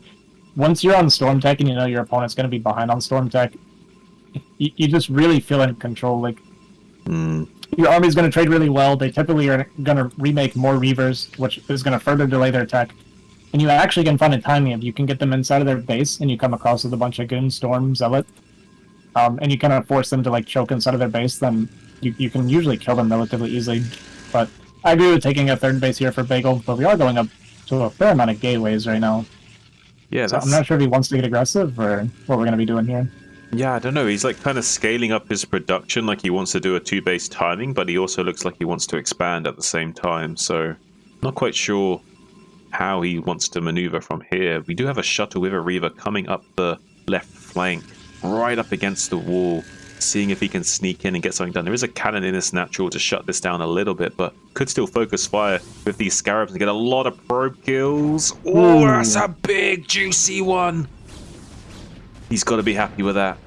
Arcane Wind's going to be retreating with that shuttle post-haste, with the shuttle speed, going to be able to make sure those goons can't catch up to it, and we'll be safely avoiding losing that shuttle. And a big, big win there for Arcane Winds, getting all those probes with that one Scarab. Nice target firing, I would say. Yeah, and with that one Reaver shot, we're ahead on economy right now. We got Citadel finishing up, so Templar Archives is going to be coming down behind that. So this is turning into a relatively even game now. I would even argue that Arcane, with that one shot, is actually a little bit in the lead. Yeah, I would say he's a little bit in the lead. The one thing going for Bagel is that we will eventually have that Storm online, like we were saying. So yeah, it's hard to call for exactly who could take this game. Are we for certain that he didn't get Dragoon range, or does he have it? Because I'm like 80% sure he does not have it right now. Okay. Well, I'm going to be looking out for that and seeing if we can decipher whether or not he eventually does have it, or will remember to get it at some point, because it is going to be a big issue for him if he hasn't got that Dragoon range. The observers moving across the map to spot what's what might be seeing just how many Dragoons there are of Arcane Winds, and might help him make some decisions in moving out or being a bit more defensive and taking these expansions. He does have a few Templars online, with Storm finishing up research soon, so if he can hang on a little bit longer, he will have 2 Storms apiece on these Templars, and that's going to be a huge power spike for him going up against these big clumps of Dragoons and Reaver. Yeah, Arcane looks like he's foregoing Templar tech. He's just now dropping his Forge. We do have +1 finish for Bagel Pirate, and in PvP, the +1, like the attack upgrades in general, scale really well in the fights. With good storming, although we only have, what, 1 Templar here? 1 Templar is not going to be enough to be able to take this fight. Okay, well, the Reavers are going to be unloaded from the shuttle, and like Arcane Winds was already set up in a nice little pincer maneuver. Bagel kind of just like walked into him there. He tried to board his ship, but it didn't work out for him. Like, I think he realized that this was not like one of those, like, you know, undefended trader ships that you can just, like, you know, get your loot and get out. Like, he realized it was like a Majesty Royal Service, fully equipped. Not exactly a ship you want to board and try and take over there, Mr. Bagel Pirate. You're going to have to be running with your tail between your legs in short order. And he's looking really in a dangerous way now. He's down 88 supply to 133 from Arcane Winds, and also down in 10 probes. So a lot of production, a lot of army coming out from Arcane Winds, and he's moving in for the kill to try and box in this army at the 3rd base natural location. Huge storm going down on those Dragoons, with the Reavers being landed to the eastern threshold, trying to take some pot shots at these Dragoons before being shuffled back to the front lines. Nice storm coming down onto that Reaver, but it gets picked up by the shuttle. Wow, he manages to keep the Reaver alive temporarily. That was temporarily really amazing micro from Arcane Winds. Does lose the shuttle and Reaver eventually, but moving in to the natural choke, going to be putting on a little more pressure, taking 1 more Dragoon kill for his trouble, losing 1 to the cannon, and now going to be setting up a little bit of a contain. I think he wants to go for it though. He has some Zealots to tank these photon cannons while the Reaver moves into position to start shelling the front line. Zealots are coming out, but Reaver Scarabs are really good against Zealots. If he starts target firing these Zealots, the Reaver might go down to the Zealot. 1 more hit and it does go down. Bagel Pirate able to pick off that Reaver with the hook on his left hand. Absolute madman pirate here, trying to make it work, but he is down a lot in supply right now. It's looking a little bit like Peter Pan versus Hook though, right? There'll be a lot more energy in Arcane Winds, but a little bit of devious strategy from Bagel Pirate trying to claw his way back into this. Yeah, the Reaver actually ran out of Scarabs, by the way. He started trying to rebuild Scarabs during the fight. That's why it didn't fire for so long. But did confirm during that fight, watching it, he 100% does not have gun range right now. Well, that's going to be an absolute nightmare for him when he realizes if he has. Do you reckon he even knows now? Do you think like him watching the cast is the moment that he realizes that he didn't have range? Like, whoopsie. It's very possible, yeah. I feel like that probably happens. Like, I feel like we saw that with Dragon the other day, even possibly, right, where he forgot range, and he may have never noticed because he never started it the entire game. Right. That's crazy to think about. I mean, imagine discovering that. Like, you'd really be kicking yourself afterwards. Like, damn. By the way, we have DTs coming across the map, and we have 0 observers. We don't even have an observatory. Hey, we have Storm, okay? We can keep storming eventually. we can make Archons and attack our own Zealots and eventually kill them. It's okay. It's not okay. It's not okay. This can actually do some serious damage. It's not Not only okay. can we kill pros, but we can start picking off a ton of Templar afterwards as well. We actually start fusing Archons here. But he's going to do what I say. He's going to start target firing down his own probes to kill the Archons.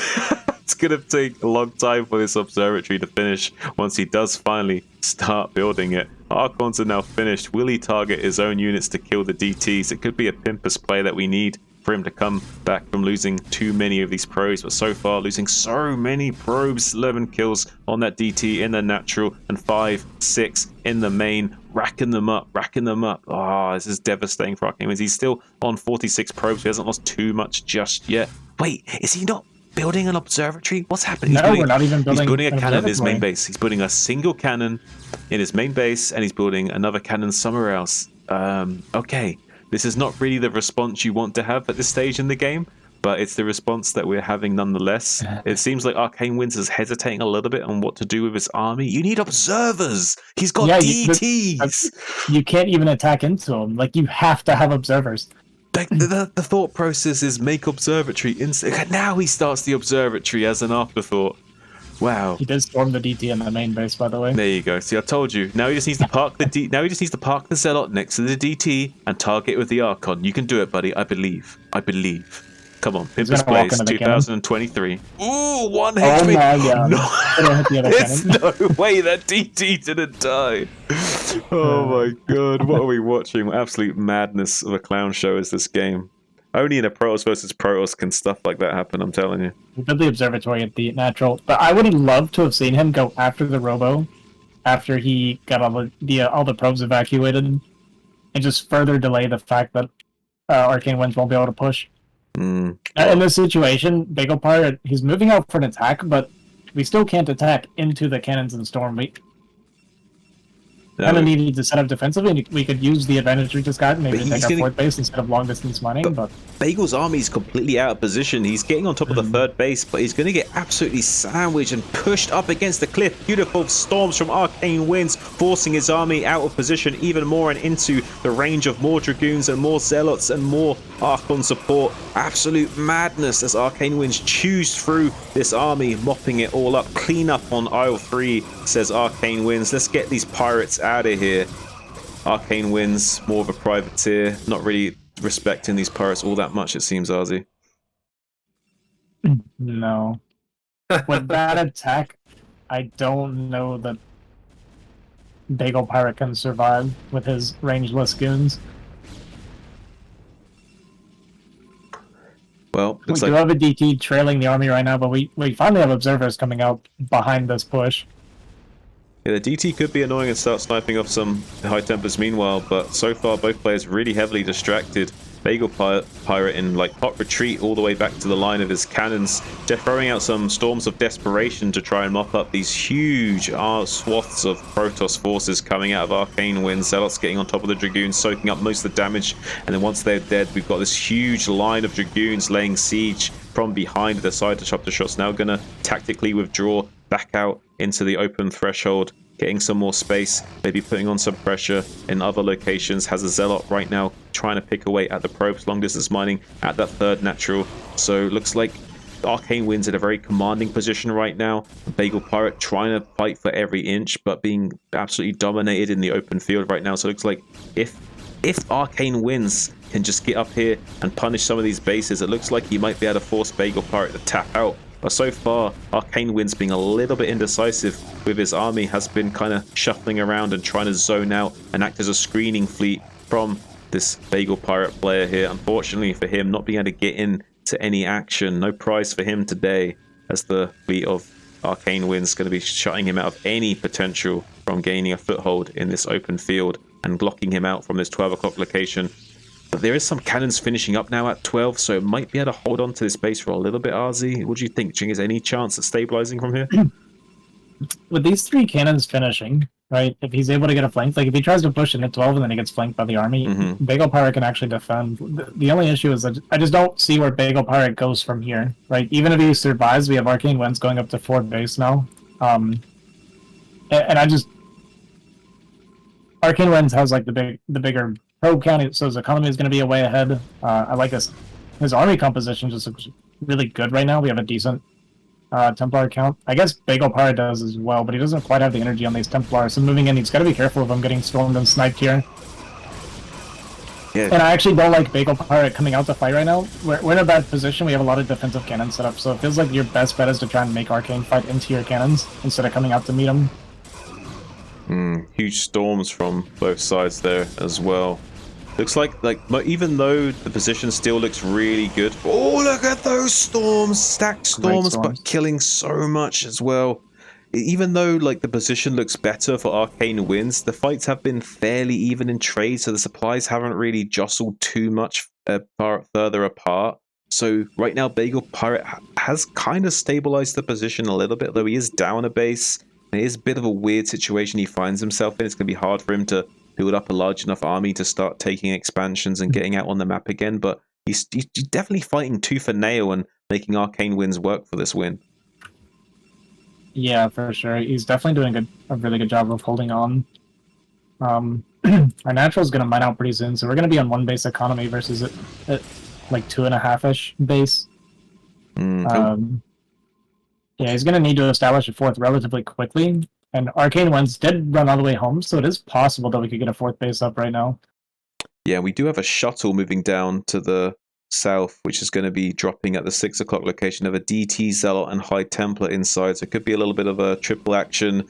Zealot to tank the cannon, DT to start harassing, and Templar to start storming the probe line. They'll be getting a lot of economic damage onto Arcane Winds, much needed. But another cannon warping in just in time might make this all the more harder for this to pay off. The shuttle might just barely not go down, though. If he was a genius, he might be able to target fire that shuttle with the cannons, but storms his own units in the process. Did manage to kill some of the probes, but still down 11 workers, and will lose that shuttle on the way out, unfortunately for him. So slightly unsuccessful drop, I would say.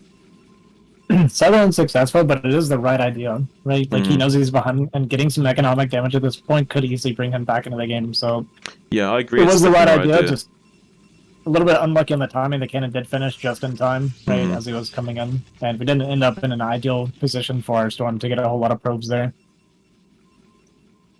Well, it looks like Bagel Pirate will be trying to move out onto the map with some Zealots while trying to retake his 4th base. But yeah, again, but he is currently mined out. So it's 2 bases versus 1 base until he gets that online. So a little bit problematic for Bagel Pirate. Going to be slightly drying up in his production. Needs to be able to hold off for some time. There's a huge army for Arcane Winds. Lots of Zealots, lots of Dragoons, plenty of Storms. So it's a bit of a tough situation for Arcane Winds. Somehow a stray High Templar just chilling out, going to be picked off.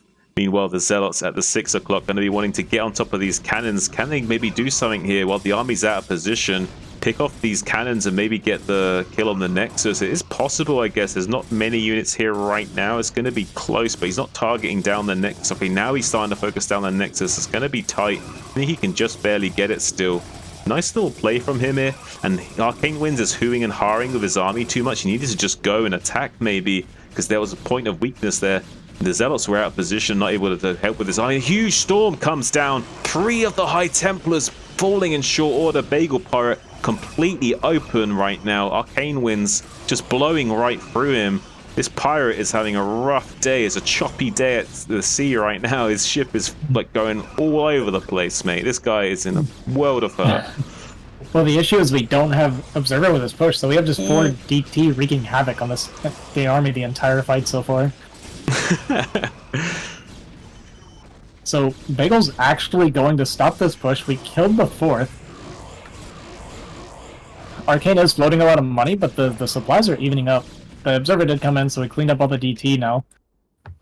I honestly, like, looking at these fights, if Bagel Pirate had range...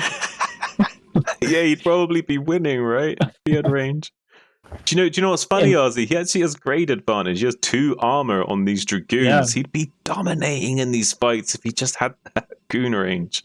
It's really unfortunate. And I did see him say in chat that he only just realized it when we pointed it out on cast. Oh no, I had a feeling that might be the case, but I hope you don't take that too much to heart there, bud. Like, we all make mistakes at the end of the day. Yeah, we had an S player do it in the last series. So can we point out how the long distance mining of the natural third is actually returning the minerals to the main nexus, because that's the nexus that is closest to the mineral field, unfortunately. I noticed that earlier too, and it reminded me of my game on Eclipse when that happened to me. It is what it is. It might have been better for him to mine on the right hand side. Maybe it would return to the 12 o'clock. I don't know. That is, yeah, maybe. That is crazy, actually, that it goes left instead of right, because that actually is a big loss. Yeah, it's purely based on distance. It's not. It doesn't draw the geometry of the map at all, so it's just pure vector distance to the nexus directly. Yeah. Bagel, I want you to know my friend Ice Princess. She said, "Go Bagel Pirate." I don't know who they are, but they have a great name, and I 100% agree. Oh, me too. We have this big force of Bagel Pirate moving into the 6 o'clock position, going to be trying to target down this Archon. Is successful in doing so. The Arcane Winds Dragoons coming in, kind of bottleneck, so struggling to get in it to find surface area to all start shooting. So maybe some small opportunity here for Bagel Pirate to trade well. Zealots, oh, the Dragoons getting a little bit bugged out as well. Could be good news for Bagel Pirate to trade more and more effectively here to at least get some value out of these units dying. Trading off pretty effectively thus far. There is another storm though. So far, pretty beautiful storms coming out of Arcane Winds in this series. Really landing them well on the Dragoons and units of Bagel Pirate. So far, it looks like he's really commanding the skies and using the nature to his ability. Arcane Winds showing that he's a bit more of a storm user rather than just a wind user.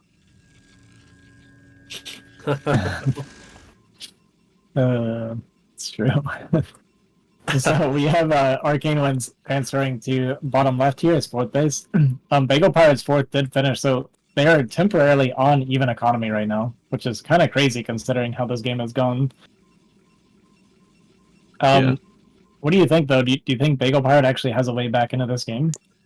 It's a really rough way back into the game. The main issue is that we don't have a large enough force to challenge these expansions of Arcane Winds. I think Arcane Winds has realized that just by pushing down the gas accelerator is not going to be the way to win this game. I think he knows that he's just going to need to expand behind this and kind of control the map with his superior army. So yeah, it's kind of a rough situation for Bagel Pirate. I think it could be won with good drop harass if he was storm dropping all these expansions. Meanwhile, setting up these 4 bases, it could look a lot different, but there's such a huge force of Arcane Winds. He's going to just swallow up a Bagel Pirate. He needs absolute amazing storms to hold on here. I don't think he's going to quite manage it. He's trying, though. He's going to start blanketing down onto these Zealots with as many storms as possible, but all of his infantry gets swallowed up, and now the High Templar is completely exposed. Going to be throwing a few Desperation Storms onto the army of Arcane Winds, but will be cleaned up in short order. One big, nice storm left to finish off, to try and help deal as much damage as possible, but there's just not enough rallied units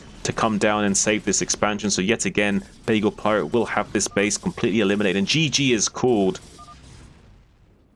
GG, twice even. GG twice. Such a good game, he said it twice. Crazy. You're not the first one today, Bagel, to forget range on your units, so don't even feel bad about it. You're the third one I've seen of the tournament so far. Yep, first win on the board in this series, putting Love Boat a little bit closer to another win in this overall big epic match between Team Love Boat and Rocket Raiders. We're going to be going into game number 2 here shortly, once we decide on what map will be decided on, as the loser gets to pick from the map pool. It's gonna be Tempest. Tempest. This is our first time on Tempest today, yeah? It is, and it's a 3-player map. So it's going to be a little bit asymmetrical, a little bit interesting. Don't know that I've seen a game on this map yet, actually. I don't think it's been played that much in NSL so far. But we do have spawning in the bottom right quadrant of the map. He's currently 1-0 down, but he's got a fantastic name. He's got a good hook. That's all that matters. It's Bagel Pirate. That's the red Protoss. And his opponent in a 12 o'clock position, looking rather fierce and blowing straight through his enemy. It's Arcane Winds. That's the blue Protoss. Rather dashing looking fellow.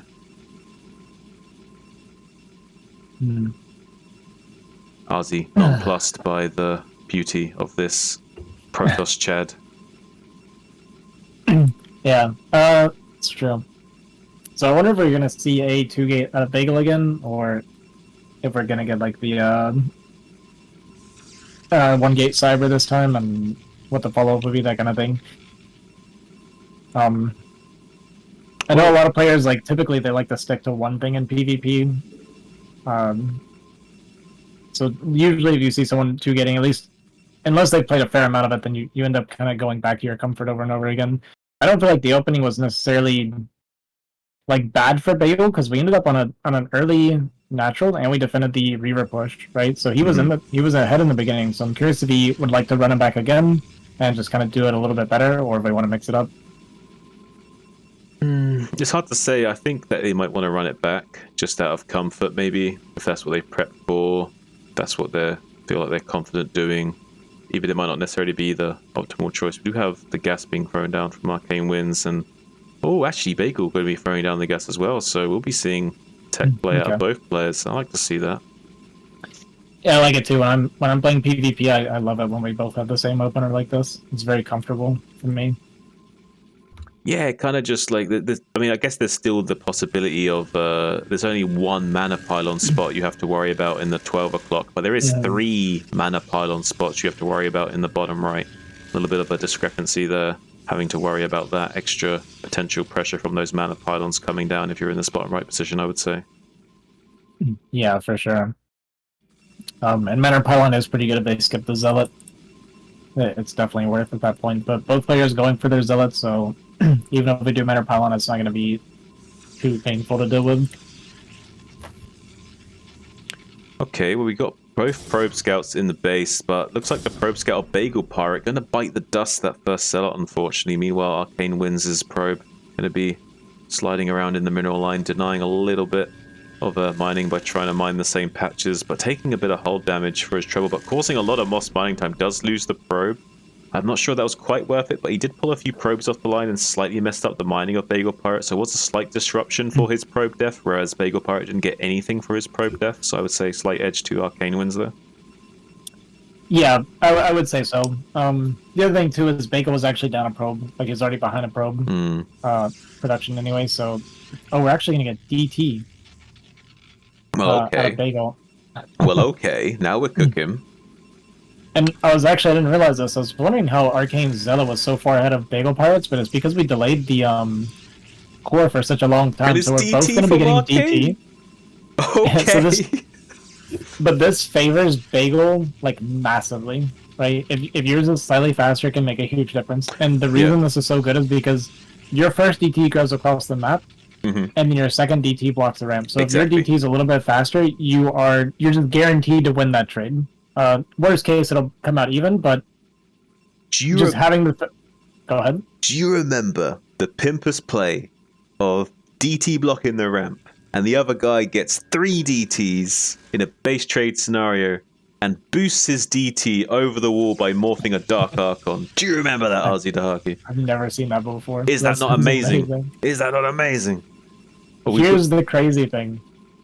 Arcane is also going Robo, so we're going for the drop DT. Okay, well, mind blown. We're going to be seeing DT on DT action. This is like something you usually see on like some kind of like underground porn website, but you're seeing it here first on NSL, so strap right in, boys. It's going to be a bumpy clown fiesta. So looking at this, I want to know if you know the answer. Do you know who this favors, the situation right now? I would say it favors Arcane wins quite heavily, especially because he has a Robo which can be getting an observatory eventually, and we have the ability to drop the DTs into the main base while being able to wall off our own ramp with the DTs.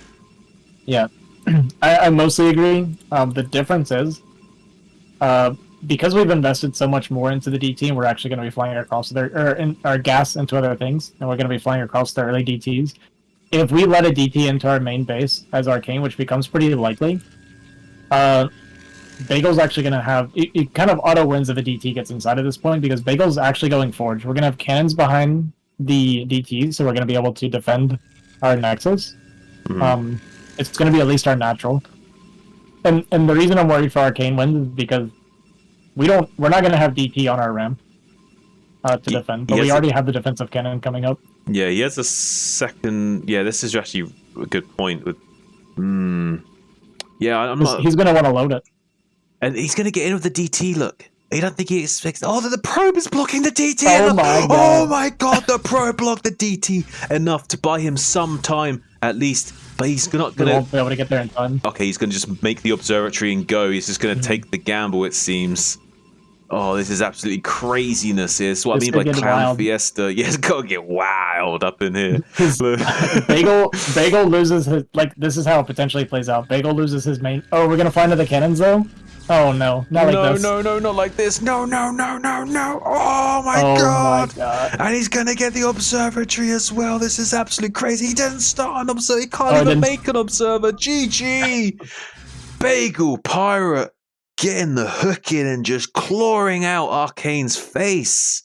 Get out of here. It's tiebreaker time. We're going into game number 3 between these absolute titans, man. That's what I'm talking about. Crazy. That was some X-rated PvP action, man. Might be seeing that on like YouPorn sometime later. Jeez. Yeah, those are the kind of games where it's like little bitty micro things make such a massive difference. Like if we started the Observer right away. Did the Observatory finish? I wasn't watching. It finished. He was targeting it down. Did he have time to start an Observer? He had time, but he did have gas. Oh, okay. Yeah, so the crazy thing was, if he were able to get an observer going, it probably would have hatched him, or finished in time. And he actually, that DT, managed to walk past the cannons and get into the main base of Bagel Pirate. Wow, man. Absolute crazy. PvP is always spicy, right? Like something's going down in a PvP. It's really rare that both players just do Reaver, expand, and chill. You know what I mean? It's very rare, yeah. All right, well, we're going to be going into the tiebreaker on Retro as our map for the finale between these two players. Who will pick up the win? I'm rooting for Bagel Pirate. I want Bagel Pirate to win. I don't care about bias. I mean, yeah. He's not on my team. I want him to win too. But we do have spawning in the top left as the Red Protoss. Having a little bit of a rough time of it, losing that shuttle like that. It's Arcane wins. He needs to get control over his elements soon, or the game might run away with him. And his opponent in the top right. He's stolen himself a nice little ship now. He's got a nice little ship. He can go on another little cruise, I think, and maybe get another prize for him. He can start building his fleet, you know, become like some kind of like pirate admiral of sorts and have multiple vessels under his control. Would be really nice to see it. It's Bagel Pirate in the top right. That's the Blue Protoss. What do they call it when pirates are like out on the ocean stealing from people? There's a term for it, right? Do you remember what that is? A term for when pirates are out hunting on the ocean, actively prize hunting, you mean? Yeah, like when they're like looting ships and stuff. I swear there's a term for it, but I can't think of it. Maybe there is, but I can't draw it right now. Plundering. Oh, plundering, yeah, that's it. Plundering, there you go. Okay, well, it took too long to get there, so... Well, Bagel Pirate is plundering, while Arcane Winds is thundering. Let's see what we're going to happen in this tiebreaker. Gateways both being thrown down for these players. Will they be making gases? Will they be making a second gateway? We'll find out shortly. Looks like it's going to be the gas option out of Bagel and Arcane, both choosing that tech. Yet again, a little bit of a flashback to game number 2 we just had. So both players feeling confident with how that game went, enough to choose the same tech choice. Bagel Pirate doing a fairly earlier scout, though, going to be identifying Arcane Winds momentarily and getting a good scout off on where he is in this game state. Whereas Arcane Winds going to be seeing that scouting probe come in. Could he glean exactly where it came from? No, he's going to be scouting in the wrong direction. Didn't get enough vision range to see where that probe came in. So we'll be scouting. He's going to be scouting him last. So do you think that comes into play at all in this sort of mirror situation or not? It can for sure, but if Arcane is thinking about it, it shouldn't be last scout. He should go bottom left to top right because that scout was so fast. So he should know at least that he's going to be top right. One thing I want to say with Arcane, I really like that a second pylon's always forward on his ramp like this. Just because it gives him so much flexibility in dealing with pressure and building the shield battery. So one thing that Bagel Pirate does do consistently when he does this build better than Arcane is that you actually don't want to start your Zealot before you've started your core. Arcane starts his Zealot first, which is why his core ends up being so late. Okay. Do you think he's doing that because he's worried about the early pressure and he wants a higher Zealot count out earlier? Yeah, so he's yeah, he's doing a second Zealot. He's doing a second Zealot after core, and that's because it is good. Like, that will stop the 3 Zealot pressure, like, really easily. Like, he wants to go on a second Zealot and have the forward battery, but it just does make, like, a really, really big difference in these mirrors like this when you both open core. Okay, well, Bagel has got this probe scout just chilling in the main base of Arcane. He's going to have to get a Dragoon out to kill this if he's... Ooh, takes a lot of damage from those probes as it slips through the mineral line down to 10 HP. Is currently one shot to the Zealot until it heats up a little bit more. Takes some more particle beams. Does go down to the probe line of Arcane Winds. Nice little pick off from him. Going to be denying as much scouting as possible while the probe scout in the main base of Bagel is sniped by the Dragoon. So both players being denied any further vision in each other's bases. So what they saw is all they can glean from this moment onwards until observers are out. Yeah, Arcane did get enough information. Well, kind of, like, obviously one more, but he did see the second gateway come down, so that already lets him know that it's not, like, anything crazy fast, like DT or anything like that. Meanwhile, on the flip side, Bagel Pirate has absolutely no clue what Arcane could be going for. Right. And this is the This is the PvP experience. You're both sitting inside your base, and it's just like, God, I wonder what's happening on the other side. Yeah, I like the robo positioning of Bagel and Arcane. I like when Protoss players make their robo just a little bit closer to the ramp so the Reaver can slug it down there just a little bit easier. You don't like it when I make them top left and they get stuck in the middle line? I definitely don't like it when you do that, Azhi. Please don't do that. Alright, so who's going to take their expansion first? Are they both going to take it at the same time? Is one going to take it a little bit later? We have 2 gateways out of Bagel to the singular one of Arcane Winds. Do you think that's going to affect the decision making here? Is he going to try and expand with just this one gateway?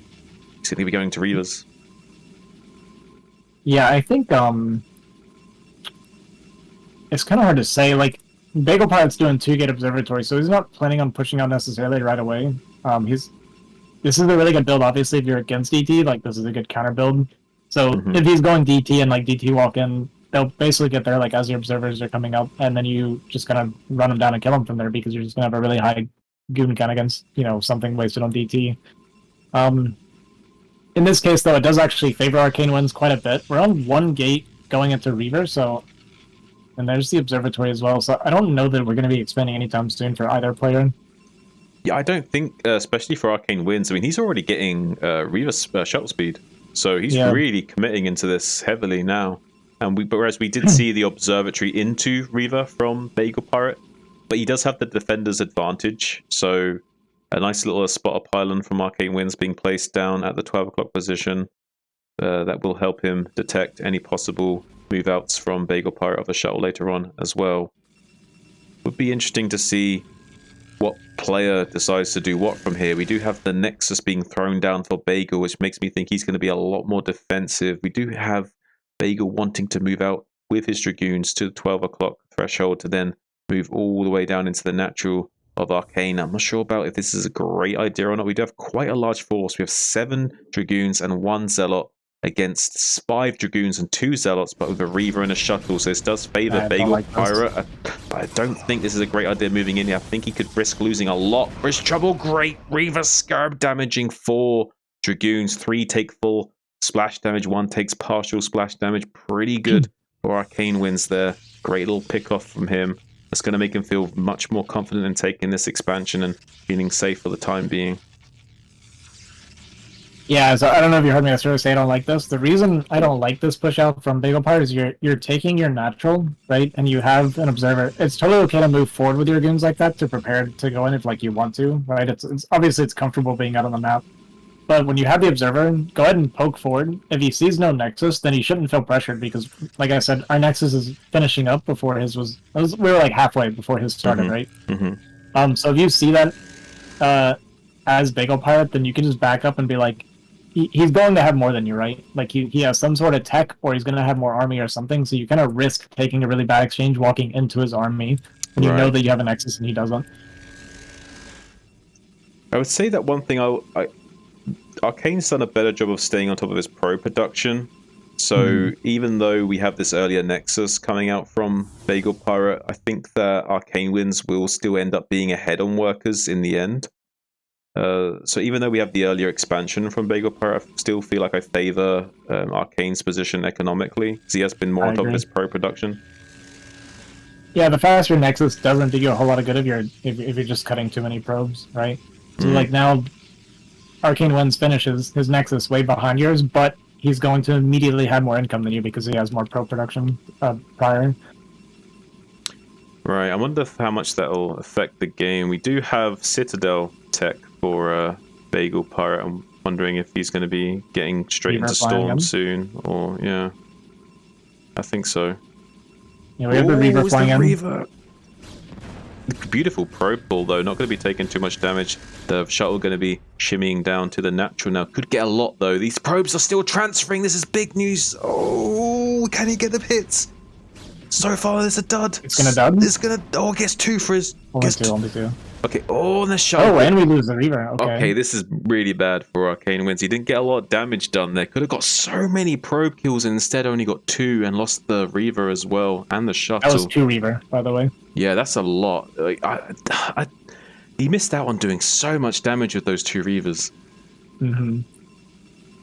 That could have Yeah, been suddenly the game-winning damage. situation is kind of flipped a little bit. The only thing is Bagel's production, like his pro production is just a little bit low, but his standing army actually could run through right now. But obviously there's no way for him to know that like very easily. We're going DT at this point because Templar already out. I'd love for him just to go straight into Storm. But DT is still fine. Like they're never wasted units in this matchup, right? Because they're still really good for spotting expansions and move outs and stuff like that. So you can still always find utility for DT. And parking a DT at a third base can be incredibly annoying. Like you'll send a probe and it dies, and sometimes it takes a moment to be like, wait a second, my probe's not here, and it can just delay thirds for a very long time. But huge army coming out for Bagel here, and I really like this fight for Bagel right now. He has a huge goon count. We only have 1 Reaver, and I actually like having just 1 or 2 Zealots to kind of tank up Scarab shots. Can be really, really powerful. There's a DT here as well, but unfortunately for Arcane Winds, there is an Observer. If there wasn't an Observer, though, that DT might have been able to snipe that Reaver, which would have been huge for Bagel Pirate there before going in. As it stands, they might not want to try and breach into that position. It's quite a scary concave to try and push into. Well, that Reaver's kind of slightly out of position for a moment there. I thought the Reaver was going to keep moving over to the right. I was getting a little bit worried for him. We do have Storm on the way for Bagel Pirate as well. I really do like Storm in this matchup. He gets the snipe on the Reaver. Bagel Pirate looking huge right now. He tries to push in a little bit deeper, getting some side disruptor shots on those Dragoons, but does back away. Understands that this is an untenable position to hold for too long, but goes back in for round 2. Wants to get more and more shots off from free on these Arcane Wind Dragoons that are kind of jostling for position and kind of trying to get back desperately. It is kind of hard to control these Dragoons in these engagements. So far, it's slightly favoring Bagel Pirate, but he's been really careful with this Reaver coming forward. Needs to start to back away. Doesn't want to lose too many Dragoons. Oh, these Dragoons bugging out. This is really bad news. But a huge Storm comes down for Bagel Pirate and makes that trade all the more worthwhile for him, although he is still down in supply, Azhi. Yeah, that Storm totally saved the situation there, and that was kind of what I was worried about. You got to be a little bit careful when you're being chased into a ramp. You don't want to be too slow going up the ramp, because that's exactly what will happen, right? Like, goons are notorious for being stuck on ramps. Luckily, you had the Storm come in from above and actually saved the whole trade there. Bagel Pirate's taking a third behind this. It feels like the trade went really well for him, but we're still pretty far down as a blind. And I feel like this is just happening because of the probe count, to be honest with you. It's just the extra income coming in for Arcane is making up the difference for the slightly better trades for Bagel. Oh, this High Templar is going to be picked off as well. This little straggler High Templar at the 12 o'clock position, unfortunately going to be sniped. That's a little bit painful, actually, losing a High Templar for free at this stage in the game. Every little helps, especially when they can potentially cast a fight-winning Storm. It's going to be a little bit annoying for him to lose that. Look at both players taking these third bases around about the same time. I think it's going to be a little bit rough for Bagel Pirate, because he's just going to have everything slightly behind Arcane Winds. The one thing he's got going for him is that Storm. So we're going to need some real clutch Storms coming out for him in these fights coming up. Yeah. Yeah, if you can hit pre-Storm,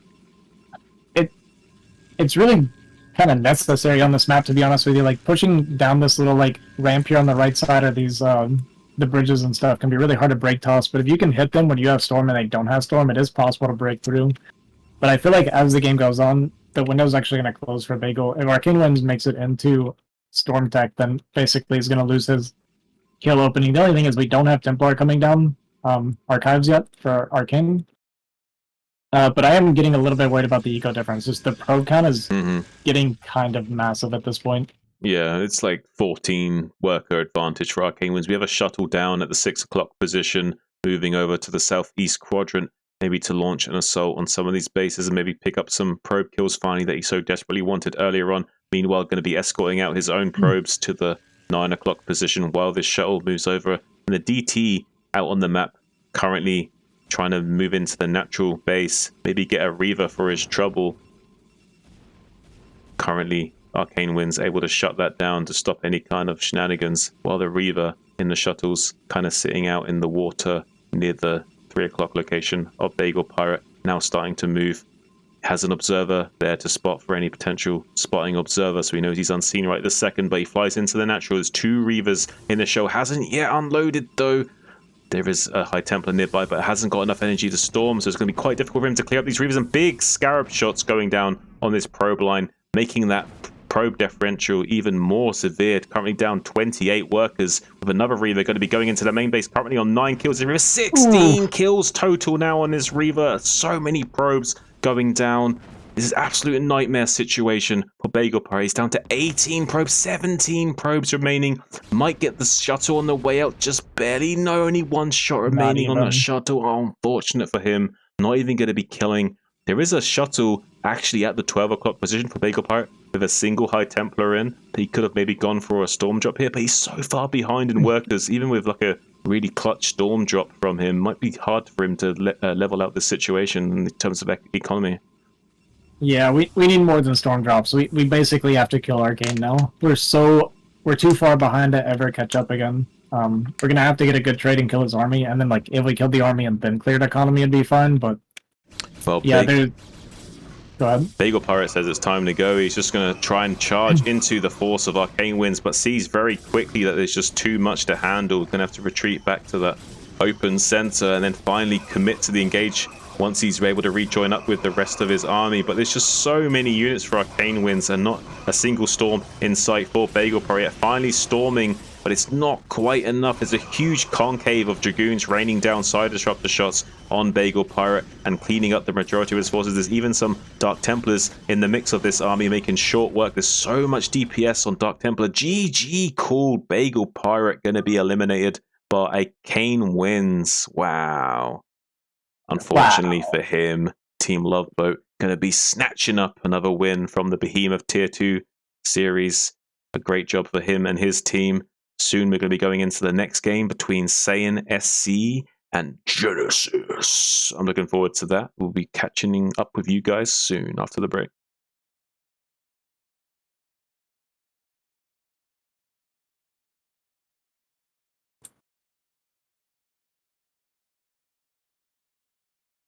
All off there now. Thanks, guys. Nice. How you Starting to lose my voice. I'm kind of notorious for that. I could tell. That's why I didn't make you do any closing statements. I just cut you off so you didn't even have to talk. I have I hate talking about stuff like this all the time. It sounds like I'm like making excuses, but because of my acid reflux and I have it really bad, I have a lot of scar tissue in my throat, so I just start losing my voice after a certain amount of time. Yeah, I could tell you're having some issues. It's kind of frustrating since I want to be a streamer and I can't talk. I'm having a lot of fun though. Like I do actually really enjoy doing this. Yeah, you enjoying it? No, not anymore. You sounded weird. Yeah, you like that.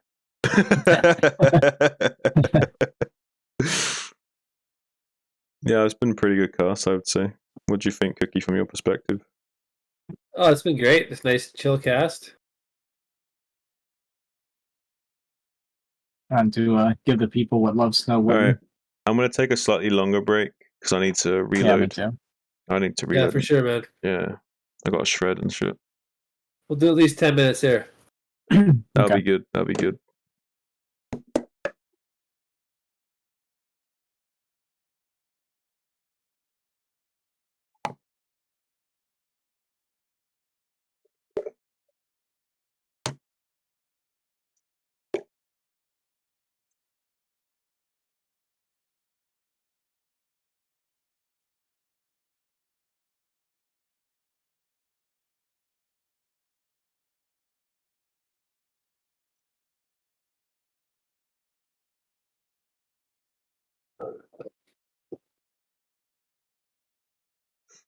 Chicka chicka.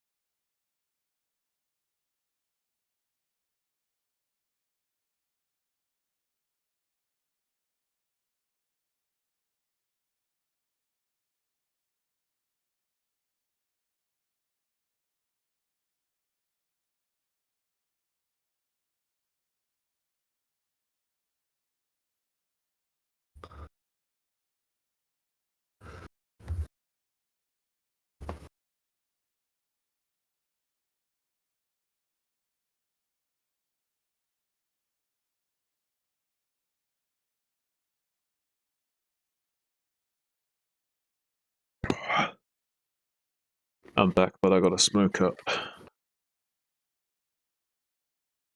What's I up, accept guys? your return. Yeah, man. What's up? Oh, hi. Just finishing grinding and loading up. One sec.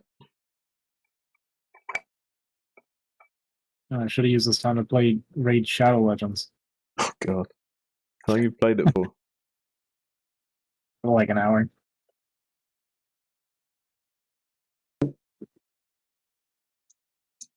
Probably not even.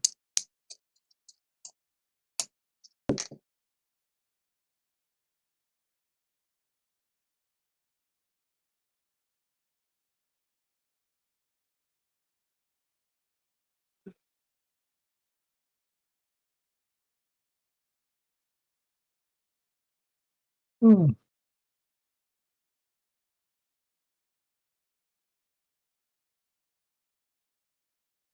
about that latest episode of Demon Slayer, huh? All right, I put you guys back live. Sweet. Put me back live like that. All right. Well, I guess we're going to be smoking and casting, drinking and driving, perspiring and thriving in this day and age. Hope you guys are ready to get into it soon. Got another fiery matchup coming right up. It's gonna be Genesis for Rocket Raiders going up against my boy NSC from Team Loveboat. I will admit some bias here. NSC, a kind of Zerg I've been helping and casting with. If you've been watching the KCM, you'll know what I'm talking about. Me and Sayan doing casting together for the KCM event. That's NSC KCM on YouTube. Shout out to him. Go check it out. Really awesome guy. Really awesome casts. All right. I hope you guys are ready to get into it, because I certainly am.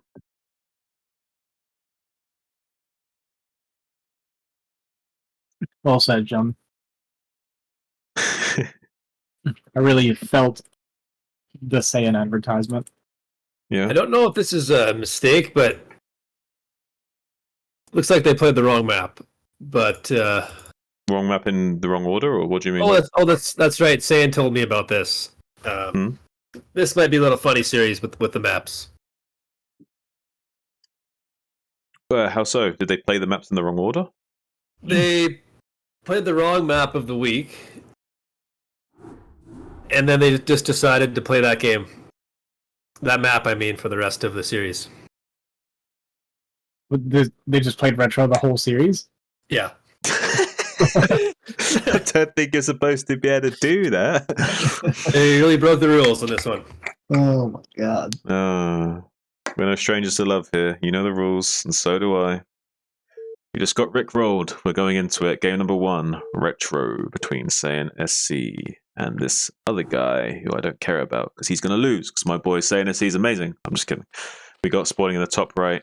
In the blue trunks, going to be Genesis. Going up against Saiyan SC in the bottom right as the red Zerg on retro. Looks like Saiyan SC going to be scouting in the correct direction, and Genesis in the wrong direction. Haha! Just kidding. Just not holding back on it, huh?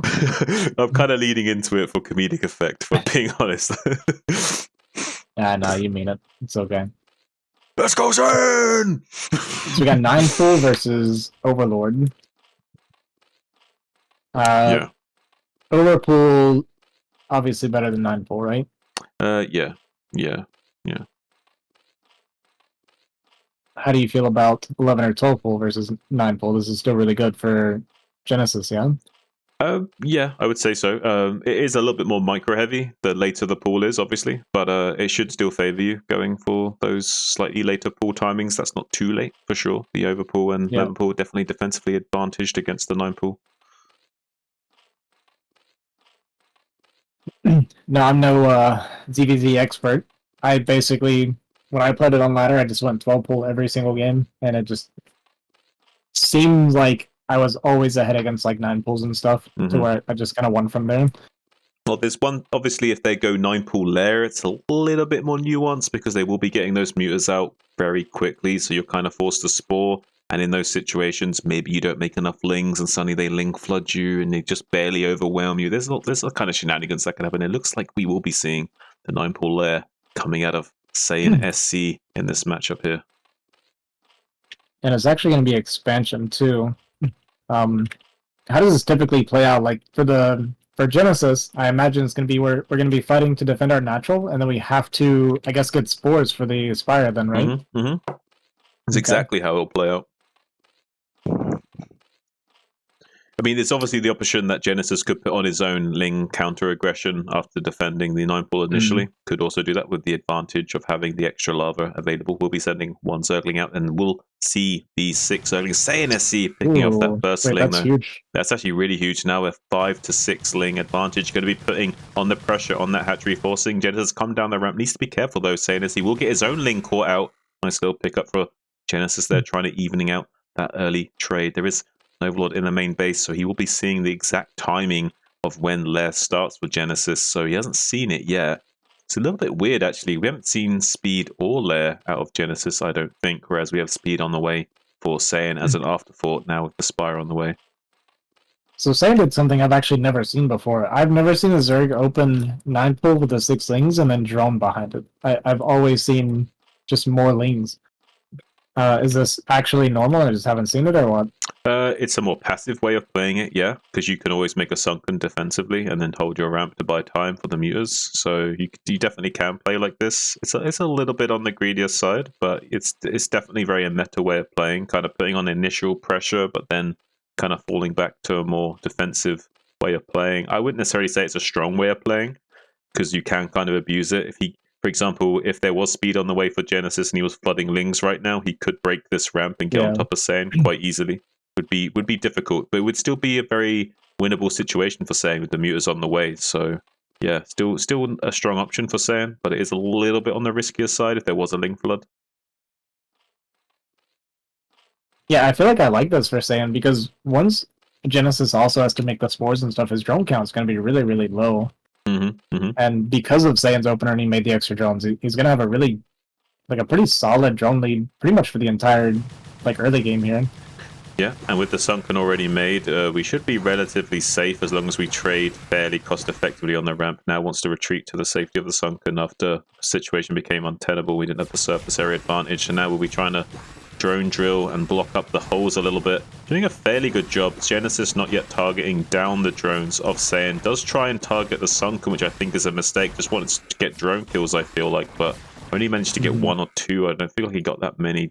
So a little bit of a worrying situation for Genesis. He will be getting these spores online, so he might shut down the muter, but I feel like maybe Saiyan from here could eventually expand and not make too many muters, or try to make lots of muters and try and overwhelm one of the sunkens is another option. Yeah. Yeah, so imagine now, so the spore coverage is pretty good. He has everything covered by spore here. He can hit this from the maybe top. the top one. He can hit that one from the top. Yeah, it's not a good spot. But yeah, I feel like from here, Saiyan would probably want to just find whatever chip damage he can, and then be like droning, possibly. It looks like we're making more muta. But like you said, I feel like we can kind of expand from this position, yeah, relatively easily. We're safe here, right? Because Genesis is forced to play defensive. We don't have to worry about muta or like a ling flood right now. Right, like we got a sunken and we've got muters, so we're not really scared of lings, and he's not going to have any muters anytime soon. So we're very safe. We could even take 2 expansions if he wanted to be super greedy. That would be a good way of dealing with a more turtle style from Genesis. If he was going into, say, Hydralisks, you could definitely take an early third in the situation as well. But as it stands, we just need to get 1 base online. Ooh, getting some drone kills with these muters. This spore isn't very well covering the top region of these bases. So Saiyan picking up quite a few of the drones there.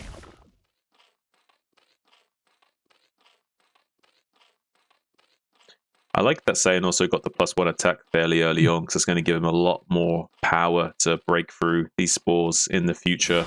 Ooh, needs to be careful though, taking some free damage on those muters from those spores. Spores are pretty much one of the best anti-air buildings. Yeah. I think Cookie started to say something. Cookie, you start to say something? So we have a lot of spores coming down here for Genesis. Like, a lot. Oh, a lot. Yeah. Is this normal, or is he just worried about getting... Yeah, I feel like it's a little too much. This is too much. This is him overreacting to losing some drones, I feel like, and he's just a bit panicky. Okay, this is a mistake from Saiyan taking this macro hatchery in the main. It should be a 3rd base, 100%. All we care about is... especially if I saw... Like, if I saw this many creep colonies go down, because these are drone kills, right? Like, I see this and I think these are drone kills that cost him money. Yeah. So I see this and I would think about where I would want to put that investment. And because this is all defensive stuff, it means that I can't kill him, so I would use that to then grow like my economy instead. But there's 2 choices. You either make a Queen's Nest immediately and go Guardian, or you go 3rd base. But you don't want to go Guardian if he's not going Hydra. But he hasn't made a lair, so we could still go Guardian, if that makes sense. Yeah, no, I got you. That's interesting. I've actually never seen Guardian ZVZ, but that's kind of a fun thought.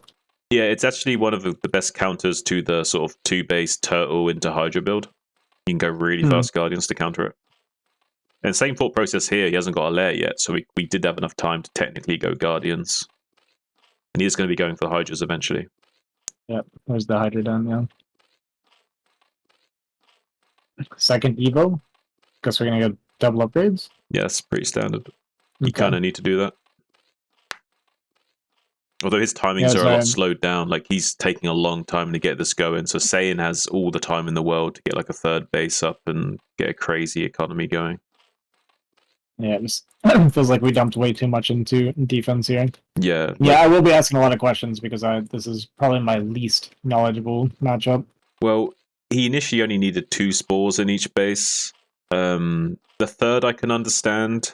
The fourth is excessive, but only this early. Like, I'd understand him making it a little bit early, a little bit later on if, say, Saiyan was like all-in muter on the, like, not making that many drones and just trying to make muter, like constantly trying to attack his spores and stuff like that, then I can understand the 4 spore investment. But as it stands, I think he's just worried about like the positioning of his spores and having stuff picked off and him not being able to deal with it. So he just wanted to play super safe. And how do you feel about Saiyan going into his own Hydra behind this? Not good. I think if he's going to do anything, it should be Lurker, not Hydra. It should be Lurker, not Hydra. Oh, okay. Yeah, we do have a pretty massive bank, gas bank. Yeah, I was kind of thinking, looking at this, like, Saiyan is behind on eco, right? Because we stayed on 2 base, we didn't go third. So we're down on drone. And we're going to be way behind on upgrades. Okay, yeah, there's Lurker. I taught him well. He understands some things. And Lurker is like the normal follow-up here? Or is it's just an option? I guess there's a lot of options, it seems like. Oh yeah, there's plenty of options to us. I mean, the only thing that's scary is once Genesis gets out the critical mass of Hydras, like when we're talking like 3 to 4 control groups, only then is it starting to become a little bit scary. And even then, we still have the potential of whittling down those Hydras with good muter micro, slowing him down. And if we do have Lurkers on the way as well, we can really shut down those Hydras. Yeah. I guess that's it. So Genesis just stays in his base, tries to get a pretty massive Hydra count, and then move across the map. So, but it looks like if that's what we're going for, then Saiyan still has like a lot of time, I feel like. Oh, we could have 4 bases right now. Yeah, for sure. Yeah. Unironically. He's going for Lurkers, so he's really safe as well, because he can just use the Lurkers defensively while turtling on those extra bases and eventually out macro the Genesis. One thing that's interesting is that it's kind of bizarre when you think about it, how this matchup's usually played, but literally Genesis's trigger is to sit in his base until he has like 4 control groups of Hydras and then attacks. Like it's kind of weird to think about, right? Like he's getting like 1/1 upgrades, waiting for crazy amounts of Hydras, and then he's attacking. Like it's a very foreign concept for ZVZ, but games do look like this sometimes. That's kind of what I was gonna say when you started to talk about that. It's true. Like ZVZ is kind of notorious for like non-stop aggression. Right, that you're just always fighting in ZVZ. So yeah, it is kind of interesting for the Hydra build to just be like, we're just gonna sit here and we're gonna play like Terran for a little while. Yeah, it does kind of force you to have to respond to it as well, because it's such a weird way of playing that you kind of do have to adjust your own style to counter it a little bit. Yeah. Yeah, well, you run into it a lot less often, right? That's kind of the one thing about people that play weird builds, I've always felt like. They do have the advantage of being in the situation way more than everybody else. Yes, they have more experience walking that road, whereas you're walking down a slightly unexplored path. So it's a great arc of Lurkers, by the way. Yeah, it's an absolutely fantastic contain from Saiyan. He's doing a good job. Daddy's proud. One thing I would like to see from Saiyan, though, is taking this 4th base earlier, because he kind of took a long time in macroing up. Like, he didn't have to make as many muters, for example, earlier on. Could have been a little bit greedier. But yeah, it's going to be a really rough for Genesis to break out of this. Good luck, mate. I don't feel like you ever get out of here. He makes drop. He has to make drop tech and play like that. That's what it looks like he was doing. But it's rough for him, though, right? Because like you still have the muters to deal with. So it's like, it's not easy to drop because if the mutas are on top of your overlords while you're trying to drop, they can gun down hydras whereas they unload and stuff and gun down the overlords while they're mid-transit. And Sam's actually gone back into mutas. He went for the lurker contain and then we're just mass muta behind that. Oh man. That's painful. I told you, man, Lurker's pretty good against this. Wow, man, I'm really impressed with saying, like, I didn't know anything about the games going into this. I wanted to stay blind. I'm really impressed with him, though. I think it's kind of funny thinking about it. You're over there training saying he's my teammate. I'm over here practicing with you against other people. Well, I don't have that mentality of like, oh, you're not on my team, therefore I can't help you. You know what I mean? Like, he's still my boy, I'm still going to help him. And you're still my boy, and I'd still want to help you, even though you're not on the same team. Yeah, I don't want it. Unlike Snow for getting his bros. And his match entirely. That guy, right? Am I right, guys? That guy. That guy. He's that guy. Right, there's so many lurkers for Genesis to deal with. I don't know how he's going to break out of this. He's decided now's the time to make a queen's nest. I mean, yeah, sure. I actually, no, I see the play here. Yeah. If you think about it. Broodlings? Infinite value against these lurkers. Broodlings. Stop broodlinging the lurkers over and over again. You got broodlings for lurkers and snare for muta. Like, this is kind of like the winning strategy. I mean, I'm pretty sure he's maybe just going to go Hive and maybe get I guess he could get his own. Do you know what would be really bizarre? Hydra Guardian. That's the play. No, Hydra Guardian. Hydra Guardian? Hydra Guardian. Hydra Guardian is my go-to strategy on BGH late game. I think Hydra Guardian would work in this spot. I think Queens are too slow and not enough power. I think Hydra Guardian here works positionally. I mean, the issue is just how incredibly far away that is from happening. Oh yeah, don't get me wrong, it's not good. But it would be something he could pull out to help deal with this. Offensive Nidus? Oh, true.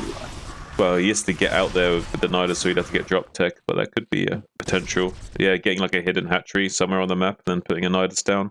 Unironically, that would be a good play. You do sometimes see that in very high-level games in ZVT. Very rarely Action's done it. Those kind of like plays that you don't normally see in Brood War, because like most people only make their hatcheries for expansions rather than for like plays like that. But it does happen still at the higher levels. So 2-2 upgrades now on these Hydras, so we're getting there, but we're still boxed in. Hive's just now finishing. We don't have a Spire, so we're probably not going to get any Guardians, but I guess maybe Defiler Mound, but I'm not sure how that helps you against Lurkers. Can you Plague Burrowed Lurkers? You can't, can you? No. Cannot, yeah. So, yeah, I don't know. I mean, it plagues the Mutas, which is great, but what about the Lurkers is what I'm wondering. Like, we need something to break out from the Lurkers. I don't know how I feel about this. I think I know the play. So the best way to get past these lurkers is you GG and go to the next game. I mean, that's honestly probably one of the smartest options you can take, because you need Guardians to get out of this. Like, seriously, like how else are you breaking that with Hydra? You seriously need like 200 Hydra to maybe break all of those lurkers. Maybe. I know maybe break all of the lurkers. These are going to be 1-1 lurkers even soon. Oh, God, yeah. This is going to get nightmare fuel, man. He's killing one of his own spores to optimize his mining a little bit. Give us some. Unfortunately, they're coming out of the left side, so that's not even the right spore. Yeah. Oh, actually, we did fix it. Nope, never mind. Nope, never mind. That.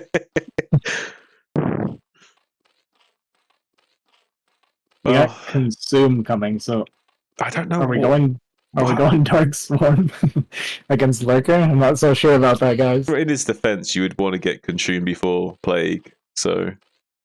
Oh, I guess that's true. So you'd get the Consume first, either way.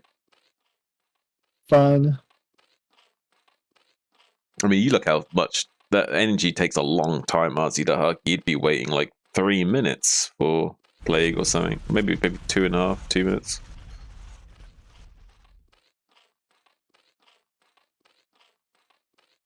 I'm mostly just curious to see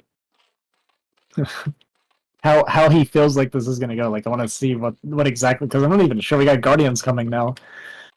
I think we die before we even see what Genesis was thinking he should do here.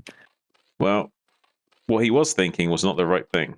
So yeah, that's for sure. That's for damn sure. I just wanted to see what it was. Alright, consuming. I'm digging the 13 Guardians from Saiyan SE here. Looking rather fierce. Look at this setup from Saiyan SE. It looks so fierce. It looks so scary. I kind of feel bad for Genesis. I wouldn't want to be playing against this right now. So far, acid spores raining down from the Guardians. There is Dark Swarm, so it is going to provide some support from the Guardians, but the buildings do not benefit from Dark Swarm, so this position will start to become opened up more and more, and lurkers can hit under Dark Swarm. They're going to say, I'm going to borrow your Dark Swarm, buddy, because guess what? Now you can't even kill my lurkers anymore, so thanks. Thank you very much for making my infinitely strong composition infinitely stronger. Oh, this is absolutely devastating for Genesis. Saiyan SC's absolutely outclassed him in this match, I would say. And I mean that honestly, not just because Saiyan's my boy. Like, this is phenomenally well dealt with. GG. Even Genesis saying nice GG. I'm being objective. This guy played well today. It sounds like you're both biased to me. Genesis is biased too. Saying going to be picking up that game number 1 finally after that long drawn out position. Although it had to be done, you can't really quite attack into that until Guardians are ready.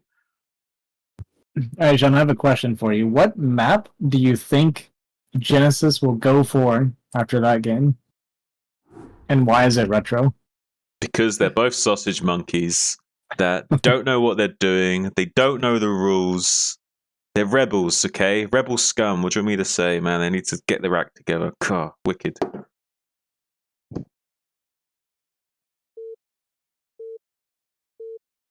All right, we're going to be going into game number 2 on Retro. Deja Vu over here. Spawning in the bottom left as the blue Zerg.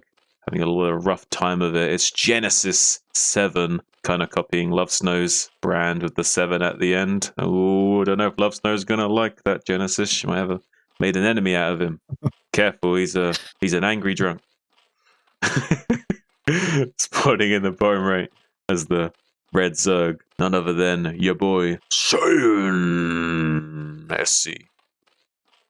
I was hoping they would get the same spawns and do a similar opener, so we'd be questioning if it was the same replay or not. The exact same plays out almost the exact same way. We're like scratching our heads.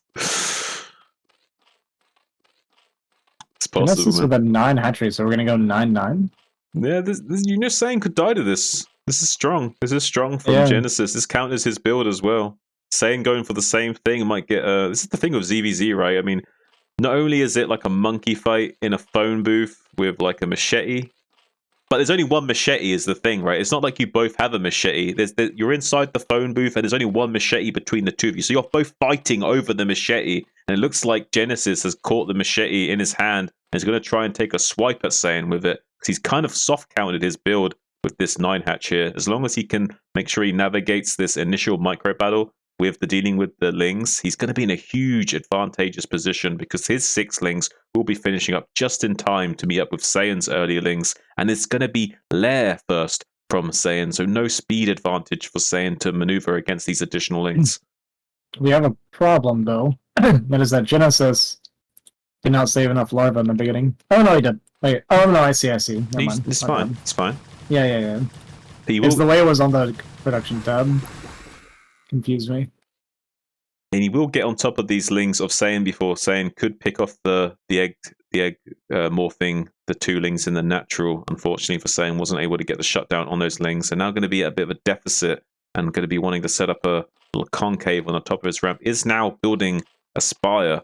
The pressure is on. Ling speed on the way for Genesis. No gas being mined. Pure ling production from this moment onwards. Can Saiyan stabilize, get this wall set up on his ramp. He needs to do so. He is starting to trade 2-on-1 with the first ling. Does trade it off. 2 lings have fallen for Genesis. Puts Saiyan in a rather favorable position for the time being. Needs to start morphing a sunken creep colony. About to finish in the main base. Needs to tighten up this concave on the ramp to prevent these lings from getting into the base too quickly, while also morphing in more and more Zerglings with every lava and the scrap of minerals that Saiyan's got. He needs everything to hold on now. He just needs to buy as much time for this spire to finish so he can hatch out a singular muta. Would be enough to shut down the aggression of Genesis and force him into making spores. And because he went 9 hatch, he's not going to have the big powerful economy he needs behind it to transition, and will not find it easy enough to catch up in muta count eventually. So it should be a win there for Saiyan if he can manage to find that game state.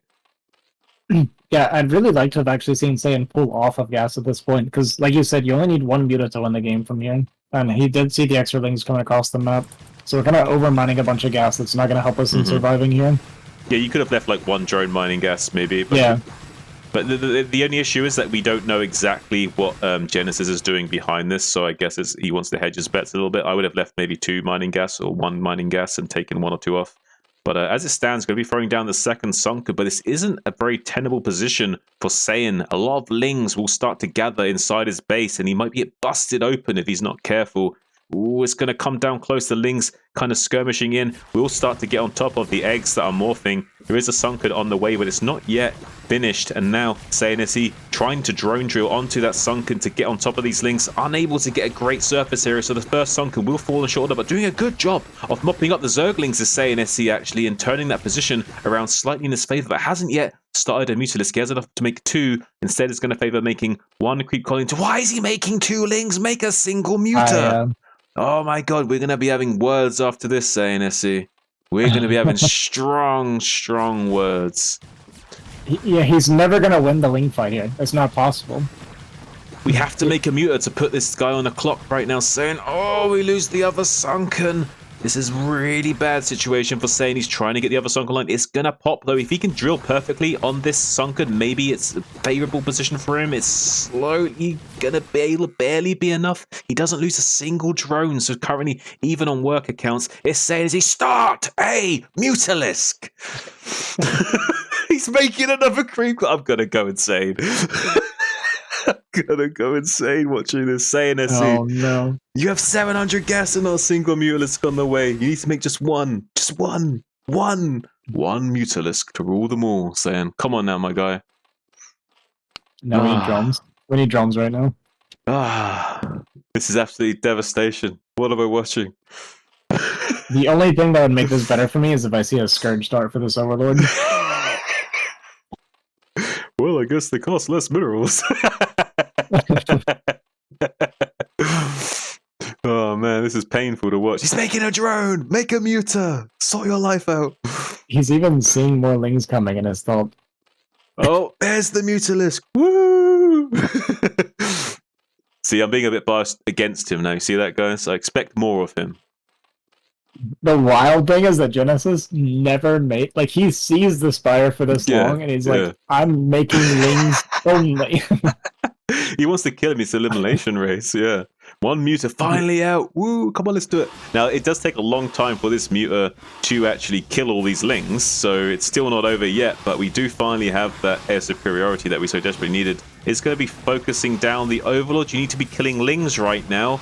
He's going to be making more lings because lings are dying. Why are you killing the Overlord, Saiyan? Okay. This is not a great situation for Saiyan to be in at all. He's going to be, unfortunately, losing this game momentarily. He's completely busted open. And, yeah, that's going to be all she wrote. GG. Wow. Didn't even finish the Overlord before he quit. Genesis taking down Saiyan in that epic game 2. Really showing Saiyan that he needs to be less of a sausage monkey, man. Damn. Saiyan. That's wild. I mean, you played that good in game number 1. You played that good. You played that good in game number 1. In game number 2. What the fuck was that? Oh, I'm only kidding. We're going to be having words. In private, though. I just love how confident Genesis was that Saiyan was never going to make a muta too. He's right.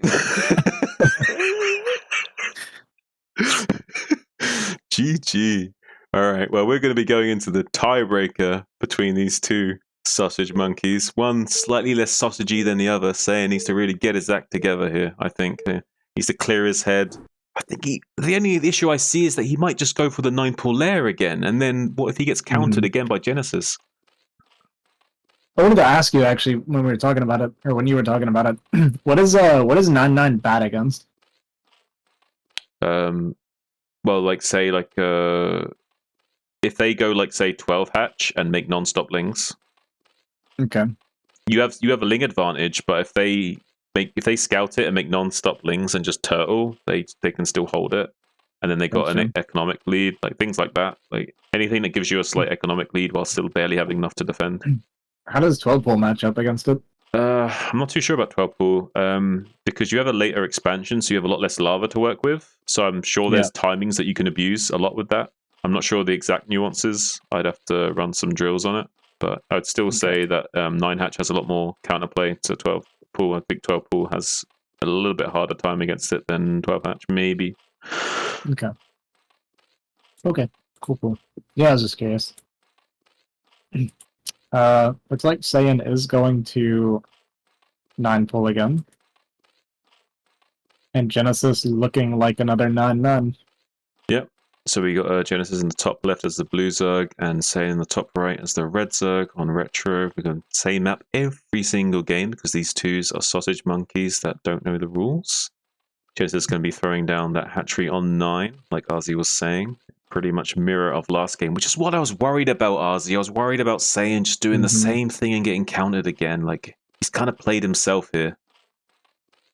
Yeah, great adaptation from Genesis to start metagaming Saiyan for basically punishing him for doing the same thing over and over again. Right. And you can't... It's one thing to do the same thing over and over again in other matchups, but in a mirror matchup, it's like dangerous territory. It's not... Yeah, that's kind of what I was going to say. Like in PvT, me going 23 Nexus every game is not...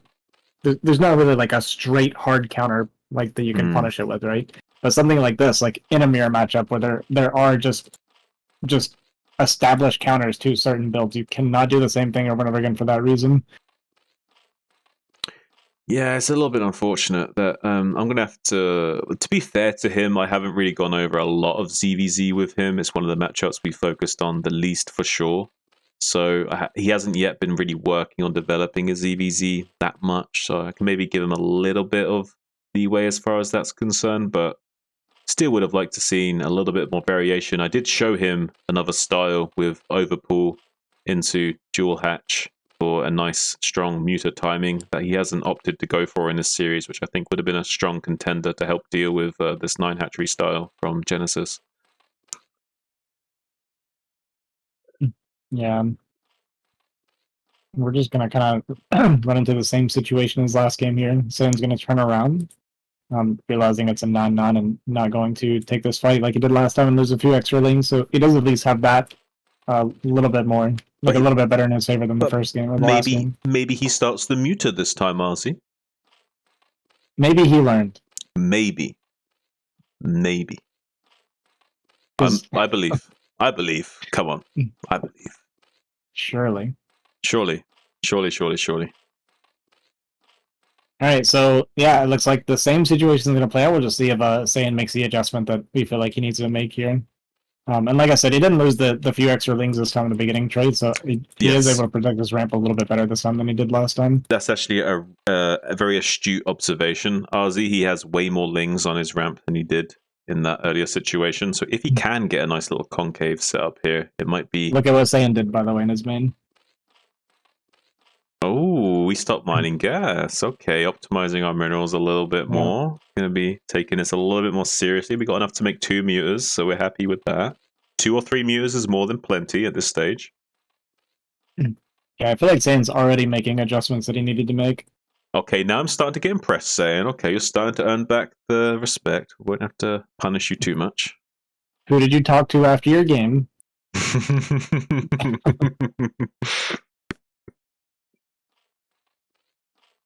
All right. Come on, Saiyan. Looks like we're saving Larva from Muta.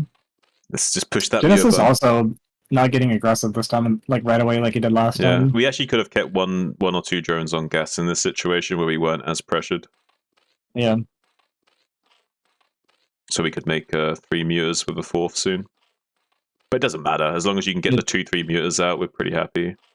Yeah. You put, like, I feel like 2 mutas is all you really kind of, like, need, for sure, right? Well- Like, 1 muta to fly across and kill drones. Yes and no. Like I like having more for defense. I like having 1 to get to the drone line and like 2, and then another 2 or maybe 3 to defend, just so I can clear up the lings faster. Because there are some situations where they ignore the sunkens and just target down all your drones. You need a little bit extra DPS to mop up the lings sometimes. Look at that. Is Saiyan listening? Like, 1 muta straight across and 1 after the lings. Like, this is Well, perfect. this is We're what doing this it perfect is, this time. this is kind of what I told him though. Like I've been over this stuff with him already, so he should know this stuff. It's just a matter of whether or not he can execute it. He's doing a good job of holding his ramp as well.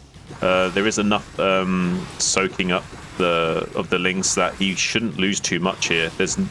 The only thing that will be an issue is if he allows the lings to get inside his main base and he doesn't drill the drones, because he needs to drill the drones away from the lings so they don't all get sniped, and needs to stop the lings from getting on top of his sunken. So let's see if his drill is good. A pretty good drill thus far. 3 more sets of links coming out of the eggs going to also help mop this up. And he's great sunken. Look how many sunkens there are, saying, pulling no punches with his sunkens. He's saying, I'm not going to die the same way again. Look how many sunkens he's making. I can hardly blame him. It's basically his 1 win condition is just to not die to these lings while these mutas are killing all the drones in the main base of Genesis. I think Saiyan's done it, Azhi. Yeah, the last drone goes down here and we're just completely dead at this point. And there's no way Genesis is going through 4 sunkens at this point in the game. Definitely not. I think he's done it. Finally, he pushed the muter button. And it's GG called from Genesis, Saiyan taking the series 2-1, putting the win on the board for Team Loveboat. Wow. Saiyan hitting him with the bye. Get out of here. Wow, really shut down. He got build all the loss and still managed to deal with it. I mean, to be fair to him, though, he didn't lose those lings early like in the other game. He stabilized. He made an adjustment to his play, stopped mining gas a little bit, made the extra sunkens, made the sunkens in better positions. So yeah, nice adjustments from Saiyan going into that game 3, I would say. I would argue that somebody probably played for him in game 3. Someone played for him.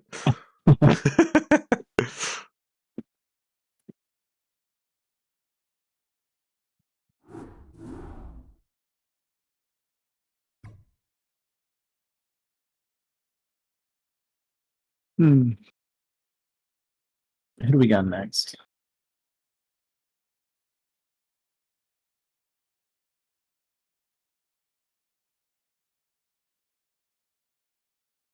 Uno momento, senor. Going into the next series, we've got Javier for Team Loveboat going up against a Tentat for the Rocket Raiders. Ooh. Now, I'm not sure. Is Javier a mech guy or is he a bio guy? When I played against him PvT, he went mech. Thanks, Azhi. Woo, that really narrows it down.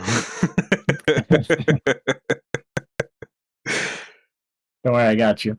All right, well, we're going to be having just a momentary, very small intermission of a single minute before going into this next game. We'll be right back shortly.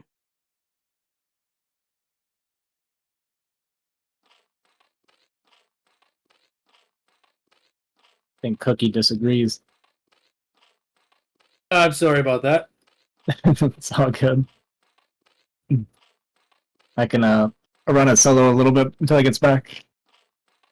Although I don't play Zerg or Tan. All right, I'm back. You guys are sausage monkeys. Didn't listen to me. Top left, spawning as the red Zerg. It's none other than your boy nOm.XUN.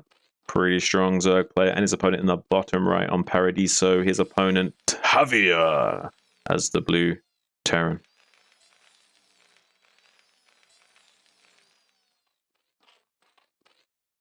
This one is, I said ZVZ was my least knowledgeable. It's actually probably not true. This one's probably worse.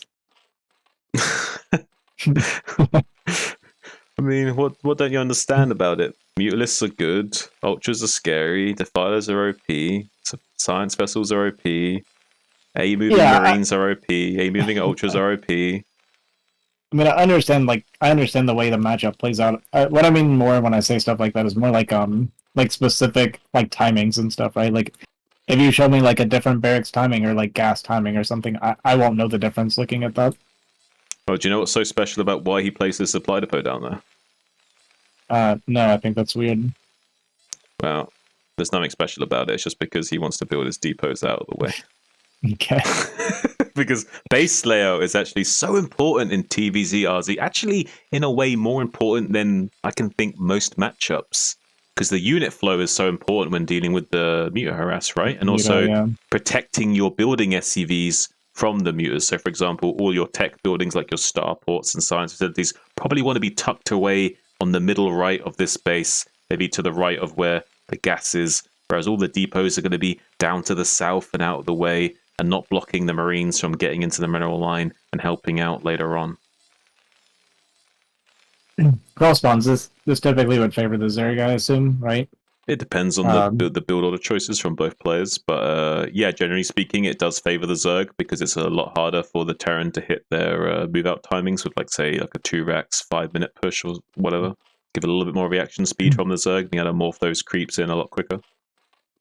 Yeah, that I was thinking too, like, with really long travel distance, like it makes it easier for the muta to kind of dog you so much further, and then it makes it harder to meet up your bio and that kind of thing, right? So yeah, there's one caveat to that is if you lose track of the bio, it becomes a problem because they can navigate around and get behind your mutas and sunken bust you if you don't keep track of them. That's why it's so important with the muta stack to always keep track of that bio and not only shave off Marines but watch for its movements on the map. Oh, the drone scout! Oh, needs to be careful. Certainly losing that drone scout. Yeah, but does confirm the CC as well. It's a very normal CC timing. Seeing the CC anytime after 2:30 is very non-greedy. Usually you'll see it at, like, say, 2 minutes if it's close to being a super greedy CC, like a CC first, or maybe a 2 minutes 30 if it's like a 15 CC before Marine. Usually you need a drone scout to prevent that from being an issue because the drone can harass the building SCV as well as block the CC from being placed, so the Marine has to be made. But if you scout 12 hatchery, you know you can kind of be a little bit extra greedy. Can you go, I don't know if you know this, can you go gas before barracks? Because I know in this matchup, I know getting like range and stem together, is you can't really fight muta prior to that, right? You kind of need both. Yeah. Kind of. So is gas before your second barracks to get that like out really quickly? Is this a thing? Is this an option? Yes, you can basically just do like a 1-rax +1 where you're getting a really fast engineering bay and getting straight into that +1, but you only have 1 barracks worth of Marines, so it does kind of make you a little bit more flimsy because if he does get on top of your production and start sniping down turrets and getting on top of your Marines, it can be really hard to stabilize for Terran. So it is a little bit of a risk going for the 1-rax engineering bay play. Gotcha. Okay. But it looks like we're going to be seeing a 2.5 kind of style hatchery out of a 10-tap with the in-base 3rd hatchery. Very safe way of playing, giving him access to a lot more lava and production going into the mid-game. Starting to mine from his 2nd gas, getting ready to morph some mutas soon. He'll be wanting to start a couple of overlords when his spire is at about 400 HP, so that by the time it finishes, those overlords will pop right when the spire does with the overlords, and he can make at least 6 mutas on time. We have the bio moving out here. The one advantage of having the 3rd hatchery is that you can make more mutas at a time, so he can actually make 7 mutas at a time if he's mineral optimized. But because he had to make 3 sunkens, he's actually not mineral optimized, so he will not be able to make that many mutas. But you see how his gas is lined up to make like 7, nearly 8 mutas? Yeah. Yeah. If he didn't have to make these sunkens, he could make a lot of mutas right now. Did choose to cancel 1 sunken at least, and I do feel like he didn't need all 3. Yeah. Right? Did he? Well, he there's barely enough that he could get sunken bust, but there wouldn't be that many Marines left over, and the mutas are popping out soon, so it'd be a bit of a waste for Javier because he would just kill the Sunkens and probably not get that much drone damage done. So then he would then just lose bio for not much effort, not much to gain from his efforts. So yeah, I wouldn't necessarily advise that from him.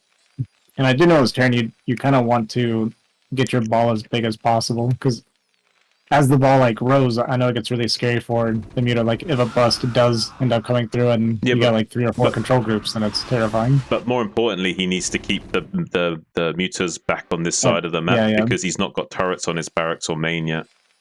He's only got turrets in his natural, so he needs to keep the mutas on that side of the map. So it's okay if this bio eventually dies. It's just we don't want the mutas to come flying straight into our base. Yeah.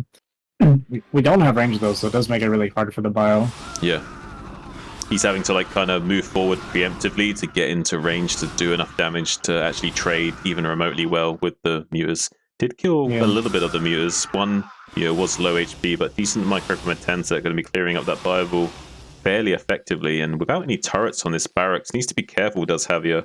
Going to have to be keeping his Marines up on this ramp and protecting his production. 2 medics are on the way, but thus far, all of these 12 Marines are currently naked. So if this mutas were coming down here and he started having to stim, it would be a little bit of a precarious situation for him, having naked Marines having to stim against. But luckily for him, the medics are going to be popping up just in the nick of time. Range also now finished.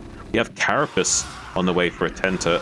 He's going to be trading pretty nicely with these Marines. So far, pretty good micro, but losing a little bit too much damage. Needs to be careful. 2 of those mutas desperately low on HP. 5 mutas still remaining, so can still one-shot these Marines, but only 10 HP left on this final muta, so it does need to be careful and not take too much damage to this muta stack. Has got a lot more mutas on the way, so if he can keep shaving off these Marines and prevent any turrets from being placed, he could just win the game from this position. It's going to be really hard for Javier to stabilize if he can't get any turrets down on this rack. There's another 3 mutas coming in soon, so he's going to be going up to 8 mutas with 1 to fall, so having 7 mutas still left alive on healthy HP is going to be more than enough to bully down the remaining forces of this bio group and still one-shot these SCVs as they make turrets. So it's going to be really hard for Javier. He needs to kill at least 1 more muta now. He's shaved off that low HP muta, but he can still one-shot SCVs with this muta stack, so it's still a very dangerous muta stack. It's going to be really difficult for him to try and get more and more turrets online to stabilize his position, and he will keep losing these Marines, so Tenta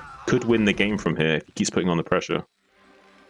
Yeah, it feels incredibly greedy, though, of Javier to kind of forego the turrets around his barracks. I always see turrets around the barracks there for exactly this reason, because if your bio gets picked apart, then you're basically never going to be able to get a big enough count out because the meter can just sit on top of your production. No, definitely. And a nice little 2-lane counterattack in the natural, going to pick off one of the turrets there too. One thing you can do as Zerg is draw the focus into the main base with these mutas while the Ling's going to the natural to pick off turrets and such.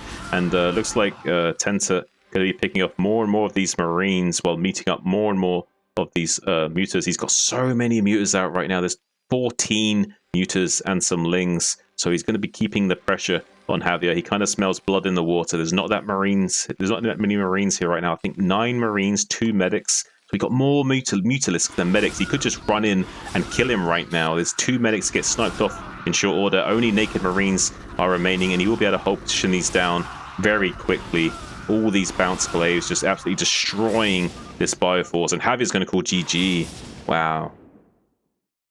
Game number 1 going to a Tensor there. Really strong showing from his Mutalisk micro. Javier kind of falling apart, not really being able to have the foresight to make the investment required to defend against that kind of muta harass, trying to forego making the turrets in very key locations, especially the production area. Like once the mutas get on top of your production as Terran, it can be lights out for you. At first I was going to say I really liked how he delayed making the turrets because he knew the muta were on the other side of the map, so I kind of like the optimization there, but then we just never made the turrets for our barracks after. Yeah, that's the thing. It's one thing delaying the turrets because you know the mutas aren't there yet, but it's another thing never making them after the fact. We'll be going straight into game number 2 here on Tempest, with the Tenta spawning in the bottom left as the Red Zerg. Currently 1-0 up with that and rather exemplary Mutalisk micro, and his opponent in the top middle, Javier, as the blue Terran. Hopefully he can have a much more solid showing in this match after that a bit of an oversight he made last game, not making those turrets at the right times. said slightly, and then he started to say a bit, and I thought you were gonna say abysmal. I was like, "Jeez." I'm not that rude, Azhi. I wouldn't put it past you. Yeah, I suppose. Slightly abysmal. It's slightly abysmal.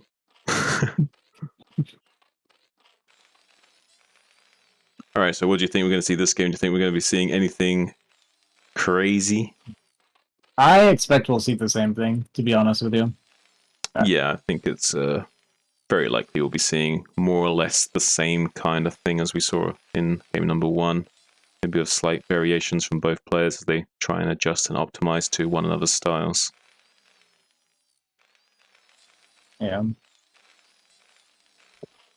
Yeah, I'll keep an eye out for any variations and then ask questions if I see it. Well, one variation could be that Atenta would like to throw down a pool right now to go for a very aggressive lair timing. So I was watching, I was actually kind of wondering if BBS is an option on this map. I don't know if the middle's like buildable or not. It looks like it would be, right? Yeah. So if he was suspicious of an 8-Rax or a BBS, 11 pool would be a great option here. And knowing that his opponent maybe wouldn't be so confident in dealing with the muters, 11 pool into all-in muter would be an option here.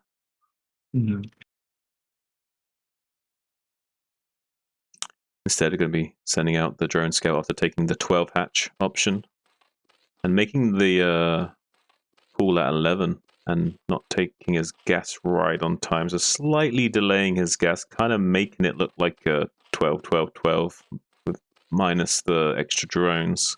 Kind of odd gas timing there from Atenta. Going to be seeing a 1-Rax FE most likely out of Javier, already banking those minerals. Hasn't yet decided whether or not he wants to make adjustments to his build and cut that marine so he can throw down that CC first. He could have done that once he saw the hatchery first from Atenta. Could have cancelled that marine instantly, made the CC at the natural, slight economic optimization, but will instead be just going for the more standard style. Definitely something I do all the time in PvZ. If I see hatch first, then I'll cancel my second zealot and drop my nexus right away. But here we went to 2 marines before our CC, so maybe not like fully optimal. We might get the drone kill this time. Ooh, nice.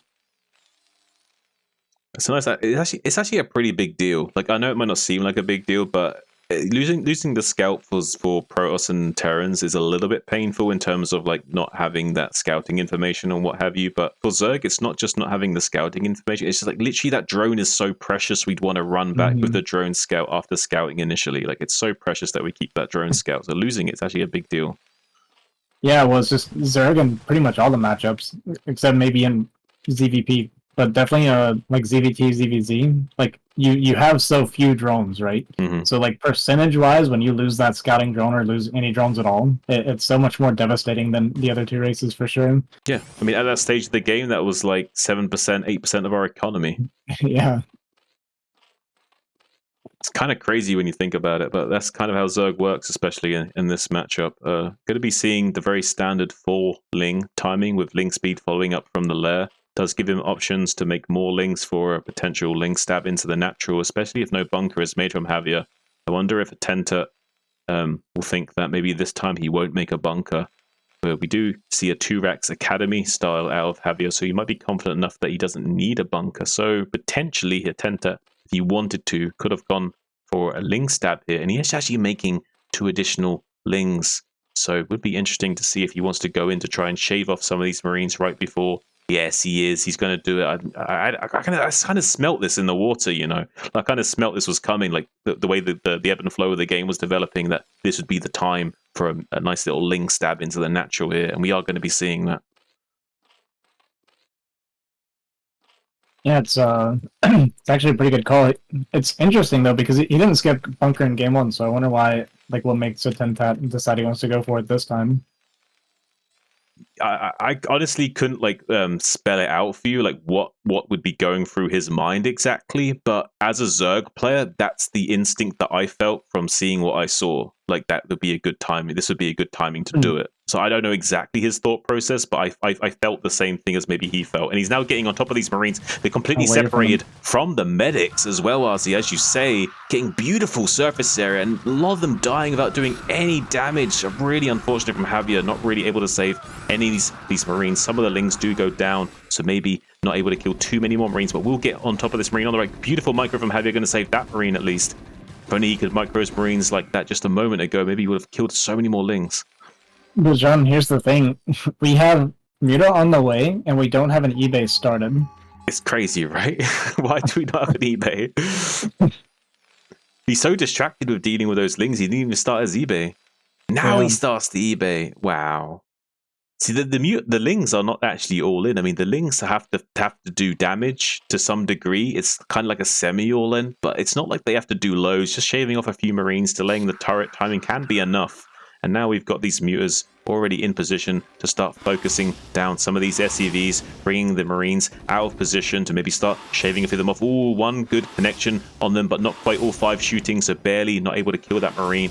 One SCV does go down, another one on low HP. Medics are in position to start healing, but they will be draining a lot of their energy for doing this. So one medic almost out of energy already, and the other one already low. These Marines can't keep stimming like this, or they're going to completely run out of energy. This is a really rough position for Javier to have to deal with, and he's still stimming to try and deal. Range is only just now about to finish. He's not even able to get much damage done with these Marines. He's attempt swinging around into the main base. No turret yet started on top of these barracks, so Tenta going to be able to find a lot of damage here if he so chooses. Does snipe 2 of the Marines off. Like I said, there's no medic energy right now, so all these Marines, if they stim, are going to be really low HP and extremely easy for them to pick off. 2 Lings in the natural, going to be picking off some of the SCVs, trying to set up turrets. Look at how fast these Marines will die. Because there's no medic energy, they're extremely easy to kill. Most Marines falling in short order as the SCVs are getting picked off in the natural for a Tenta. SCV count finally being reduced to even number, and that's never a good sign when a Tenta's this all in. This is a great play. I kind of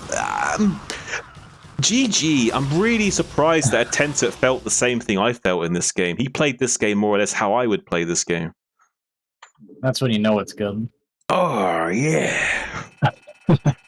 He's in the hive mind. We got that Zerg brood consciousness. I'm glad to know that Tenta is, like, you know, in link with the same brood as me. Yeah, Tenta had said that because he was weak to the Muta in game 1, he felt like he could be more aggressive for game 2, essentially. Yeah, that's similar to what I said right at the start of the game. Like, maybe he would feel like doing that sort of more pressure style of the earlier Muta timings to punish him, not being so confident with dealing with them. But I thought maybe he'd do like 11 pull variation at first. So yeah, I'm really happy he did still go for the Ling stab into Muta, even though it was a 12 hatch. Yeah, it looks solid. You guys want a quick 5 before the last 2 matches? I think John does, yeah. Yeah. Okay. No problem. I'll cut you in 5 seconds. Don't cut me! No! I put it on John. I'm a machine. I don't ever need to stop. Okay. 5 minutes, we'll be back. It's easy when you're not doing much of the talking, Azhi. I'm just kidding. Well, it's easy to not do much of the talking when you won't shut up. You won't shut up, man. No, I agree. I turned my stream off to kind of, well, just so I can cough more, basically, so I can mute and cough a bunch. It's helped. You can't just do like a push to mute thing, though? It's hard toggling it between both the stream and Discord. Yeah. I mean, I have this macroed on my OBS where, like, on my numpad, like, my minus is mute and my asterisk is unmute.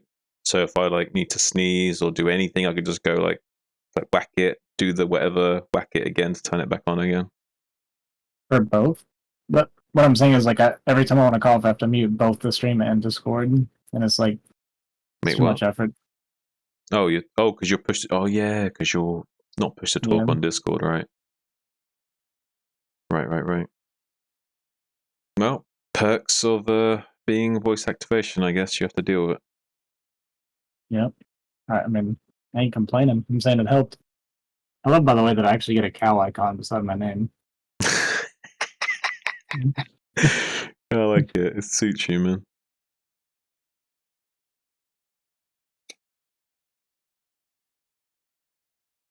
I guess you are mainly a dairy farmer as well. Yeah. Primarily. Primarily.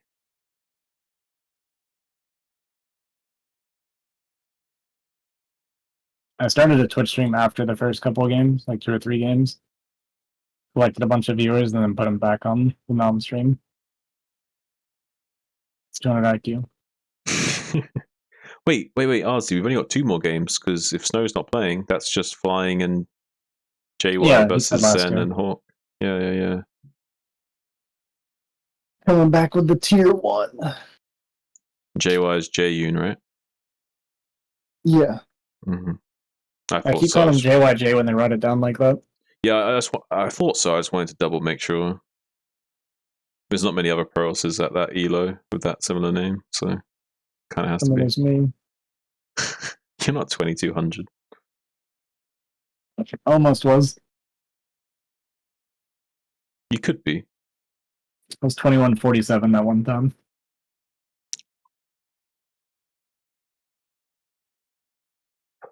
I would say you have quite a wide range. You're like somewhere like 1900 to like 2150-ish. I was going to say 1600 to 2200. No, I was being less memey about it. I mean, I've lost to a 1600 Terran, so. Doesn't mean anything. Like, you can lose one game against a low-ranked player. It can happen. One in 100 games or whatever. And when I lose it, that becomes my new minimum. It's not how that works.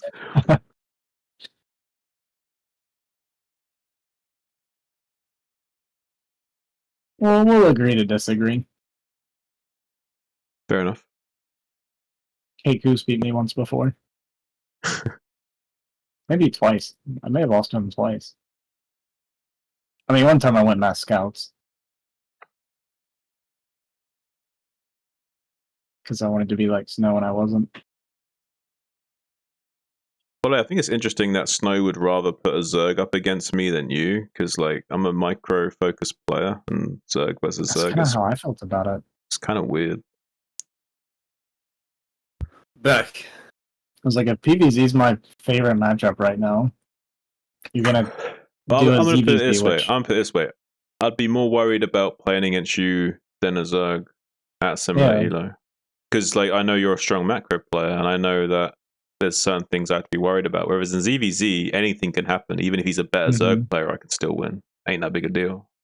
Yeah, for sure. And like you said, like you're a micro focused player, so ZVZ kind of leans in your like more towards your my skill set. style. Yeah. You dudes ready? Let me top up my drink. I just finished smoking. Okay, no problem. Cookie wants to go. It's only been like 5.5 hours.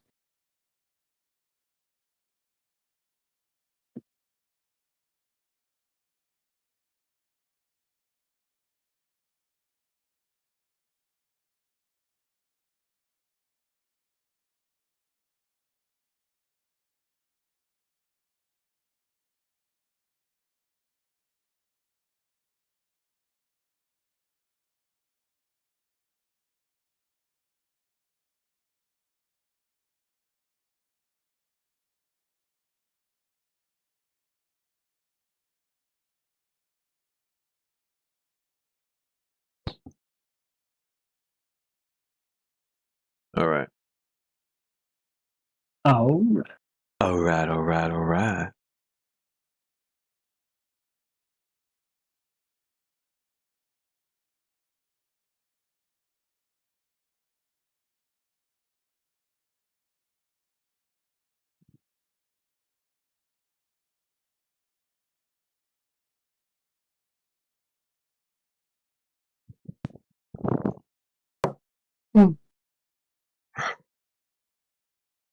Cue me up, Scotty.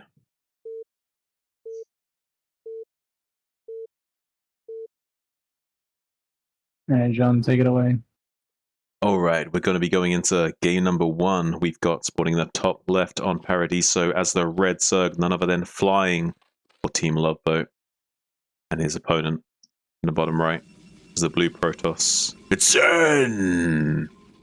or the Raiders? I'm a Zen fan. Zen's a pretty cool guy. He's a cool guy. Actually met him twice on the ladder in the last week or so. Nice.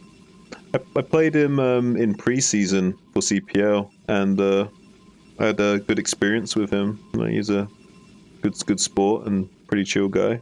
Got nothing but nice things to say about him thus far. It's kind of unlucky that I'm almost never rooting for my own teammates. I wonder why that is, Azhi. Let's analyze that. Like, is it? Do you think it's something to do with the leadership aspect of your team, or is it something more interpersonal? It's mostly like it's mostly guys that I know. The thing is, I actually like flying too. It's probably one of the only people on my roster that I actually like. And unfortunately, he's against Zen, and I just like him more. Just kidding, guys. Don't get mad. Don't get mad at me. I don't think they'd want to get mad at the dragon. Might catch a bit of a fire. It's true. Mm-hmm. Catch the heat. Catch the heat. Gonna be throwing 11 pool, it looks like, out of flying. Okay. Interesting to choose to go 11 pool in the ZVP matchup. I was gonna ask, what does 11 pool do for you in ZVP? Well, we'll fix, or someone will tell you it will do something. Like, yeah, but why? It's the same. Like, anyway, I usually you see the 11 pool when your 11 hatch gets blocked. That's all I'm gonna say. Yeah, it's not like it's bad. I mean, it's good if you utilize it well. It's just I wouldn't necessarily say it's optimal in this matchup. Okay, gotcha. I actually like seeing 11 pool, to be honest, because it means that I don't feel pressure to drop my forge too early, or like a cannon or anything like that. Like, I mean, I don't really drop a cannon early typically anyway, but when I see like an overpull or something, I feel a lot of pressure to get my forge out before Nexus, because you kind of want to plug the wall to make sure lings don't get inside. But if I see 11 pull, 12 pull, something like that, then I feel like I have time to get my Nexus down without it being too big of an issue.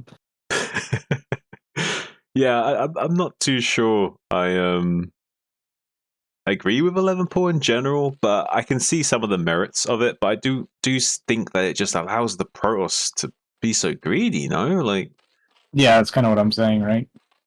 I don't get it. Like, I you don't personally get don't get it. Yeah, you as the Zerg, you don't really get the benefit of the hatch first, right? But I get the benefit of going Nexus before Forge. Yeah, I personally don't like it. I mean, Wolfix has tried to sway me on like, but why? I'm not going to impersonate him too much. I can't do a good Polish accent. I apologize. But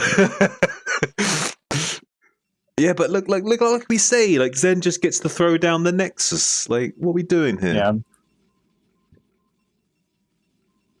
Got the 2 zealots coming up towards the third base. It's kind of an interesting decision to come to the third.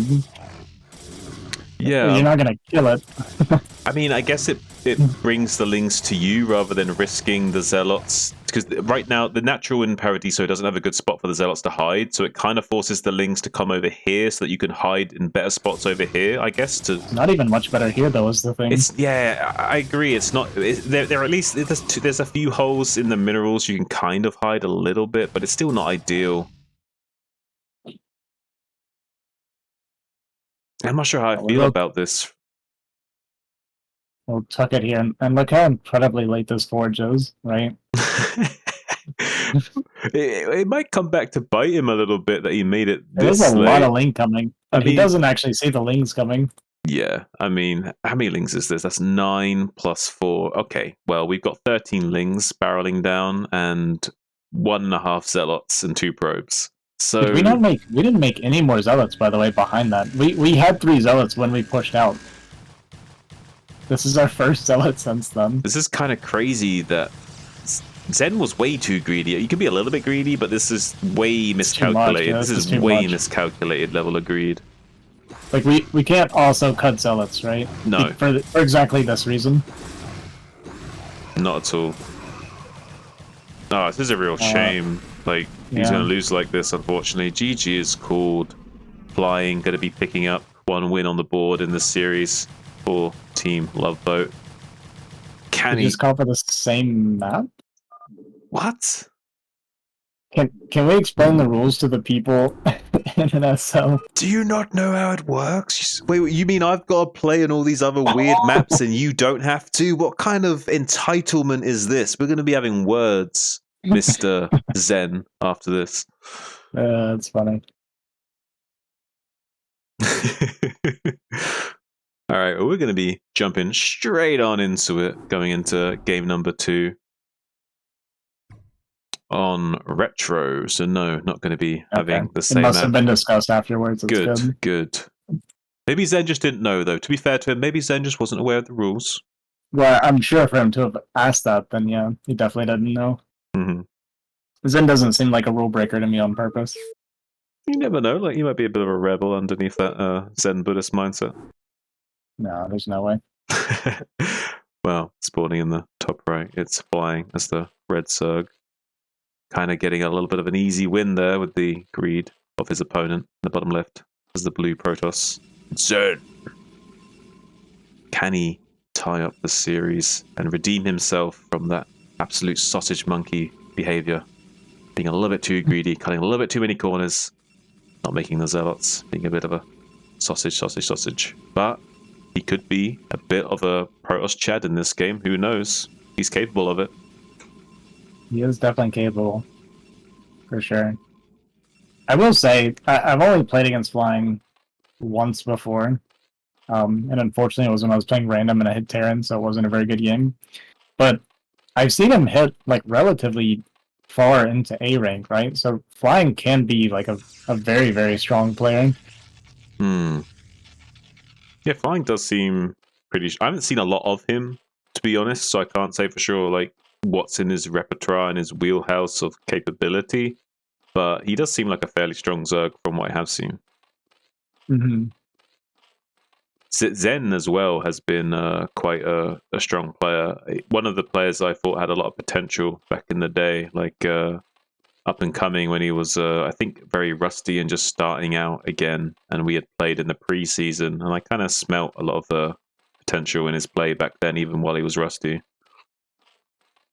Zen's also going to show us how the wall is done here, so you kind of see what I mean, where it's going to be a little bit diagonal, so you can get the 2 Zealots here like this. It does mean that your second Zealot is like really far away from your top Zealot. It kind of can matter during like Ling Floods or something. Yeah, so the Forge going underneath, I guess did you need 2 Zealots to block the top gap, or can you block it with just 1? Is there any way you can position the Zealot so it's able to be blocked with 1? I don't know for sure. Looking at it, it looks like the answer is no. So you would need a probe there in the beginning as well. Mm-hmm. But it's kind of hard to say. Like I said, I haven't tested that out too much yet. I've only played this map a couple times. And we got a... Okay.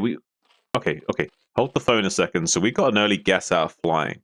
Now, the timing that he took the guess either telegraphs Ling speed, but it also telegraphs one of 2 things, either 2-hatch Muta or 2-hatch Hydra. So I'm interested to see what choice he's going to go for. He's ignoring the Probe Scout. Now, 2-hatch Hydra would be a good counter to the build order choice of Zen. It's a good counter to the Gateway First build. So I'm curious to see if he will opt for that or not. If he is doing the 2-hatch Hydra, he'd probably pull 1 off gas. If he's not, we obviously won't be seeing any drones pulled off gas. Ideally, though, I would have thought that he'd want to kill this Probe Scout really quickly to not really allow him to see what the tech choice would be after the Ling speed. He's doing a good job of tracing down the probe thus far, down to 11 HP. He might be able to finish this off before he will see the timing of the lair. But he sees the lair starting. Okay. This is really good for Zen that he actually saw the timing of the lair there with that probe. It's unfortunate that flying didn't kill that probe in the nick of time. I really would have liked to have seen him kill that probe to hide the tech choice, but instead he's the run by into the main base with these 2 Lings trying to kill a probe, or at least harass and pull the probes off the mineral line to kind of deny some of that mining time. Yeah, he actually blocked the Forge and delayed the Forge a pretty good bit there. There was a probe that moved out to drop the Forge, and then the Lings got in the way and almost killed the probe as well, so I was kind of wondering if we were going to see a bunch of Lings to follow up, maybe, because the cannon was going to be so late. Like, maybe just kind of turned it into an all-in, like, Ling into Muta thing, but we are droning behind us now. Yeah, he did get one probe with those lings, meanwhile, but not quite more than that besides some lost mining time for Zen, so has handled this ling run by pretty well, and Flying's done a good job of keeping these lings alive and being a little bit annoying. Could be seeing some probes move down to the natural to kind of start optimizing his saturation a little bit here. Getting that going is going to be really important. He's only a few probes ahead of the Zerg, so he needs to keep the curve of his economy as strong as possible.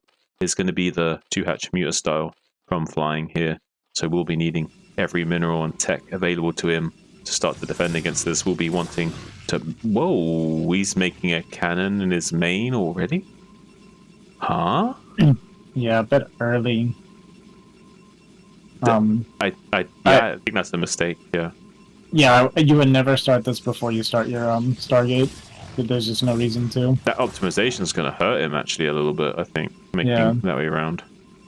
Yeah, because you want to get as many Corsair as quickly as possible, but the cannon's always going to be able to go up in time, so there's no rush on the cannon. You definitely want to be working towards Corsair first, and then worry about that.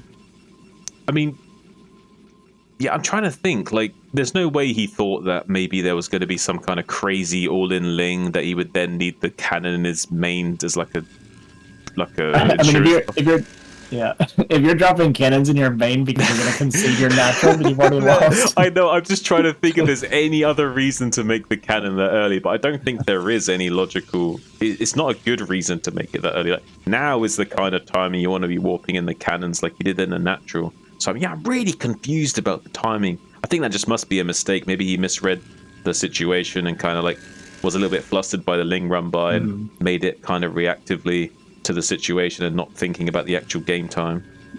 Yeah, I think that's how like things like this end up happening a lot, is like when you're not thinking about the timing as much and it's more just it's coming eventually, so you want to get it so you don't forget about it or something. Maybe kind of deal with like the anxiousness of it even, because it does like give you that comfort, right, to know that it's there. And obviously, like you could optimize better, but I think that's why things like that happen, is just because you want to not forget, right? You don't want to have to think about it anymore. Flying is flying right next to the Corsair. He could get some free damage off on it. Come on, shoot the Corsair. Okay, there you go. There you go, buddy. Get some damage on that Corsair before Rishi's careful, though. There's 2 cannons here. Need to respect that. Now, these 6 muters can easily beat 2 to 3 Corsairs, especially with micro. So Zen does have to be careful for a little while. Needs to also start the +1 weapons on his Cybernetics core. Just now starting to get that on the way. That was also a little bit slow, so going to be losing some of the power spike from that. Might also be losing one of these probes, 2 of these probes mining gas. Ooh, and taking a swipe at the Corsair as well. Doing a great job is Flying. So far killed quite a few of those probes and also sniped off one of those Corsairs. So doing a really good job. And one of these Corsairs is on 68 HP, so needs to be a little bit careful. He is going to be transitioning into a Hydra play after this fact, so we could be seeing some aggression on at the front after these muters have done their job. It'll be interesting to see if he wants to commit to an all-in after doing this much damage and forcing this much cannons and this many Corsairs. Yeah, because the front's going to be really weak if he's making nothing but Corsairs and cannons in his mirror line. Yeah, the 4th cannon kind of has to come down. He's even making a shield battery. Yeah. The positioning of the cannons maybe wasn't ideal because it just doesn't cover the assimilator very well. Yeah, the cannons like more should have been like, say, the 1 on the left, 2 on the left or something. But it's kind of hard, right? Because the way he placed his Stargate, it would have been way better if he placed his Stargate where his Citadel is and have like the 2 cannons on the left there. I agree, for sure. Yeah, we've made a lot of cannons now. In total, what are we at? 4, 8, 9 cannons now. Yeah, but Flying doesn't really care about that. He's just going to go like a 3-hatch Hydra bust in the natural soon. And there's only 2 cannons at the front. So it's going to be range is only just starting. But the problem is that these cannons are right on the wall. So even the Hydras without range can kill those cannons without needing to kill the wall first. Parascourge going to be zoning out that Corsair fleet, preventing them from getting on top of those muters. There's only 7 muters to those 6 Corsairs, but +1 hasn't yet finished, so they can't one-shot the Scourge, so one of the Scourge will connect before the other one dies. So didn't lose the Corsair because only one Scourge connected, but still took a little bit of a hull damage to the Corsair, so wants to be careful with those. Now sees the Hydras, now sees the bad news. Will start warping in a cannon, has 5 Zealots to buffer and tank a little bit of damage, but only 2 cannons are currently finished. Zen, in a little bit of panic mode, going to be starting to throw down cannons left and right. He knows he needs to stabilize, he knows he needs to defend at all costs. If he can get these cannons finished before range kicks in, maybe he can salvage his position. He has 5 Zealots to tank and buffer. Now 6th Zealot does pop out.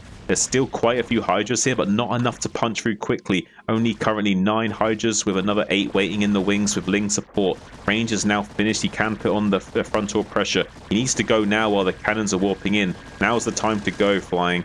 If you're going to go, now's the time. He needs to get all his stuff in, but all the cannons have started to warp in. It's going to be a much harder position for Flying to break now. He will instead maybe likely just snipe this forward and try and contain him. There is a Dark Templar, but there is an Overlord to scout. It would have been interesting to see if Zen tried to sneak out with that Dark Templar on the northern flank, just go around into the main base of Flying later on. But instead is in just full defensive mode. Finally, now Flying going to send in his Muse to tank his cannons, Azhi.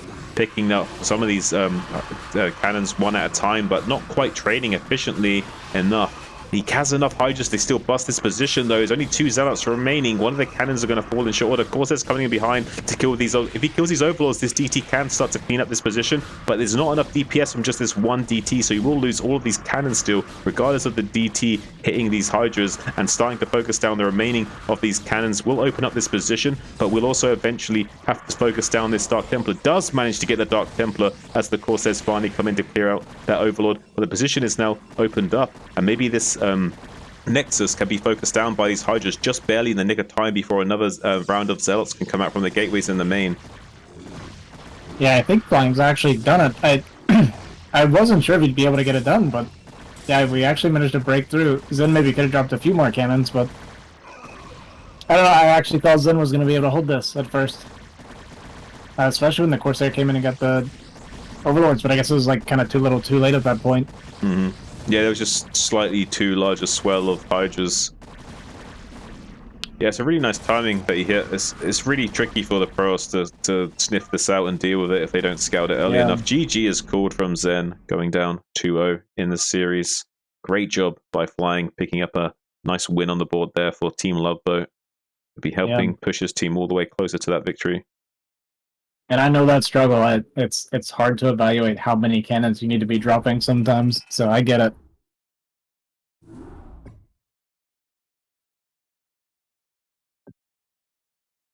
It's too relatable. It's too relatable.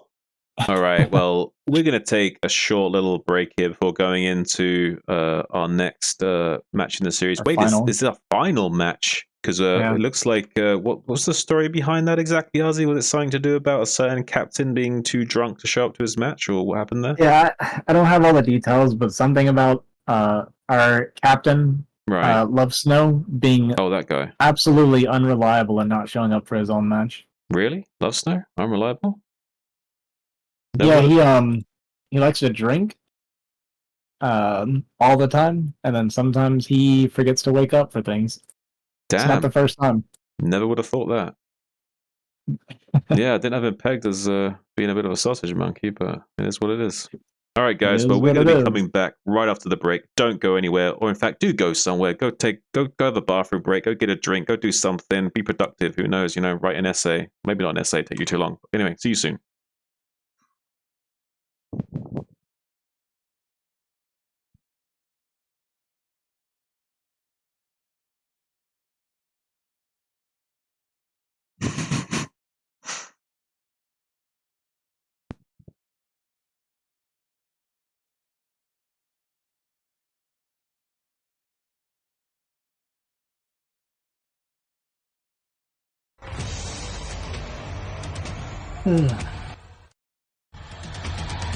This guy.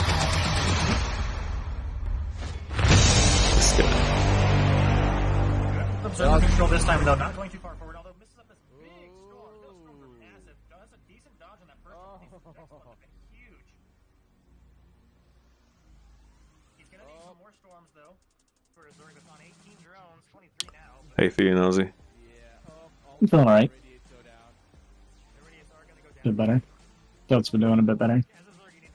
Good. I actually did Decided need the to do break. this last game and Milk some cows. Milk some cows. Can't wait. I hope your brother's been doing some shit for you. He milked yesterday morning. There you go. That's something. And that's the only time he's milked in the last 3 weeks, but something. Slap him into shape. Oh, we punch. I punch around here. Fight against these huge mountains, we're going to lock down those hydras. Beautiful. And the High Templar are going to start storming to clean up on R5 Great as well. job. As those hydras come out of the Maelstrom, they just get absolutely blown apart by the true damage. Oh, of and this storm. another one. It's a bad angle to attack from. If you can hear into the future, is it really cheating though? He's still overpowering these Dragoons Not though. enough. The Protoss did Yeah, hit his Zen needed- infrastructure, hits in his eye from both sides. Lurker He moved forward Maelstrom. and trying to borrow fairly good storm dodge and then dives Oh my forward. God. Oh my Huge God. storms behind. Absolutely devastating. Oh my So God. many hydras. Decimated by those storms. G5 was ready for that attack from behind. He had the High Templars in position. Another massive storm on. Thing he had going for him was getting critical. His highlight reels are pretty hype. It's going to become relevant. It's really difficult for him. Oh, the Dragoons have a limited window. Don't know if you can hear me, Cookie, but you do such a good job, my guy.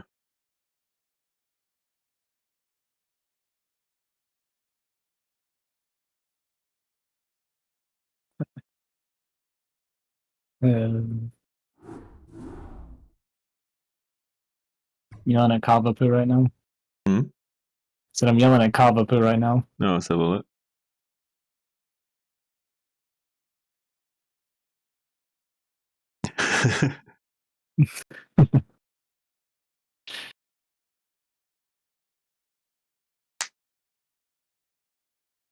Imagine expecting Love Snow to show up on time to say. Imagine. Imagine. It is a weird thing to expect it. Like, I can understand, like, wanting it. Yeah, but expecting But it's another expecting level. it? That's like shame you on met you. the guy? That's like shame on you level territory. Like shame on him for not being reliable, but shame on you for expecting him to be. Right. Yeah, here's the thing. Snow has never let me down before.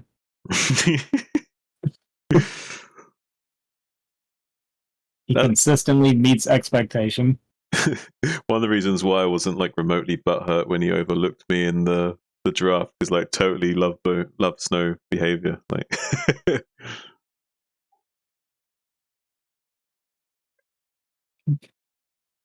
Yeah.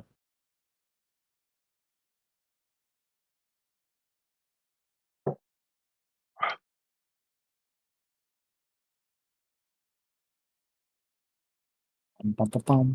That one. Dude, the promo was so good though. oh yeah, that's what I'm saying, man. Cookie's killing it.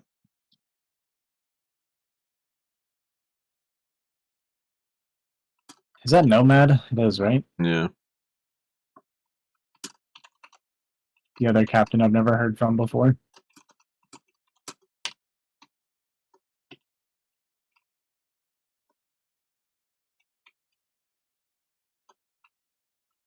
I like how my series isn't in the promo. I kind of thought about it. It's really nothing happens though. Like my PvP series is so boring.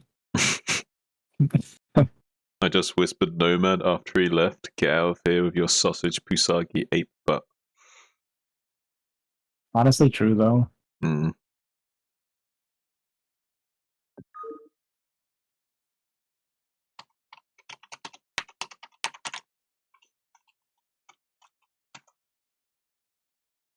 Oh wait, I haven't been keeping track on scores for like the overall team.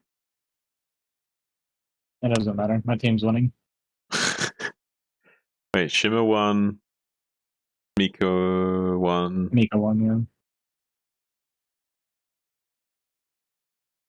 yeah. House lost, right? Yeah. No. Arcane won. Kane Saiyan won. Saiyan won. Javier lost. Xavier lost. Flying won. So your team's winning, right? Yeah, by a lot. Here is the main event of the night. Sean, right? This is the main event. Are we live? Yeah, we're live. Well, thanks for telling me, Cookie. He just goes. He just goes. All right, we're live, guys.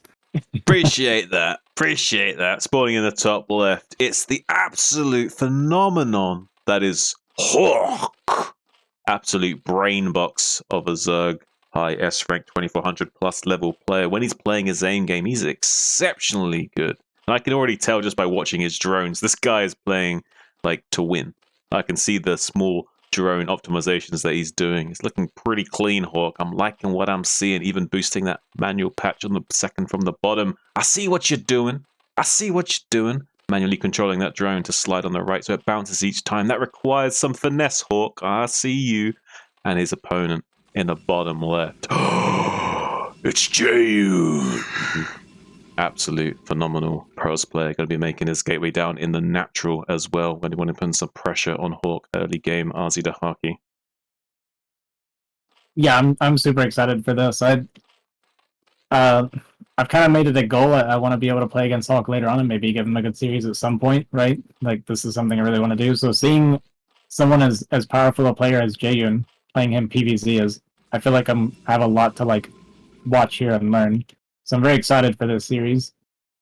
Yeah, and you see this drone down in the natural by Hawk's hatchery. That actually wasn't a mistake. He was checking for a potential cannon rush, making sure there was no probe there to start making pylons. You do need the drone to block the pylons from being placed, because even if you do drill the probe, the drone over the minerals to try and block the cannons from being placed, the probe can place down a pylon to block the drone and make it very difficult. So you do need to kind of stop those pylons being placed in the first place. So Hawk wisely had his drone in position to scout for that. Now we see the Zealot moving out from Jayun here. Hawk wisely going to be needing to make a lot of Zerglings to deal with that initial pressure, but looks like Jayun doesn't want to commit with that Zealot. Just going to be doing a little bit of a move out, move back timing, trying to force those lings as a response out of Hawk without fully committing with the Zealot. Could instead be scouting ahead with the probe behind this, while Hawk takes his third out of 12. Yeah, it's a pretty good move as Protoss to constantly fake move outs, even if you're not ready to, because you just want Zerg to be pressured. You want them making lings, because if they're making lings, they're not making drones, right? So you can kind of move across the map and fake an attack to force lings, and this is doing damage without costing you any units. So it's really good to consistently fake these move outs. And also having the probe scout in here. So with the probe here, you can see like what the link count is. You can see what's coming out of the drones and stuff. And it actually lets you know if it's safe to move across with your zealots at some point if you want to. Yeah, so it looks like slight mind game optimizations coming out from both players, trying to get every little edge they can in this matchup. And when you're playing at the higher levels of the game, those mind games really start to become all the so more important. Yeah, he's making the core in the natural and not getting the forge first, being super greedy. Might open up Hawk to want to be a bit more aggressive, and maybe try and link flood the front and knock down the gateway. He is trying to shave off some shields off that Zealot, doing a good job of getting a few hits in on the Zealot without having to retrieve any of the side blades in return. But does take one punch on his Zergling, while the three on the right are going to start hitting the gateway, taking it down to about half shields thus far. Gets the surround on the Zealot, but not a full surround. Zealot does squeeze out with most of its shields saved. I kind of feel like Jayun might want to be making a shield battery in this position, because it's going to be a long time before he can start warping in a cannon, I believe. So it's going to be a bit of an issue for him if he can't deal with these Zerglings cost efficiently. There's another 5 coming in from the north. Might get surround on this one Zealot. Jayun going to be losing one of these Zealots, and the other one is on yellow HP. This is a really bad situation for Jayun. Hawk getting on top of the probes as well, starting to reduce the count. And the other Zealot is really dangerously low on HP as well, so Hawk not only going to be getting these probe kills, but will be able to finish off this Zealot if he so chooses. Ling's going to be swinging back into the main base. It's going to be really hard for Jayun, because he needs to go into the main base with these Zealots to deal with the Zerglings, but meanwhile there's going to be another 2 Zerglings coming in the natural with a speed upgrade. Going to be finishing off this cannon. GG is called from Jayun. Hawk taking a really quick, clean game 1. Yeah, Jayun going for like a bit of a kind of like a greedy mind game, right? We built the forge, so we built the core at the front, the forge in our main, and we started +1, and it looked like we didn't want to show a cannon to show that we even had a forge. I think that's what was happening.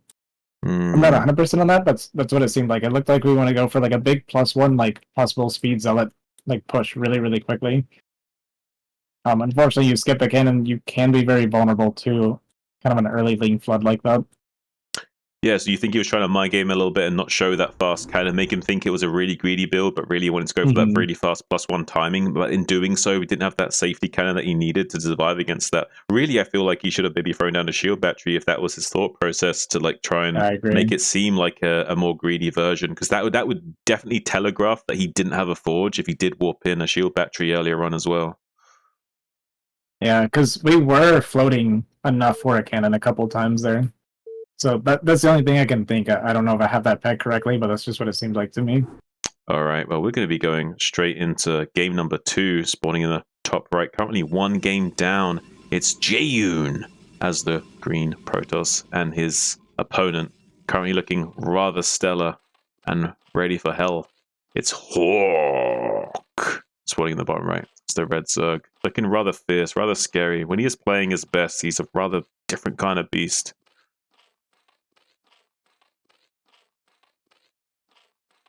Yeah, wonder if Jayun's gonna go for something a bit more unorthodox again, or maybe he'll just keep it standard after a game like that. I know losses like that can be kind of crappy. It just feels like a free loss, and it always feels avoidable when it happens for sure. Yeah, sometimes you can kind of like, if that was what he was going for with the like mind gaming him with the cannon timing by not revealing the forge, then it kind of is unfortunate that he mind gamed himself to that level. Yeah. Okay, we got the scout off of the pylon, so this usually indicates that we're going to go for a forge expend. Yeah, definitely. It's very rare that you would pylon scout and still go gateway. You just don't have the minerals to optimize the build at that point. Yeah.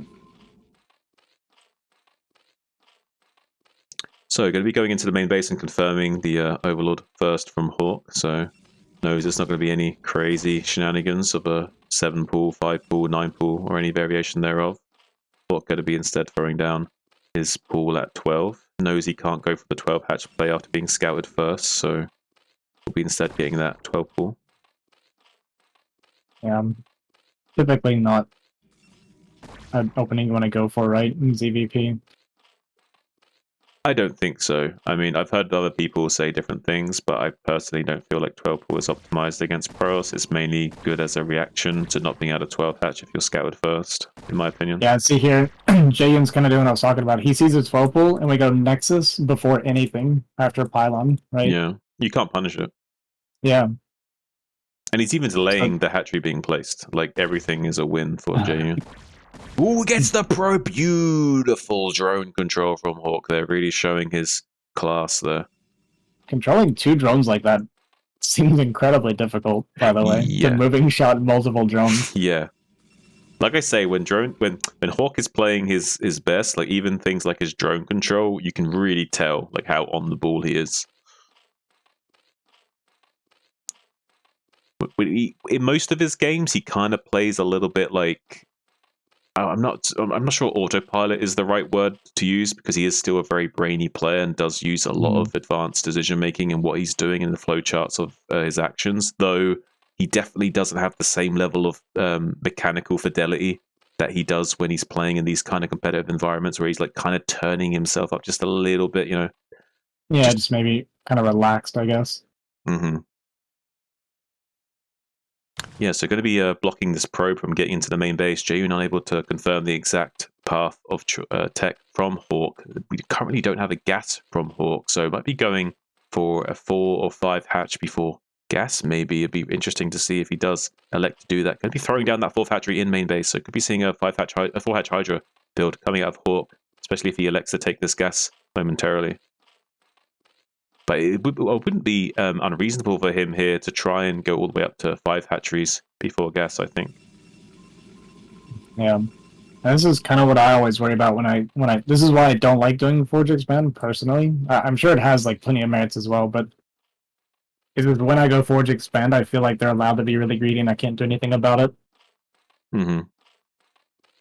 Well, and it's very easy for them to optimize their ling timings with what you're doing as well, because they only need to make like 4 or 6 Zerglings to deal with the initial Zealot for such a long time, and they can kind of get away with making nothing but drones and doing whatever they want. It looks like this. Okay, never mind. Those were being a little bit weird on the core there at the natural, but it seems like they fixed themselves. I've not seen this core placement before. It's kind of interesting. Yeah. Like, how does that work exactly? Do you think that like actually slightly optimizes the probes mining gas there? It looks like it, like very slightly, is better actually. It does, doesn't it? Yeah. Like, ever so slightly. Because they don't mine very well from the bottom usually. Yeah. No. It's not as bad as when it's on the right, but yeah, still not ideal. So it looks like it's a slight optimization here because the shape of the core is slightly rounded. Mm-hmm. So Stargate coming down, and we're just drones right now for Hawk. Mm-hmm. Yeah, we're going to be going up into a really mid-game centric focus build. We're getting 5 hatcheries online very quickly and kind of doing a bit of a delayed gas tactic. So we'll be very defensive in the meantime, making just a couple of Hydras to deal with that initial Corsair, then going back into droning after the fact. What that will allow us to set us up to do is not only have such a huge, powerful economy of drones, but we'll have so much lava available to us that we'll have a very strong mid-game army to really challenge Jaeyoon out on the map. I love this goon actually to punish this Overlord sitting here. You would never see a goon normally like this, but it's exactly like what we were talking about earlier. He starts taking damage on the Overlord, and he has to start Overlords, and he's just forced to be supply blocked. You know, it's kind of like what we said about where the Corsair gets on, and it's like, well, we have time to make Overlords, and it's fine. But that does interrupt the droning for a few seconds, and in games like this at this level, it can make a huge difference.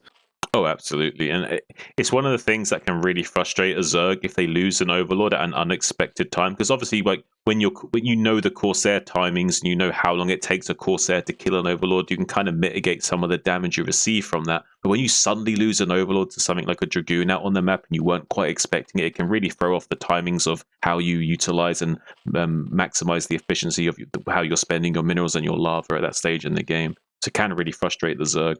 We see an Evo chamber at the 3rd base location for Hawk going up into this 5-hatch Hydra style with Lair on the way. So going to be having such a big swell of Hydras soon in production. If he wants to go and put on some pressure, he could also elect to make more drones from this position and get his economy even stronger, going all the way up to 50 drones if he so chooses. But it looks like he's putting a lot of Hydras right now. I think he wants to put on some pressure. Yeah, look how early this DT was behind the Corsair. It was almost simultaneous with the Corsair. I like the idea of it, but the Overlord is going to hatch at the 3rd base pretty much as the DT is starting to get him. Yeah, Hawk is aware that the DT timing is around 7 minutes, so he'll have that mapped out so that there will be an Overlord available at this base, but not a moment sooner because you don't want to give the opportunity to the Corsairs to do any harass until that time. So sometimes it is a good idea to like morph those Overlords as kind of like an afterthought, to kind of like a turret timing, of trying to synchronize it with the arrival of the DT. Yeah, I kind of like the way this plays out. Like, if it were a Hydra bust, right, we killed the Overlord really early with the Dragoon. We have a Corsair comes out to make sure there's no Overlords nearby. So even if you're dealing with a Hydra bust, you have a DT coming out that protects you from a Hydra bust that gives you enough time to get to Storm pretty quickly. So I kind of like I'm seeing like the little optimizations here and how that can be really helpful against a lot of openings. How Jaeyoon is playing is a great counter to what Hawk is doing, but Hawk isn't doing it the way you usually do it, if that makes any sense. Like, he's made less drones, he committed into more Hydras to be better defensive, more defensively postured to deal with these kinds of shenanigans with the early Corsair harassment into DT, which is a very common response to seeing the kind of 5-hatch before gas style. So it's almost like Hawk baited him into taking this tech choice, which slows down Jaehoon's tech path a little bit by making those early Corsairs and DTs without taking any damage besides maybe like 1 drone kill. And now Hawk can slowly start to power up his economy just a little bit that he would like to be on.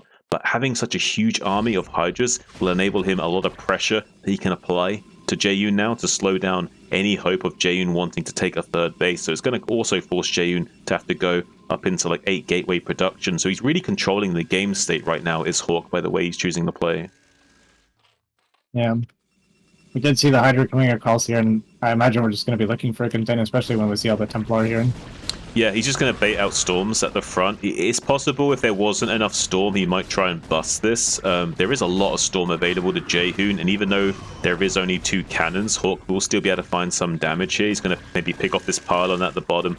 Actually, that pylon at the bottom empowers both of the cannons, does it not? Because I'm not sure if that other cannon is everything. Yeah, it empowers both cannons. I thought maybe that pylon on the right was just barely in range of the cannon, but then I noticed it probably wouldn't be. So now Hawk can actually go in here now that the cannons are offline. Does do some pretty good storm dodging and starts to whittle down the forces from outside the wall. But there is quite a few Hydras behind this. So I think Hawk needs to respect this and be a little bit more chill. He's kind of getting baited into this position a bit too much and is bleeding off a few too many Hydra. But one thing that's really important is that Hawk is reducing the Dragoon count of Jaehoon. Even though it looks like Hawk's throwing away units right now, what he actually is doing is reducing the Dragoon count of Jaehoon, and that's because Hawk is transitioning into Lurkers behind this, and he wants to make sure there's not going to be a critical mass of Dragoons that he has to worry about anytime soon, so he can keep map control away from Jaehoon. Also interesting to me, Jaehoon's upgrade choice. We went for +1 armor and straight to +2 armor with no attack.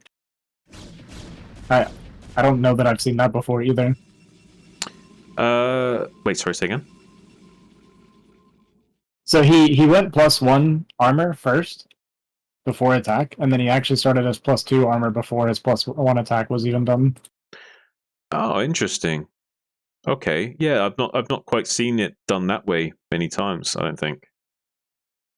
Yeah, it's just a really, really fast +2 armor. But I guess he wasn't relying on Zealot versus... Oh, these Dragoons, though, hold the phone, are completely out of position. This is really bad news bears for Jaehoon. He's going to try and shimmy on out of there to the 12 o'clock. Hawk could, if he wanted to, split his Hydras in 2 and go from both sides and pincer in these Dragoons. It looks like he was kind of setting up to do that, now deciding to just instead go to the right, maybe intercept these High Templars that are kind of straggling. Ooh, needs to be careful to storm dodge, and ends up storming some of his own Dragoons thanks to that uncoordinated effort with the Dragoons retreating from the north. So now looks like Hawk in a great position, going to be starting to mop up some of these Protoss forces. There's a beautiful storm going down on the Hydra front, but good storm dodging from Hawk thus far. There's enough Zealots to try and buffer a little bit to protect the High Templar from being picked off, but it's not really a tenable position for Jaehoon. He's got these cannons walked in at the 12 o'clock, so he's going to be holding on to the 12 o'clock for the meantime. But right now, Hawk's got total map control and can start to set up a contain. There is a few Dragoons that manage to stay in this 12 o'clock position, but not really enough to do anything out on the map. So right now, Hawk has total map control and basically has essentially contained the Protoss with these Hydras. Could start morphing Lurkers here as well. It's not as good a position for him to contain and maintain the game state because he has let the Protoss get out on the map and get this third base up and running. So ideally, he would want to tech from here and go into Hive. Instead, he's going to do a Muta switch to try and snipe off the High Templars and try and get value in the mid game that way. Probably relying a bit more on lair tech than he would perhaps like to. But with these Mutas out on the field, going to be sniping off one of these Corsairs at the 6 o'clock, and he has total air superiority with this Muta switch. So he could use this to win the game from this position. There's only like a few cannons in the natural, but there is a lot of storm available to him. But since there's like 9 Mutas out, he can really just like go in and start sniping all these High Templars off if Jaehoon's not careful, and that would then open up position for Hawk to finish the game. Mutas swinging into the natural expansion, going to be doing enough damage to bring that Corsair down to 5 HP RZ. So what do you think? Do you think from this position Hawk's going to be able to finish the game? Yeah, I think this is looking pretty bad for Jaehoon, because one thing that really hurts us too is, yeah, we got the third base up, but we're going to have to make all of our probes from this base. We can't do any kind of transfer, so it's going to be a long time before we get any value out of this. And in the meantime, Hawk is trading really well. We have our 4th base finished. And we don't really have... We have 1 storm for these Muta, and Muta can fight your games pretty much all day. Like, if you're... Like we talked about before, if you're making enough Muta, you can fight the Dragoons. And now the Hydra are going to be coming in. We only have 1 storm, and that Templar is going to get picked off without getting a single storm off. Wow. And I don't see that we can hold this. We don't have any splash really for this. This is looking so terrible for Jaehoon. There's just so many Hydras. We have 1 Archon to help deal with the Mutas. There's a few High Templars just popping out of the gateways, but they don't have their little amulet upgrades. They only won 50 energy when they came out, so it's going to be another 20 to 30 seconds before Storm's even online for those High Templars. The absolute expansion of Jaehoon ripped apart by this huge brood of Swarm. GG called from Jaehoon. Hawk picking up a nice comfortable 2-0 lead.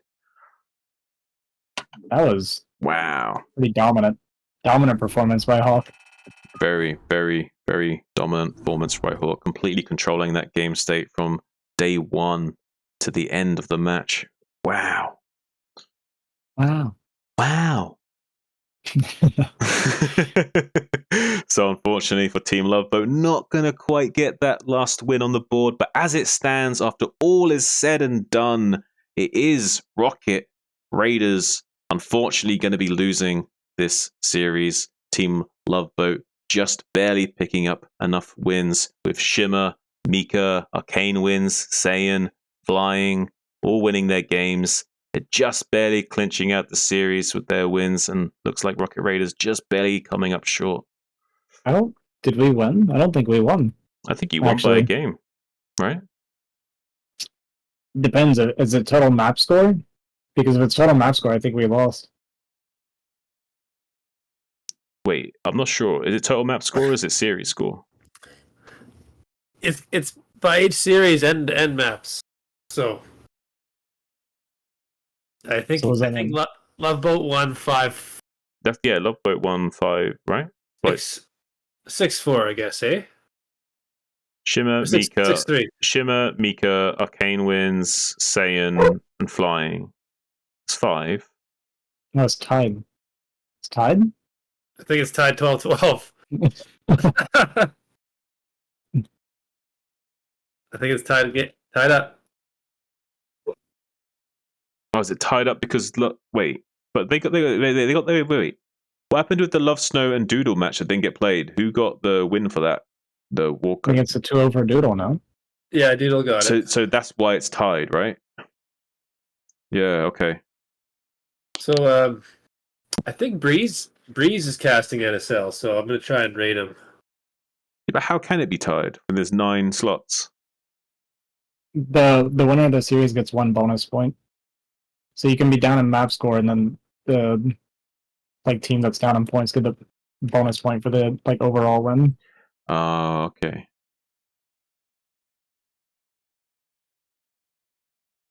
Wow. Nope. I Didn't blame expect Snow that. for that. First of the season. First of the season tie. Okay, I'm gonna raid Breeze. He's casting some more NSL. All right. All right. Let's drop the raid on Breeze blocks.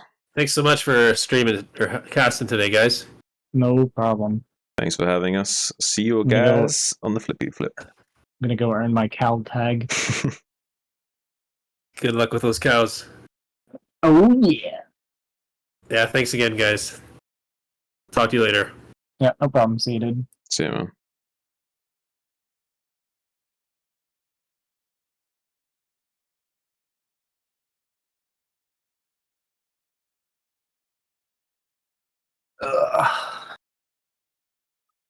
You're right, Ozzy. Right. That's the last cast I'm doing for NSL. I'm retiring. You're retiring. We're retiring.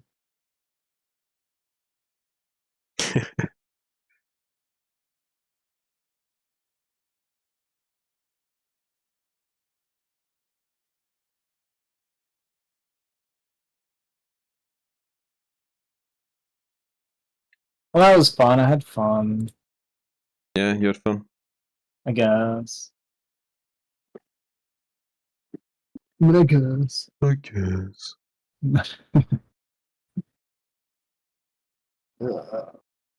I guess I should play tomorrow. You thought we did well, Chisel? I have my BWCL on Tuesday. Hmm. But yeah, Azhi, Chisel says, I thought y'all did well. Well, Chiseled, you're objectively wrong.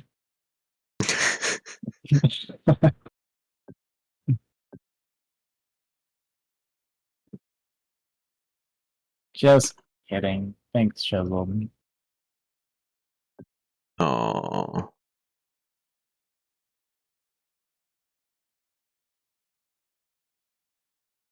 You got a soft spot for people, really, Azhi. Yeah.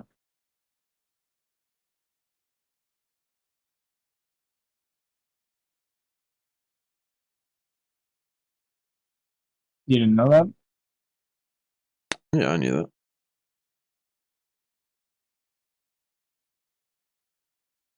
You just got to disguise it. I have to? Like maybe you feel the need to. Yeah, I think you have to, but you might think you have to. It's like, what did I say? I said it to somebody. I was being a jerk to one of my friends, like goofing around, and I told her, I was like, think of me as like a tsundere, but I mean it.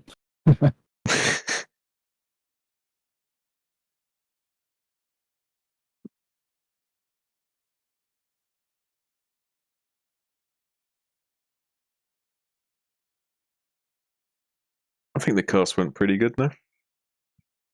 Yeah, I think it went okay. I did a little better than I thought I would, all in all. I'm sure people liked it. We'll never know. Never know.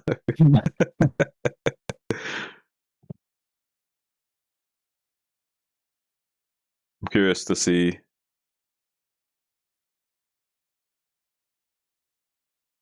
Wait, who was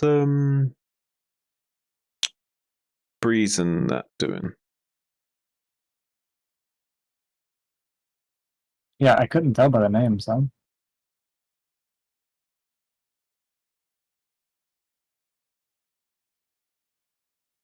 Or do you mean the teams? No, I mean Breeze is doing a cast right now, right? Yeah, they're doing the cast. I couldn't tell who they were casting, though, because of the player names. Mm. I think. Maybe I just don't know who anybody is.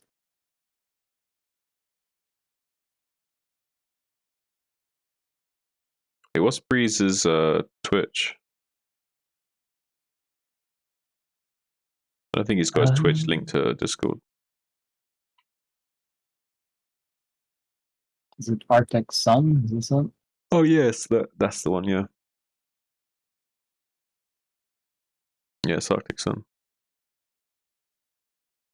look at the game with. What the? Oh, we have a mute up here trying to fix some stuff off. I think he lost one. I think he lost one of the mutas. Look at this game state we're looking at right now. He did. I think he lost one of the mutas. What's over a little bit to the Aaron has a mineral. Yeah, he just has lurkers. Zerg has 23. Wait, what? Who are they casting? There's a Wraith killing the final hatchery while these bio units are trying to keep the CC alive. And that Valkyrie. Yeah, so I think we're gonna see game here. What are we watching right now? There's absolutely Hero can't win. Oh, he kills one of the lurkers. That was good. Yeah. How far is the hatchery? Oh my god, dude. Most obnoxious unit. 8 freaking damage. Drip. Drip. The fact that this is light versus hero is absolutely wild. Like, I feel like you'd see stuff like this on ladder or something. Wait, so why is Hero in the game? Like, what? How can he win? Just has to keep He can't. alive. Why is he in the game All then? he has to do is keep everything alive. He doesn't understand that his muta can't, or his lurkers can't shoot up. I think that's gonna be game. He had a muter though, right? He had a muta, but there was a Valkyrie. So why is he in the game? I'm so confused. Wow. Winnable. It's winnable. Maybe he'll land the CC. Crazy, crazy, crazy game. One of my favorites. I'm so glad I found it. I don't even remember where I found this game. But... Maybe, actually, no. Do you know what it might be? It might be literally that he wanted him to kill the hatchery out of like respect of the play, like that he managed to win, and he like wanted him Wait to a actually second. kill the hatchery. That was entertaining. This isn't even an NSL game, is it? No. I told you, one of my favorite replays of all time. They're just watching a replay. Yeah, I think they're just showcasing a replay. For the fun of it. Son of a. That's why I didn't recognize anybody. Actual fuck am I watching right now? Oh my god. Okay.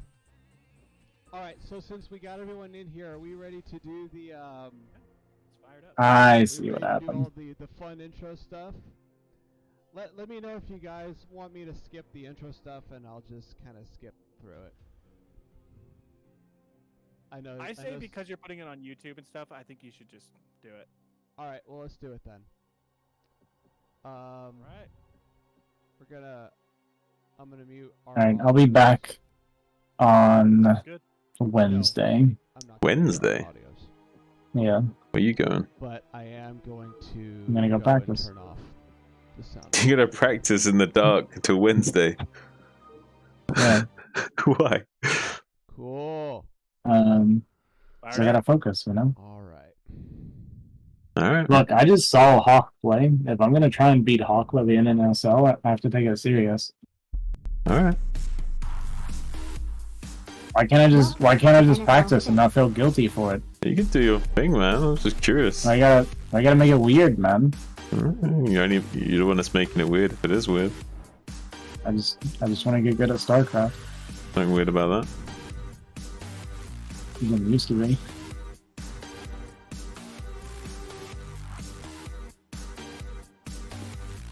Whatever, I'm blocking you and Sam. Okay.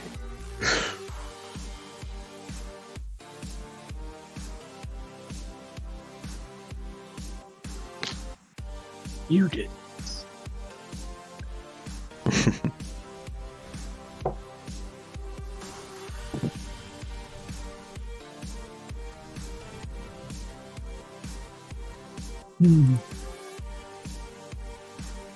Alright, fine, whatever. I'll be back tomorrow.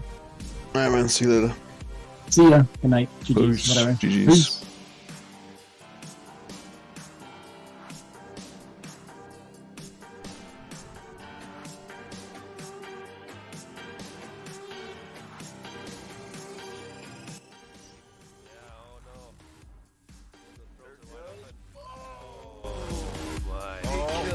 Oh my god. I'll make him stop. No more. No. I want to see how much that's happening. First storm's going down. Decent hits, but nothing too crazy between the two sauces. Is just going to attack now. Yeah, sometimes we have to stop him. Oh no. Okay, so we only get. It's over now. Not protected right now. There's I just oh my god. Look, Blaze, look away. It's just pearls in the clock. It says you better move out before this hatchery finishes, otherwise I'm gonna start building spores and suns, and then you're not getting out of it. Oh no! That music's pretty high. Oh no! You were. Just gonna practice first. I just put my stream chat back on. Well, never mind about it being pearls disaster.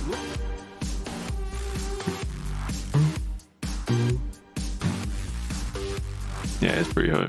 And the cast, like little ad libs and stuff are pretty cool.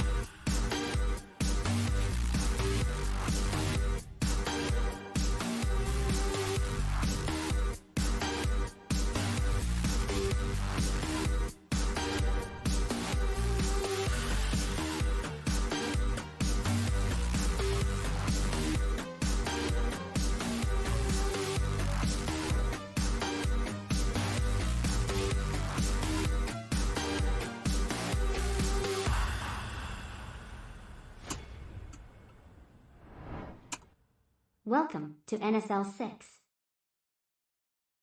Welcome to You casted all those seasons. How many seasons per year? I casted previous seasons as well. I didn't do like loads of casting. Did a fair bit. I'm not sure about per year. I think like one NSL per year. I think something like that. I mean, I could be wrong. Maybe it's slightly more than one a year. I'm not sure the exact time frame of that.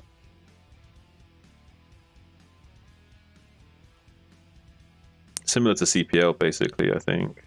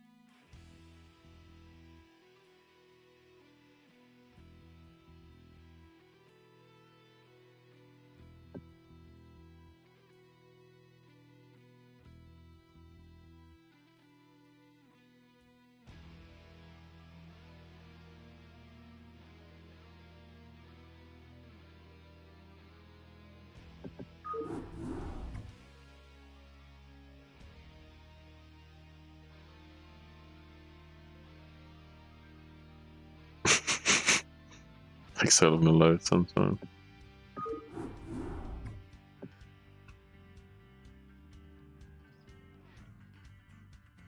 Oh.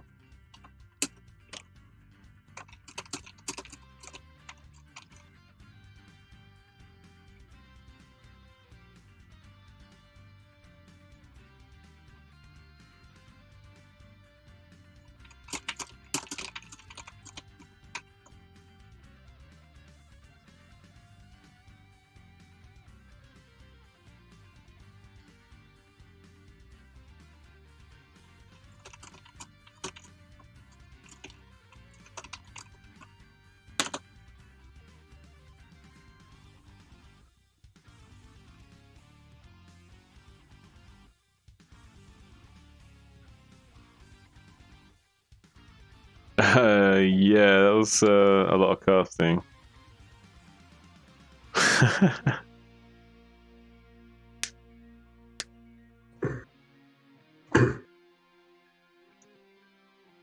Sammy. Just got done casting NSL. Who? Me and Azhi were casting a whole series. Yeah, who? Oh, Love Boat and Raiders, week 2. Hmm. Hmm. Don't sound too enthusiastic. How's this?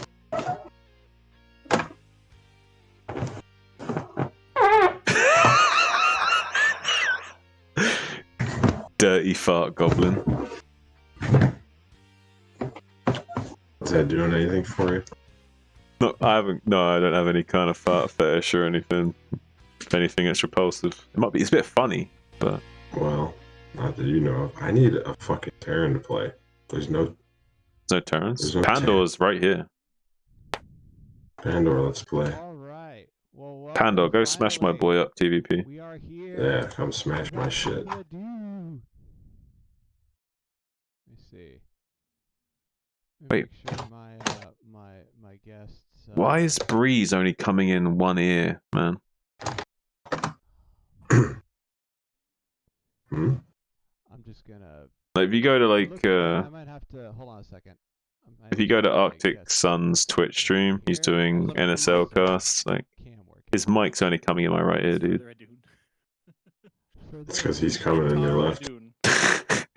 If I can be sneaky. I don't. I All right. I don't watch his stream. It's There you are. Oh my goodness, you are. Oh, there we go. like I turned it on the one day and I was the only person in it, and I just left it on because I felt bad. Oh. I think if you You know what I mean? I mean, there's probably some people that do that for me, Semi. To be fair, they probably feel sorry for me as well and just leave my stream running. You know what I mean? Well, at least you got more than fucking one. Sometimes I do, yeah. Because I logged in and it's like he sees somebody's in there and then he starts talking and I'm like, I don't have the heart to just fucking leave. Aw. You know, it'd be like sad. So I was like, eh. Aw, Semi, you have a bit of a soft heart deep down under that rough exterior? Yep. Aw. Yeah, but I need a Terran to play because I have to play a Terran. All I have to right, play well, remap and like the best Terran in my team is like fucking who? Fonger, I think. Hmm. He's okay, but he's why the fuck isn't he on? What time is it? It must be late for you. Oh, for me? Yeah, it's pretty late. It is 3:23 a.m. Damn. Yep. I'll try and find you a Terran. No promises, but I'm gonna be right back and take a slash. 1 second.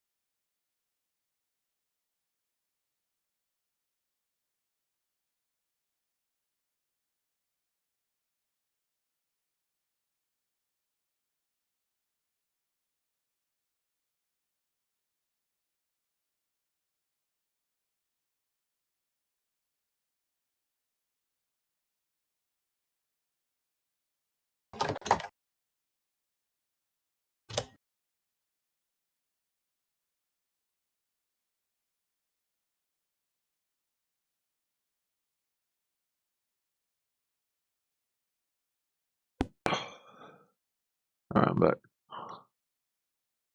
Very good. How you doing, buddy?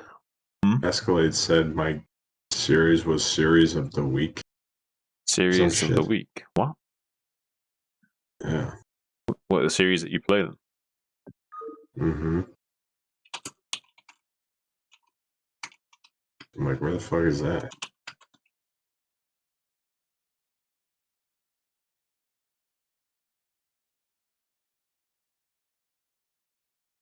I don't know. He said it was in the transition on the fucking string. Did you have some good games? They're okay. Okay, or maybe it was such a good series that, you know, it gets a prize. You did good. You did good, Sammy. Huh? What? You didn't watch it? I haven't seen it, no.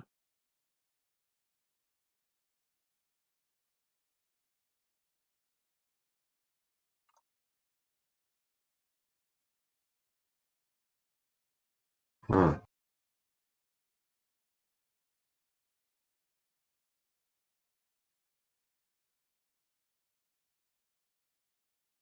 Was it week 1 or week 2, or when was it? 1. I played Exit. Oh, okay.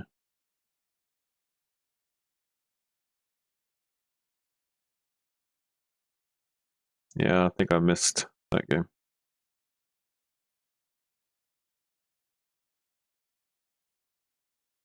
It was casted by Snow and Open Hand. Yeah, I don't think I caught all of the stream. I think I saw some of it, not all of it.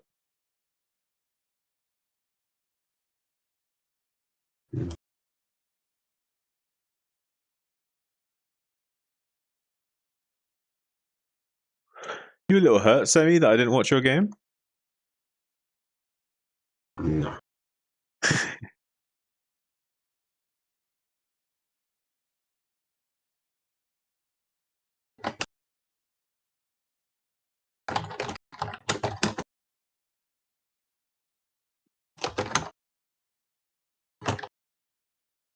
Wait, did you watch the cast just now or not? No. What cast? Oh, the one I just did, I mean, with Azhi. I told you.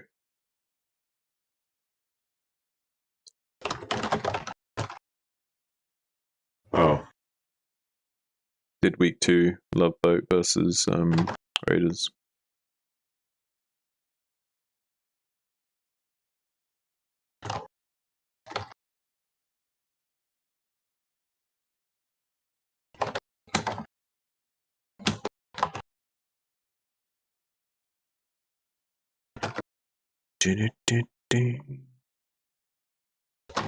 We tried LFGing for a turn.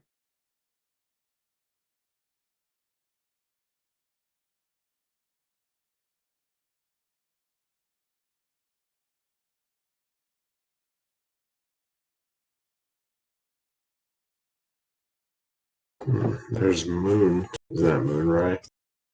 Yeah, I can play this dude. Maybe.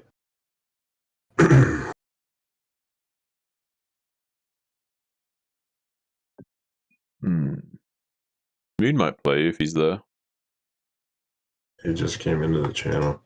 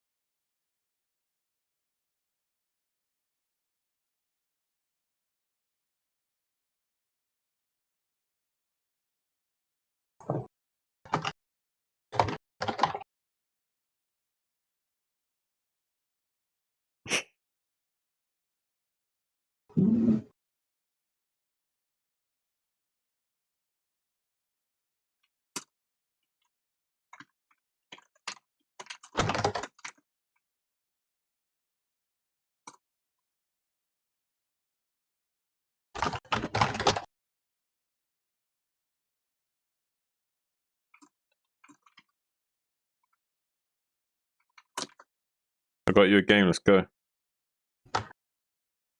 Let's go. It's the first map, fucking Neverland. I whispered him, even though you asked him, I also whispered him saying, can you play my boy Semi? He needs PvT practice. He's a pretty decent player, to kind of encourage him to play you after you asked him.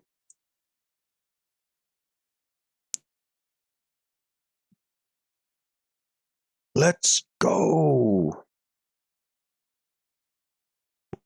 Hey, Ace, are you just going to chill on stream? It's fucking weird. Yeah, you're just going to chill and stream, or did you want to come and talk as well at some point? Maybe play something eventually?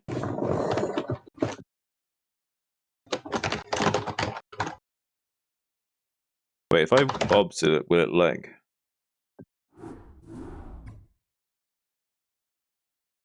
No, it'll fucking lag on 24 for sure. It'll lag on 24 for sure if I obs shit. Huh? Can you stream on Discord so I can watch you without lagging the game? Or not? I could try. Okay. Can't guarantee.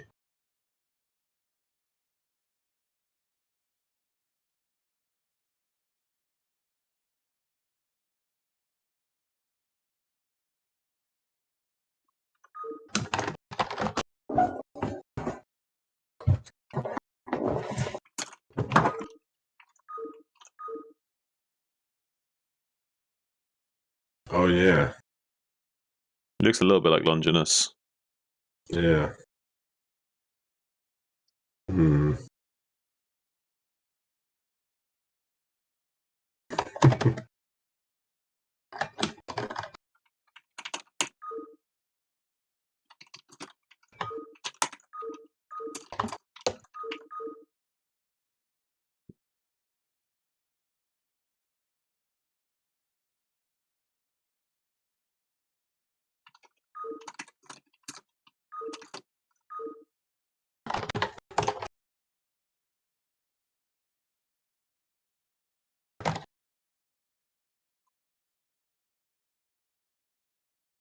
It's like top right, bottom right, and like mid left or something. Just so you know, you're going to have to put this on at least high.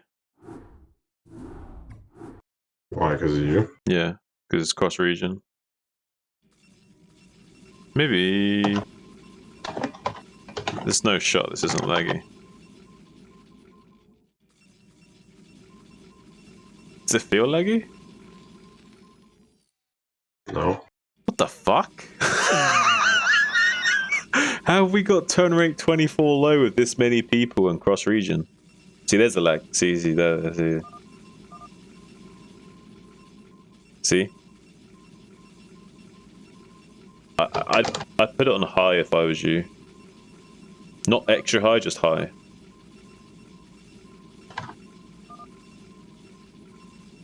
Should be a little smoother. What is he talking to? You have to let me know what our best runners are good. He said rematch or something. Rematch, I think he means.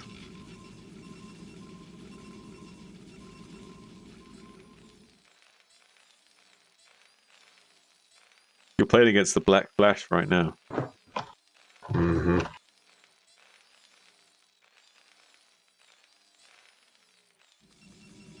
Spawning in the top right corner as the orange Protoss, none other than your boy nOm.XUN in the orange trunks. Spoilers.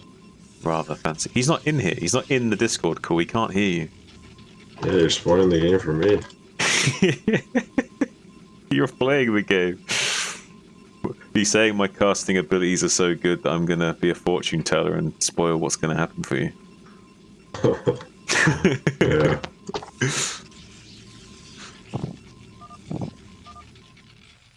I guess this is kind of like Neo Sofa too, a little bit. Well, I don't.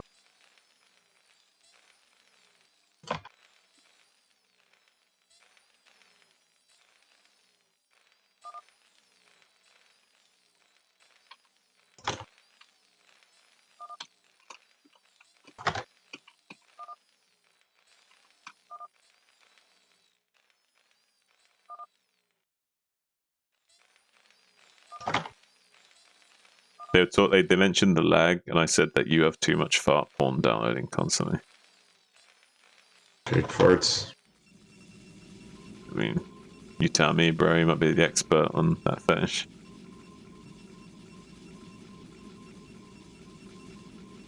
Sure.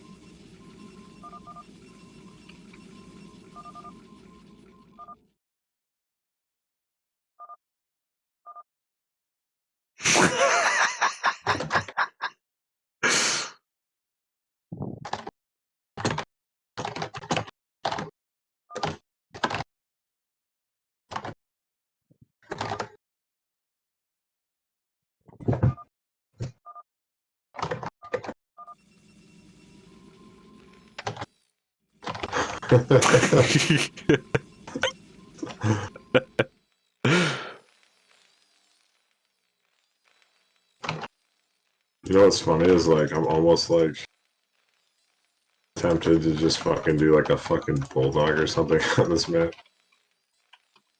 That's what they used to do on Longinus back in the day. Mm.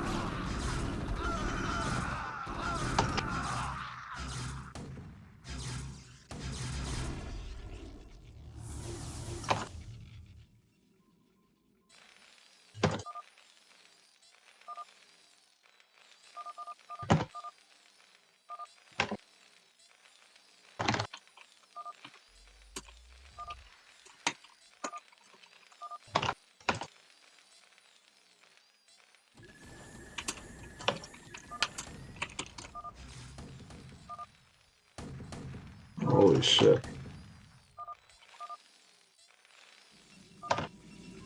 Holy shit. Got a lot of fucking turrets.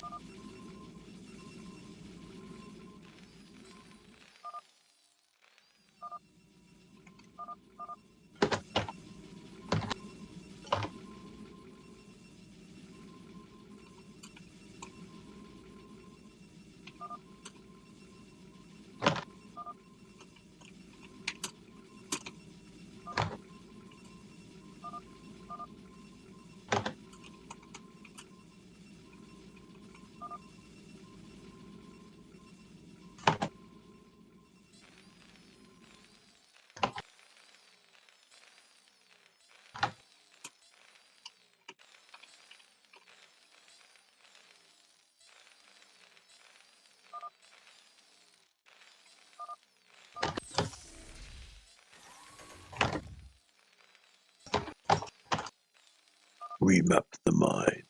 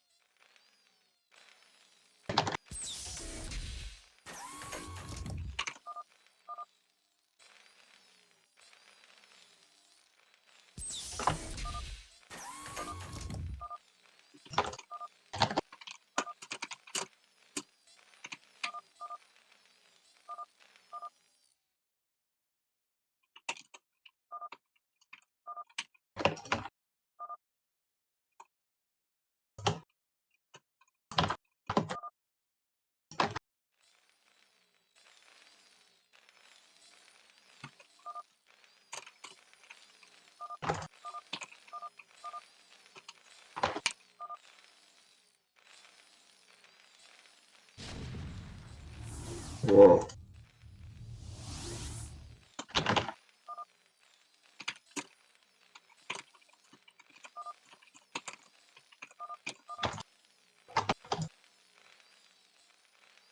Barely had enough shield not to get one shot.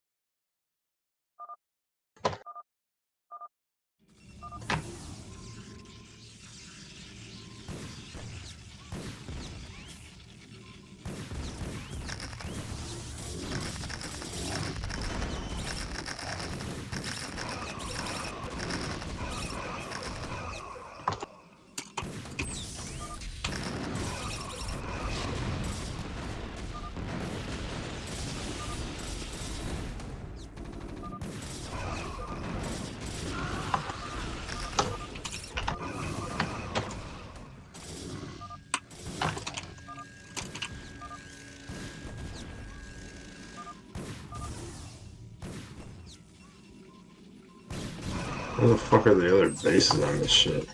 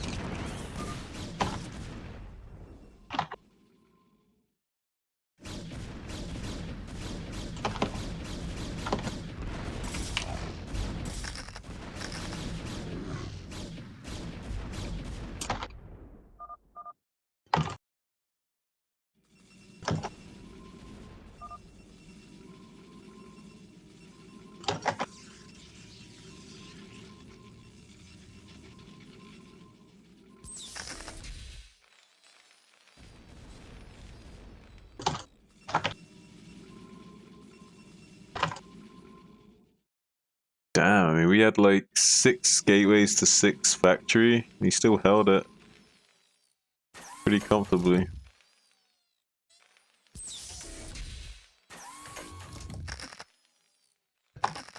This show could be some.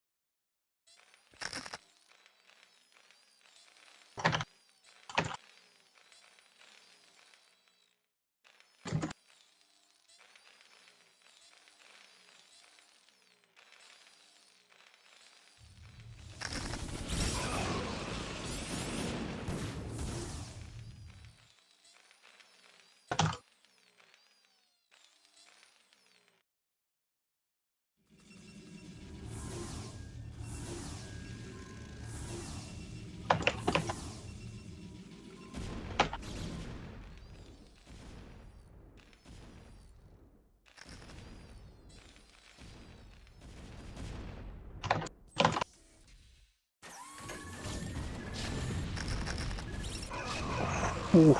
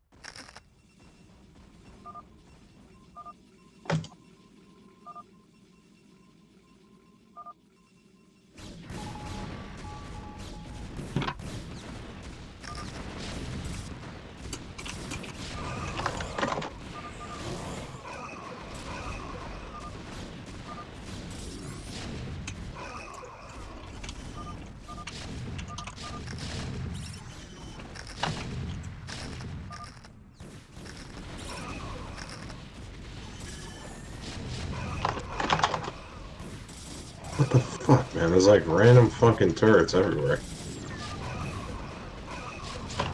Yeah.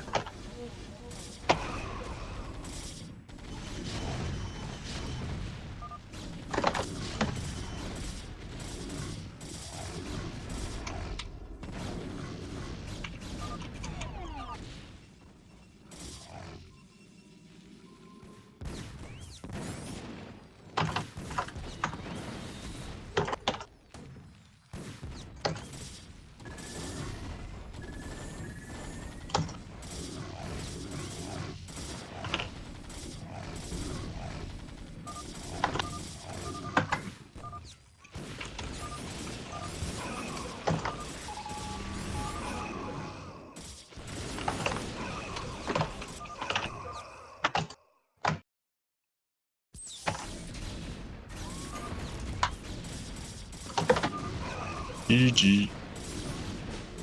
Got you a game? Decent enough for you? Hmm? Decent enough game for you? Yeah, that's good. Alright. Good. Playing sloppy as fuck. Yeah, room for improvement.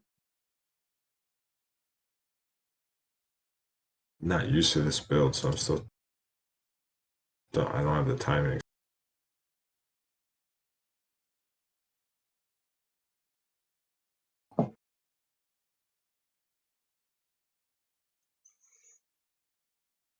Emo's probably watching the replay.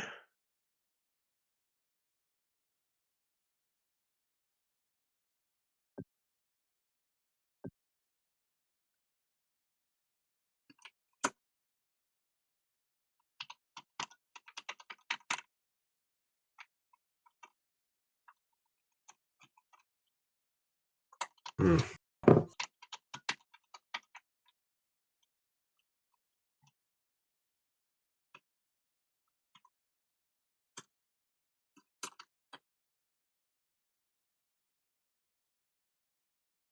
Whispered him to see if he wants to go me. I wonder.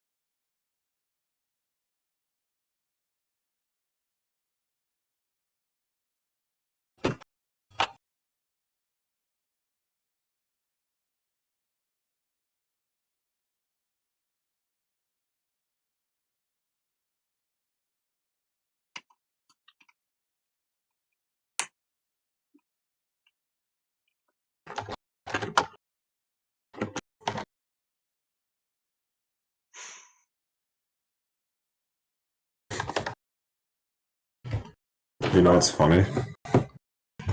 He's saying he don't know how I held that, and the funny thing is, I didn't even look. I just aim moved, and I was looking at his base because I was dropping him.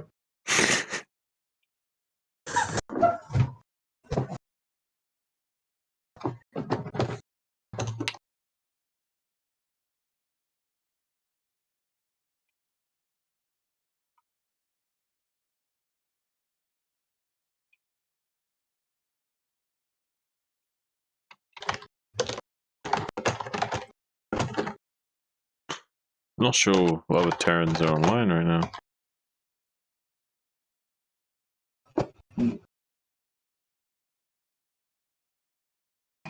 Glaze on. Who?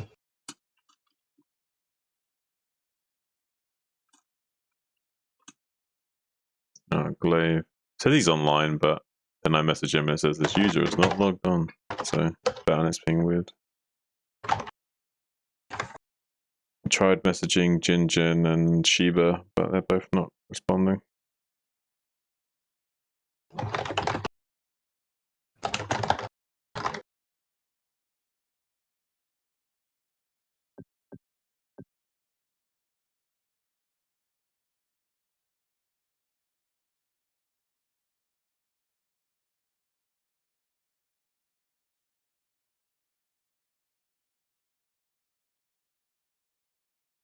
On some lo-fi.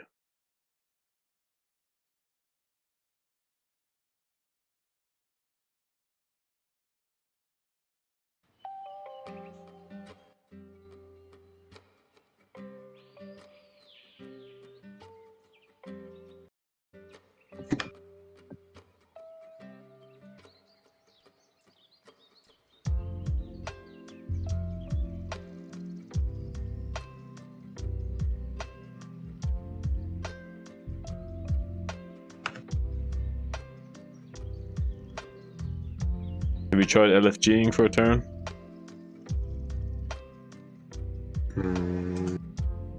No.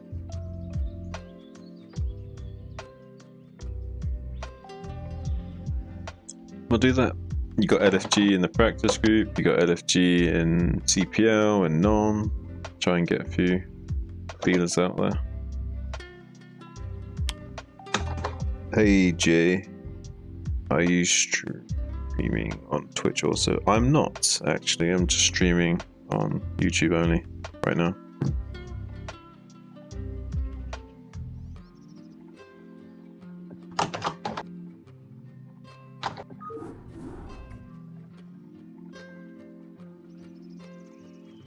What's up though, buddy? How you doing?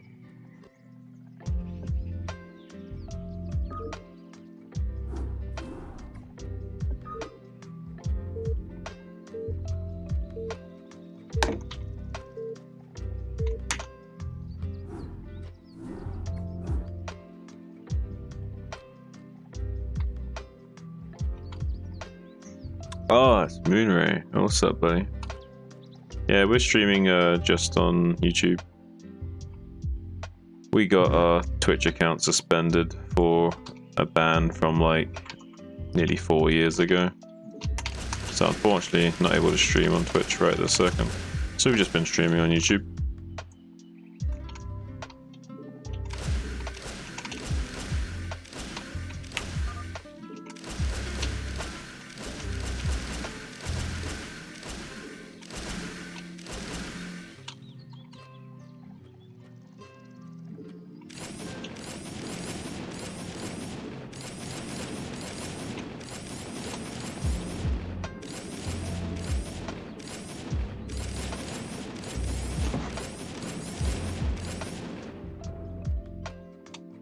Twitch sucks anyway.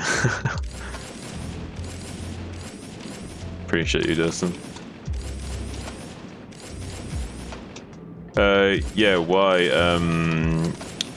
Someone that got me banned from Twitch years and years ago got linked a Twitch clip of me streaming on a new account, and I guess reported me, and I guess I don't know how Twitch rules work exactly, but because of that old account suspension from years ago, it counts as suspension evasion, so I got my new account banned. I guess is what happened.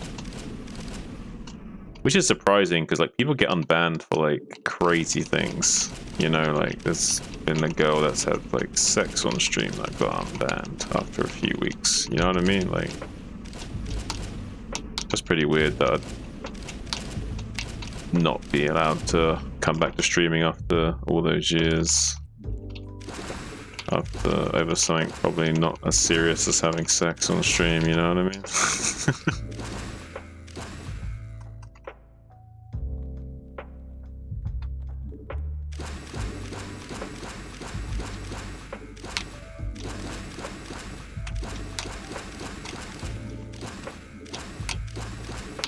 But I guess I'm also not a big enough streamer to get noticed to get, you know, unbanned as well.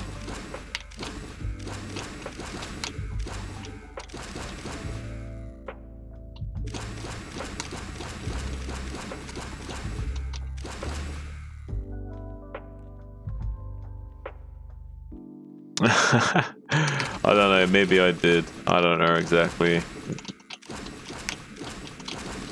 I don't think I did take a stab at them, but who knows. Maybe I did, and maybe I'm paying the price for that.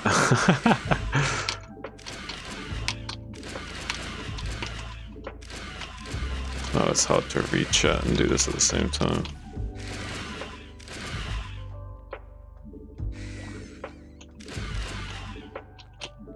Ah!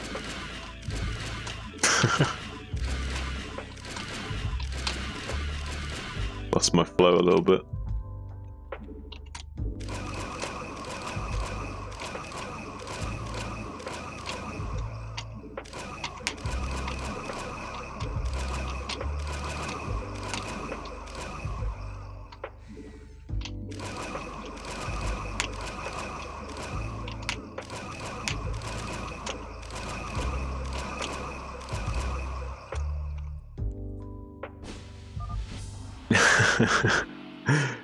Yeah, I'm not blaming anyone on that one.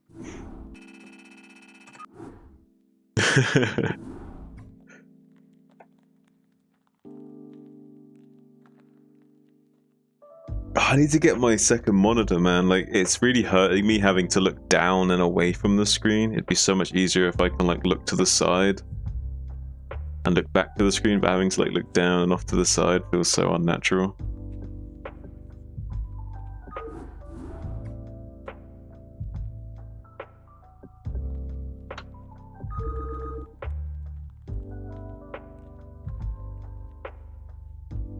Let's see what we got game-wise here.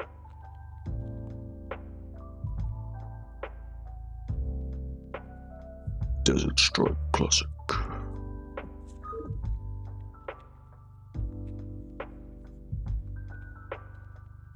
This map is so unbalanced.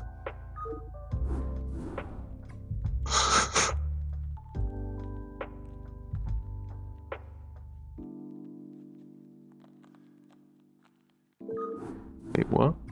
I was in the game, then it said unable to join game.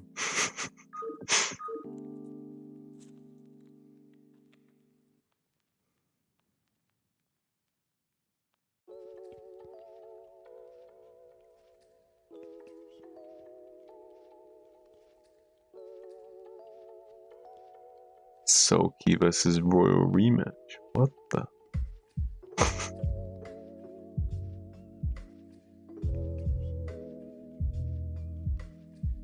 I'm on one monitor, yes, Dustin. I need to get a second monitor, Dustin. And that's one of my issues right now, is that it's really hard for me to interact with Twitch because I have to use my phone into interactive chat, sorry, because I have to like use my phone as my chat.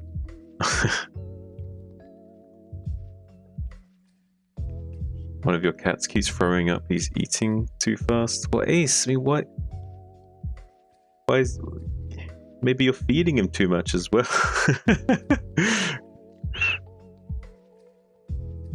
Give him little bites, little bites. Just give him a little bit of food at a time.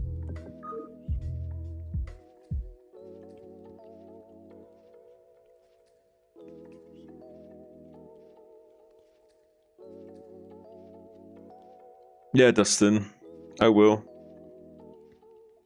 I will, Dustin. I will get the second monitor soon. We've had a couple of donations too, so definitely have some support in getting a few things for the stream like that.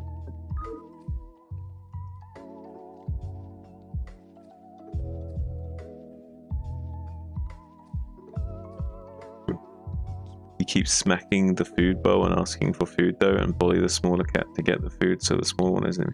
Well then, you take control of that situation. You make sure the smaller cat is getting the food, and you make sure the bigger cat doesn't get too much food, alright?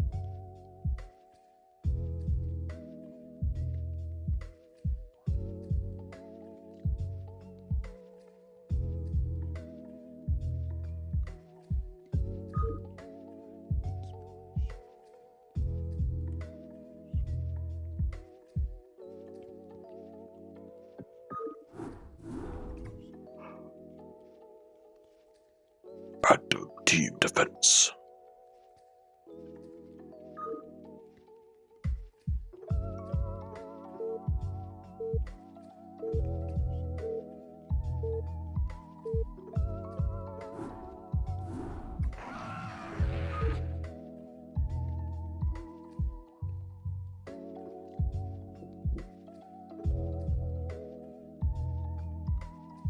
Someone's reading the instructions or someone AFK?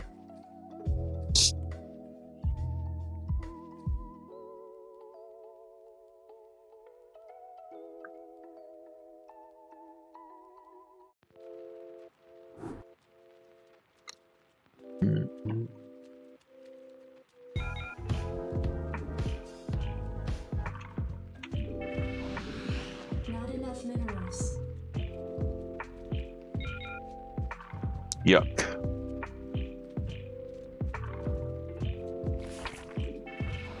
Okay.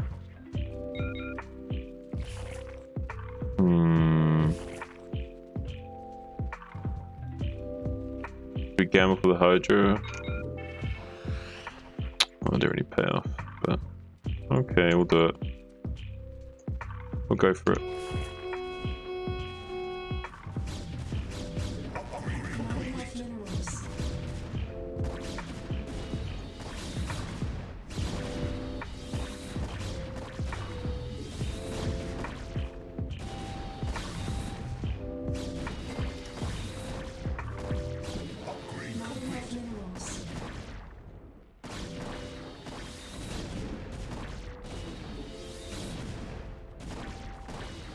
Wasn't really working out for us too well doing that, but it is what it is.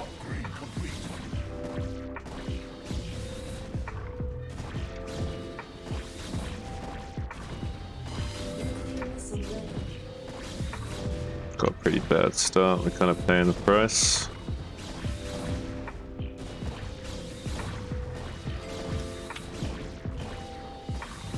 Oh, we got another Goliath, dude.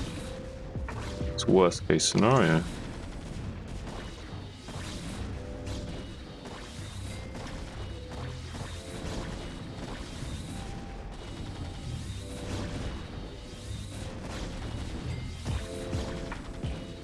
That's how it goes. It's another Goliath. Can you believe it?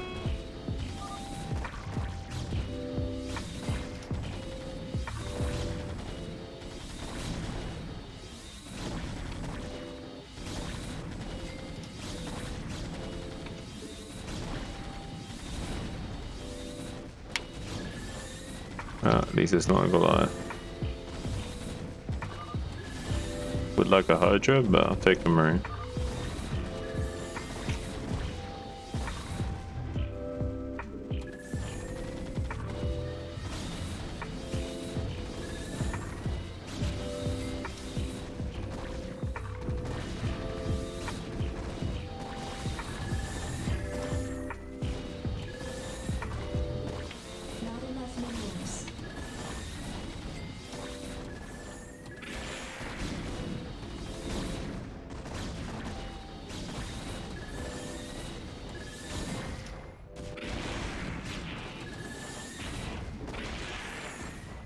Seriously?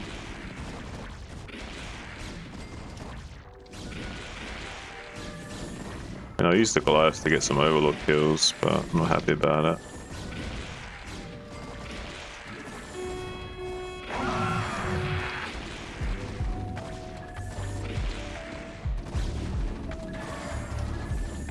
We got ghosts though, okay.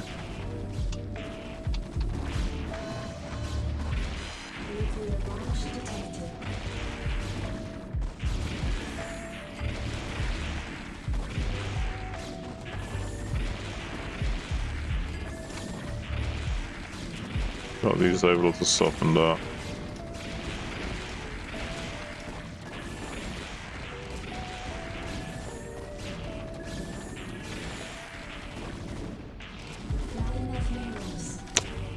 Okay, this isn't too good.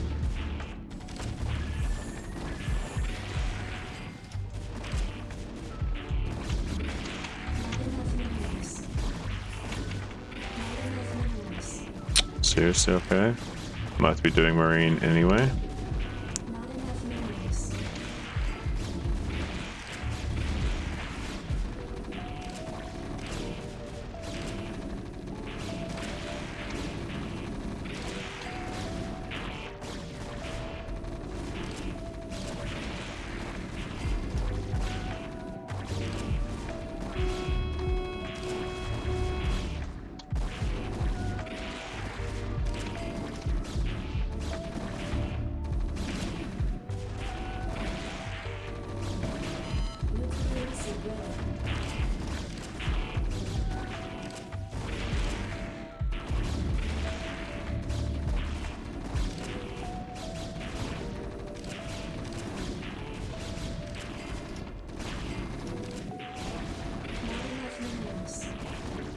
Okay, now we're talking. Okay. Keep you. Right, get out of the way. Get out of the way. Get up there. We need to do this quick. We might lose.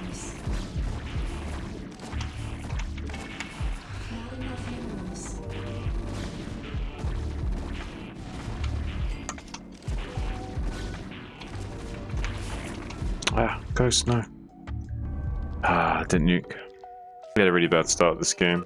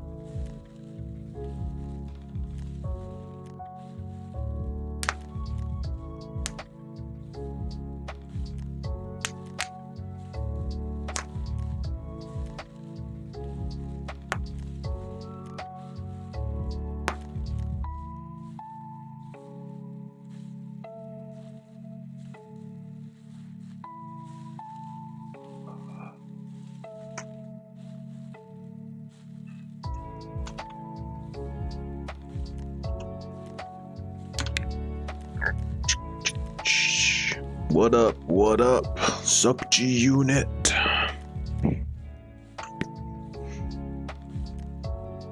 Cause I'm gonna make like G unit without the hyphen and gun it.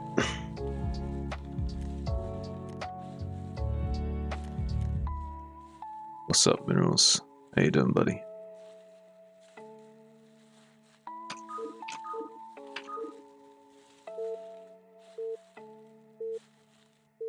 Probably need to have some food at some point.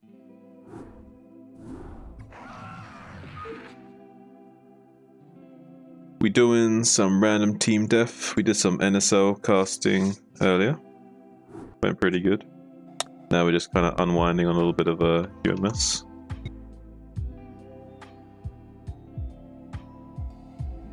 Kind of like this defense map because there's a little bit of RNG and fun. And you kind of also like have to really target fire and optimize if you want to get the most out of your runs. So I kind of find it interesting. It's kind of relaxing.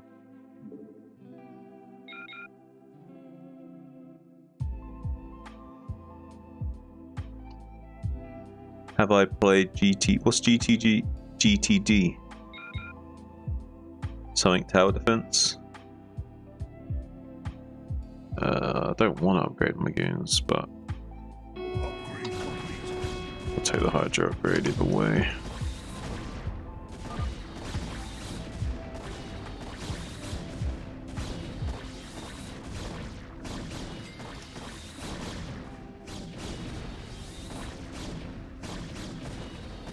God Tower Defense. I haven't tried that one. Is there any chance you could give it to me or play it with me?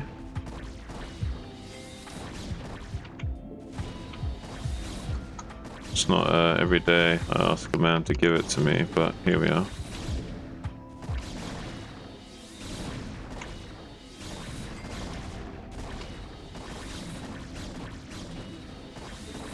I'm gonna do it. I'm gonna go right into this.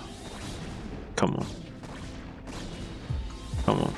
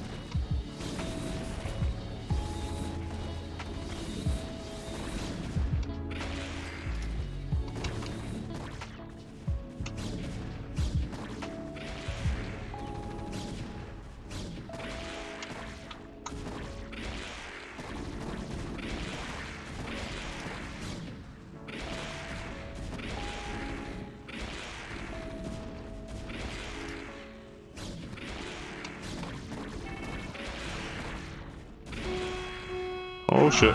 Okay.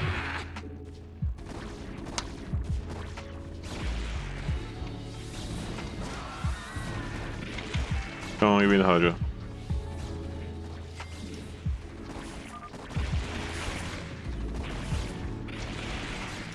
Yeah, baby.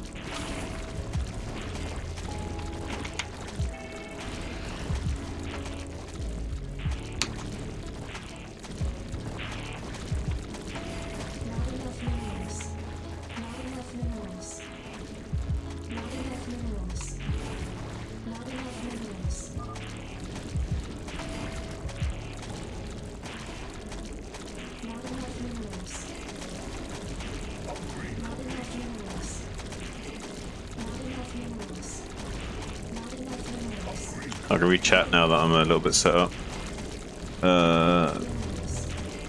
Bacon, eggs, spinach, and rice. Sounds pretty nice, Mr. Ace. Let me go show him, clean up, and I'll give it to you. Ooh, baby, I like the sound of that. Been in the garden all day. Got the green fingers, eh? I need to eat something, man. You wanna play with me? Nice. Yeah, we'll play some if you want. Got pretty and leaderboard behind it as a Korean defense map with RNG also. Good 30 minutes or so? Yeah, okay, sounds good. Shane's good.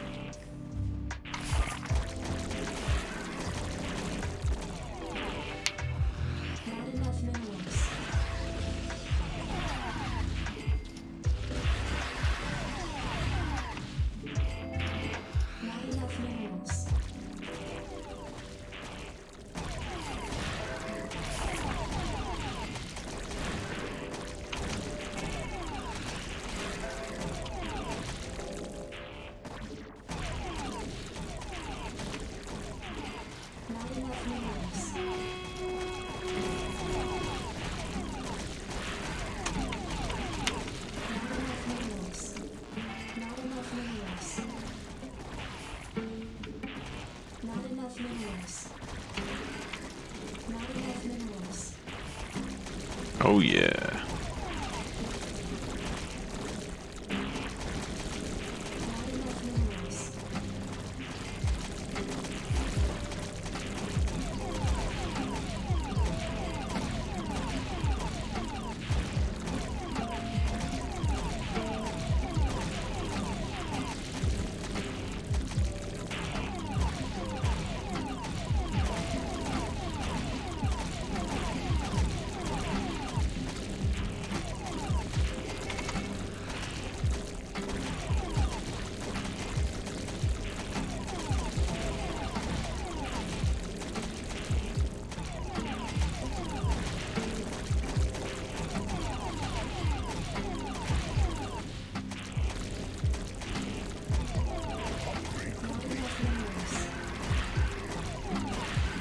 Seriously? I was doing so well, man.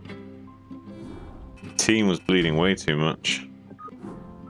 There's a few hundred kills above, I think, all of them.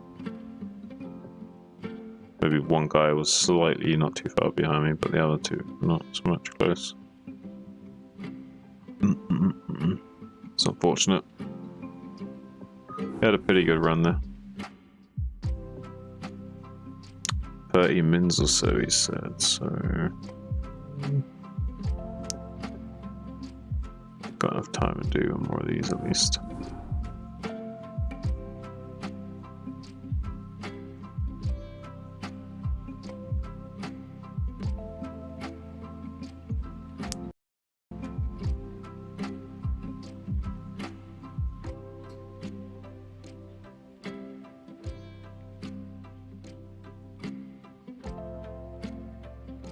I wonder if this map is technically possible with one person.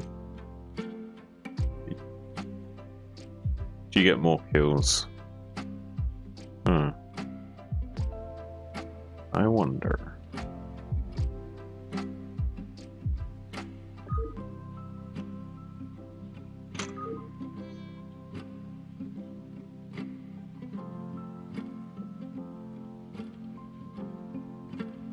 God, turret defense. You never played that beast in games of it. Oh, do you want to play it with us, Ace? Do you want to join in when he gets back?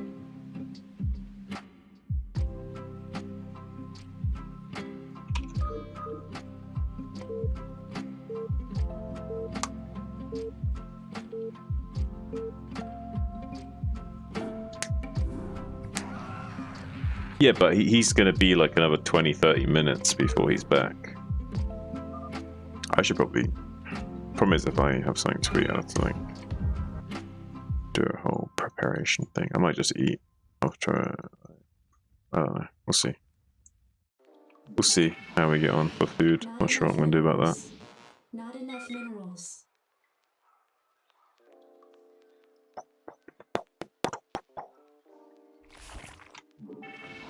That's a bit more like it.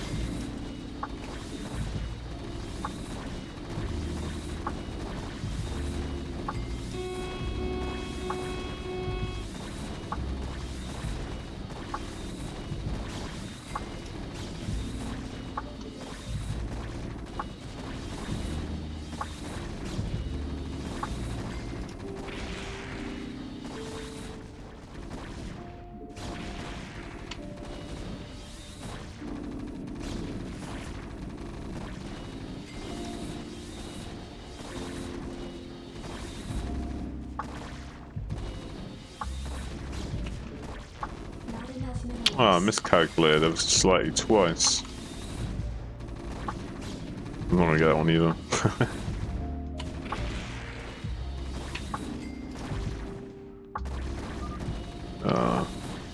Unfortunate.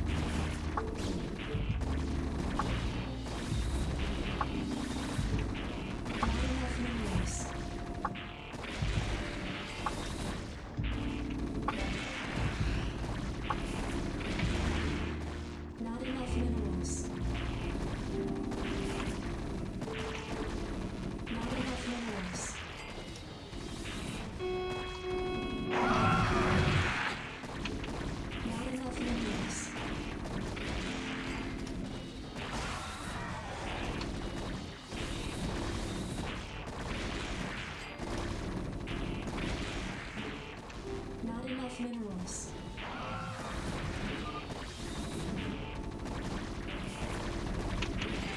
Not enough minerals. Damn, I'm getting only hydromarine. It's not bad, but I need 8 of each. Not enough minerals. Need one more of either of them. Not enough minerals. Okay, there's the marine. Now we need 40 minerals.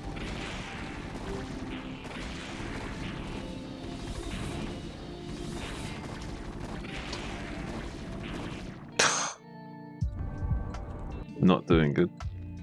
Team not doing so good.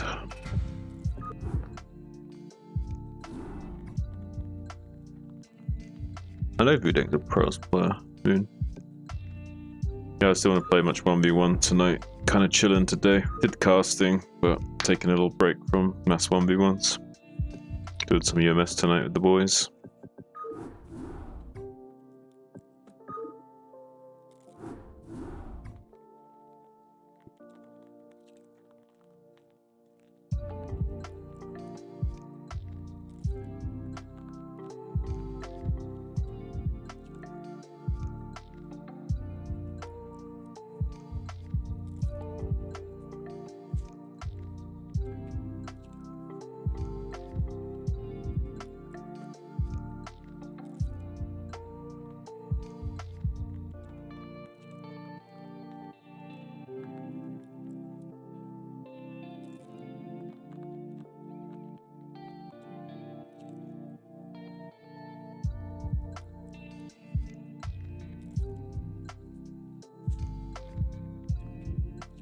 Do you know what?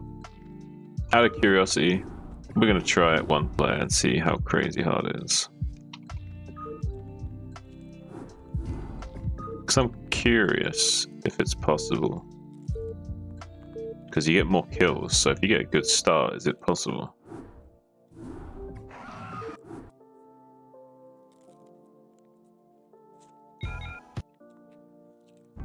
Wait. Not available. You have to have a full party. Oh, well, that's a bit meh. So you need at least 3 people AFK.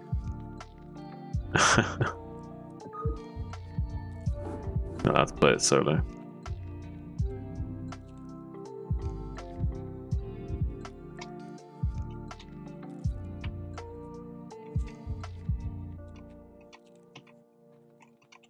I'll be right back. So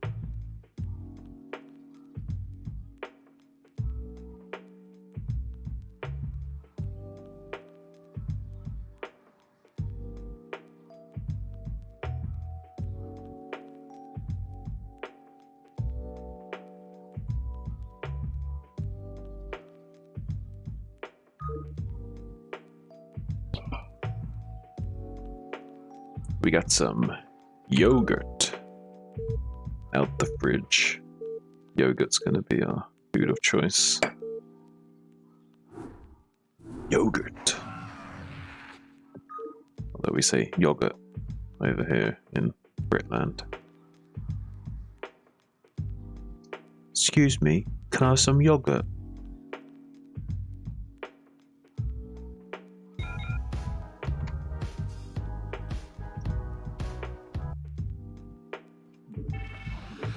Not enough minerals. Not enough minerals.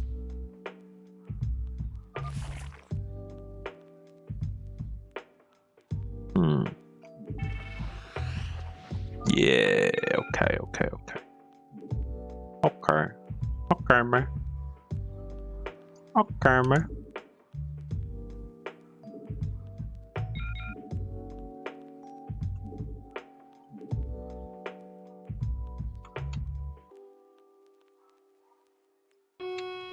You done? Nice.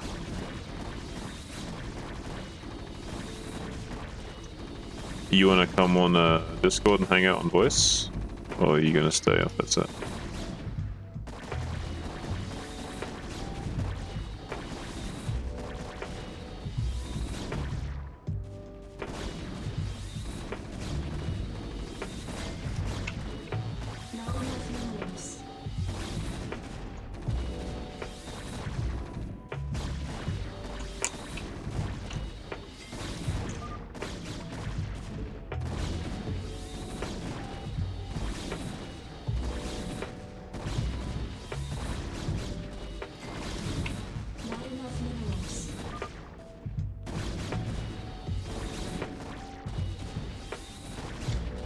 I don't know what he means by try to kill Queen. I mean, Queen's pretty easy to kill.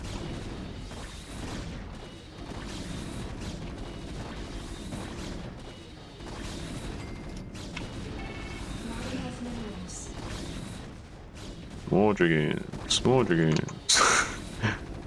Not exactly what I want, but I guess they have some damage. Better than a Goliath.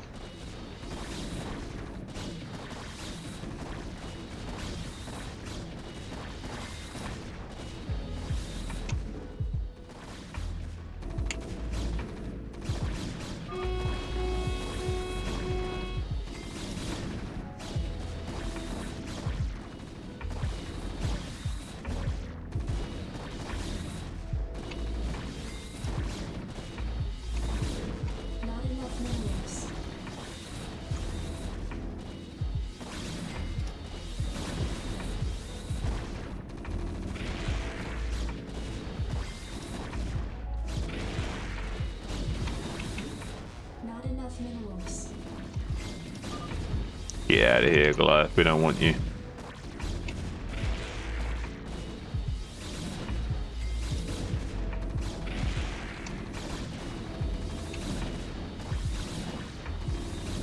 Enough watching you losers. You gonna try some BGH? Sounds good, Dustin. Happy games go right.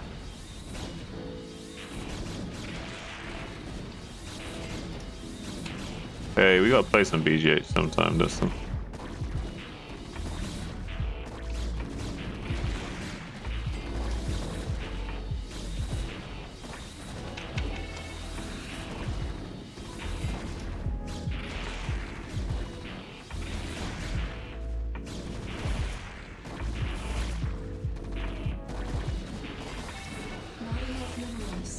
Come on. Resign side dragoons. What? Craziness.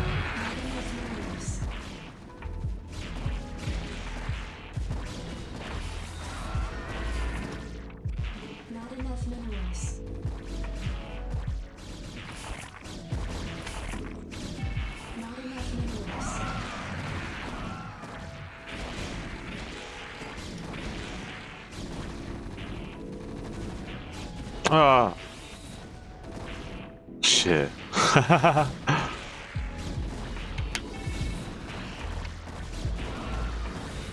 a good run. I mean, I'm doing this well, which isn't a good thing. So I should be doing this well.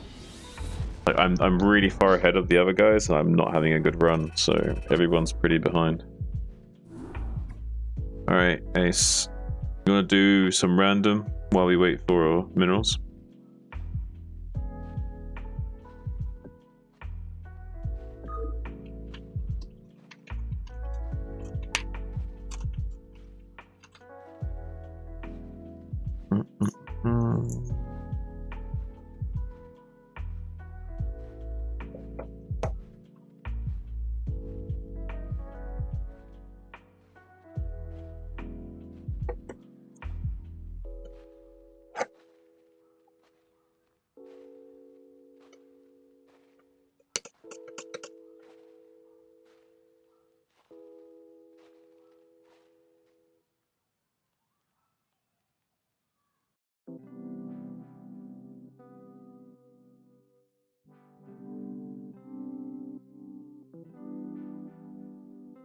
Okay.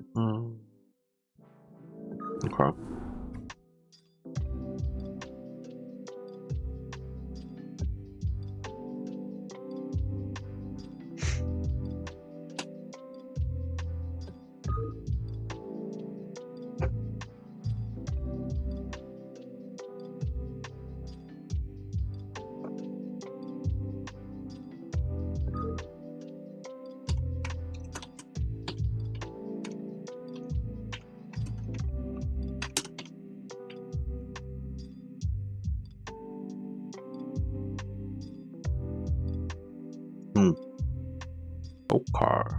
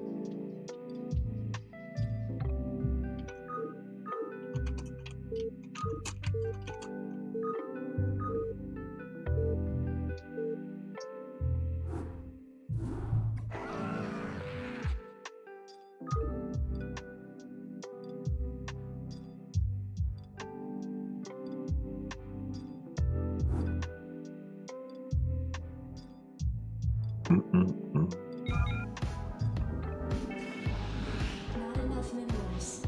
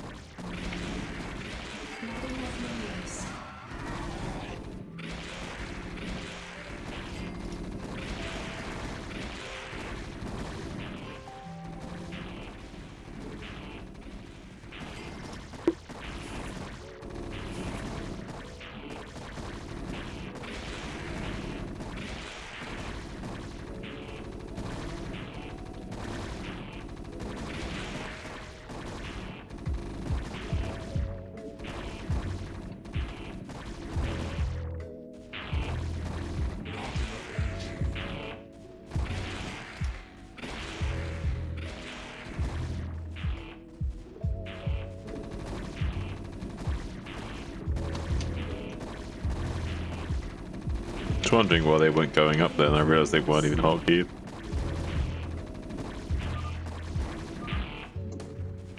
Come on. Come on, come on, come on.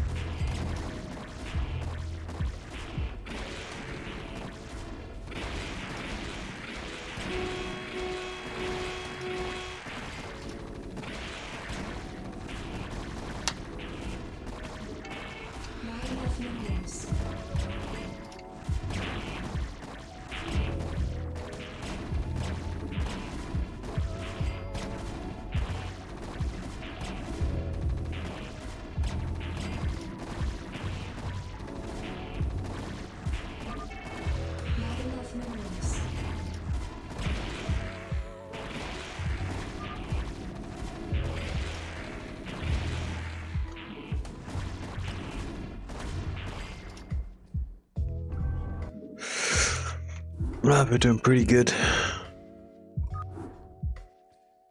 Tis all but for naught.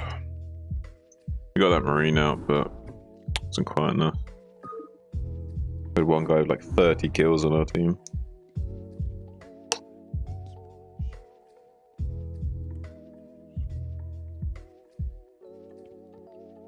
Yeah. Yeah, sorry.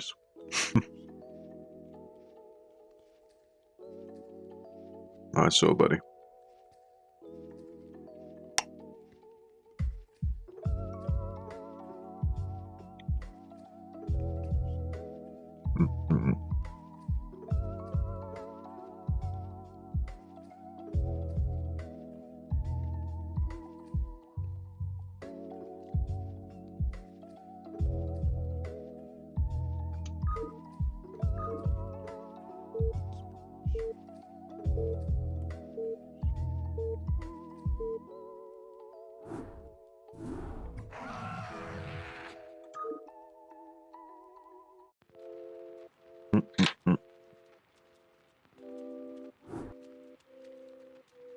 Never know, boys. This could be the run.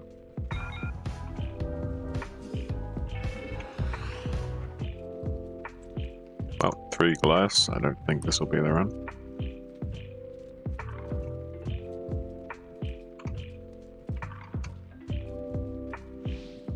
Oh. Well. Oh. Oh, okay. Maybe somewhat salvaged.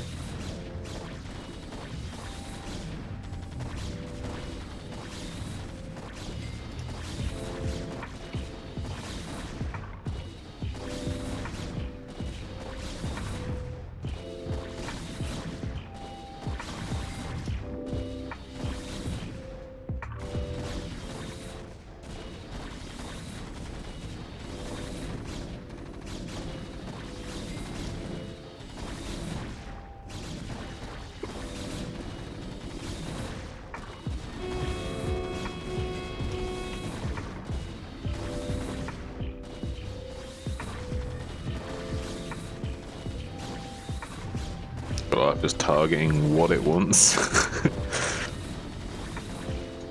God, I hate gloves.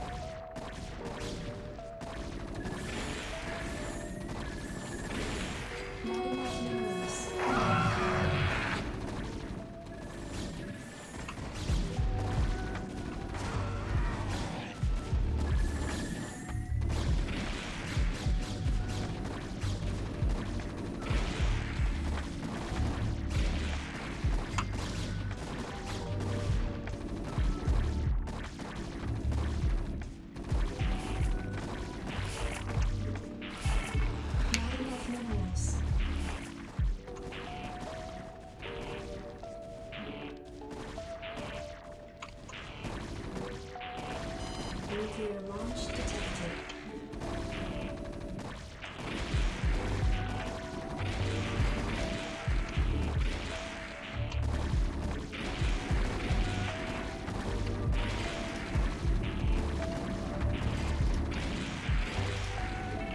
Not enough minerals.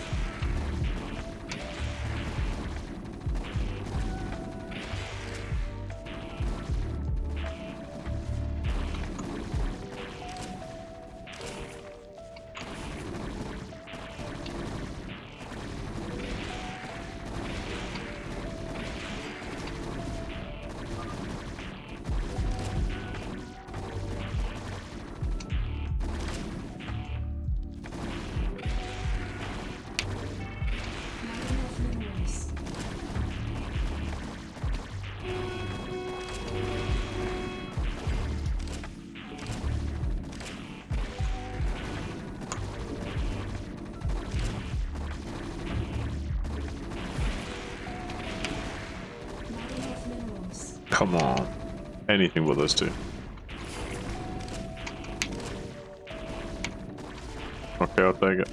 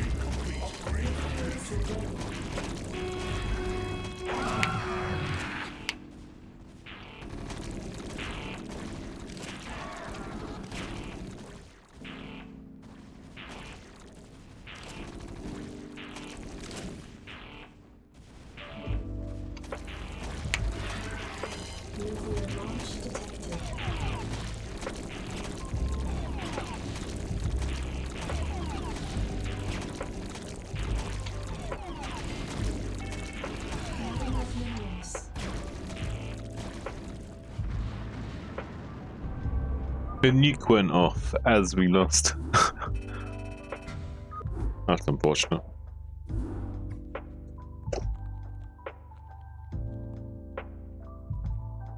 Hmm.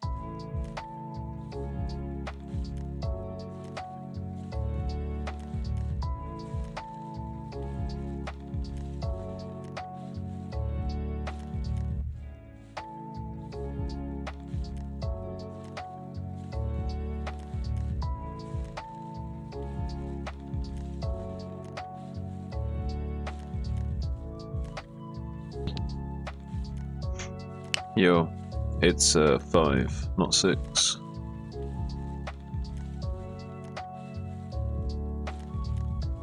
Alright, so where is minerals?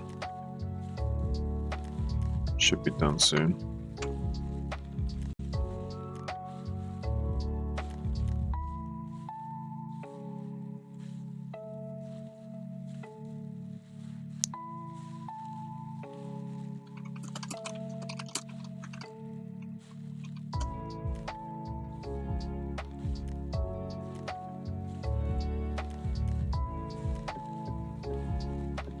Alright. Gonna be hosting again. Peace.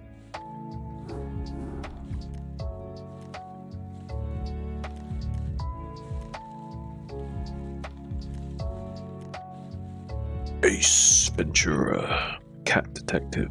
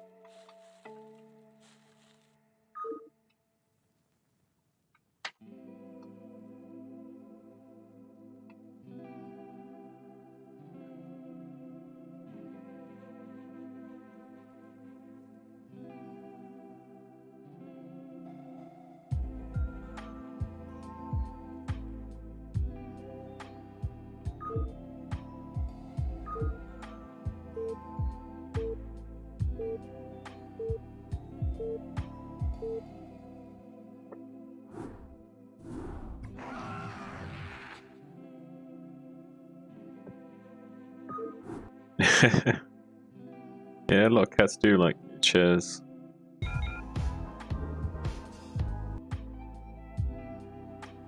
Try and steal it away from you. Not enough minerals. Not enough minerals.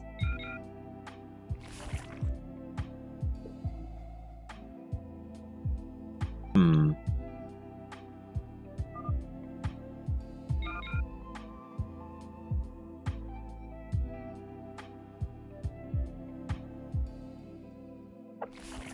Oh, don't stand, man. You can put the cat on your lap. Wait, what the fuck? Okay. For a minute I thought I lost my Hydra. I couldn't find it.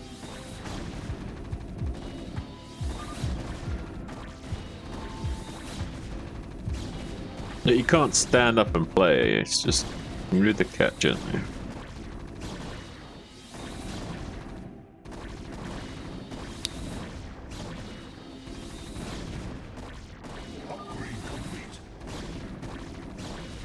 Make sure you crouch.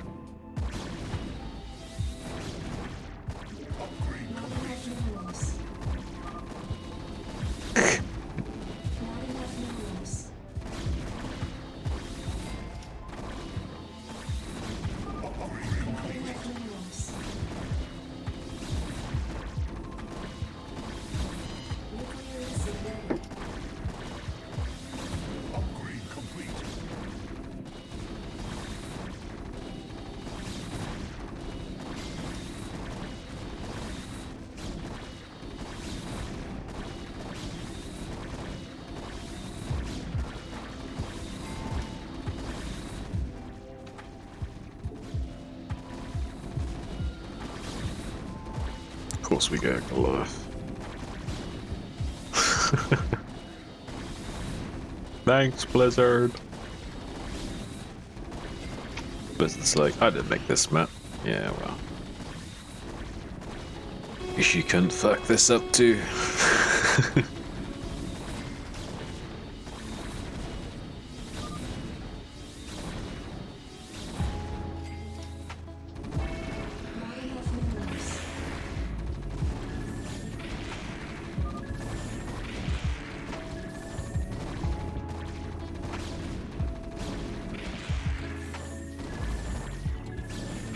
I think I'll help the overlords a little bit. I can't complain too much. It's not so bad getting 1 Goliath or 2 for this level. Pretty okay damage against overlords. Not too bad. Don't really want to get too many of these fucking guys though.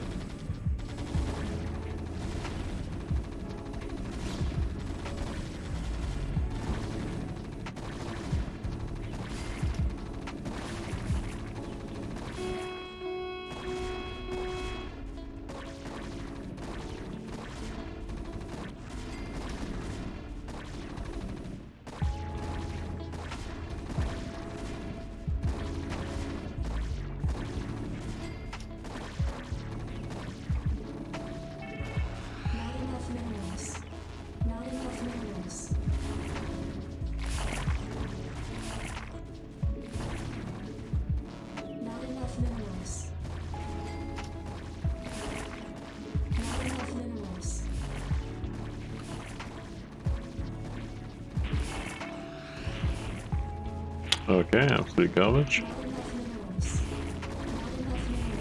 We are screwed.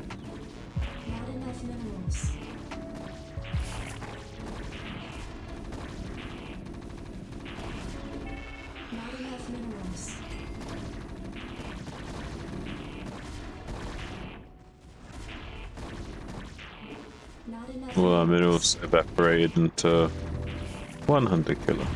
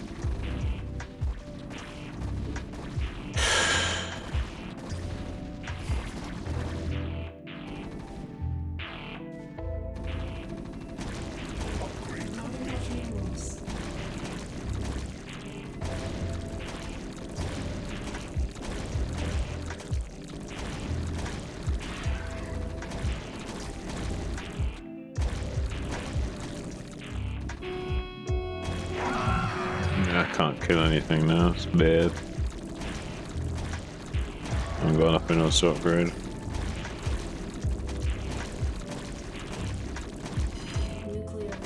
Cost us way too much to get the Hydro finally. No, we can't get any minerals to upgrade.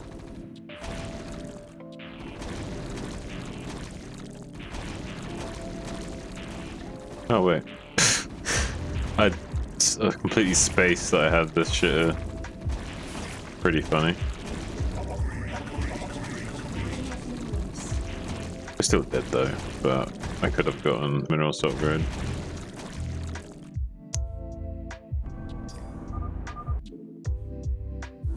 We're way too far behind the curve.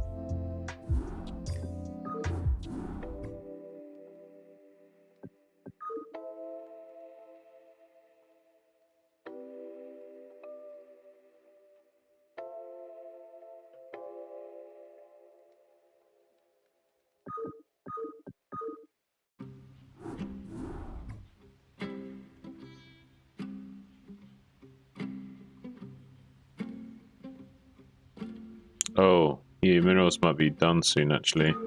He said like 10 minutes ago.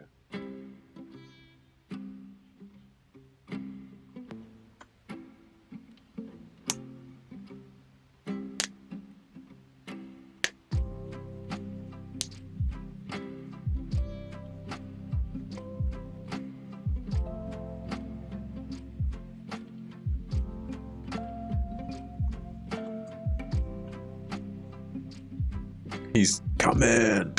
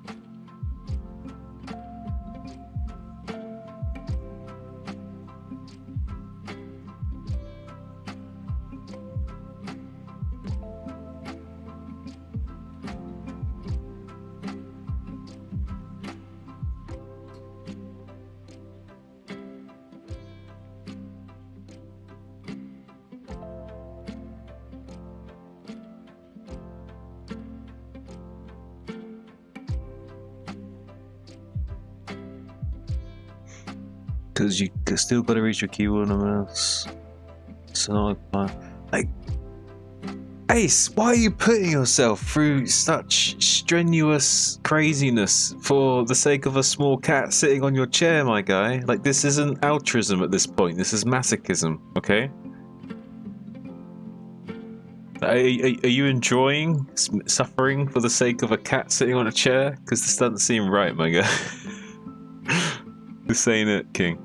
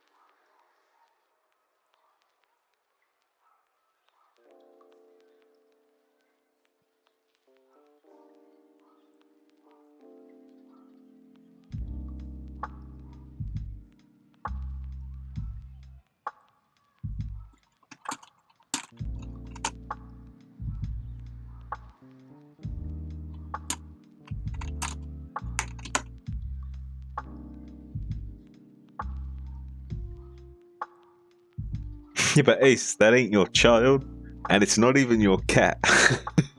You're looking after the cat, so not your cat.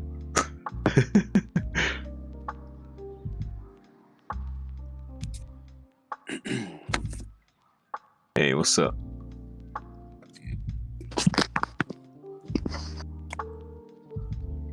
What's good, man? Oh, you know, started our garden today. It was nice. Started the garden, as in, like, started landscaping, or started, like, planting things, or what? Yeah, I started putting things in the ground. Nice. Cool. What kind of stuff you doing? Squash, potatoes, tomatoes, peas, carrots, you know, all the necessities. Right on. Getting a little bit of a self-sustaining garden going on. Yeah, I'm staying at my grandparents right now. My grandpa's having some problems, so I'm helping them around the farm, but I've been showing them some YouTube videos of different gardening methods. So I don't know. I don't know if I'm really teaching him anything, but we're doing it together and it's nice. Right on, man. Wow. I'm sure he's appreciative having you there helping out. Yeah. Yeah, they breed dogs, so they always need What kind of dogs? Help. Springer Spaniels. Oh, okay. Let me see, I gotta find this map. When you say they breed dogs, do they have, like, how many litters are they doing at a time, kind of thing? Usually about 3. Okay. So they usually got, I mean, I think right now they've only got like 12 or 14 puppies out of 1 litter. The other 2 they just got rid of. So what's the sort of, like, price range on those puppies? Because I know it's, like, way different in the UK compared to over there. Like $1,500. Okay. Actually, not too much different then. Yeah, they're like they breed show dogs, so people that do like competitions and shit get dogs from her for the genetics. Nice, because they got. I'm guessing they've got, like, lineage papers as well to, like, right. Yeah. Prestigious pedigree. Yeah. All right. So wait, what? Oh, I'm trying to find this fucking map. Yeah, come out of that game, Ace. What is that? What am I looking for? Oh yeah, GTD.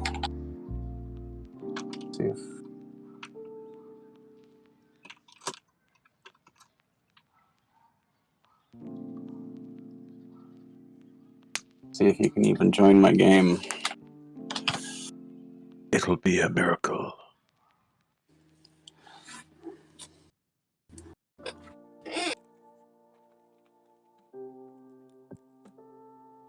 So this is a Korean defense map that's been around for a couple years now. Right on. Basically, the gist of it is it's kind of like that random beacon defense, I suppose. You get random map or random units, and you can upgrade your units and whatever. I'll walk you through it. We can do like one test game. Okay, sounds good. So there's a pylon. You upgrade from the pylon. There's a nexus with a geyser, and you can get a probe to gather gas. Use gas to get upgrades. Also in the nexus, I believe it's in the nexus, you can choose to send a boss through. So each boss that you send through, like you can focus fire it if you want, or whatever, to your liking. But if you kill, each boss has a different strength. But like, so a weaker boss, you'll get like 5 minerals, and the most hardest boss, you'll get like 40 minerals for. So,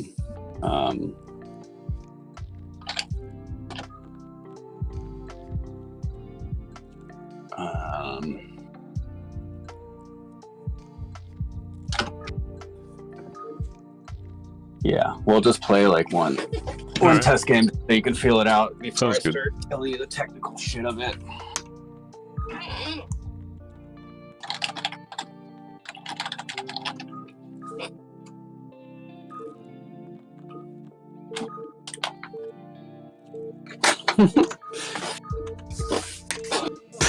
I'm gonna kill this guy, honestly.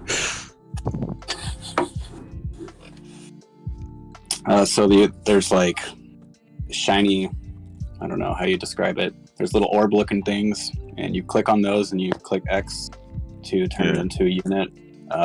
Each unit you buy will be 20 minerals, I believe. Yeah, it says create unit X 20 mineral. Right. Okay, so I build it on the slot that I want it to be, and I can't move it, right? Once I've built it, or can I move them once I've set them up, or not? No, you cannot move it. So basically, I like to start in the middle, and then do one. It spawns on the left, and they go around up to the right. Let's see. So, and also, if you have 2 of the same unit, you can upgrade that and fuse them to a stronger at a level 2 unit. And it goes up, there's like level 3, level 4, and then there's god tier and whatnot.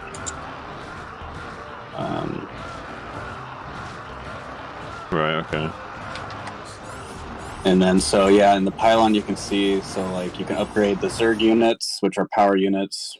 Protoss are usually splash. Terran are speed, so they attack fast. And critters are generally pretty shitty, but if you get them, you need to upgrade them. And then in the Nexus, you'll see the little nuke icons, level 1 boss up to level 6. Wait, what? Where? Say that again. Okay, so in the Nexus, you'll see the bosses, which are the little nuke icon. Okay, yeah. So if you say I just put the level 1 boss through, I can focus fire it if I want, or I can just let it go through and focus fire it as I need. Just you only have 20 lives, so you can focus fire stuff if you want to. If one unit, say one of the units gets by and it's getting close to the end, you can focus fire it. Okay.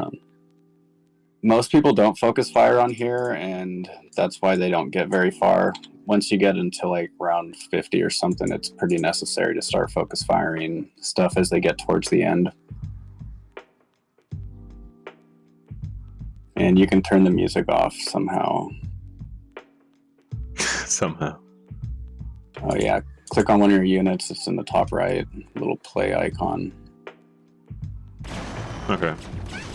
Zerg units are generally pretty good because they're strong. They're the most beefy.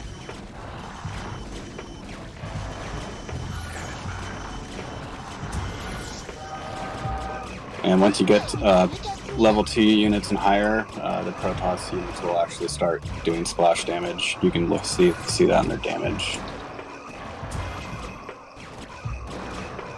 But it's pretty critical to get a probe early on and start mining gas. Oh, is so it? Okay, I didn't realize that. Okay. Yeah, tell me that stuff as soon as possible. Yeah, no, it's fine. I mean, we're about at the point where I just built one now as soon as you said that. Yeah.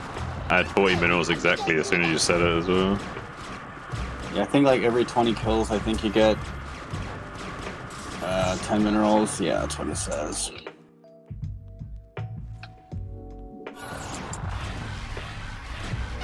So like right now, I've got an Ultralisk in my center, which is pretty powerful. I'll just let that do it at once, but I just put a level 2 boss going through, so I can start focus firing. But you're putting the boss going through for you.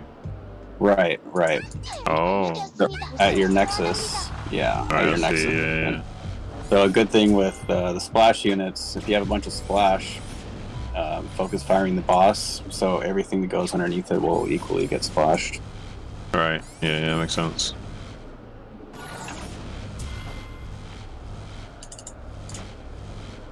Wait, how can you tell what does splash again? The Protoss units. Only the Protoss does splash. Yes. Maybe so the God units, which are like level 5 or 6, once you upgrade your units quite a bit, some of them will do splash as well. Okay. The max amount of probes you need, I think, is 13.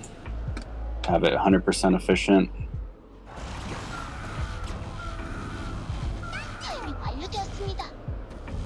Sometimes, just because you have 2 units to merge together, sometimes it's not the best idea, like, because, like, say you have 2 Zerg units, you're not always guaranteed to get a Zerg unit when you merge it together. Mm-hmm. So, like, bit of a gamble. if you have yours, yeah, exactly. If you have your Zerg upgraded, like, maybe you don't really want to change it because you might change to a race that you don't have upgraded. Right on. Hey, what was it the gas does exactly? Upgrades at the pylon. At the pylon.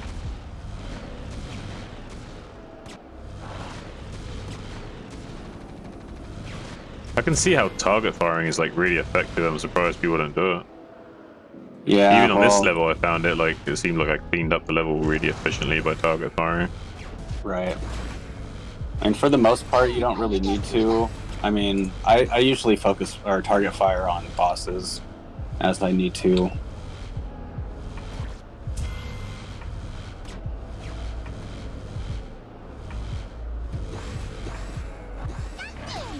So I think every time a unit gets by and you lose a life, I think you get 5 minerals every time. So some people in the beginning will let like 5 or 6 units get through so they can get a probe instantly. That's interesting. So there's little strategies like that around it. But I like to, you know, if you're lucky and you can get like 4 or 5 splash units and just sending bosses through as much as you can, just targeting all your splash on the boss, and then every unit that goes underneath it will die, basically, for the most part.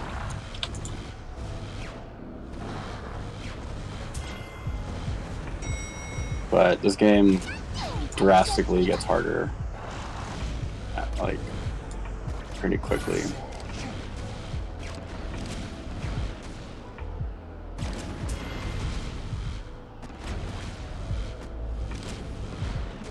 Yeah, defilers are pretty tanky.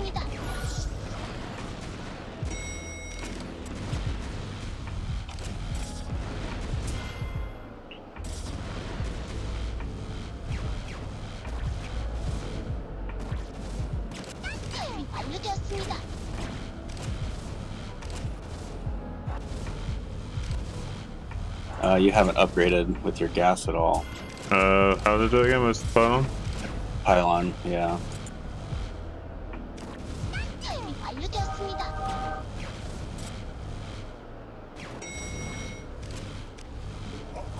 So since you have a Zerg or whatever you want to use,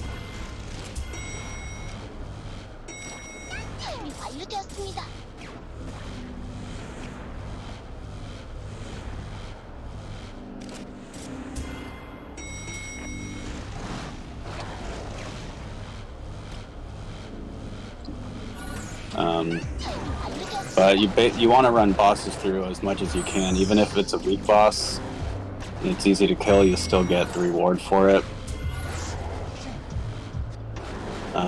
There's a cooldown timer for bosses on the bottom right of your screen. It says cool time. Okay.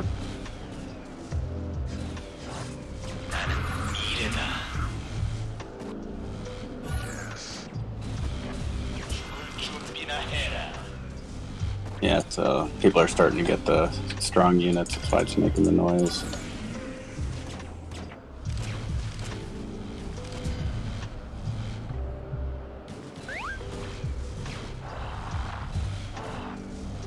I don't think this is the most updated version of the map. I'm sure they put tons of patches out. Huh, so where could we get the next level? It's always hard. Next version. I'm not sure. It's always hard to find because actually I'm sure the website's on this map somewhere, but they're always in Korean. It's hard to find an English version.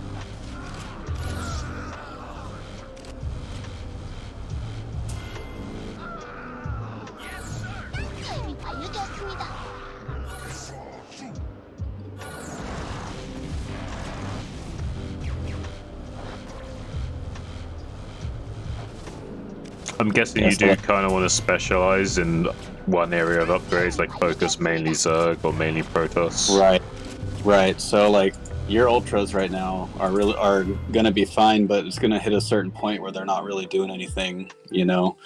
So I don't know. There's always the gamble of what larger tiered unit am I gonna try to upgrade for, like. Sometimes I save gas until I get a higher upgrade, because it sucks when you upgrade Zerg like 7 times and then all you have is fucking Terran units. Seems like you have to kind of do some calculated risk and like not be too greedy unless you really need to. Right. Or just like kind of upgrade across the board a little bit. I mean, I usually don't upgrade the critters or the creatures unless I get a. What does that do? The creature upgrade? It's for like say, like you've got the Bangalask. It upgrades them.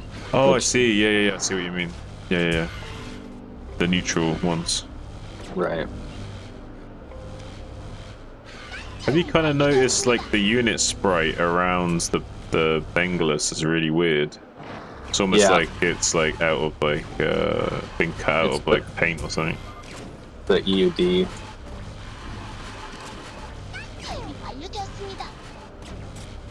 Like the units we're shooting at, those Devourers are actually vultures with Devour sprites on top of them. Just because they have better padding. Sometimes you'll see like these are Kerrigans with on top of SCV sprites. Nice. It's really cool what they can do. Right.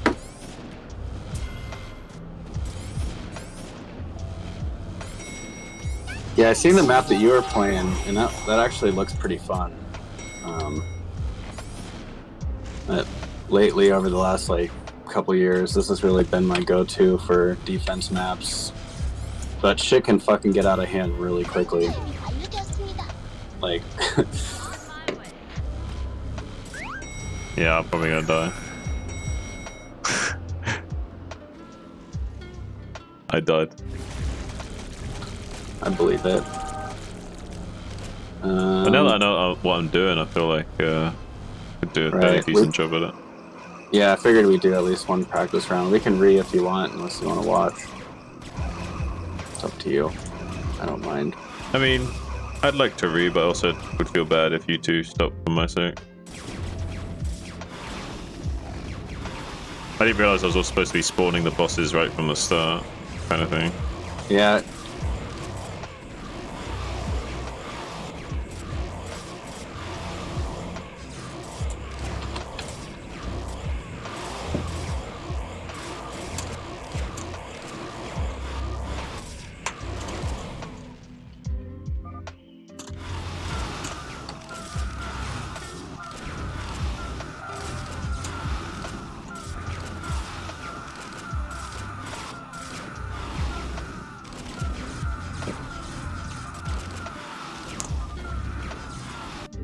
a little warm up.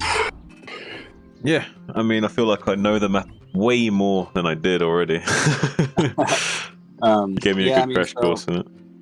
So there is a strategy that people will like let the first like 5 or 6 units go straight through and they'll lose lives, but they'll instantly have enough money to get a probe.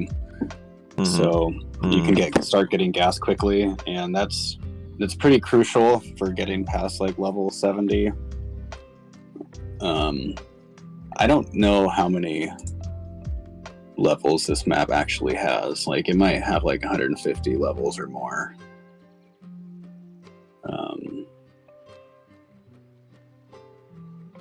But yeah, I think the farthest I've made it was like 86, and it really depends on what units you get, you know. Like, if you have a lot of like god tier Zerg units and you can only focus your upgrades in one area, it really hurts when you have a bunch of different units. It's hard to upgrade everything effectively. So, how the strategy you were talking about? They're letting the units through right at the start? Are they building the probe like right away, or are they doing that later on, or like? No, so you let units go through. I mean, you can let as many go through as you want, but it's 5 minerals per each unit that goes through. So usually I try to do like 5 or 6, and then I can make 2 towers, and you got to build your towers at the end so you can clean up the rest of the wave, and then also make a probe. Okay. So like in the beginning, if you only make 1 tower and some units go through, like units will go through a little slower, so you can kind of control a little better.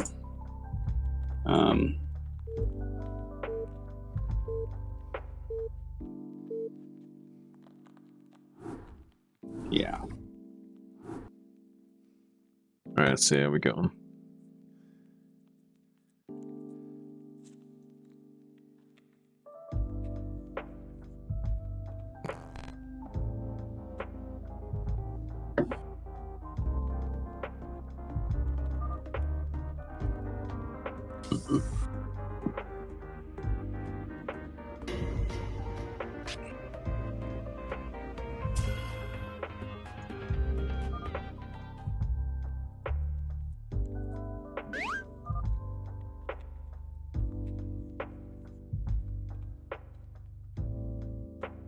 So I just built 1 tower at the end, so I can kind of control, or not just like flood them all through on accident.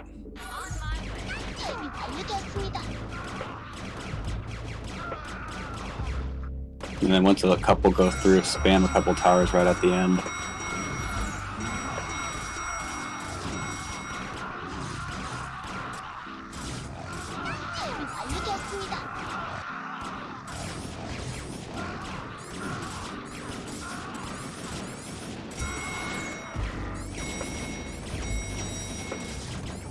See how that works?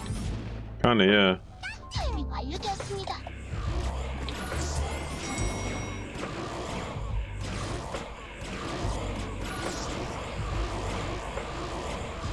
Is it just the 1 probe they want to make, or? Yeah, I mean, now you're gonna get gas a lot faster since you have a probe so early on, so you can slowly upgrade quicker. But yeah, bosses also. So like, do you see the cool time in the bottom right of the screen? Yeah. So that cool time, basically it's your timer for when you can push a boss through. So pushing a level 1 boss through as much as you can, or as often as you can, and then once you're feeling strong enough to push a level 2 through, right, and you'll start progressing like that. That makes sense.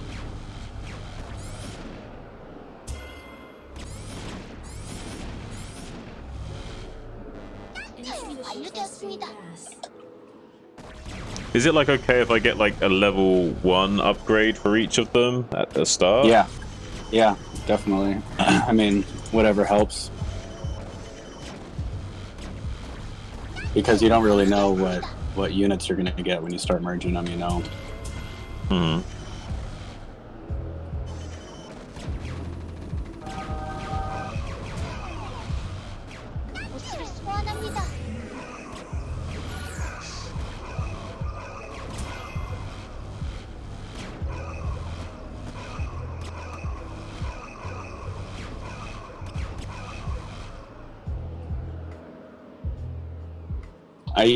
I would lean upgrading more Zerg and Terran, and then after that would be Protoss, and then after that would be the critters. How come? Well, the Terran units, like the level 2 and level 3 Terran units, attack really fast. Like the fastest in the game. You know, all the attack speeds are all custom. They're not like actual attack speeds in the game. Right.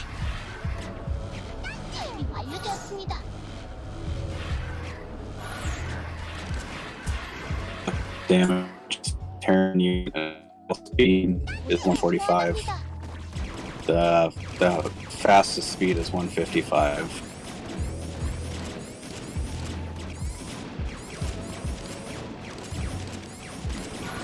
But yeah, like Ghosts and Firebat are strong. Then after that, it's going to be a lot. Sure, you lagged out a little bit there after Ghost and Firebat. Tanks and Goliaths, and they attack really. And they're on.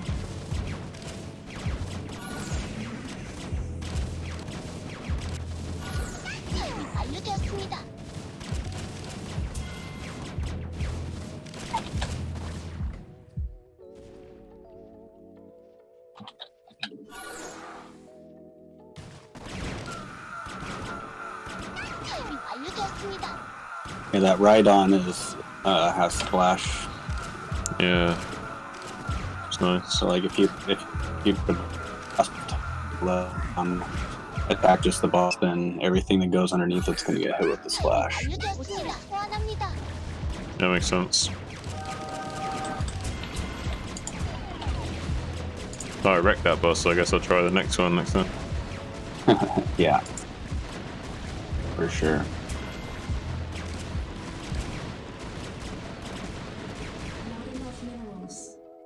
Not enough minerals.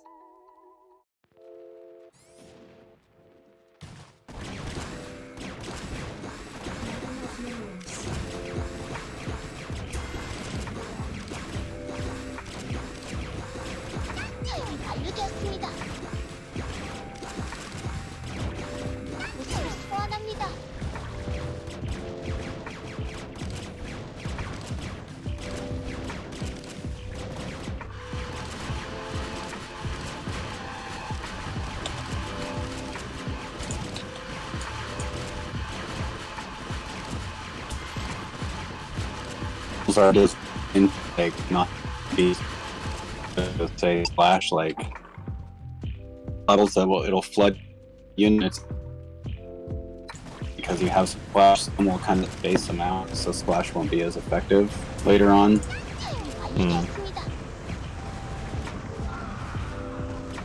No, there's just splash, just like mainly better early game. But,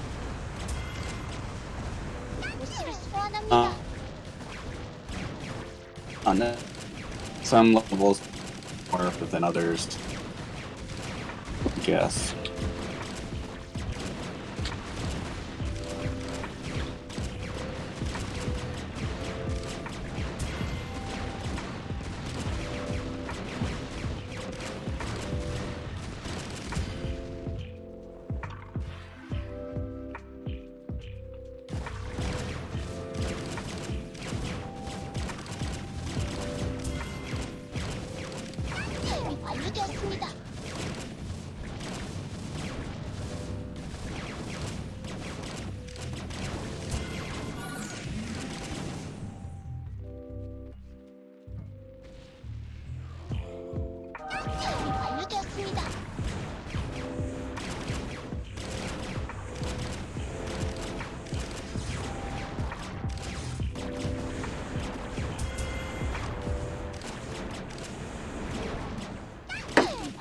알려드렸습니다.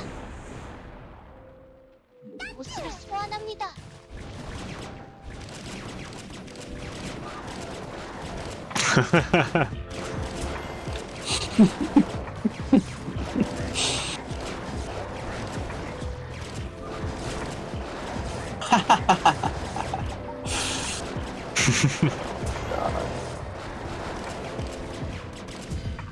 This is annoying sometimes. Sometimes the RNG is terrible, and it's really frustrating.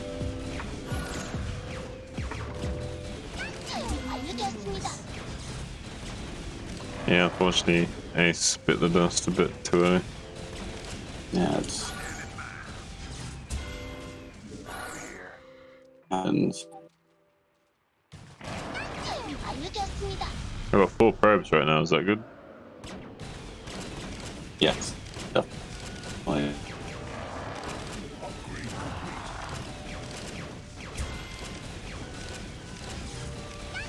알려드렸습니다. 보스를 소환합니다.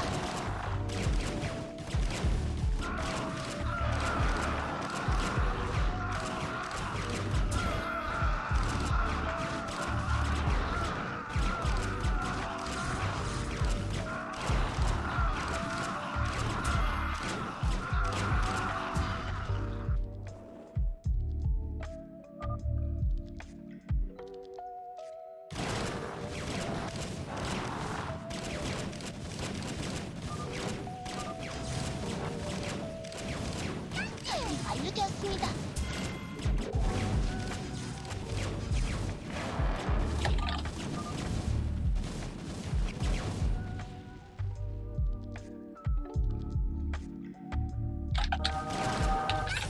알려드렸습니다.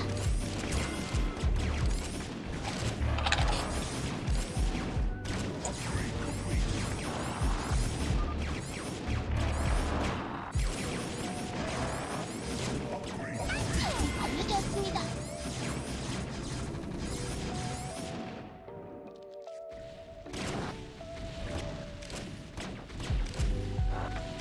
보스를 소환합니다.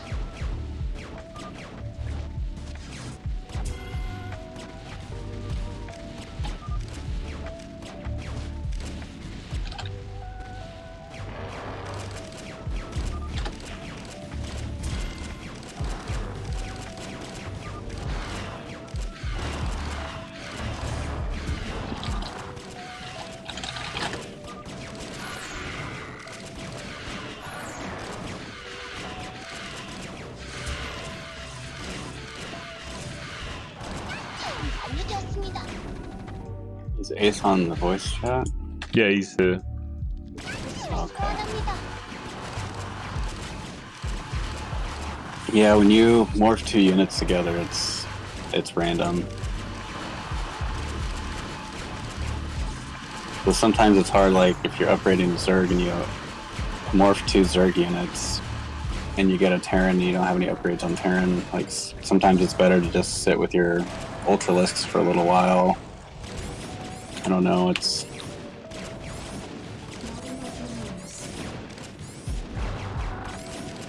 The game can really fuck you pretty hard sometimes.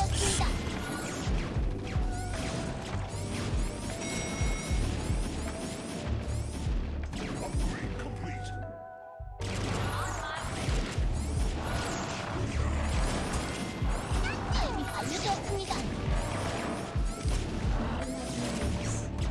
보스를 소환합니다.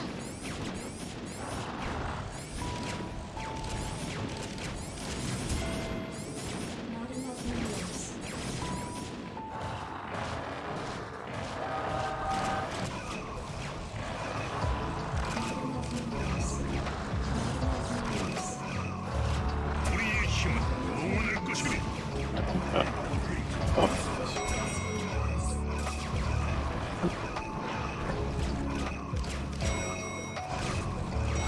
Shit. Just barely bled too much. I'll show you what I mean. So with the splash on the bosses, you see I've got a carrier.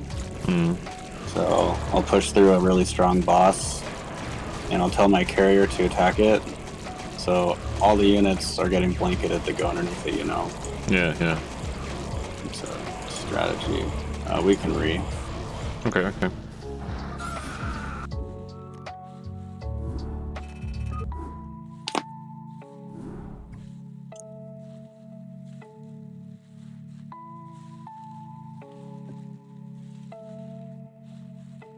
Maybe I overprobed slightly too much.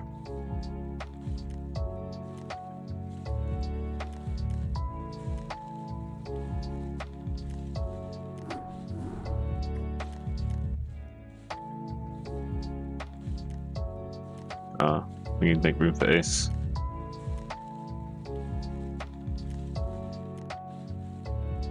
Got an open spot for you.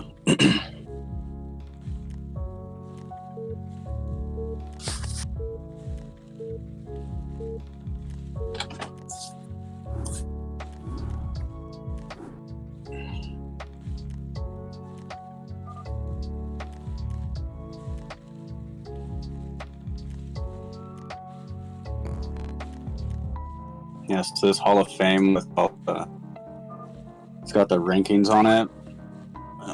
There's like a forum, and they update this map I think like once a month, and upgrade like the player list on there and stuff. Nice. It's a nice touch. Yeah, but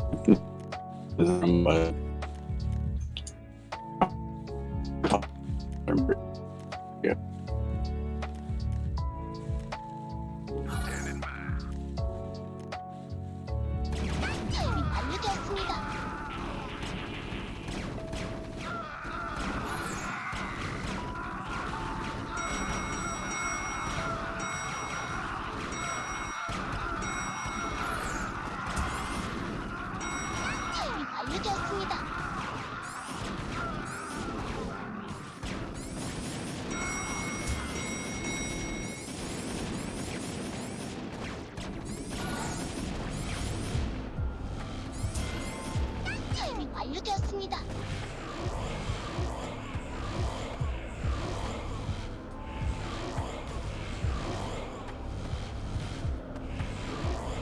The Ursidons are pretty strong early on.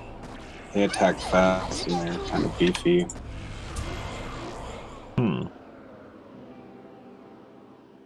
Nice.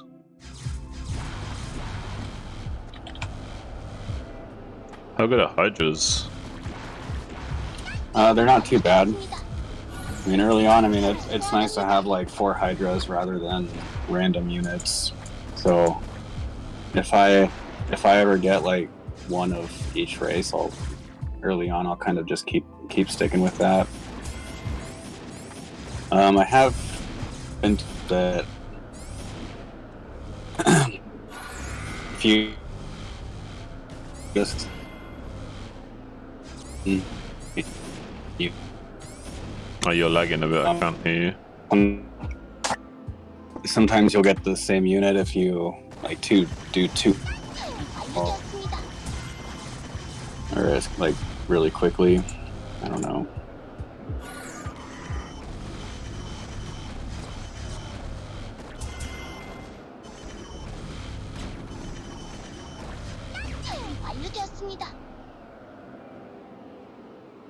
Worst case scenario.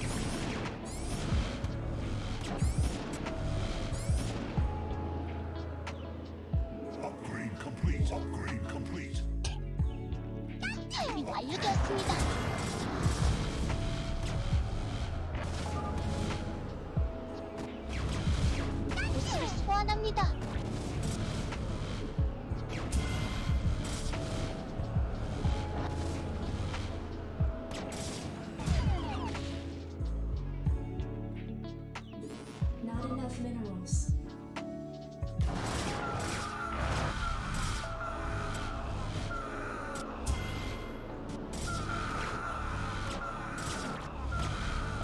So you actually have to A-click to target fire, I think.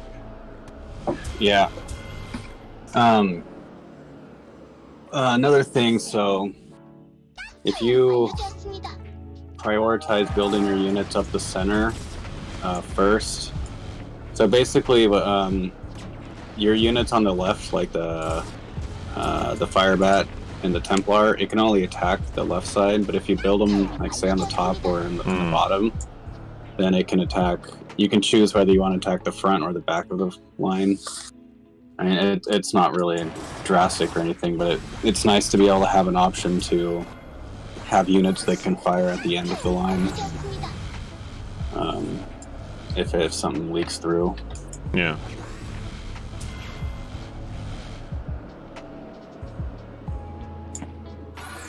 Like having a last resort, you know?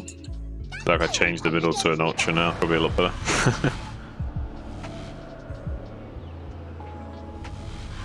I would say that's lucky.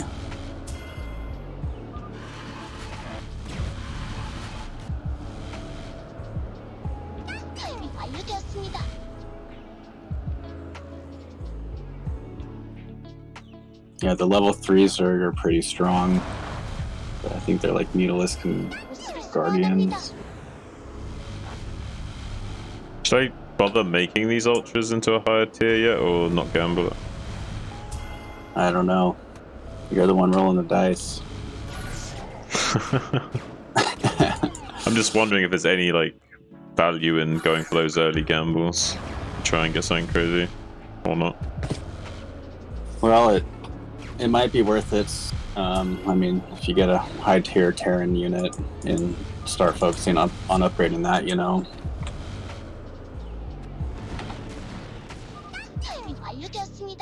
Alright, we'll be a gambling man. We got a Mutalisk. Okay, let's go. Let's go. Let's go. Mutalisk in the middle. Is that pretty fun good?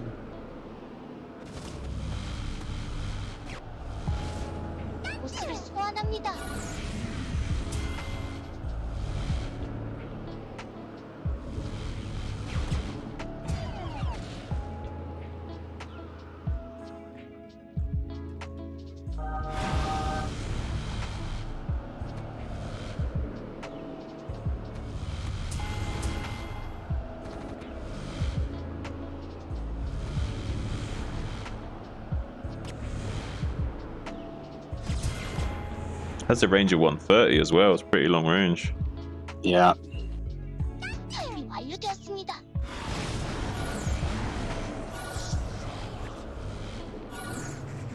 Oh, got an Archon.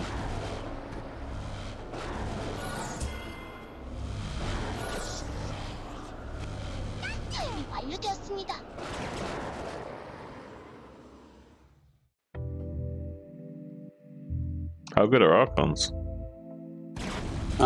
They're not too bad. I mean, they do quite a bit of damage. I mean, usually they attack pretty fast.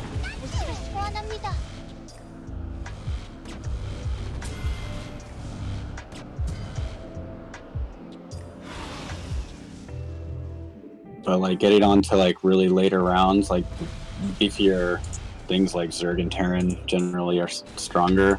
But having splash damage mixed in there isn't bad because they'll usually kind of equally put on a certain amount of damage, so it's easier for other units to clean it up. Right.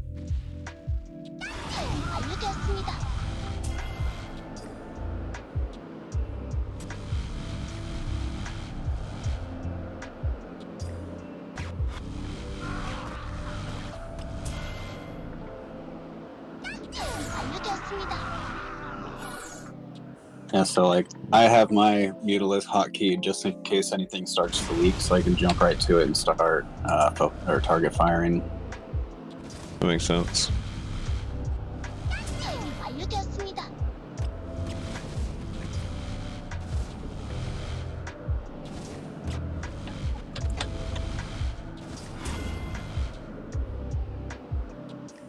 Like, what do you consider a leak? Something that's like on the other side at all? Or... Yeah, something that's good. We're here. Getting close to the end. I mean, bosses, like you can send through stronger bosses, but you just kind of have to babysit, like, as long as they're getting hit, because they won't prioritize it unless it's the only thing there.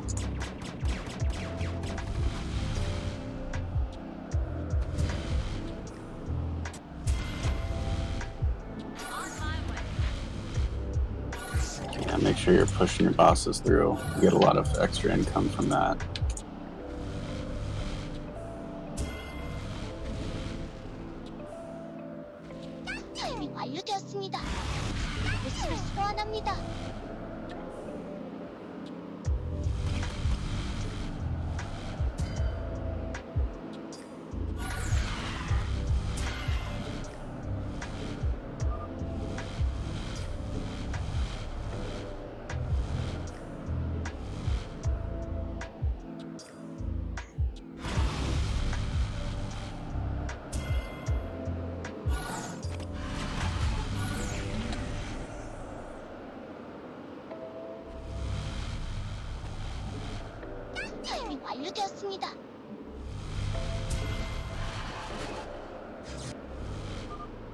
Uh-oh. Fuck. God damn it. Careful.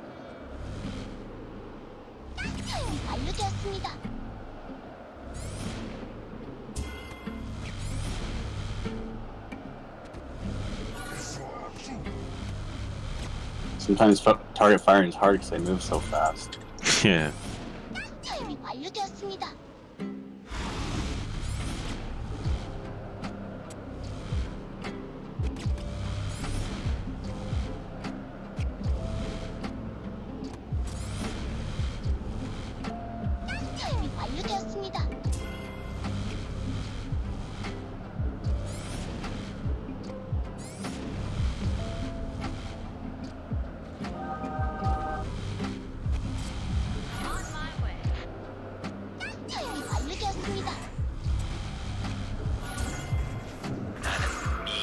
Oh, I got Devour.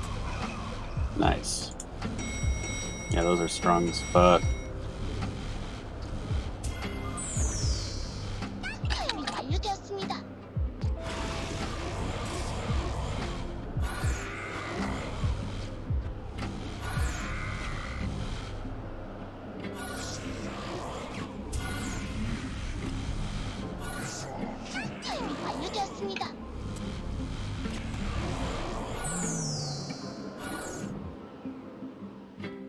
Alright. Got 4 bits. Got a Guardian as well. No, also got some decent Zerg units in the middle. Yeah. Yeah, so I would like hotkey the Devour Muta and the Guardian into one hotkey, just in case you need to grab it quickly, you know?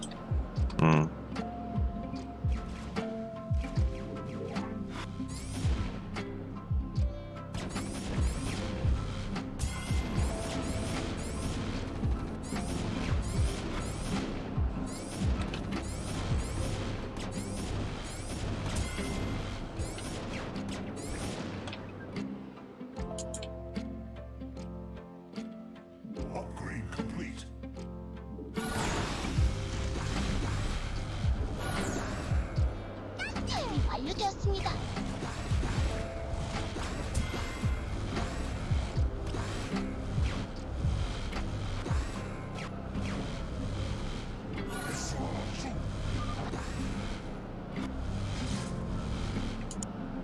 우리의 힘은 영원할 것입니다.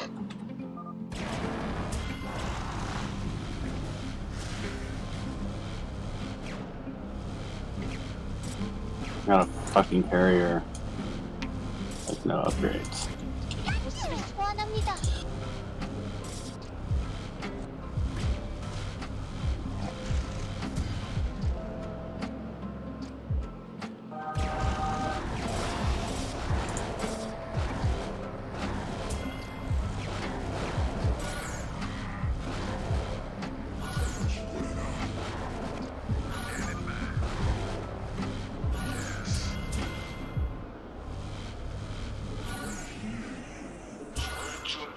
Got a lurker, dude. Level 4 lurker. Holy shit.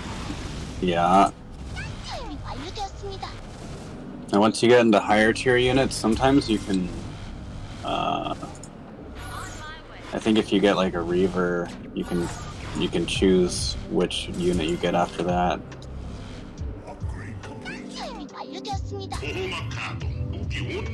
There we go.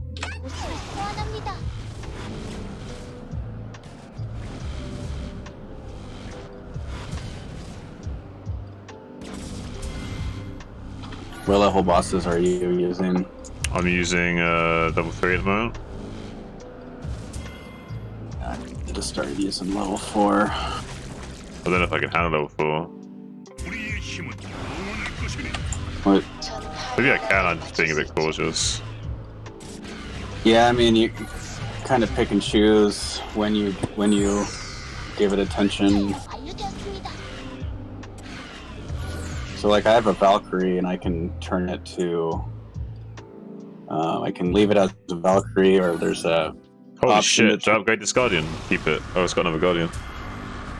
Do you think it's worth keeping these in these situations? Like, I've got a good enough setup that I shouldn't risk gambling, or how do you feel about that in general? Yeah, if you have a limit, it is a pretty heavy gamble right now. All right. I think it's an unnecessary gamble, maybe. Right. Yeah, flipping a coin, basically, it's like really take a lot of damage away. You really, 10 or something. Actually, I'm getting that boss like instantly. Maybe I should be using way higher.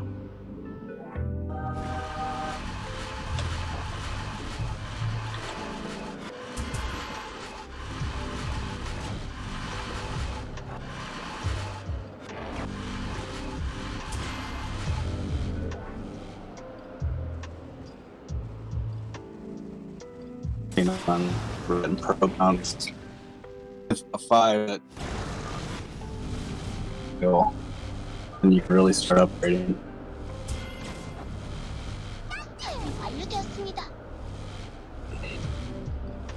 I don't think you can remove sound unless you can the units to click on the background noise. Definitely you can what? What did you say? Oh.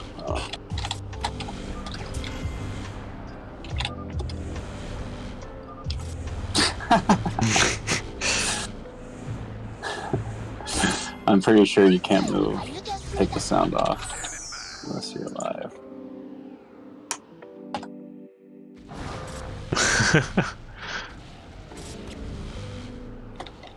Oh yeah.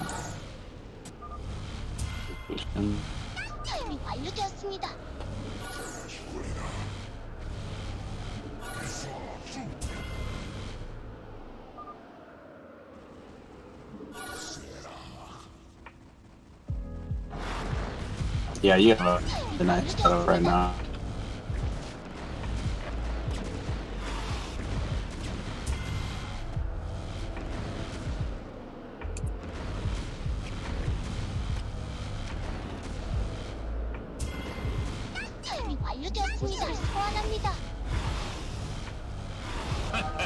스타일이 멋지시군요.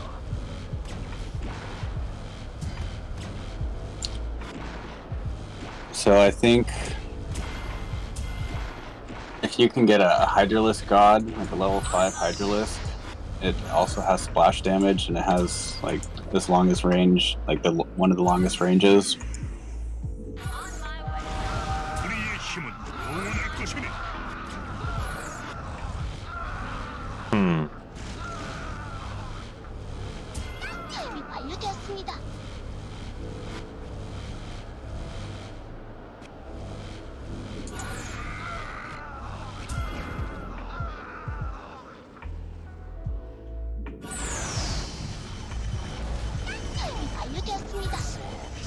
Oops. I'm getting to the point where I need to sell.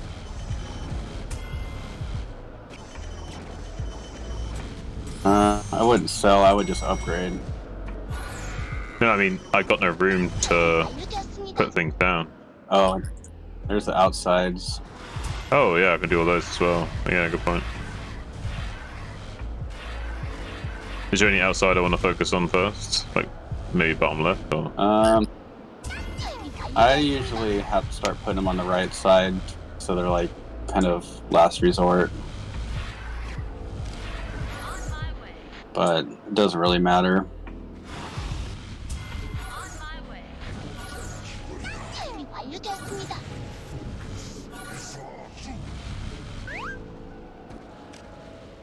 So look how I'm attacking my boss.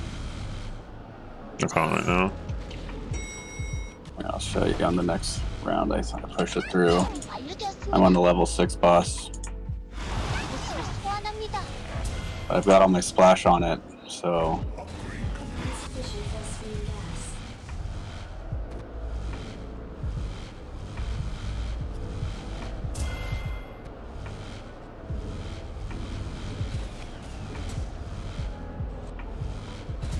Okay, look at my boss.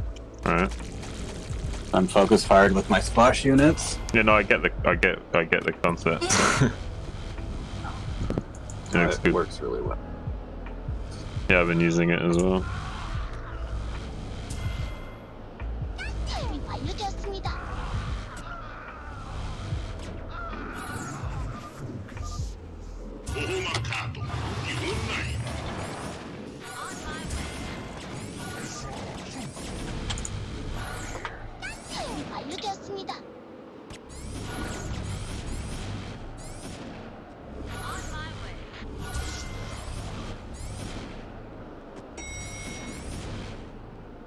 Shit, only one life left.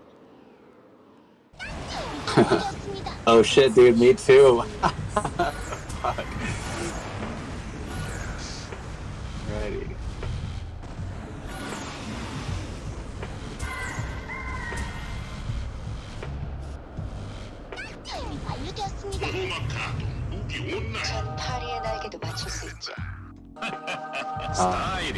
Dude, when you...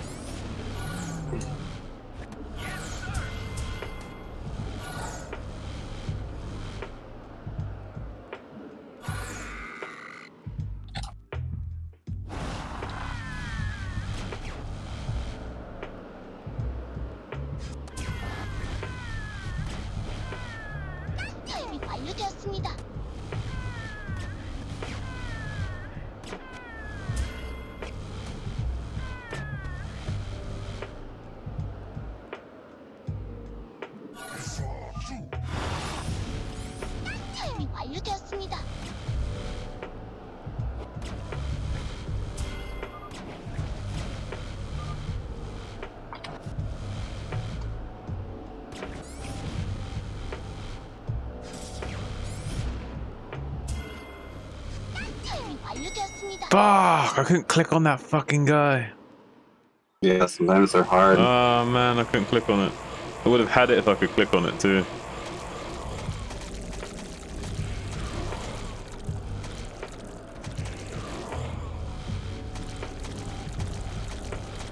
Yeah, it's tricky when they're so quick. So how did you get gods like so early on? I guess just morphing stuff, taking the gamble.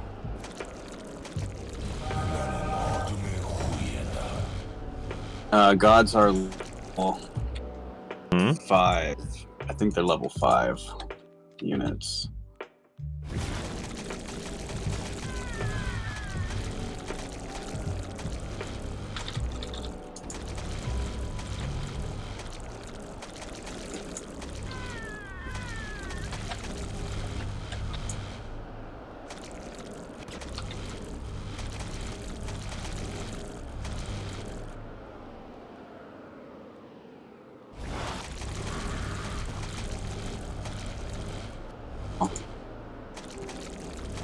It kind of reminds me of like a slot machine.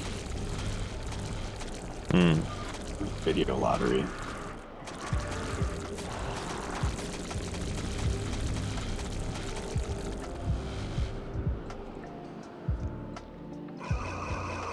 Yeah, I still only have one life. I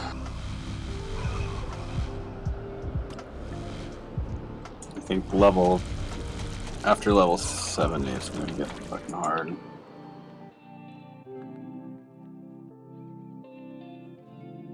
Do you want to go re? Yeah, sure.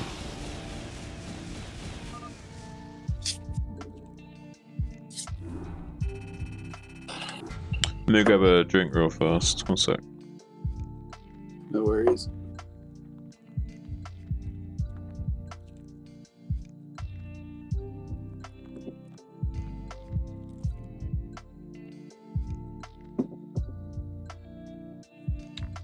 Yeah, that game can get pretty intense pretty quick. I didn't even realize I had one life left.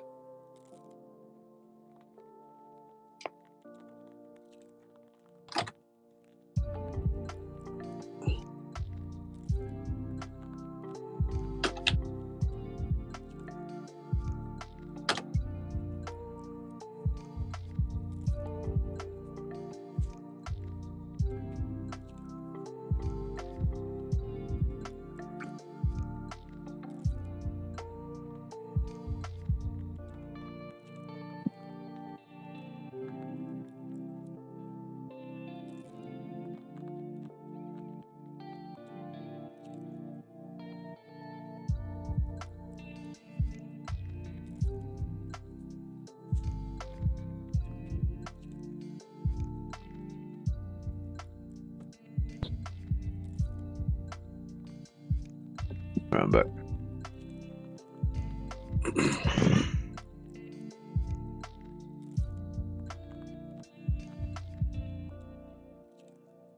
Yeah, it's a pretty fun map though. Thanks for showing it to me. Yeah, it's not too bad. I mean, once you really get into it, I mean, rolling the dice can be painful. True, or but that's also part of the fun of it. Is like it's like a slot machine type thing. Oh, Ace is just gonna watch, by the way. Okay. Yeah, he just wants to chill and watch right now. He's a sleepy bear. Ooh. Just here for the ASMR. Just here for that sweet ASMR. Is that your tapping ASMR? Oh, that shit's so weird. Like rubbing quarters together and shit. I mean, it might sound good for some people, but I'm not sure I'd want to listen to quarters being rubbed together. I mean, not willingly anyway. Oh my god, dude. The internet, what is happening?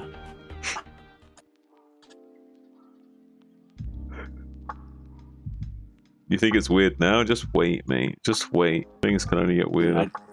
I don't want to wait. I just deleted my Instagram off my phone. Or not my Instagram, but I took it off my phone. Just fucking tired of social media and just like, I don't know. There's so many fucking advertisements. Just influence on fucking know.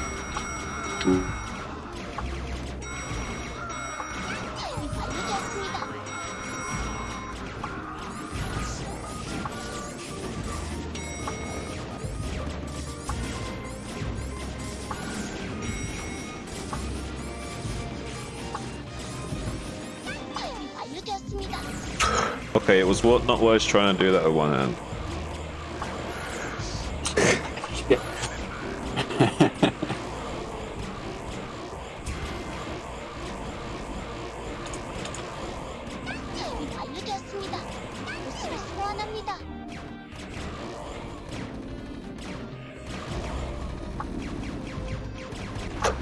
I was trying to smoke and do the start at the same time, then realized I had to do a lot of A clicking. I was like, fuck.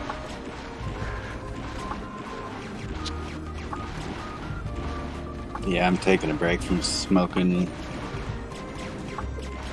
Gonna have a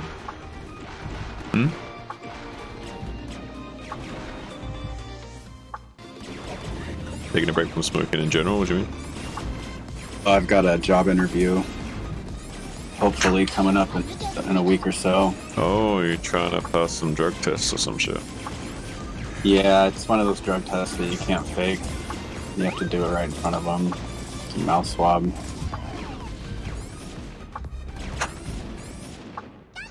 Well, can't be helped. Mm-hmm.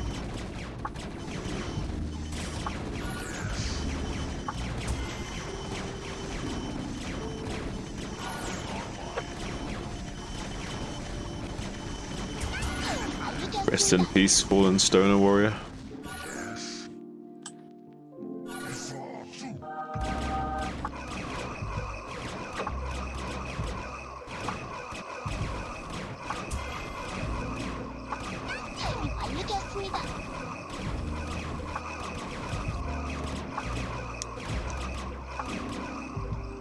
I mean, I have weed right now. I just can only look at it. You window shopping. But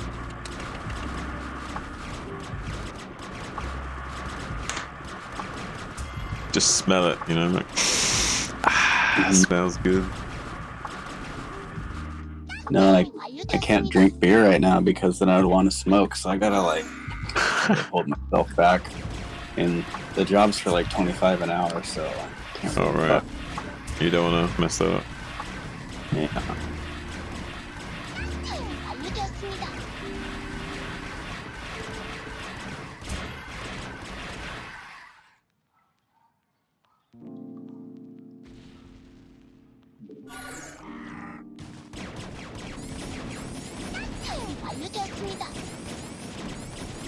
No, wait, I'm not spawning buses. What am I doing? Completely forgot.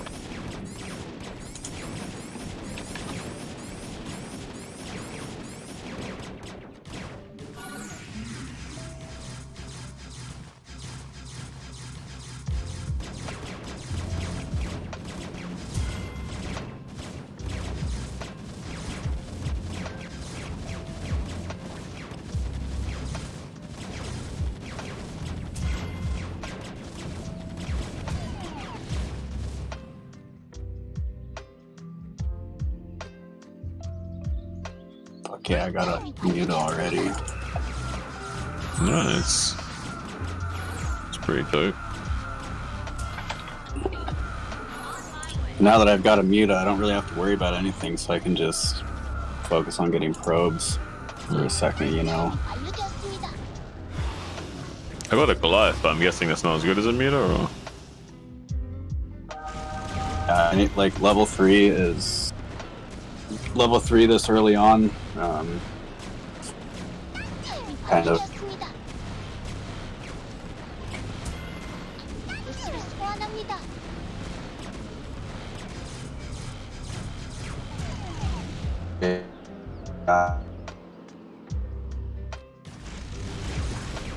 You're lagging a little bit, Minerals, so I couldn't hear what you said.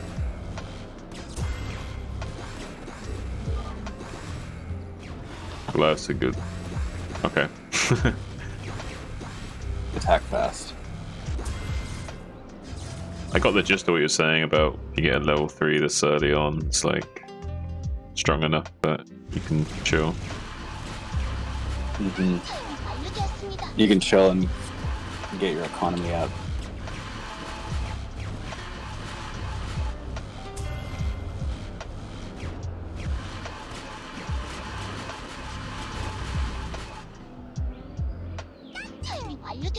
Upgrade complete.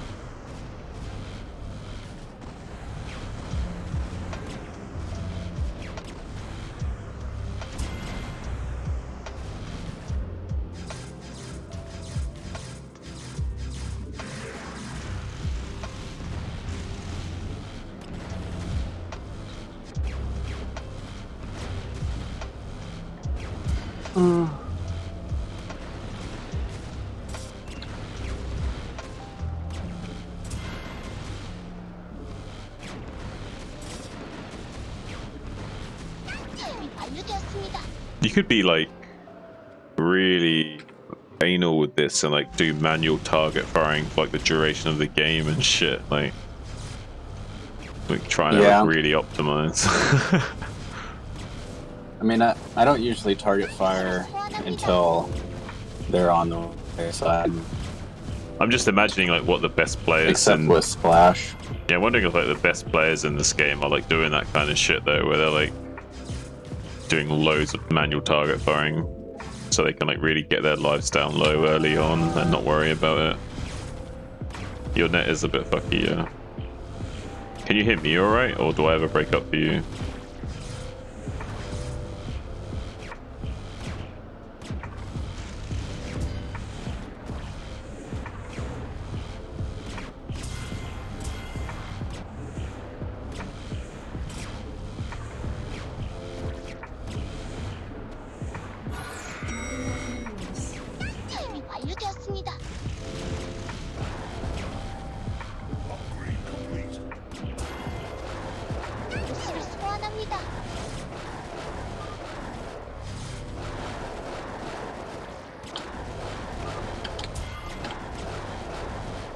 Join this game.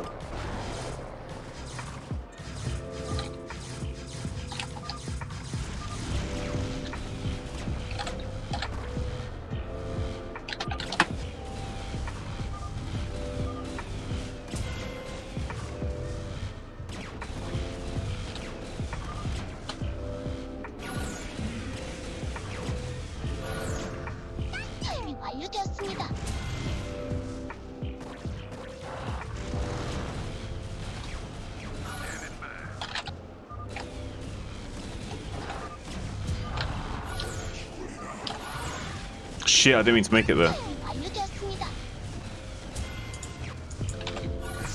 I accidentally made a unit in the wrong